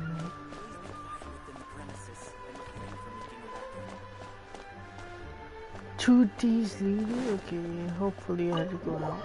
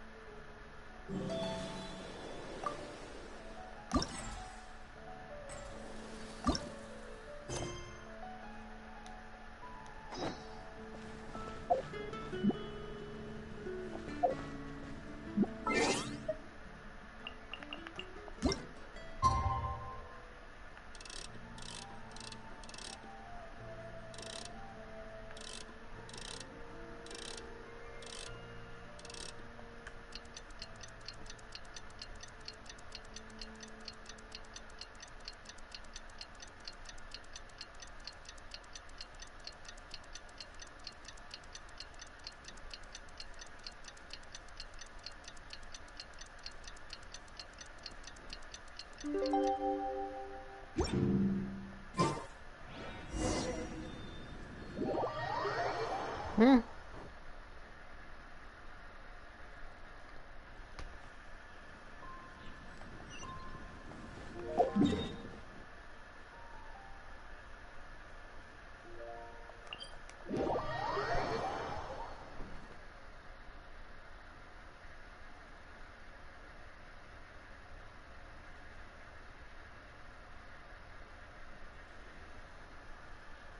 왜 이렇게 정신이 안 나요?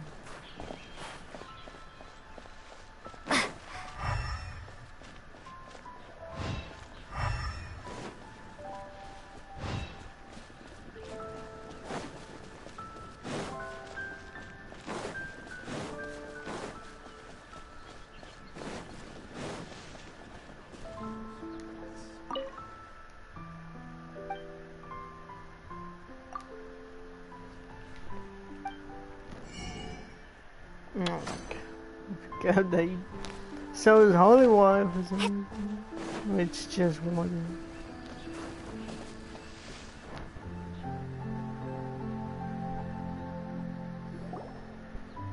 Thank you, everyone, for your patience. I am pleased to announce that this year's Weinlese Fest has officially begun. We hope the residents of Mondstadt and visitors from all over will enjoy the magnificent wines and experience the joy of the harvest. When Windcoming Day arrives, we will hold a grand toasting ceremony to welcome the Animo Archon Barbados back home. Let the wind lead.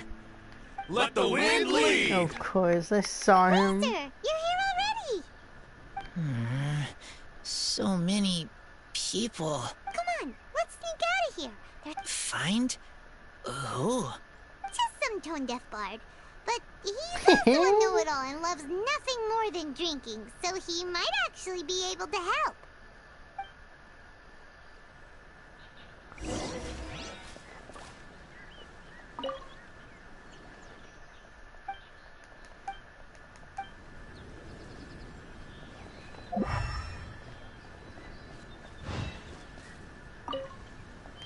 Fruit seller.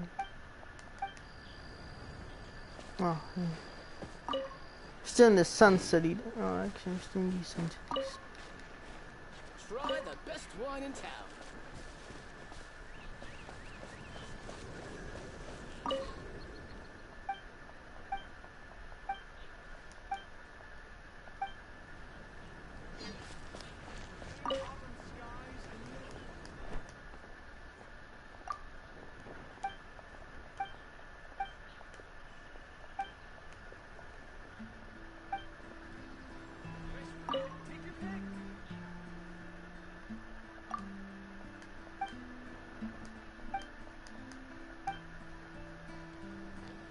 Come buy some colorful flowers for your friends and family.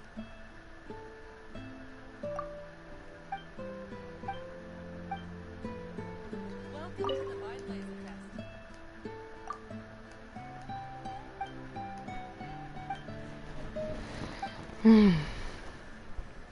Ingredients for wine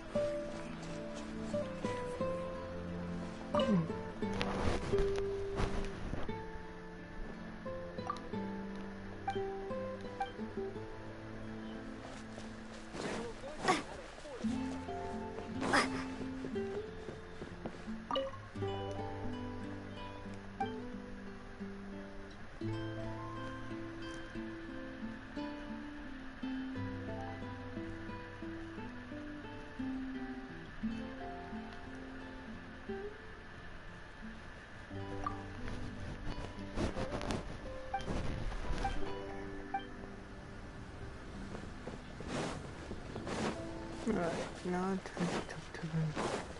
I should Try talk the to best them. wine in town. Oh.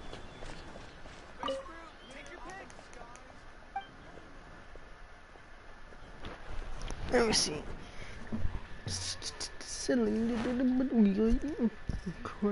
okay. Here's the menu.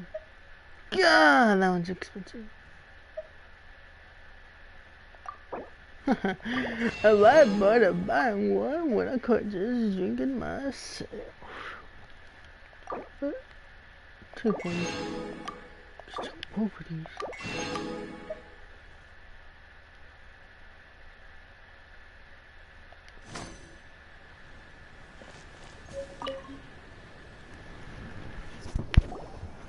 Hey, Tonja Ford!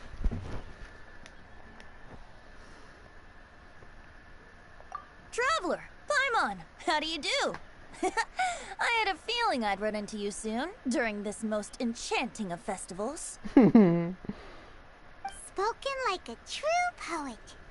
But reading between the lines here, if one bottle is tipsy and 2 is merry, just how many is enchanting exactly?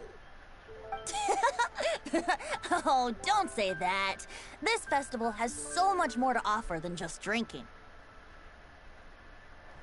Anyway, hey Razor, how have you been? All right. I have a question. Yeah, Razor has something he wants to ask you about. Know anything about Thousand Wind wine? Ooh, now there's a name that takes me back. Let me think.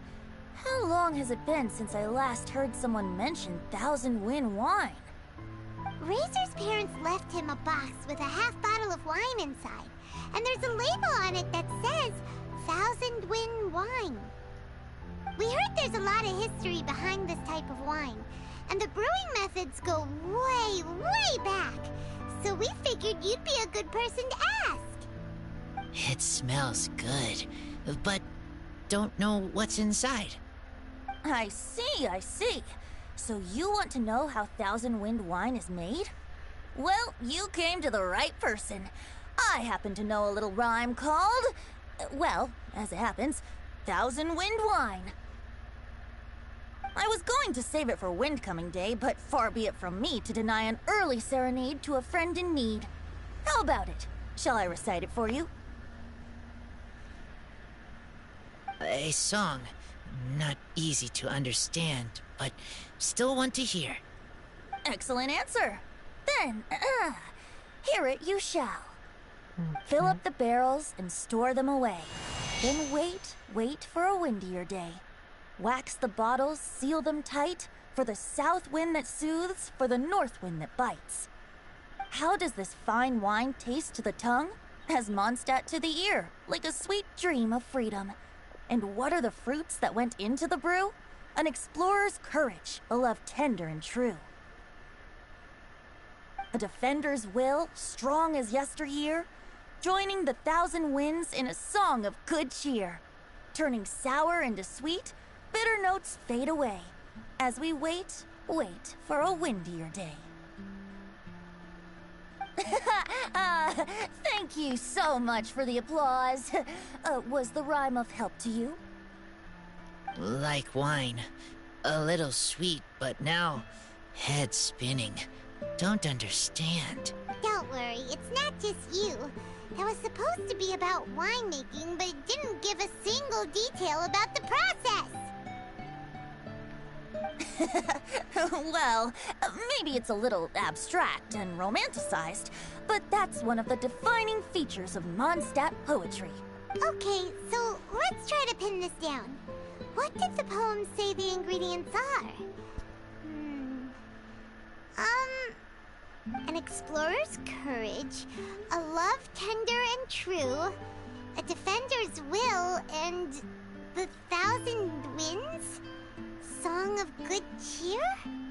Nope, Paimon has absolutely no idea what any of these refer to. Look, Tone Deaf Bard, you clearly know what the whole thing means, so could you do us a favor and at least give us a hint? You misunderstand me. I'm not trying to make you work for it or anything, but the lyrics are what they are. If there's anything they left out, even I can't fill in the blanks. If you want to know the secret behind this sweet scent, you might have to start by rolling up your sleeves. Rolling up our sleeves? You mean we need to go and make this wine for ourselves? And somehow that'll teach us everything we want to know? This better not be a prank! We've known each other for so long, and you still don't trust my intentions? Oh, the pain. I trust. I want to try. I want to make wine and find answers. If I know how to make wine, then I know what is in Father and Mother's wine.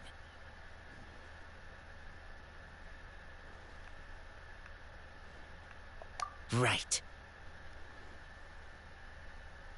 I want to know about them. Well, if you say so, Razor, guess we'll have to take Tone Deaf Bard's word on this one. We'll give it a try, and as first-time winemakers, there's no shame if it turns out bad. Don't worry, really. Freedom is the key. And what you doing, It's Rosary? not as hard as you might think.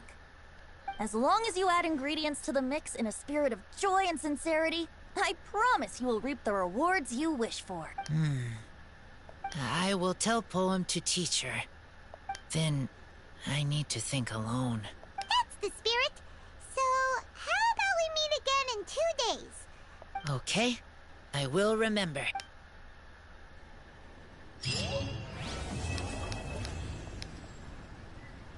Welcome to the Vinelaysa Fest. Ooh. So fancy. Oh my god. It's so fancy. What the menu looks like? Fancy menu.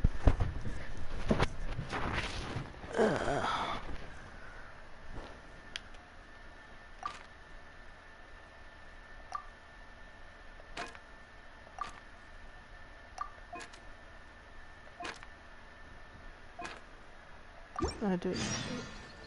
Ah, good. I was hoping we might get to chat some more. I am fond of each and every one of Mondstadt's festivals. But, if I'm honest, Vinelaysa Fest has an extra special place in my heart. You know, the Animo Archon goes into a slumber after the west wind dies down, leaving the north wind to blow during the winter. Which means this festival is the big feast before the winter slumber. I wouldn't worry yourself too much about him. Staying true to their journey and discovering joy and freedom for themselves is what Mondstadters do best. The same goes for you. You have to find the thing that makes you happy.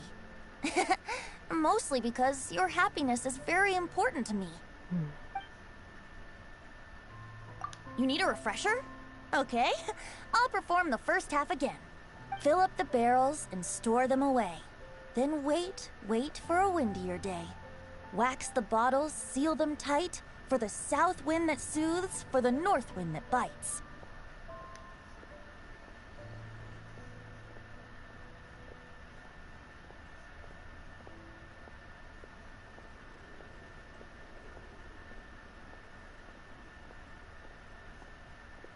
How does this fine wine taste to the tongue?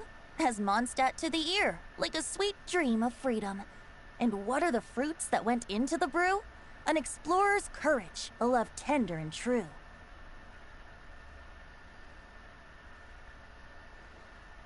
A defender's will, strong as yesteryear, joining the thousand winds in a song of good cheer. Turning sour into sweet, bitter notes fade away, as we wait for a windier day. I feel like it takes See you a around. year for it to Remember, mean. there's no rush. Take your time, and you'll find all the answers that you're looking for.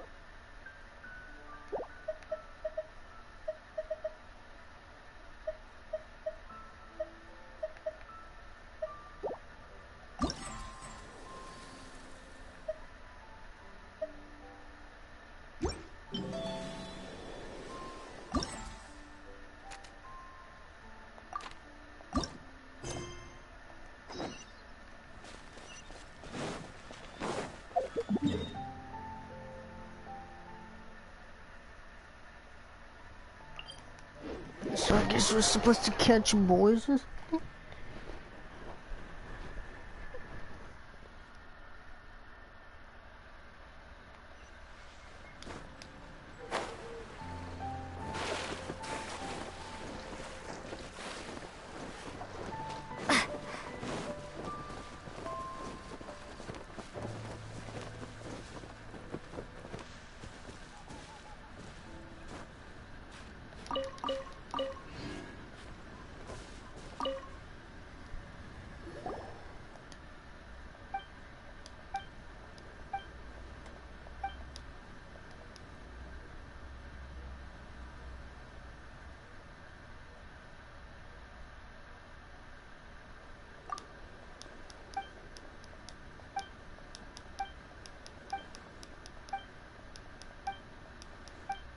Dang, from that far away, huh?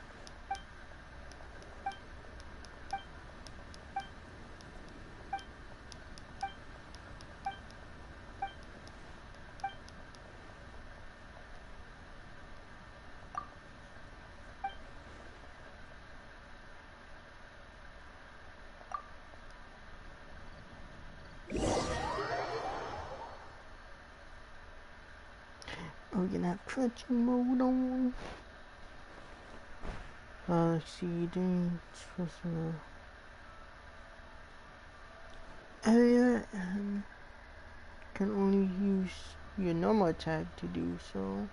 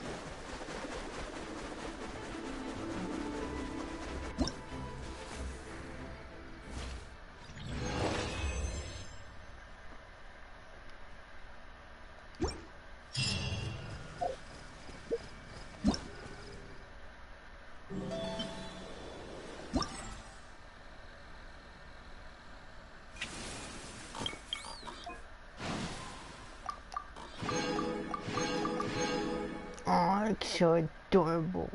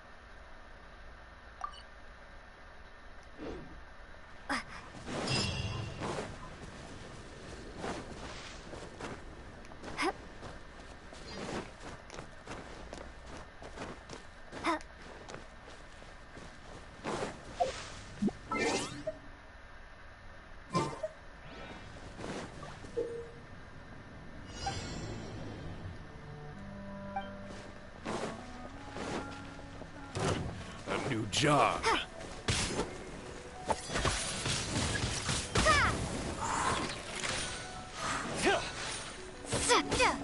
Prepare to be blown away!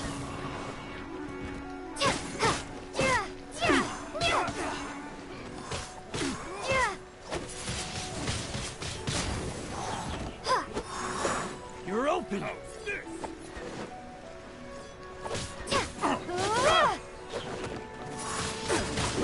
Windblade!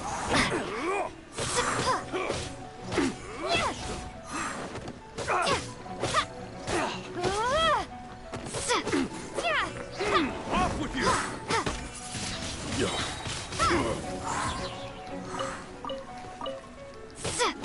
You're open.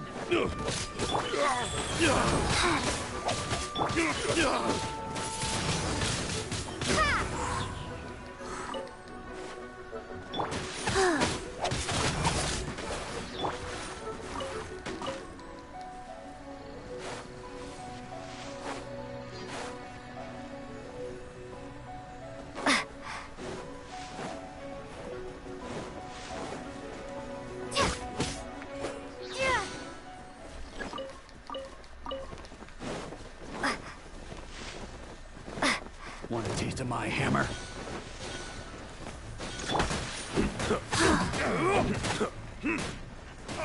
Wheel of life.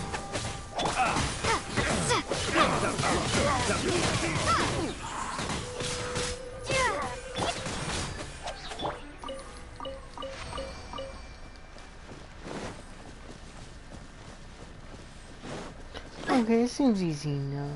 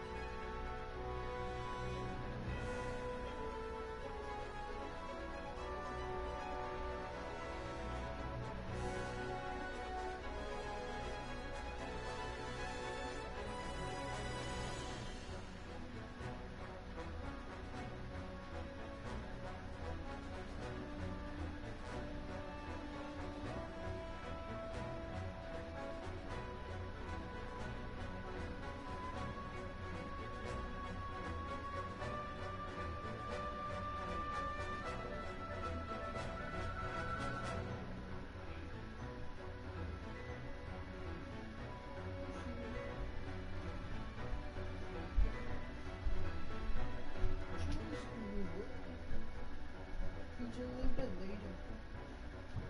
Around 2. What time is it? It's 11:15. I'll feed you at 12.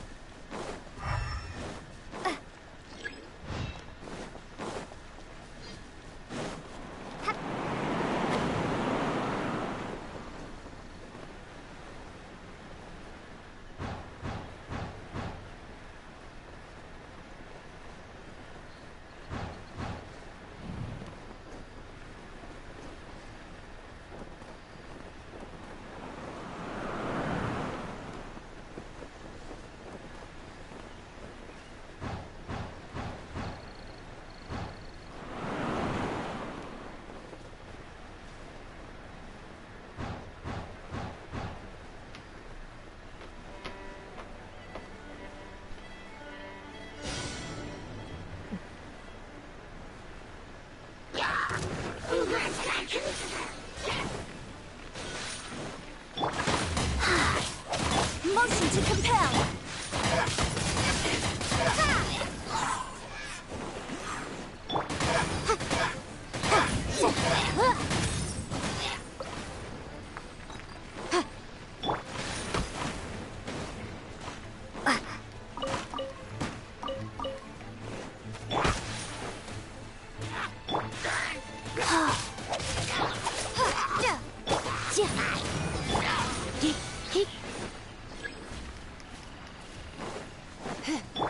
Faster?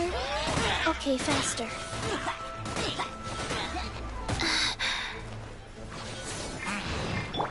Incinerate!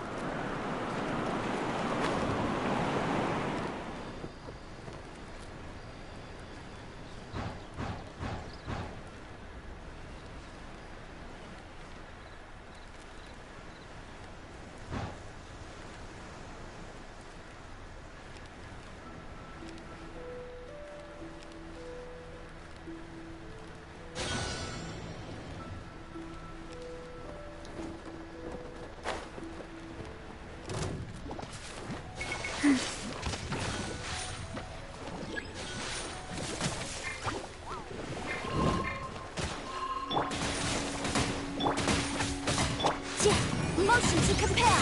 Tight. Try not to enjoy this too much.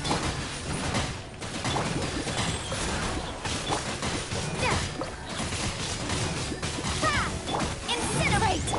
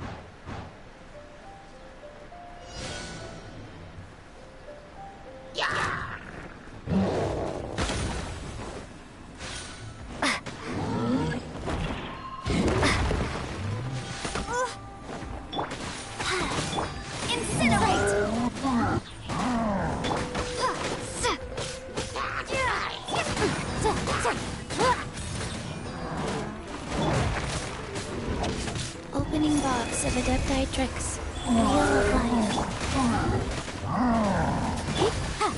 Replica's flame! Yeah!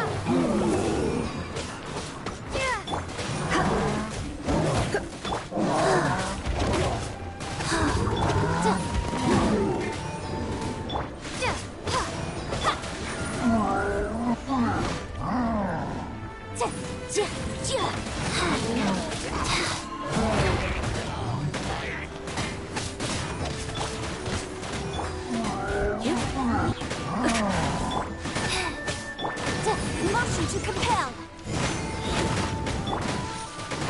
Here!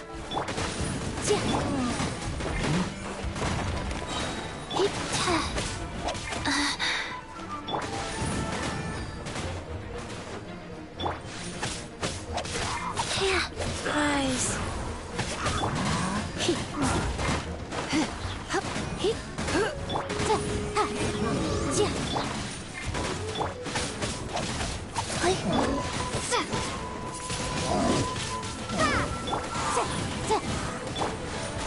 Surrender and I'll be gentle.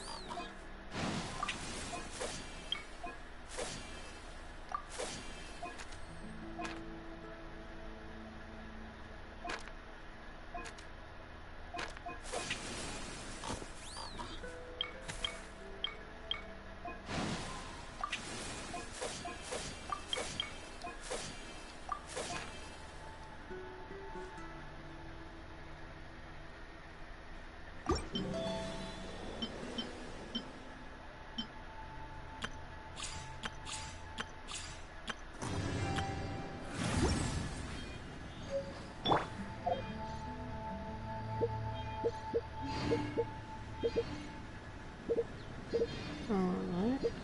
Now to the main goal of this whole thing. The main storyline.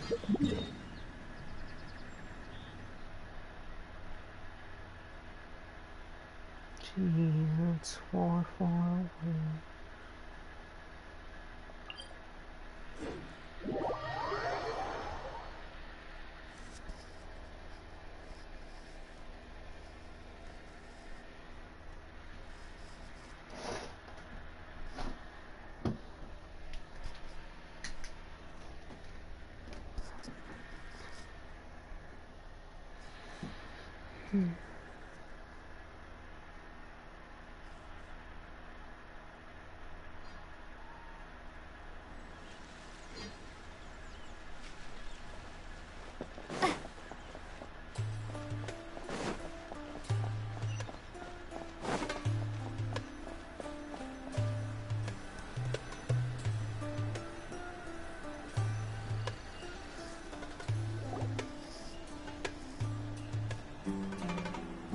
Although I've sent myself into exile, I'm still doing essentially the same things as before. Do you still have any questions for me before we start our investigation? One of my former subordinates told me that this title has its origins in a strange incident. The Academia has long exiled mad scholars to Aru Village. A mysterious phenomenon exists here. When mad scholars first arrive, they are as incoherent and deranged as before. But after spending some time here, they invariably begin to calm down. Initially, The people of Aru village greatly resented having to take in the mad scholars. But a strange incident one night changed that. Aru village was struck by the strongest earthquake in living memory. Seeing buildings on the verge of collapse all around him, the then chief of the village was preparing to take everyone to safety. Suddenly, he noticed a mad scholar crouching in a corner, caressing the ground with his hands. A soft, green light radiated from him, like a divine glow against the backdrop of night. Despite the powerful tremors that ripped through the ground that night, all the houses remained upright, almost as if they had grown roots reaching deep into the ground. In the end, not a single building collapsed, and no one was hurt. After that, the people of Aru village treated the mad scholars with greater kindness, and began to refer to them as the village keepers. The soft green light? A mad scholar protecting Aru village? What do you make of it, Traveler? Paimon thinks so too. Actually, Sino, do you know if any of the mad scholars continued to wear their Akasha terminals at Aru village? In theory, they would continue wearing them so the academia could still monitor their activities. With that said, the main Akasha system would no longer have any interaction with them. Oh, no wonder! Everything makes sense then! Add in the fact that they calmed down. It was probably Nahida who calmed them. If you are able to draw a conclusion from this one story alone, then it appears you possess much more information than I do. So, what do you make of the story? The mad scholars are likely came from as long as I was actually the one who protected them. Really? Lesser Lord Kusanali. What? You don't believe us? Lesser Lord Kusanali was definitely using the Akasha to give her power to the mad scholars! No, it's not so much that I don't believe you. I'm just struck by your reasoning. Lesser Lord Kusanali, the current Dendro Archon. Is she really active in Sumeru? The Academia has always placed far greater importance on the late Greater Lord Rukkhadevata. They've more or less ignored Lesser Lord Kusanali, and I've never had any reason to doubt their views. In addition, I've never heard any stories about Lesser Lord Kusanali and her deeds. To me, she might as well have been a god that never existed. What are you doing? No way! Nahida definitely exists! She's a... How should Paimon put it? She's a good Archon who's kind and wise. Even if she says weird stuff sometimes.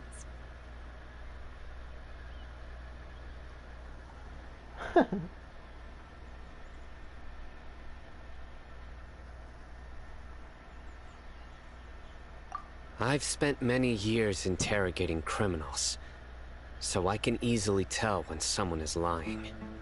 Good! Then you should know that we're telling the truth! That look in your eyes. I've never seen that from a liar. You two really must have met Lesser Lord Kusanali. How can this be? To think, our Archon has been amongst us this entire time. Alright, now it's our turn to put our skills to good use for this but easier said than done. Especially since we don't have any leads. Maybe we can start by knocking on some doors. Yeah. Excuse me, are you here to help me find my grandpa? Huh? Who are you? By the sounds of it, a resident of this village. My name is Isak. You'll help me find my grandpa, right? Is your grandpa a mad scholar? Hey, don't say that. Grandpa is just Grandpa. Why do you have to call him that? It's not like he's a bad person or anything. The person you're referring to is not a local. Yet you are. Why do you call him Grandpa? Grandpa is just Grandpa. He's my family.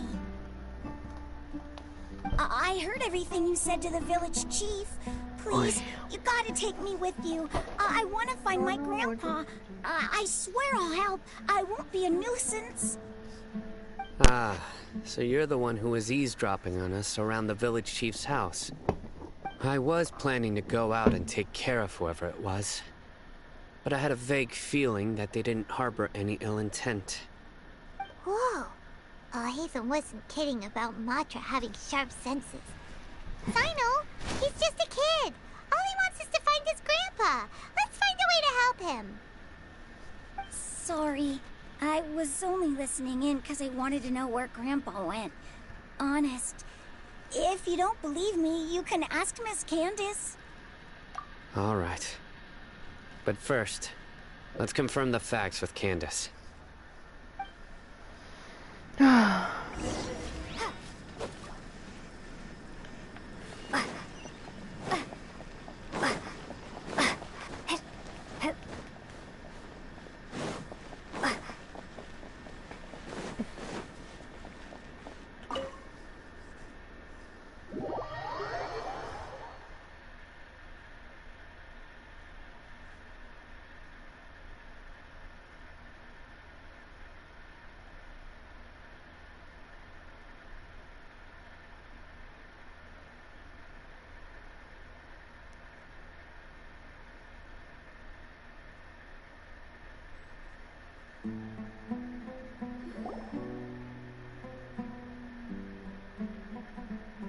Sino is super vigilant.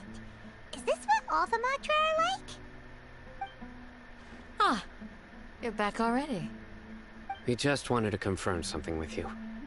Do you know a boy by the name of Isak? I had a feeling he'd go looking for you. Huh? You knew this would happen? Yes. Although he tried his best to stay hidden, I still noticed him eavesdropping outside the window. He really wants to get his grandfather back. Isak's parents were both Aramite mercenaries who rarely returned to the village after finding employment in the city. He was raised by his grandfather. Unfortunately, it was only a few years before his grandpa passed away. Isak was still very young at the time, so various families in the village took turns caring for him so he could survive. Later, an elderly mad scholar arrived at the village. Isak thought the scholar bore a striking resemblance to his grandfather, and thus often spied on the man. However, the scholar was unkempt in appearance and incoherent in speech. Although Isak referred to the man as his grandpa, he was afraid and didn't dare to approach him. One summer night, the oft mumbling and bumbling grandpa suddenly calmed down and seemed to become more lucid. He even noticed Isak hiding in the distance. So Grandpa walked up to Isak and patted him on the head. He even took Isak to the entrance of the village, where he patiently taught the boy the names of the stars, and accompanied Isak until he fell asleep.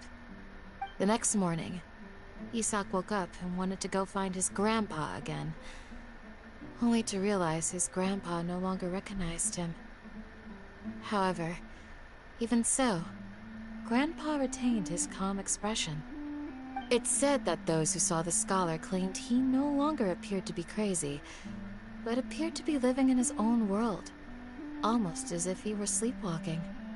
Isak was thrilled that his grandpa was able to find peace, and would follow him all the time, asking him things like, "Grandpa, want me to take you somewhere fun?" Or, "Grandpa, could you tell me stories about the stars again?" All this somehow just makes Paimon feel really sad. It seems like they both deserve so much better. Perhaps. Nearly everyone who lives in the desert has some form of hardship or regret. But even so, we must still continue on with our lives. It's also my reason for fighting. I must continue to protect this land.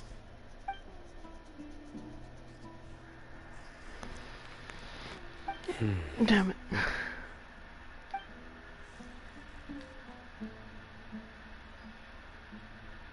Maybe the people have always had a considerate god watching over them. Huh? What did you say, Sino? No, nothing. As long as Esau keeps his word and doesn't get in our way, we can take him along. Perhaps you are more compassionate than I gave you credit for. Please accept my thanks on Isak's behalf, Sino.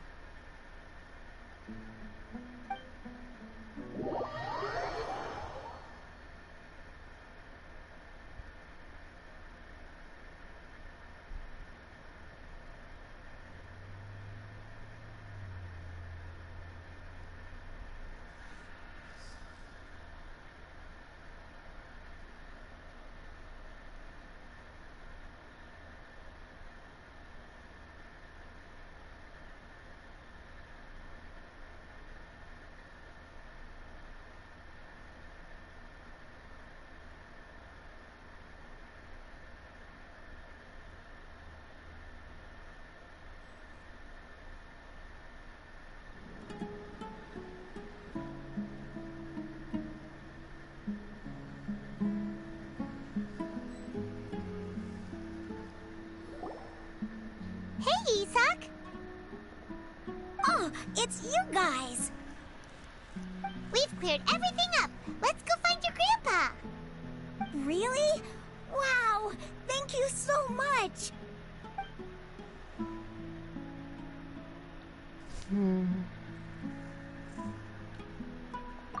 Yeah! All right. Let's ask the local residents some questions first.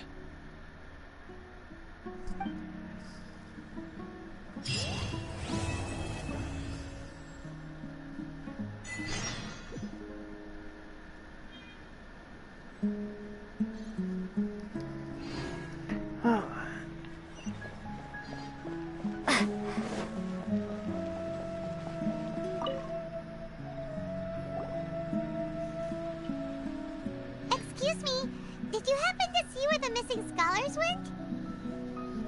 You mean the village keepers? Oh, when I was eating dinner the other day, I saw one of them by the side of the road, muttering away and eating mushrooms and tree roots. They shouldn't go around eating that kind of stuff. Okay. Did you notice anything else? Anything else? No, I think that's all I have to tell you. Sorry.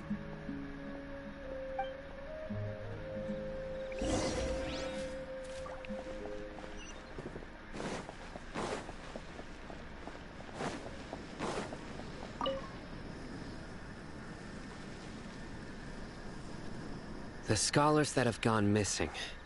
Have you seen them? Those eyes. Those fierce eyes. You look like a real fighter. Don't change the subject. Right. You were asking about the the mad scholars.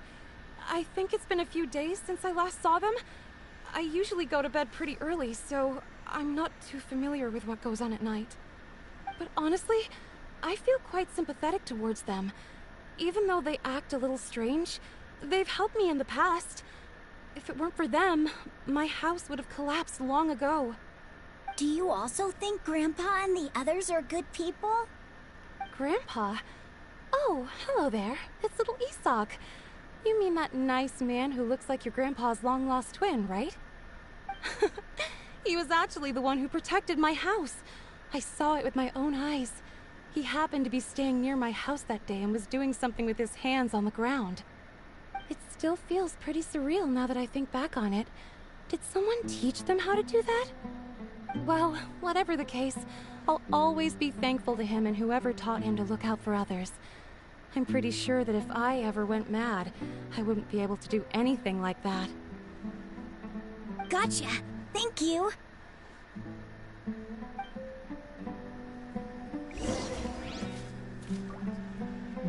On to the next.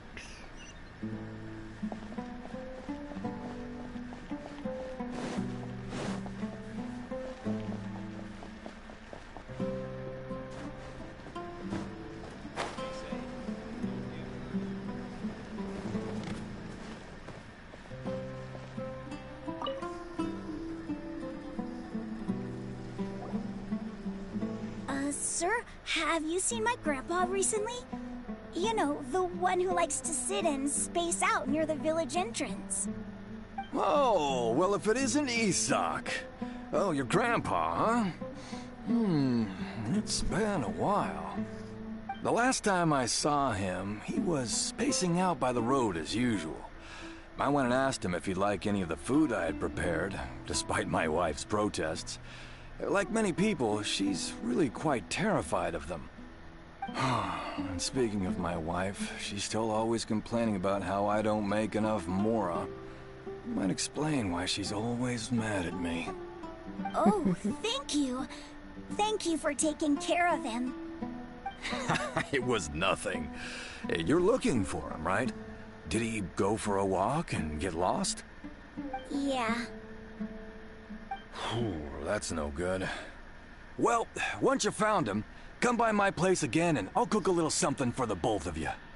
I've known you since you were very young, so as far as I'm concerned, you're family. Please feel free to come by anytime. Wow, what a nice guy! Okay, thank you, sir. Huh? Don't say anything for now. Isak, stay here. Let's head over there. Stay quiet as you move.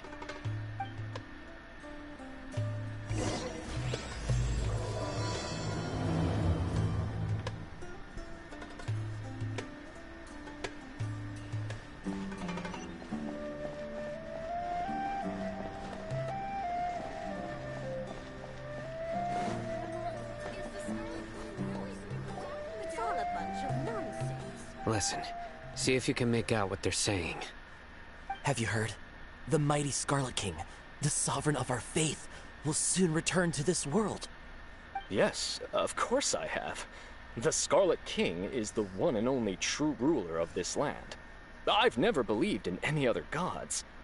Still, you say he's coming back, but it sure doesn't feel like life's about to change around here anytime soon. What's your proof? Haven't you noticed? The village has been getting more deranged scholars than ever. Delavar was saying that many people also went insane just before the fall of the Scarlet King's civilization in ancient times. We don't quite know why, but it seems like there's some sort of connection between insanity and the Scarlet King.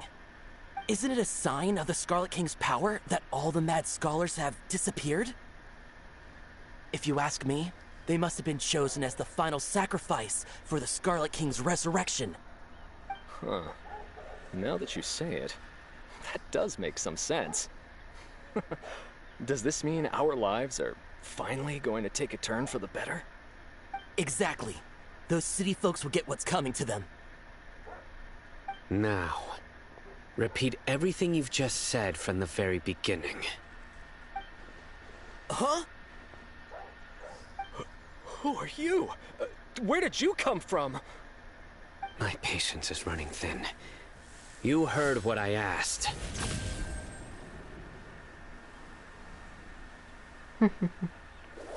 Yeah, bro, this guy's something else.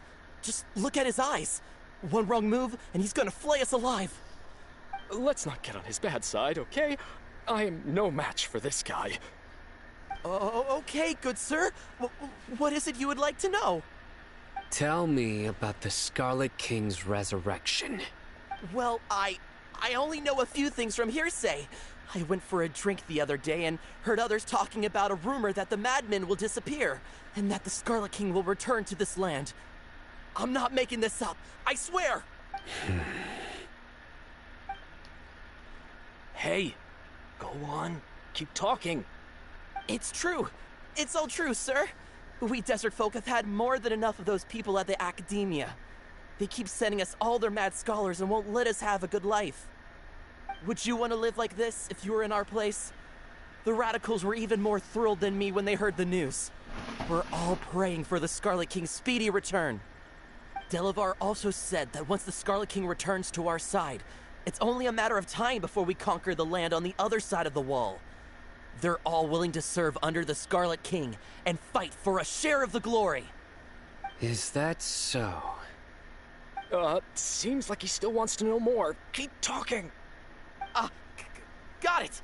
At first, I told myself it was just the drink talking, but then all the mad scholars vanished without a trace, just as the rumors said. Please don't beat me up just for mentioning these rumors. If I'm guilty, then everyone else around here is also guilty. I'm just saying what the others said. The people here really like the Scarlet King, but dislike the Dendro Archon.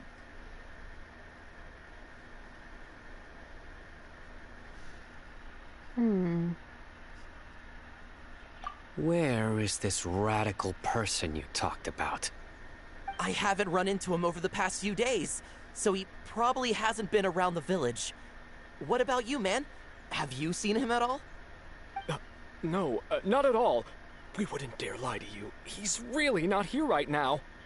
Sounds like you're not too close with the radicals. No, of course not. All we know are their names. I have many ways to stop you from talking. And many others to stop you from sending warning messages. So you'd best just stay home and hope I don't hear of you trying to contact anybody. Don't do anything until I've gotten to the bottom of this. Try something foolish, and even Candace won't be able to protect you. Yes, got it. We'll do just as you say. That scared Paimon half to death. Sino is pretty terrifying.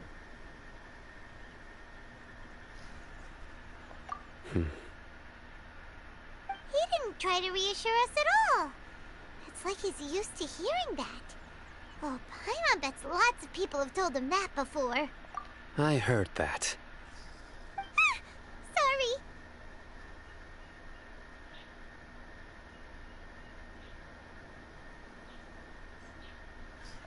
It's part of being a Matra. The rumor we heard just now seems like a strong lead. But we need to check a few more places. Very well. Isaac! I'm here. Where's your grandpa's house? Well, I can take you there. Just follow me. Join the Eremites and embrace a wonderful new life.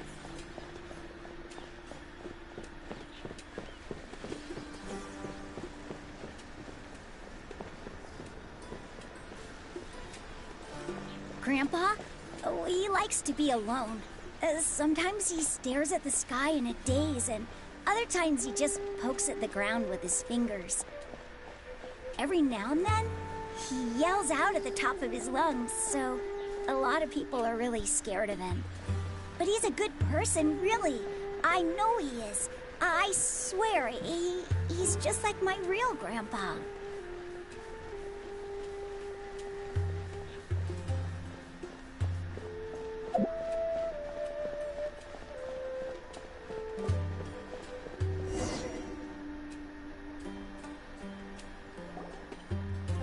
This is where Grandpa usually stays.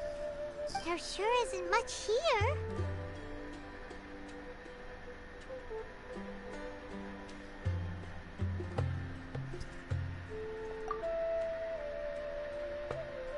No. Incense? Please don't say it's the same one as before. But are you okay? Are you getting dizzy or need to lie down? There's a scent that you can sense, but I can't. A certain traveler here once passed out from that smell. Thankfully, Tainari saved the day. And then he gave us a long lecture to explain all about how it worked. So, you know Tainari. Huh? You know him too? Are you two friends? Yes. Now that I concentrate, I can also make out the scent of incense. Wait, surely Tainari didn't lecture you too? No. No need.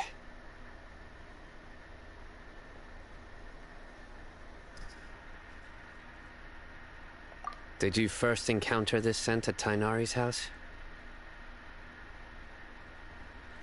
In the forest. from a scholar.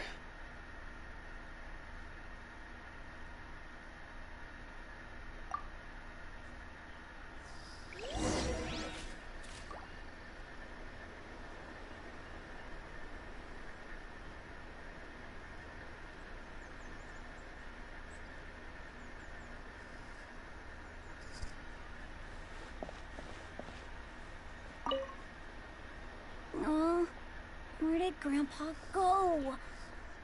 Please come home, Grandpa.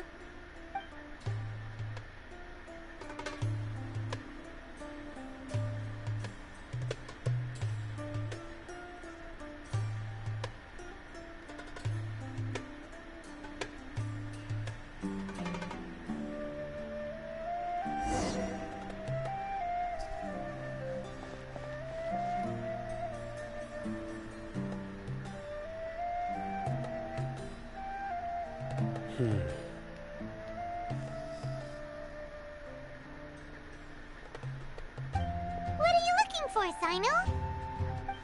Here it is. Take a look right here. Paimon doesn't see anything. Although the traces have been completely buried from the size and shape, they belong to an adult male. This pattern is a common one from this area. Local shoes. This was probably someone from the village. The scent is quite faint, but still extant. The footprints head in the direction of the door.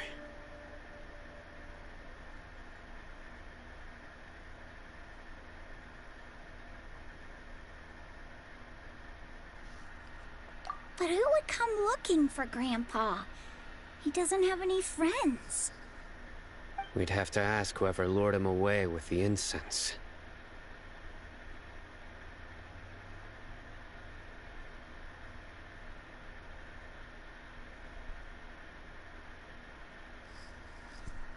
Huh? So you can lure someone away with just a scent?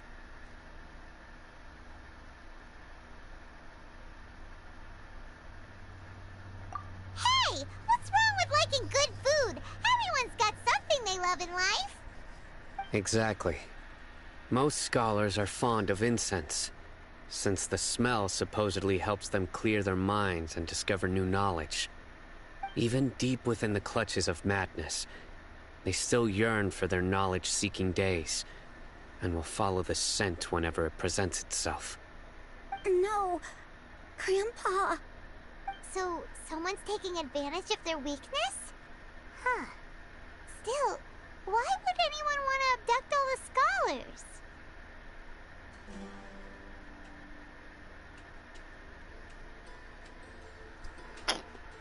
Are the rumors really true?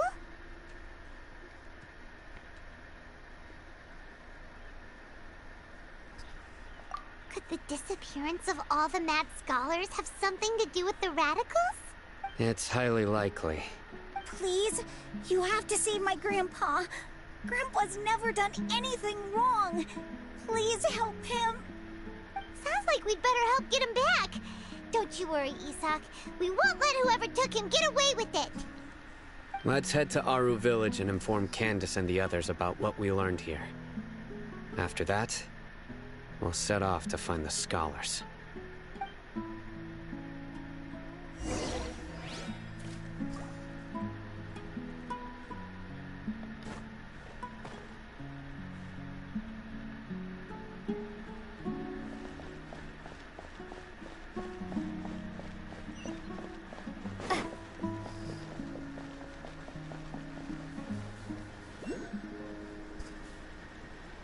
Ooh, look, it didn't fall off.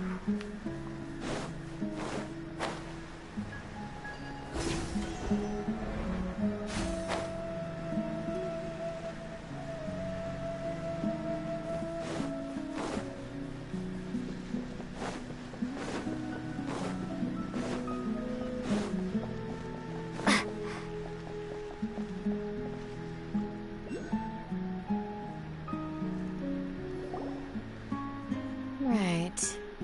The darker fabric definitely looks a lot better. We're back, Candace! We've got a lot to tell you. Ah, welcome back. Sounds like everyone's friend. Oh, Dia's here too! You bet. So, everything goes smoothly? Reasonably. I'll hate them didn't go with you? We haven't seen him at all. Huh. I saw him around the village entrance earlier and figured he was investigating with you. I guess he must have gone off on his own. Did you find out anything useful?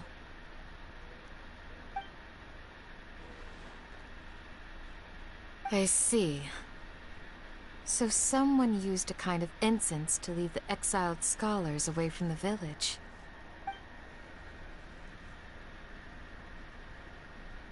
The resurrection of the Scarlet King?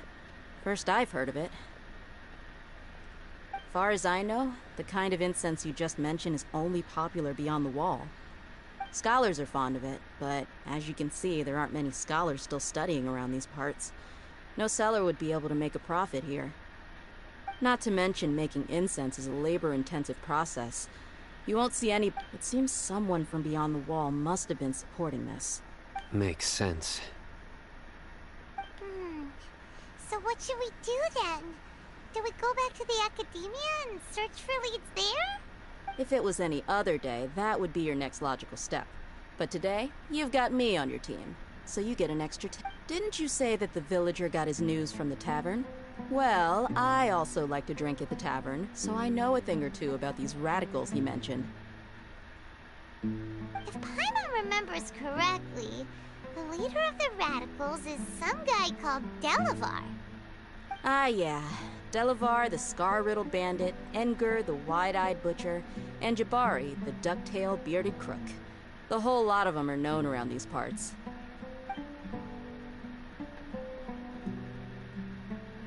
These guys have one thing in common, and that's being broke. The rougher life gets, the more they want to believe in the Scarlet King. Way they see it, the Scarlet King's resurrection is their only chance at overthrowing the academia. Throwing all of Sumeru into chaos is the only way to change the way of life here in the desert. Anyway, that's my guess why they've chosen to become radicals. Tia! You're amazing! You really know this place inside and...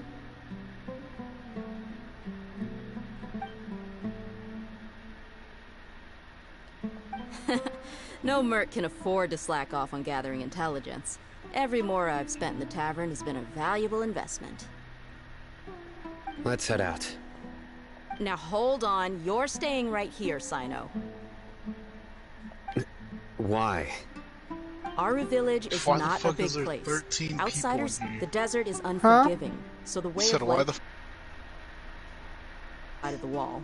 Compared to you, What do you mean? mercs like me are just There's third-rate 13 amateurs. people in I've this got party. no actual fighting skills to speak of. Like, but that also what- makes it a whole lot easier for me to gain the locals' trust. Like, we've added 13 people in here. Yeah, That's why I'm like, why the fuck? because it's earlier. I don't know. There's so many people I don't even know. I'm like, how is it 13 people? That's my question. We don't even know 13 people. Because Paul's in here, Evelyn's in here, the Nuggets in here. Really? Sad Nuggets is in here? I think. I'll So. have a check. I'll go check. And then it's our group with Amanda and your ex, I guess. Oh, Christina's in here. You, me, the other Christina. Oh yeah. I forgot. Paul, Sad Nuggets, Amanda, Solar, Isaac, Erilyn, Kim, Lupin, and Nat. That's 13? No, really? That's 13? What the fuck? Yeah, that's 13. Fuck. I'm gonna remove some people.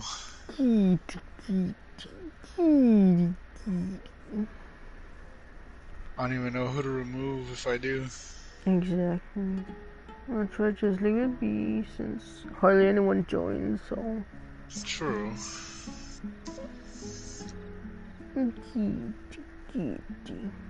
Plus, I'd feel like an ass. Because they'll be like, oh, why'd you remove this person?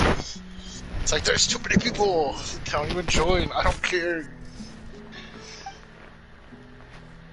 I need to go around and ask some questions, but it'll be difficult if you're with me. Fine. Good. Then we've got a plan.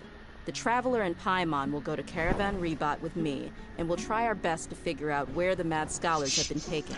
Sino, you'll have to stay in the village and continue investigating on your own. Alright, sounds like a plan.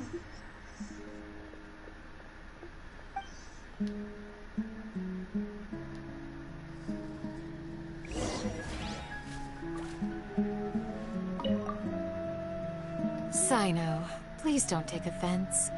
I'm sure Dia just wants to help everyone solve their problem as quickly as possible. That's why she can be so straightforward at times. I don't mind. Ah, I see.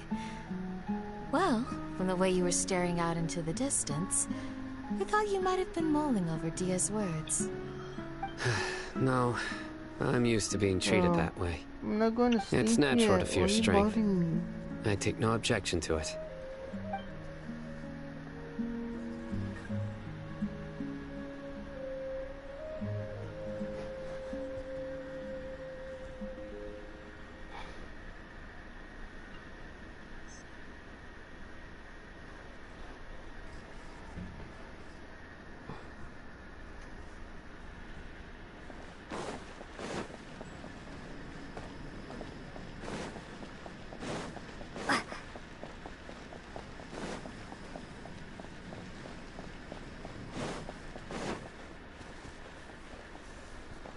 Bro, just lay down, Wayne. I'm not gonna pet you.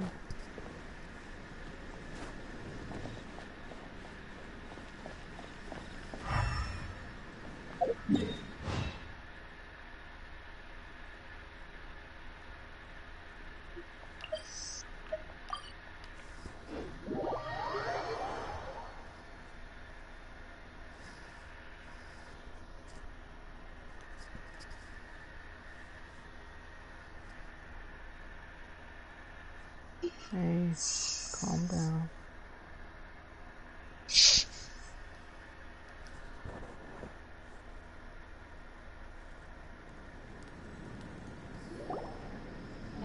Well, here we are again. Sounds like you're starting to get familiar with the area. Paimon's amazed every time we see the wall of Samiel.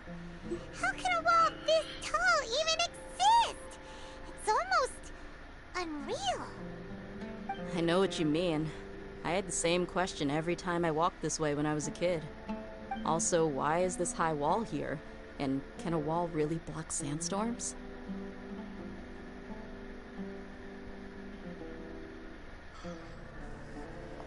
It was only after I grew up that I realized the wall of Samiel isn't just there to keep out the sandstorms. It serves a more important purpose, keeping out people like us. Sumeru is run by wise and mighty sages. To them, us desert dwellers are nothing but tools that can be used and discarded at their whim. We're cheap labor, like livestock, but easier to control. Nothing more. Even if a child from the desert got the chance to obtain an Akasha terminal, almost all their requests for knowledge would be denied. The academia believes we're underserving. Geniuses like Sataria are one in a million. The other children never get a single chance to try and rewrite their fate, even though the academia knows very well that we're humans, just as they are. That's terrible. I would tear down this wall with my own hands if I could. I like how in 2020, fucking 80s music became popular again. And now nobody's doing the 80s music anymore. You're not thinking about doing anything crazy. scary, are you? No, not at all. So I've This been place listening just to The Weeknd. gets me thinking, that's all. And then, Besides, well, other we're here to people procure who had like that information, aren't we? 80s vibe in 2020. Yep, we gotta catch those. And I'm like, what the fuck? They don't do that shit no more now. It's like, oh yeah, 2020 was the Caravan 80s. Rebot is crawling with people, so be careful what you say. We don't want anyone to find out what we're here Like with for. blinding lights and Our all mission that. started the moment we arrived here. Let's And go then, of check out the course, tavern. BTS Maybe with we'll find Dynamite. someone I know. And then Say So.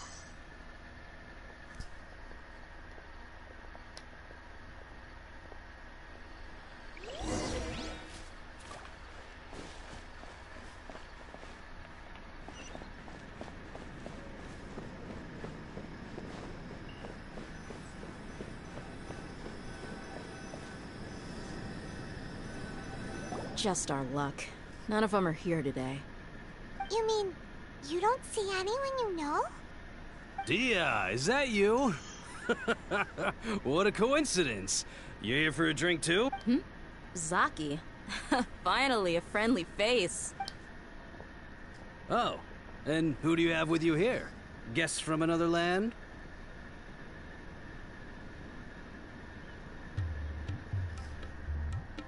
Hello, hello. I'm Zaki. Dia's, how would you put it? Well, I'm already on Drinking the buddy? 4th season, but there's 2 parts. We've had drinks together a few times. You could say we go back a ways. Anyway, as far as my friends here, they aren't too shabby, are they? You rarely see any Outlanders so friendly and respectful nowadays. I'm like, maybe this will be my big push to start watching anime again. Much better than those people on the other side of the wall. Because I'm kind of getting the hang of the website. Looking for someone? Because for some weird reason, have you seen Edgar, Delavar, or it pauses Jabari depending on which media player Of course you I use. have. Matter of fact, we were all And I've been drinking trying to together use the just one that a few me days and ago. you do, which is I've got my a spice Stream trading Cloud, deal I think from that's another what it nation. is. Or my I Cloud. thought maybe Delavar and his friends might be interested. Know where And I like could it was find them? sometimes free, so I had to how use the other thoughtful one, of you. VidStream. Then I assume And you you have also to know like that switch Delavar's between been it. Like having a it'll hard work time for a making couple ends meet episodes these on days. So you one of came them, here to and then help once it him starts out? messing up, then you gotta switch Hey, to the keep other it one, and down. it'll start working. Let's just say I prefer to keep this deal a secret. Y'all at Caravan Rebot are like family. If there's more to be made, Other than that, why you'll not just do it probably have together? to Besides, check it Delavar in, and his yeah. friends have muscle. They'd be a good fit for escorting the goods. Yes, how considerate of you. Delavar's my friend too, so of course I can take you to him. Come with me.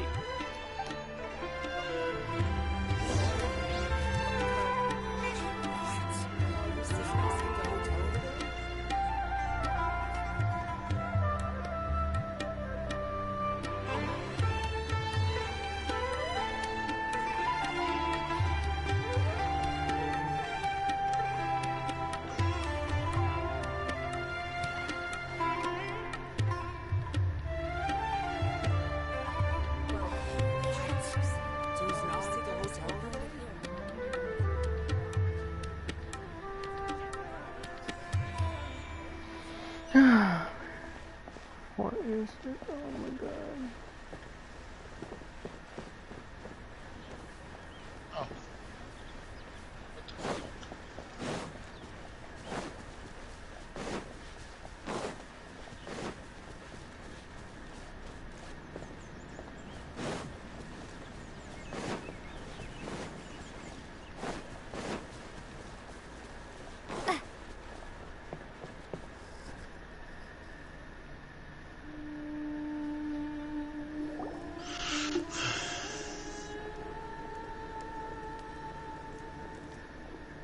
Are we there yet?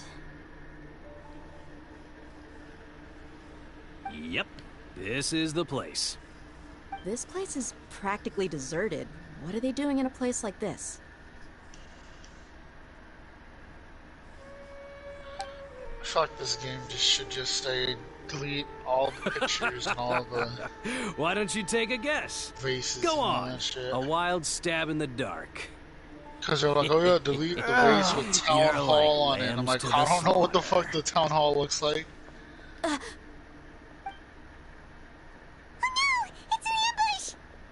Oh. Yeah.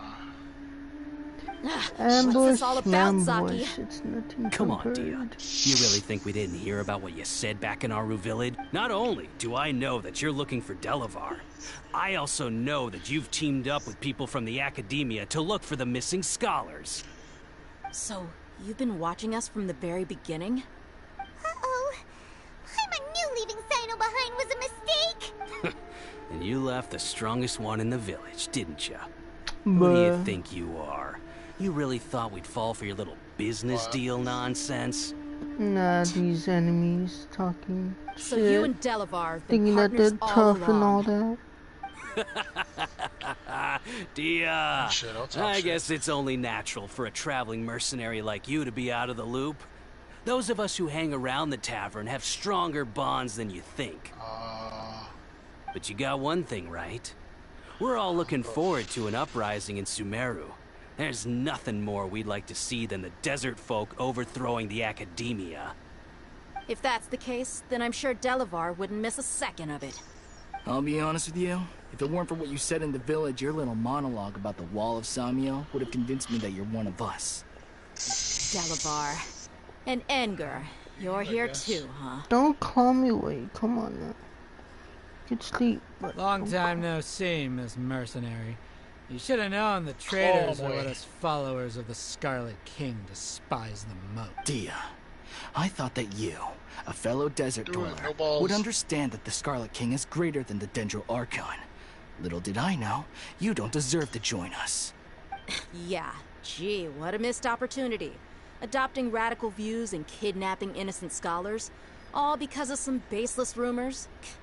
Anything else I'm missing out on? See? There you have it. Mercenaries are just a bunch of faithless scum with only one thing on their minds. Mora. Pathetic. You're all like a pack of street rats. You're not wrong.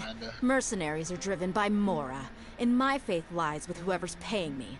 As long as there's a profit to be made, anyone can become my friend. She hasn't been talking that much. Enough talking!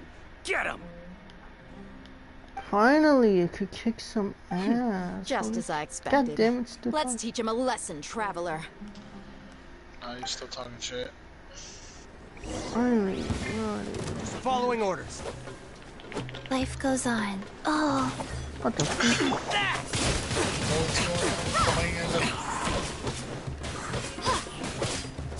Prepare to be blown Huh? away! I'm like, do you know what's going on with the man? No. Why? Well, like I said, she hasn't been really talking too much. You know. That's all I was like, oh, Oh, what are you trying to call me? Impossible! How could you? So, what do you think about your meticulous network now, Zaki? How did you say it? It's only natural for a traveling mercenary like me to be out of the loop. I'm guessing your informant told you that I'm just an incompetent merc with no real fighting skills, correct? I mean, that is what I said after all. And of course, you would believe everything he reported. The only thing you know about me is that I'm a mercenary, but you've never seen me in action. Even though you heard we went to handle monsters together, you believed that Candace was the only one doing all the real fighting. That so-called Flame Mane is just a fraud. She admitted it herself. She just uses her connections to gain the trust of others. That's what you thought, right? You lied in the village because you figured that we'd have people watching you. And you were stupid enough to fall for it. I figured as much the first time we drank together. You all thought you were so smart. Pathetic. Okay, that should be all of them. Whoa! So you've been planning this since we were in Aru Village? No task can be done without preparation. I just happened to notice a couple suspicious-looking people while you were out investigating. Oh, but instead of catching them right away, you let them report back. Those two who were snooping around were just a couple small fries.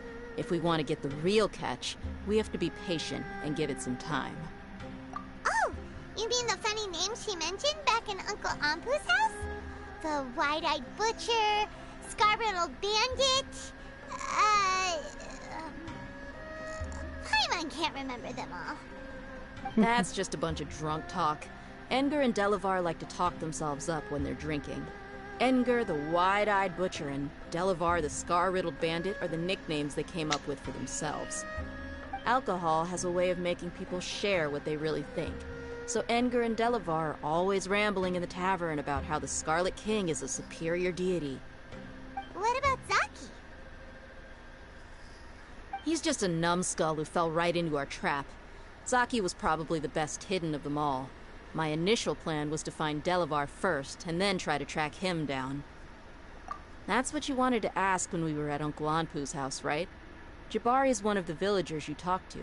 You know, the one who wanted to treat Isak and his grandpa to some food. Wait, so he's a radical too? No, he isn't. I just needed to tack on a random villager name to make the eavesdropper think that I was making some wild guesses based on my impressions. Wow, what a genius idea! Well, that's an expert mercenary for ya. Ah, you're too kind. It was straight from the usual playbook, if I'm honest. So, that thing you were saying before, is it really true? Hmm? About what? About how mercenaries only care about Mora, and that anyone's a friend as long as there's a profit. Does that bother you?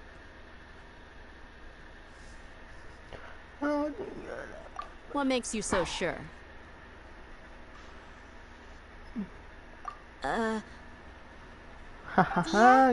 you dislike the Dendro Archon like the other desert folk? You two are pretty sharp.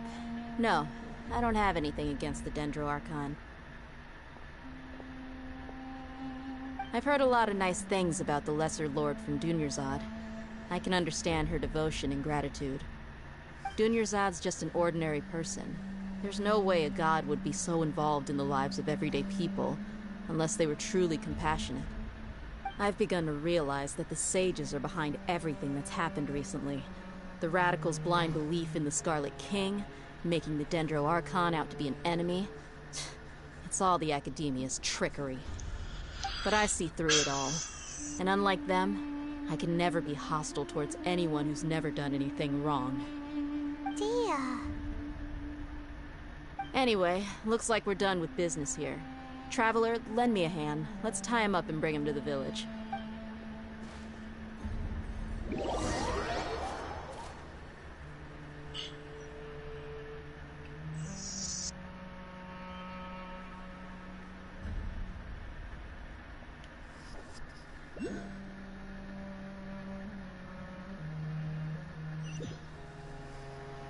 Oh, man.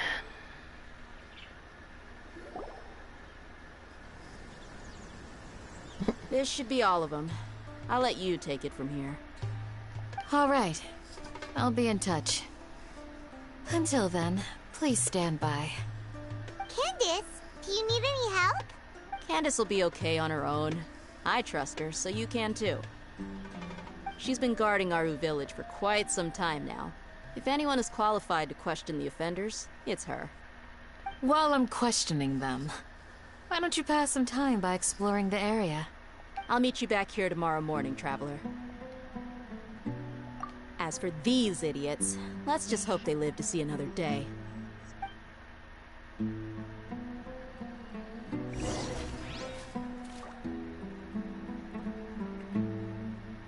You heard the question. Now answer me.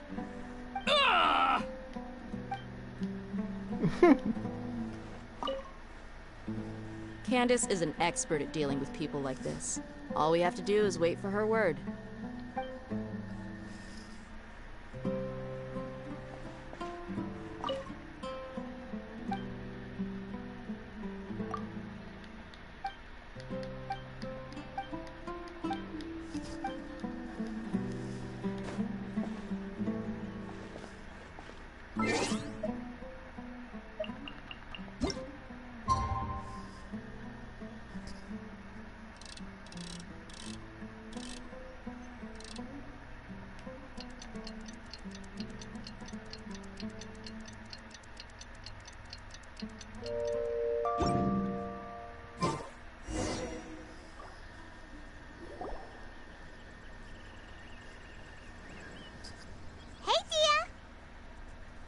Right on time. We'll know any moment now. Paimon's been wondering. You seem to know Candace pretty well. Have you been friends for a long time? We've known each other for some time now. She's a pretty interesting person. Even though she's an extremely strong warrior, she never misuses her powers against others. Paimon knows what you mean. Like a lot of martial artists say, never take the fight outside the ring. Yep, I guess you can put it that way. It takes strong convictions to be as dedicated as she is, and shoulder that kind of responsibility. Us mercs, on the other hand, we pretty much live from one day to the next. Well, Paimon thinks you're great too. Really? Thanks for that. Oh, Sino's here, and he's pretty early too. Yes. I was here yesterday to help out a little. To help out? By doing what? Sharing some interrogation techniques. Oh! You mean you taught Candace some more persuasive methods? Right. Come on in, everyone. Come on, let's go inside.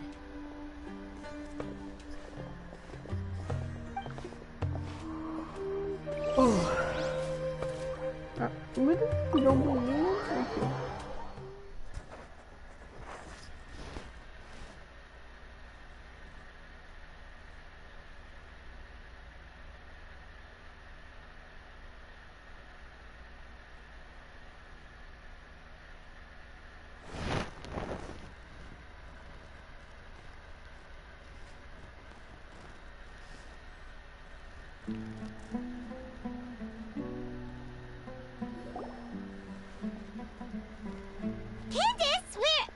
Whoa, you look furious. Do I? Huh. What gave it away? Oh, there's no mask that can hide true bloodlust. Cover up your eyes, and it'll still show itself at the corners of your mouth. Perhaps I need to work on my composure. Still, it's perfectly understandable why I'm angry. I'm sure everyone present would agree. Yes, ma'am. Please, don't beat us anymore. We're gonna die. Well, looks like Sino taught her well. So, did Isaac join yesterday? No, no one's been on since yesterday. Well, I've been on, I just haven't made the party. Oh, oh yeah. You fear death yourselves, yet you do not hesitate to place the lives of others at risk. The absurdity is mind-boggling. The ones you call mad scholars are known to us as the village keepers. They are vital members of our community. And yesterday he was gonna go to the gym. You come and after he did his to workout, my village, he had and you an treat my interview people with as the nothing gym. more than stepping stones towards your goal. But before that, he was like, "Oh yeah, I'm gonna be working out with Elise, my ex." Mercy, please have mercy. Damn, like I wonder how You've else made it your is. bed. No. We may both be desert dwellers, but there is one thing that I understand better than you. The resurrection of the Scarlet King will only I'm like, I result don't in really war. mind. I'm not like Kim and Looper who And are war like, serves you know, no pissed at him. The people of Aru Village care I'm little just about like, which god is okay, in power. well, you know, this already Life may happened be tough twice, and so if tiring, it happens the third but time, we wish then to it truly preserve is our on way you. of life. I mean, he wants to go A down war the would only rabbit hole. cause us to lose all that we have. And that I'm is like, not I'll be a there for responsibility support that you and can all afford that, to but shoulder. you know, We he understand. knows. We're sorry. If it goes dirty, it's his fault. I'll tell you everything I know. Please, just let us go. Like I said, I know we'll all be I'm there for him, but most of them You might not believe this, but it wasn't us who came up with this idea. Knowing them. Someone was spreading rumors in the tavern. That's how we ended up hearing about the Scarlet King's resurrection. Some mystery man told us that mad scholars will make the perfect sacrifice to usher in the Scarlet King's resurrection. They give their lives, and we can get anything we wish for. They're called village keepers. Slip up again, and you'll regret it.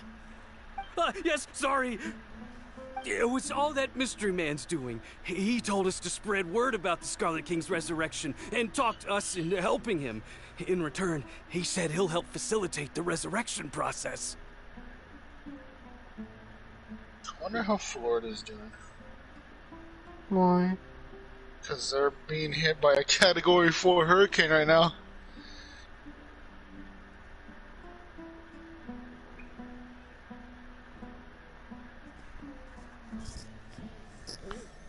They're getting not hit sure. with the Category 4 hurricane, and that motherfucker That's one. looks like it wants to come this way. One what? Strike. You get And a it total also of 3. has a tropical Then storm forming right next to it that wants to come this way too. Wait, I'm telling you the truth. We don't So know everything anything. wants a piece It of was all Texas at him. this point. 2. He got us to lure them out of their houses in the night with some kind of incense. We take them to a junction outside the village. Then the mystery guy takes them from there. You gotta believe me, please. I'm telling the truth, I swear. Just ask them if you don't believe me. That was indeed the truth. Traveler, go on.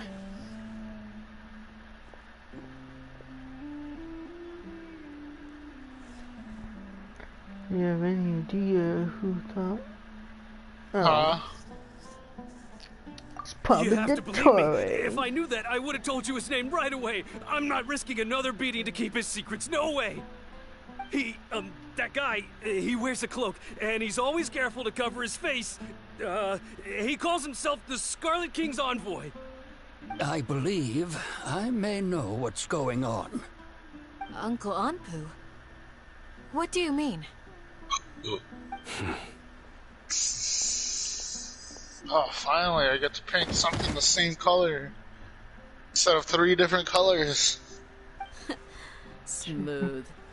I've been getting annoyed with that at this point. Speak. If my suspicions are correct, this mystery man they speak of could be from the Academia. Some time ago, people from the Academia attempted to take the village keepers away. I refused, insisting that they are part of our community. It strikes me now that this secretive character shares the same goal they had. The message Kim It's put in the highly group likely chat. that the Academia was purposely spreading a false rumor to trick the Oh radicals no, into she delivering was the village just keepers right calling into their us. hands. And of course They were I'm the ones one who brought them here to begin answers. with. Now they're Because I trying to guess take them Isaac's doing back. something and We you're aren't gonna probably let that asleep or happen. Not the not on your Academia phone. again. I was probably asleep, as always. Yeah, I think you were, because you had just gotten off, if I remember. Anyway, she wanted to hang out with us. She's like, guys, I've been wanting to hang out with y'all. She's like, Lupa's been keeping me in this house.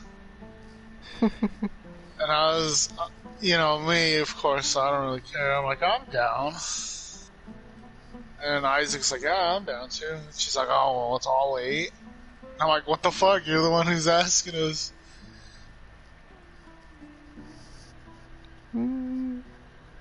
Just as I I thought. think it was barely like 6. What could they She's want like, oh, with it's the all village late. keepers?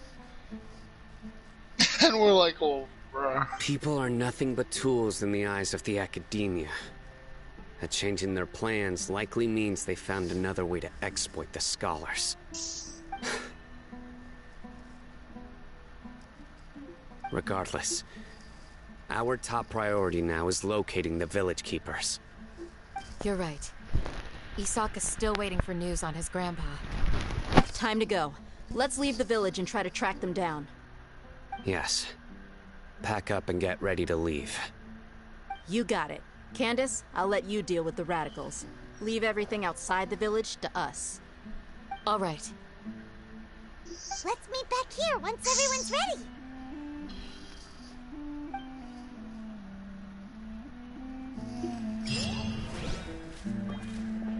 Anyways, we're kind of gonna hang out with Thinking them. about the village depending on keepers? Yes. what they want us to do I'd when look we for go them house myself if I sitting. could. As members of our village, each one of them is very important to me. You have a strong sense of belonging here. Anyways, like my I guess grandma I'm the said, it's gonna be opposite. practice for me Mercs because are I'm stray getting a dogs, chihuahua. wherever they go. Dia, don't say that. And I'm like, I gotta watch You can their be a part fucking of this community, chihuahuas. too. Thanks. I'll let you I'm know. not when I feel excited like for joining. Chico, just saying. That's why I really hope Isaac's able to go. I'm like, I don't want to mess with that fucking song by myself. Even though Kim says he's sweet. I'm like, nah, bitch, he is right for a little bit, and then he fucking bites you when you least expect it.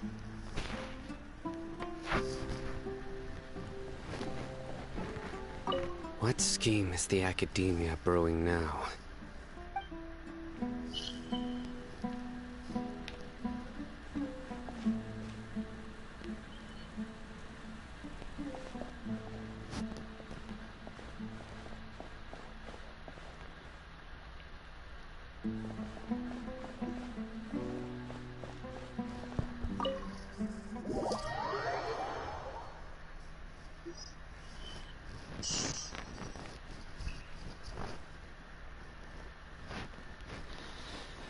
Oh, man.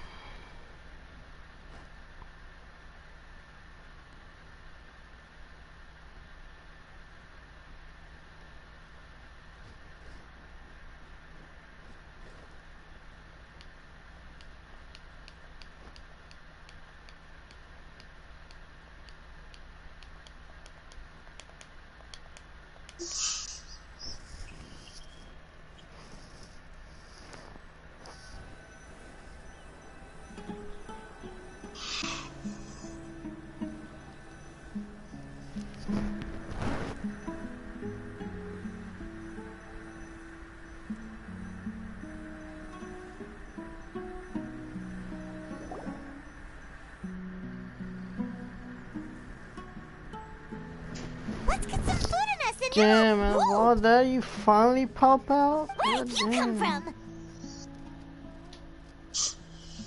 Well, as you can see, I am merely sitting here and reviewing what we have deduced thus far. You've been gone for ages, and now you're suddenly sitting here musing to yourself? Where have you been anyway? Hey, what's with the silence? You never think things through before asking questions. I'm giving you some time to make up for that. Paimon's so mad! Paimon's gonna give you an ugly nickname! Never mind. Paimon's got nothing. There's just nothing super obvious to pick with this guy. It makes it so hard. Well, you've heard nothing to suggest I left this whole time. So clearly, I stayed in the village to investigate. Anyway, you plan to leave Aru Village and keep searching for the truth of this matter, yes? Yep. We're not gonna find out anything more by staying here, so we thought that we might as well take the search elsewhere.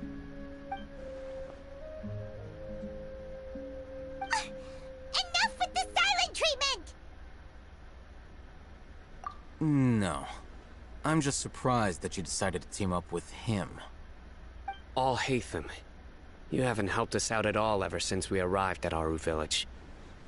Bold of you to question our choices. Yeah, you're all talk! While you were investigating, I had my own work to do, which I've now finished.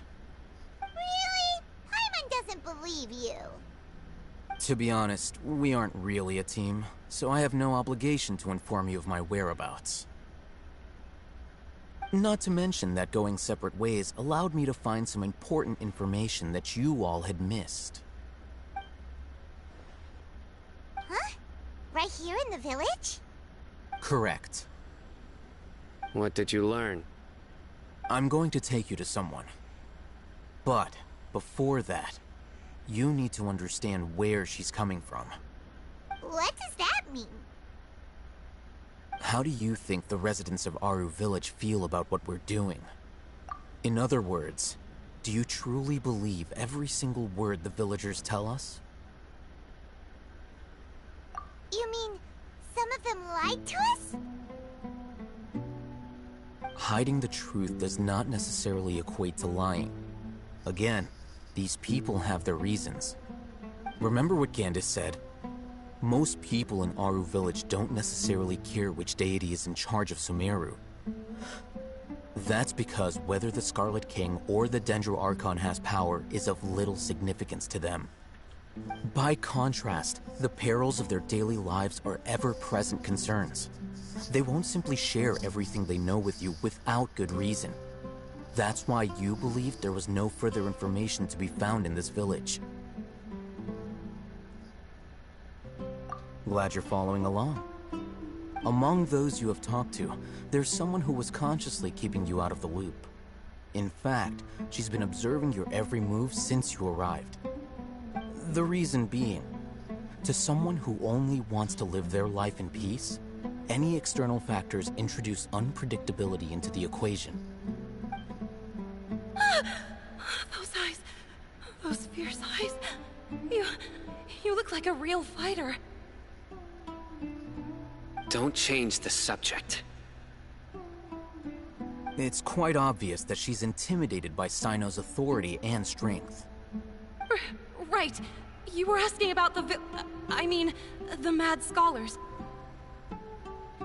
She corrected herself mid-sentence because she's aware that there are Scarlet King fanatics in the village. If she sounds too friendly towards the village keepers, she could easily make herself the Radicals' next target. I think it's been a few days since I last saw them. I usually go to bed pretty early, so I'm not too familiar with what goes on at night. Remember? She made a point of denying her involvement in anything that occurs at night. But honestly, I feel quite sympathetic towards them. Even though they act a little strange, they've helped me in the past. If it weren't for them, my house would have collapsed long ago. After speaking to the village chief, it became clear that the village keepers had protected Aru village at night. In other words, the young miss was very much awake during that time. Then why would she lie? By getting involved with an outsider, she risks drawing unwanted attention to herself. As for why she might be so wary about all this, maybe you should ask her. I'll pass on this one. You said that she is afraid of me. If so, it's best if I stay out of this. We're on it!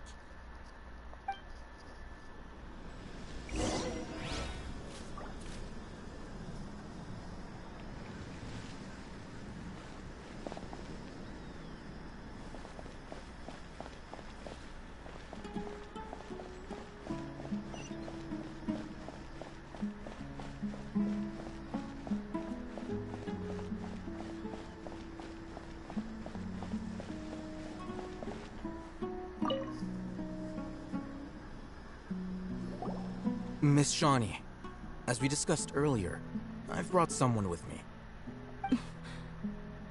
Mr. Alhaitham, I'm aware of where you stand, but how can I make sure that your friends think the same as you?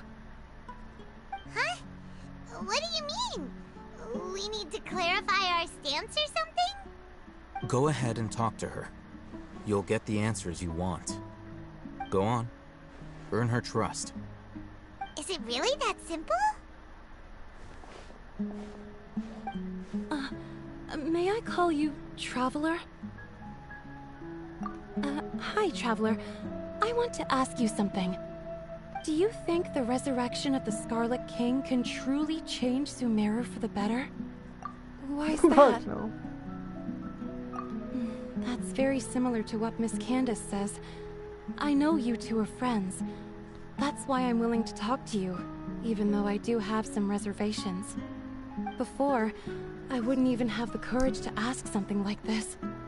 Traveler, Oh, she just tell us. do you believe tell her our truth, lives will man. get better?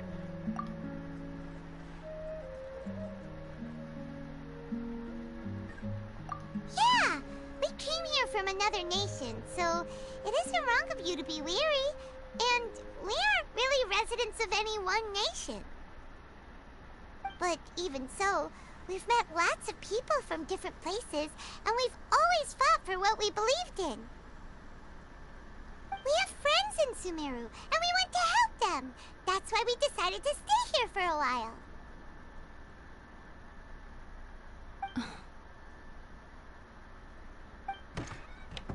I want to trust you. My apologies for posing my questions like that. To be honest, I didn't expect you to come back for more information. Alhaitham told us you have your reasons. It's okay. We understand. The fact is that only one side of my family is desert folk. I don't really fit in anywhere in Sumeru. Some believe in the Dendro Archon, while others believe in the Scarlet King. I don't belong to either side, and neither side would want me. Speaking of which, the radicals mentioned that they despise traitors. Do they just think that anyone who's different from them is a traitor? Yeah. Some people can be so narrow-minded when it comes to bloodline and beliefs. It makes no difference what I say or how I behave. I'll always be suspected of having ulterior motives. Slowly, I just stopped talking to people. I pretended not to hear or see anything. All I want is to live my life in peace. And then it happened. The village keepers who had helped me disappeared with no explanation, and I didn't dare breathe a word about it to anyone. Until now. You can tell them. I'm sure she'll keep your secret. All right. I'll tell you what I told Alhaitham. I actually have a sharper sense of hearing than most. Sometimes, I hear strange crying sounds in the night. There are ghosts? Perhaps. I'm not sure. It's faint, but it's definitely the sound of crying. It comes from far away in the distance, and always carries very raw emotion. It used to be louder and more frequent, but ever since you arrived in the village, it doesn't seem to happen as often, and when it does, it's much quieter. I have to focus really hard to make it out. I confirmed this with the guards on night duty. They also have someone with a good ear, and he's heard similar sounds at night. But, because we're in the middle of a desert, he would rather believe that they are the cries of beasts than ghosts.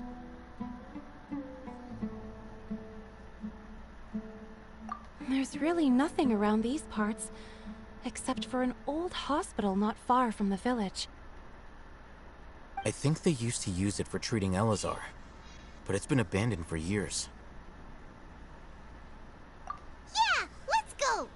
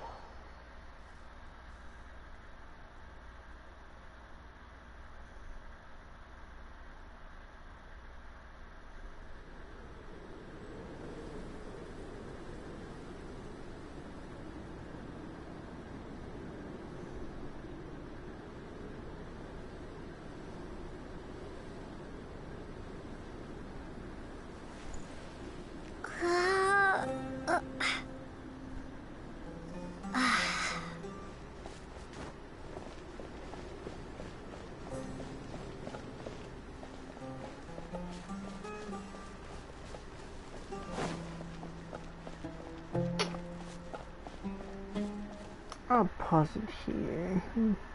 Enough.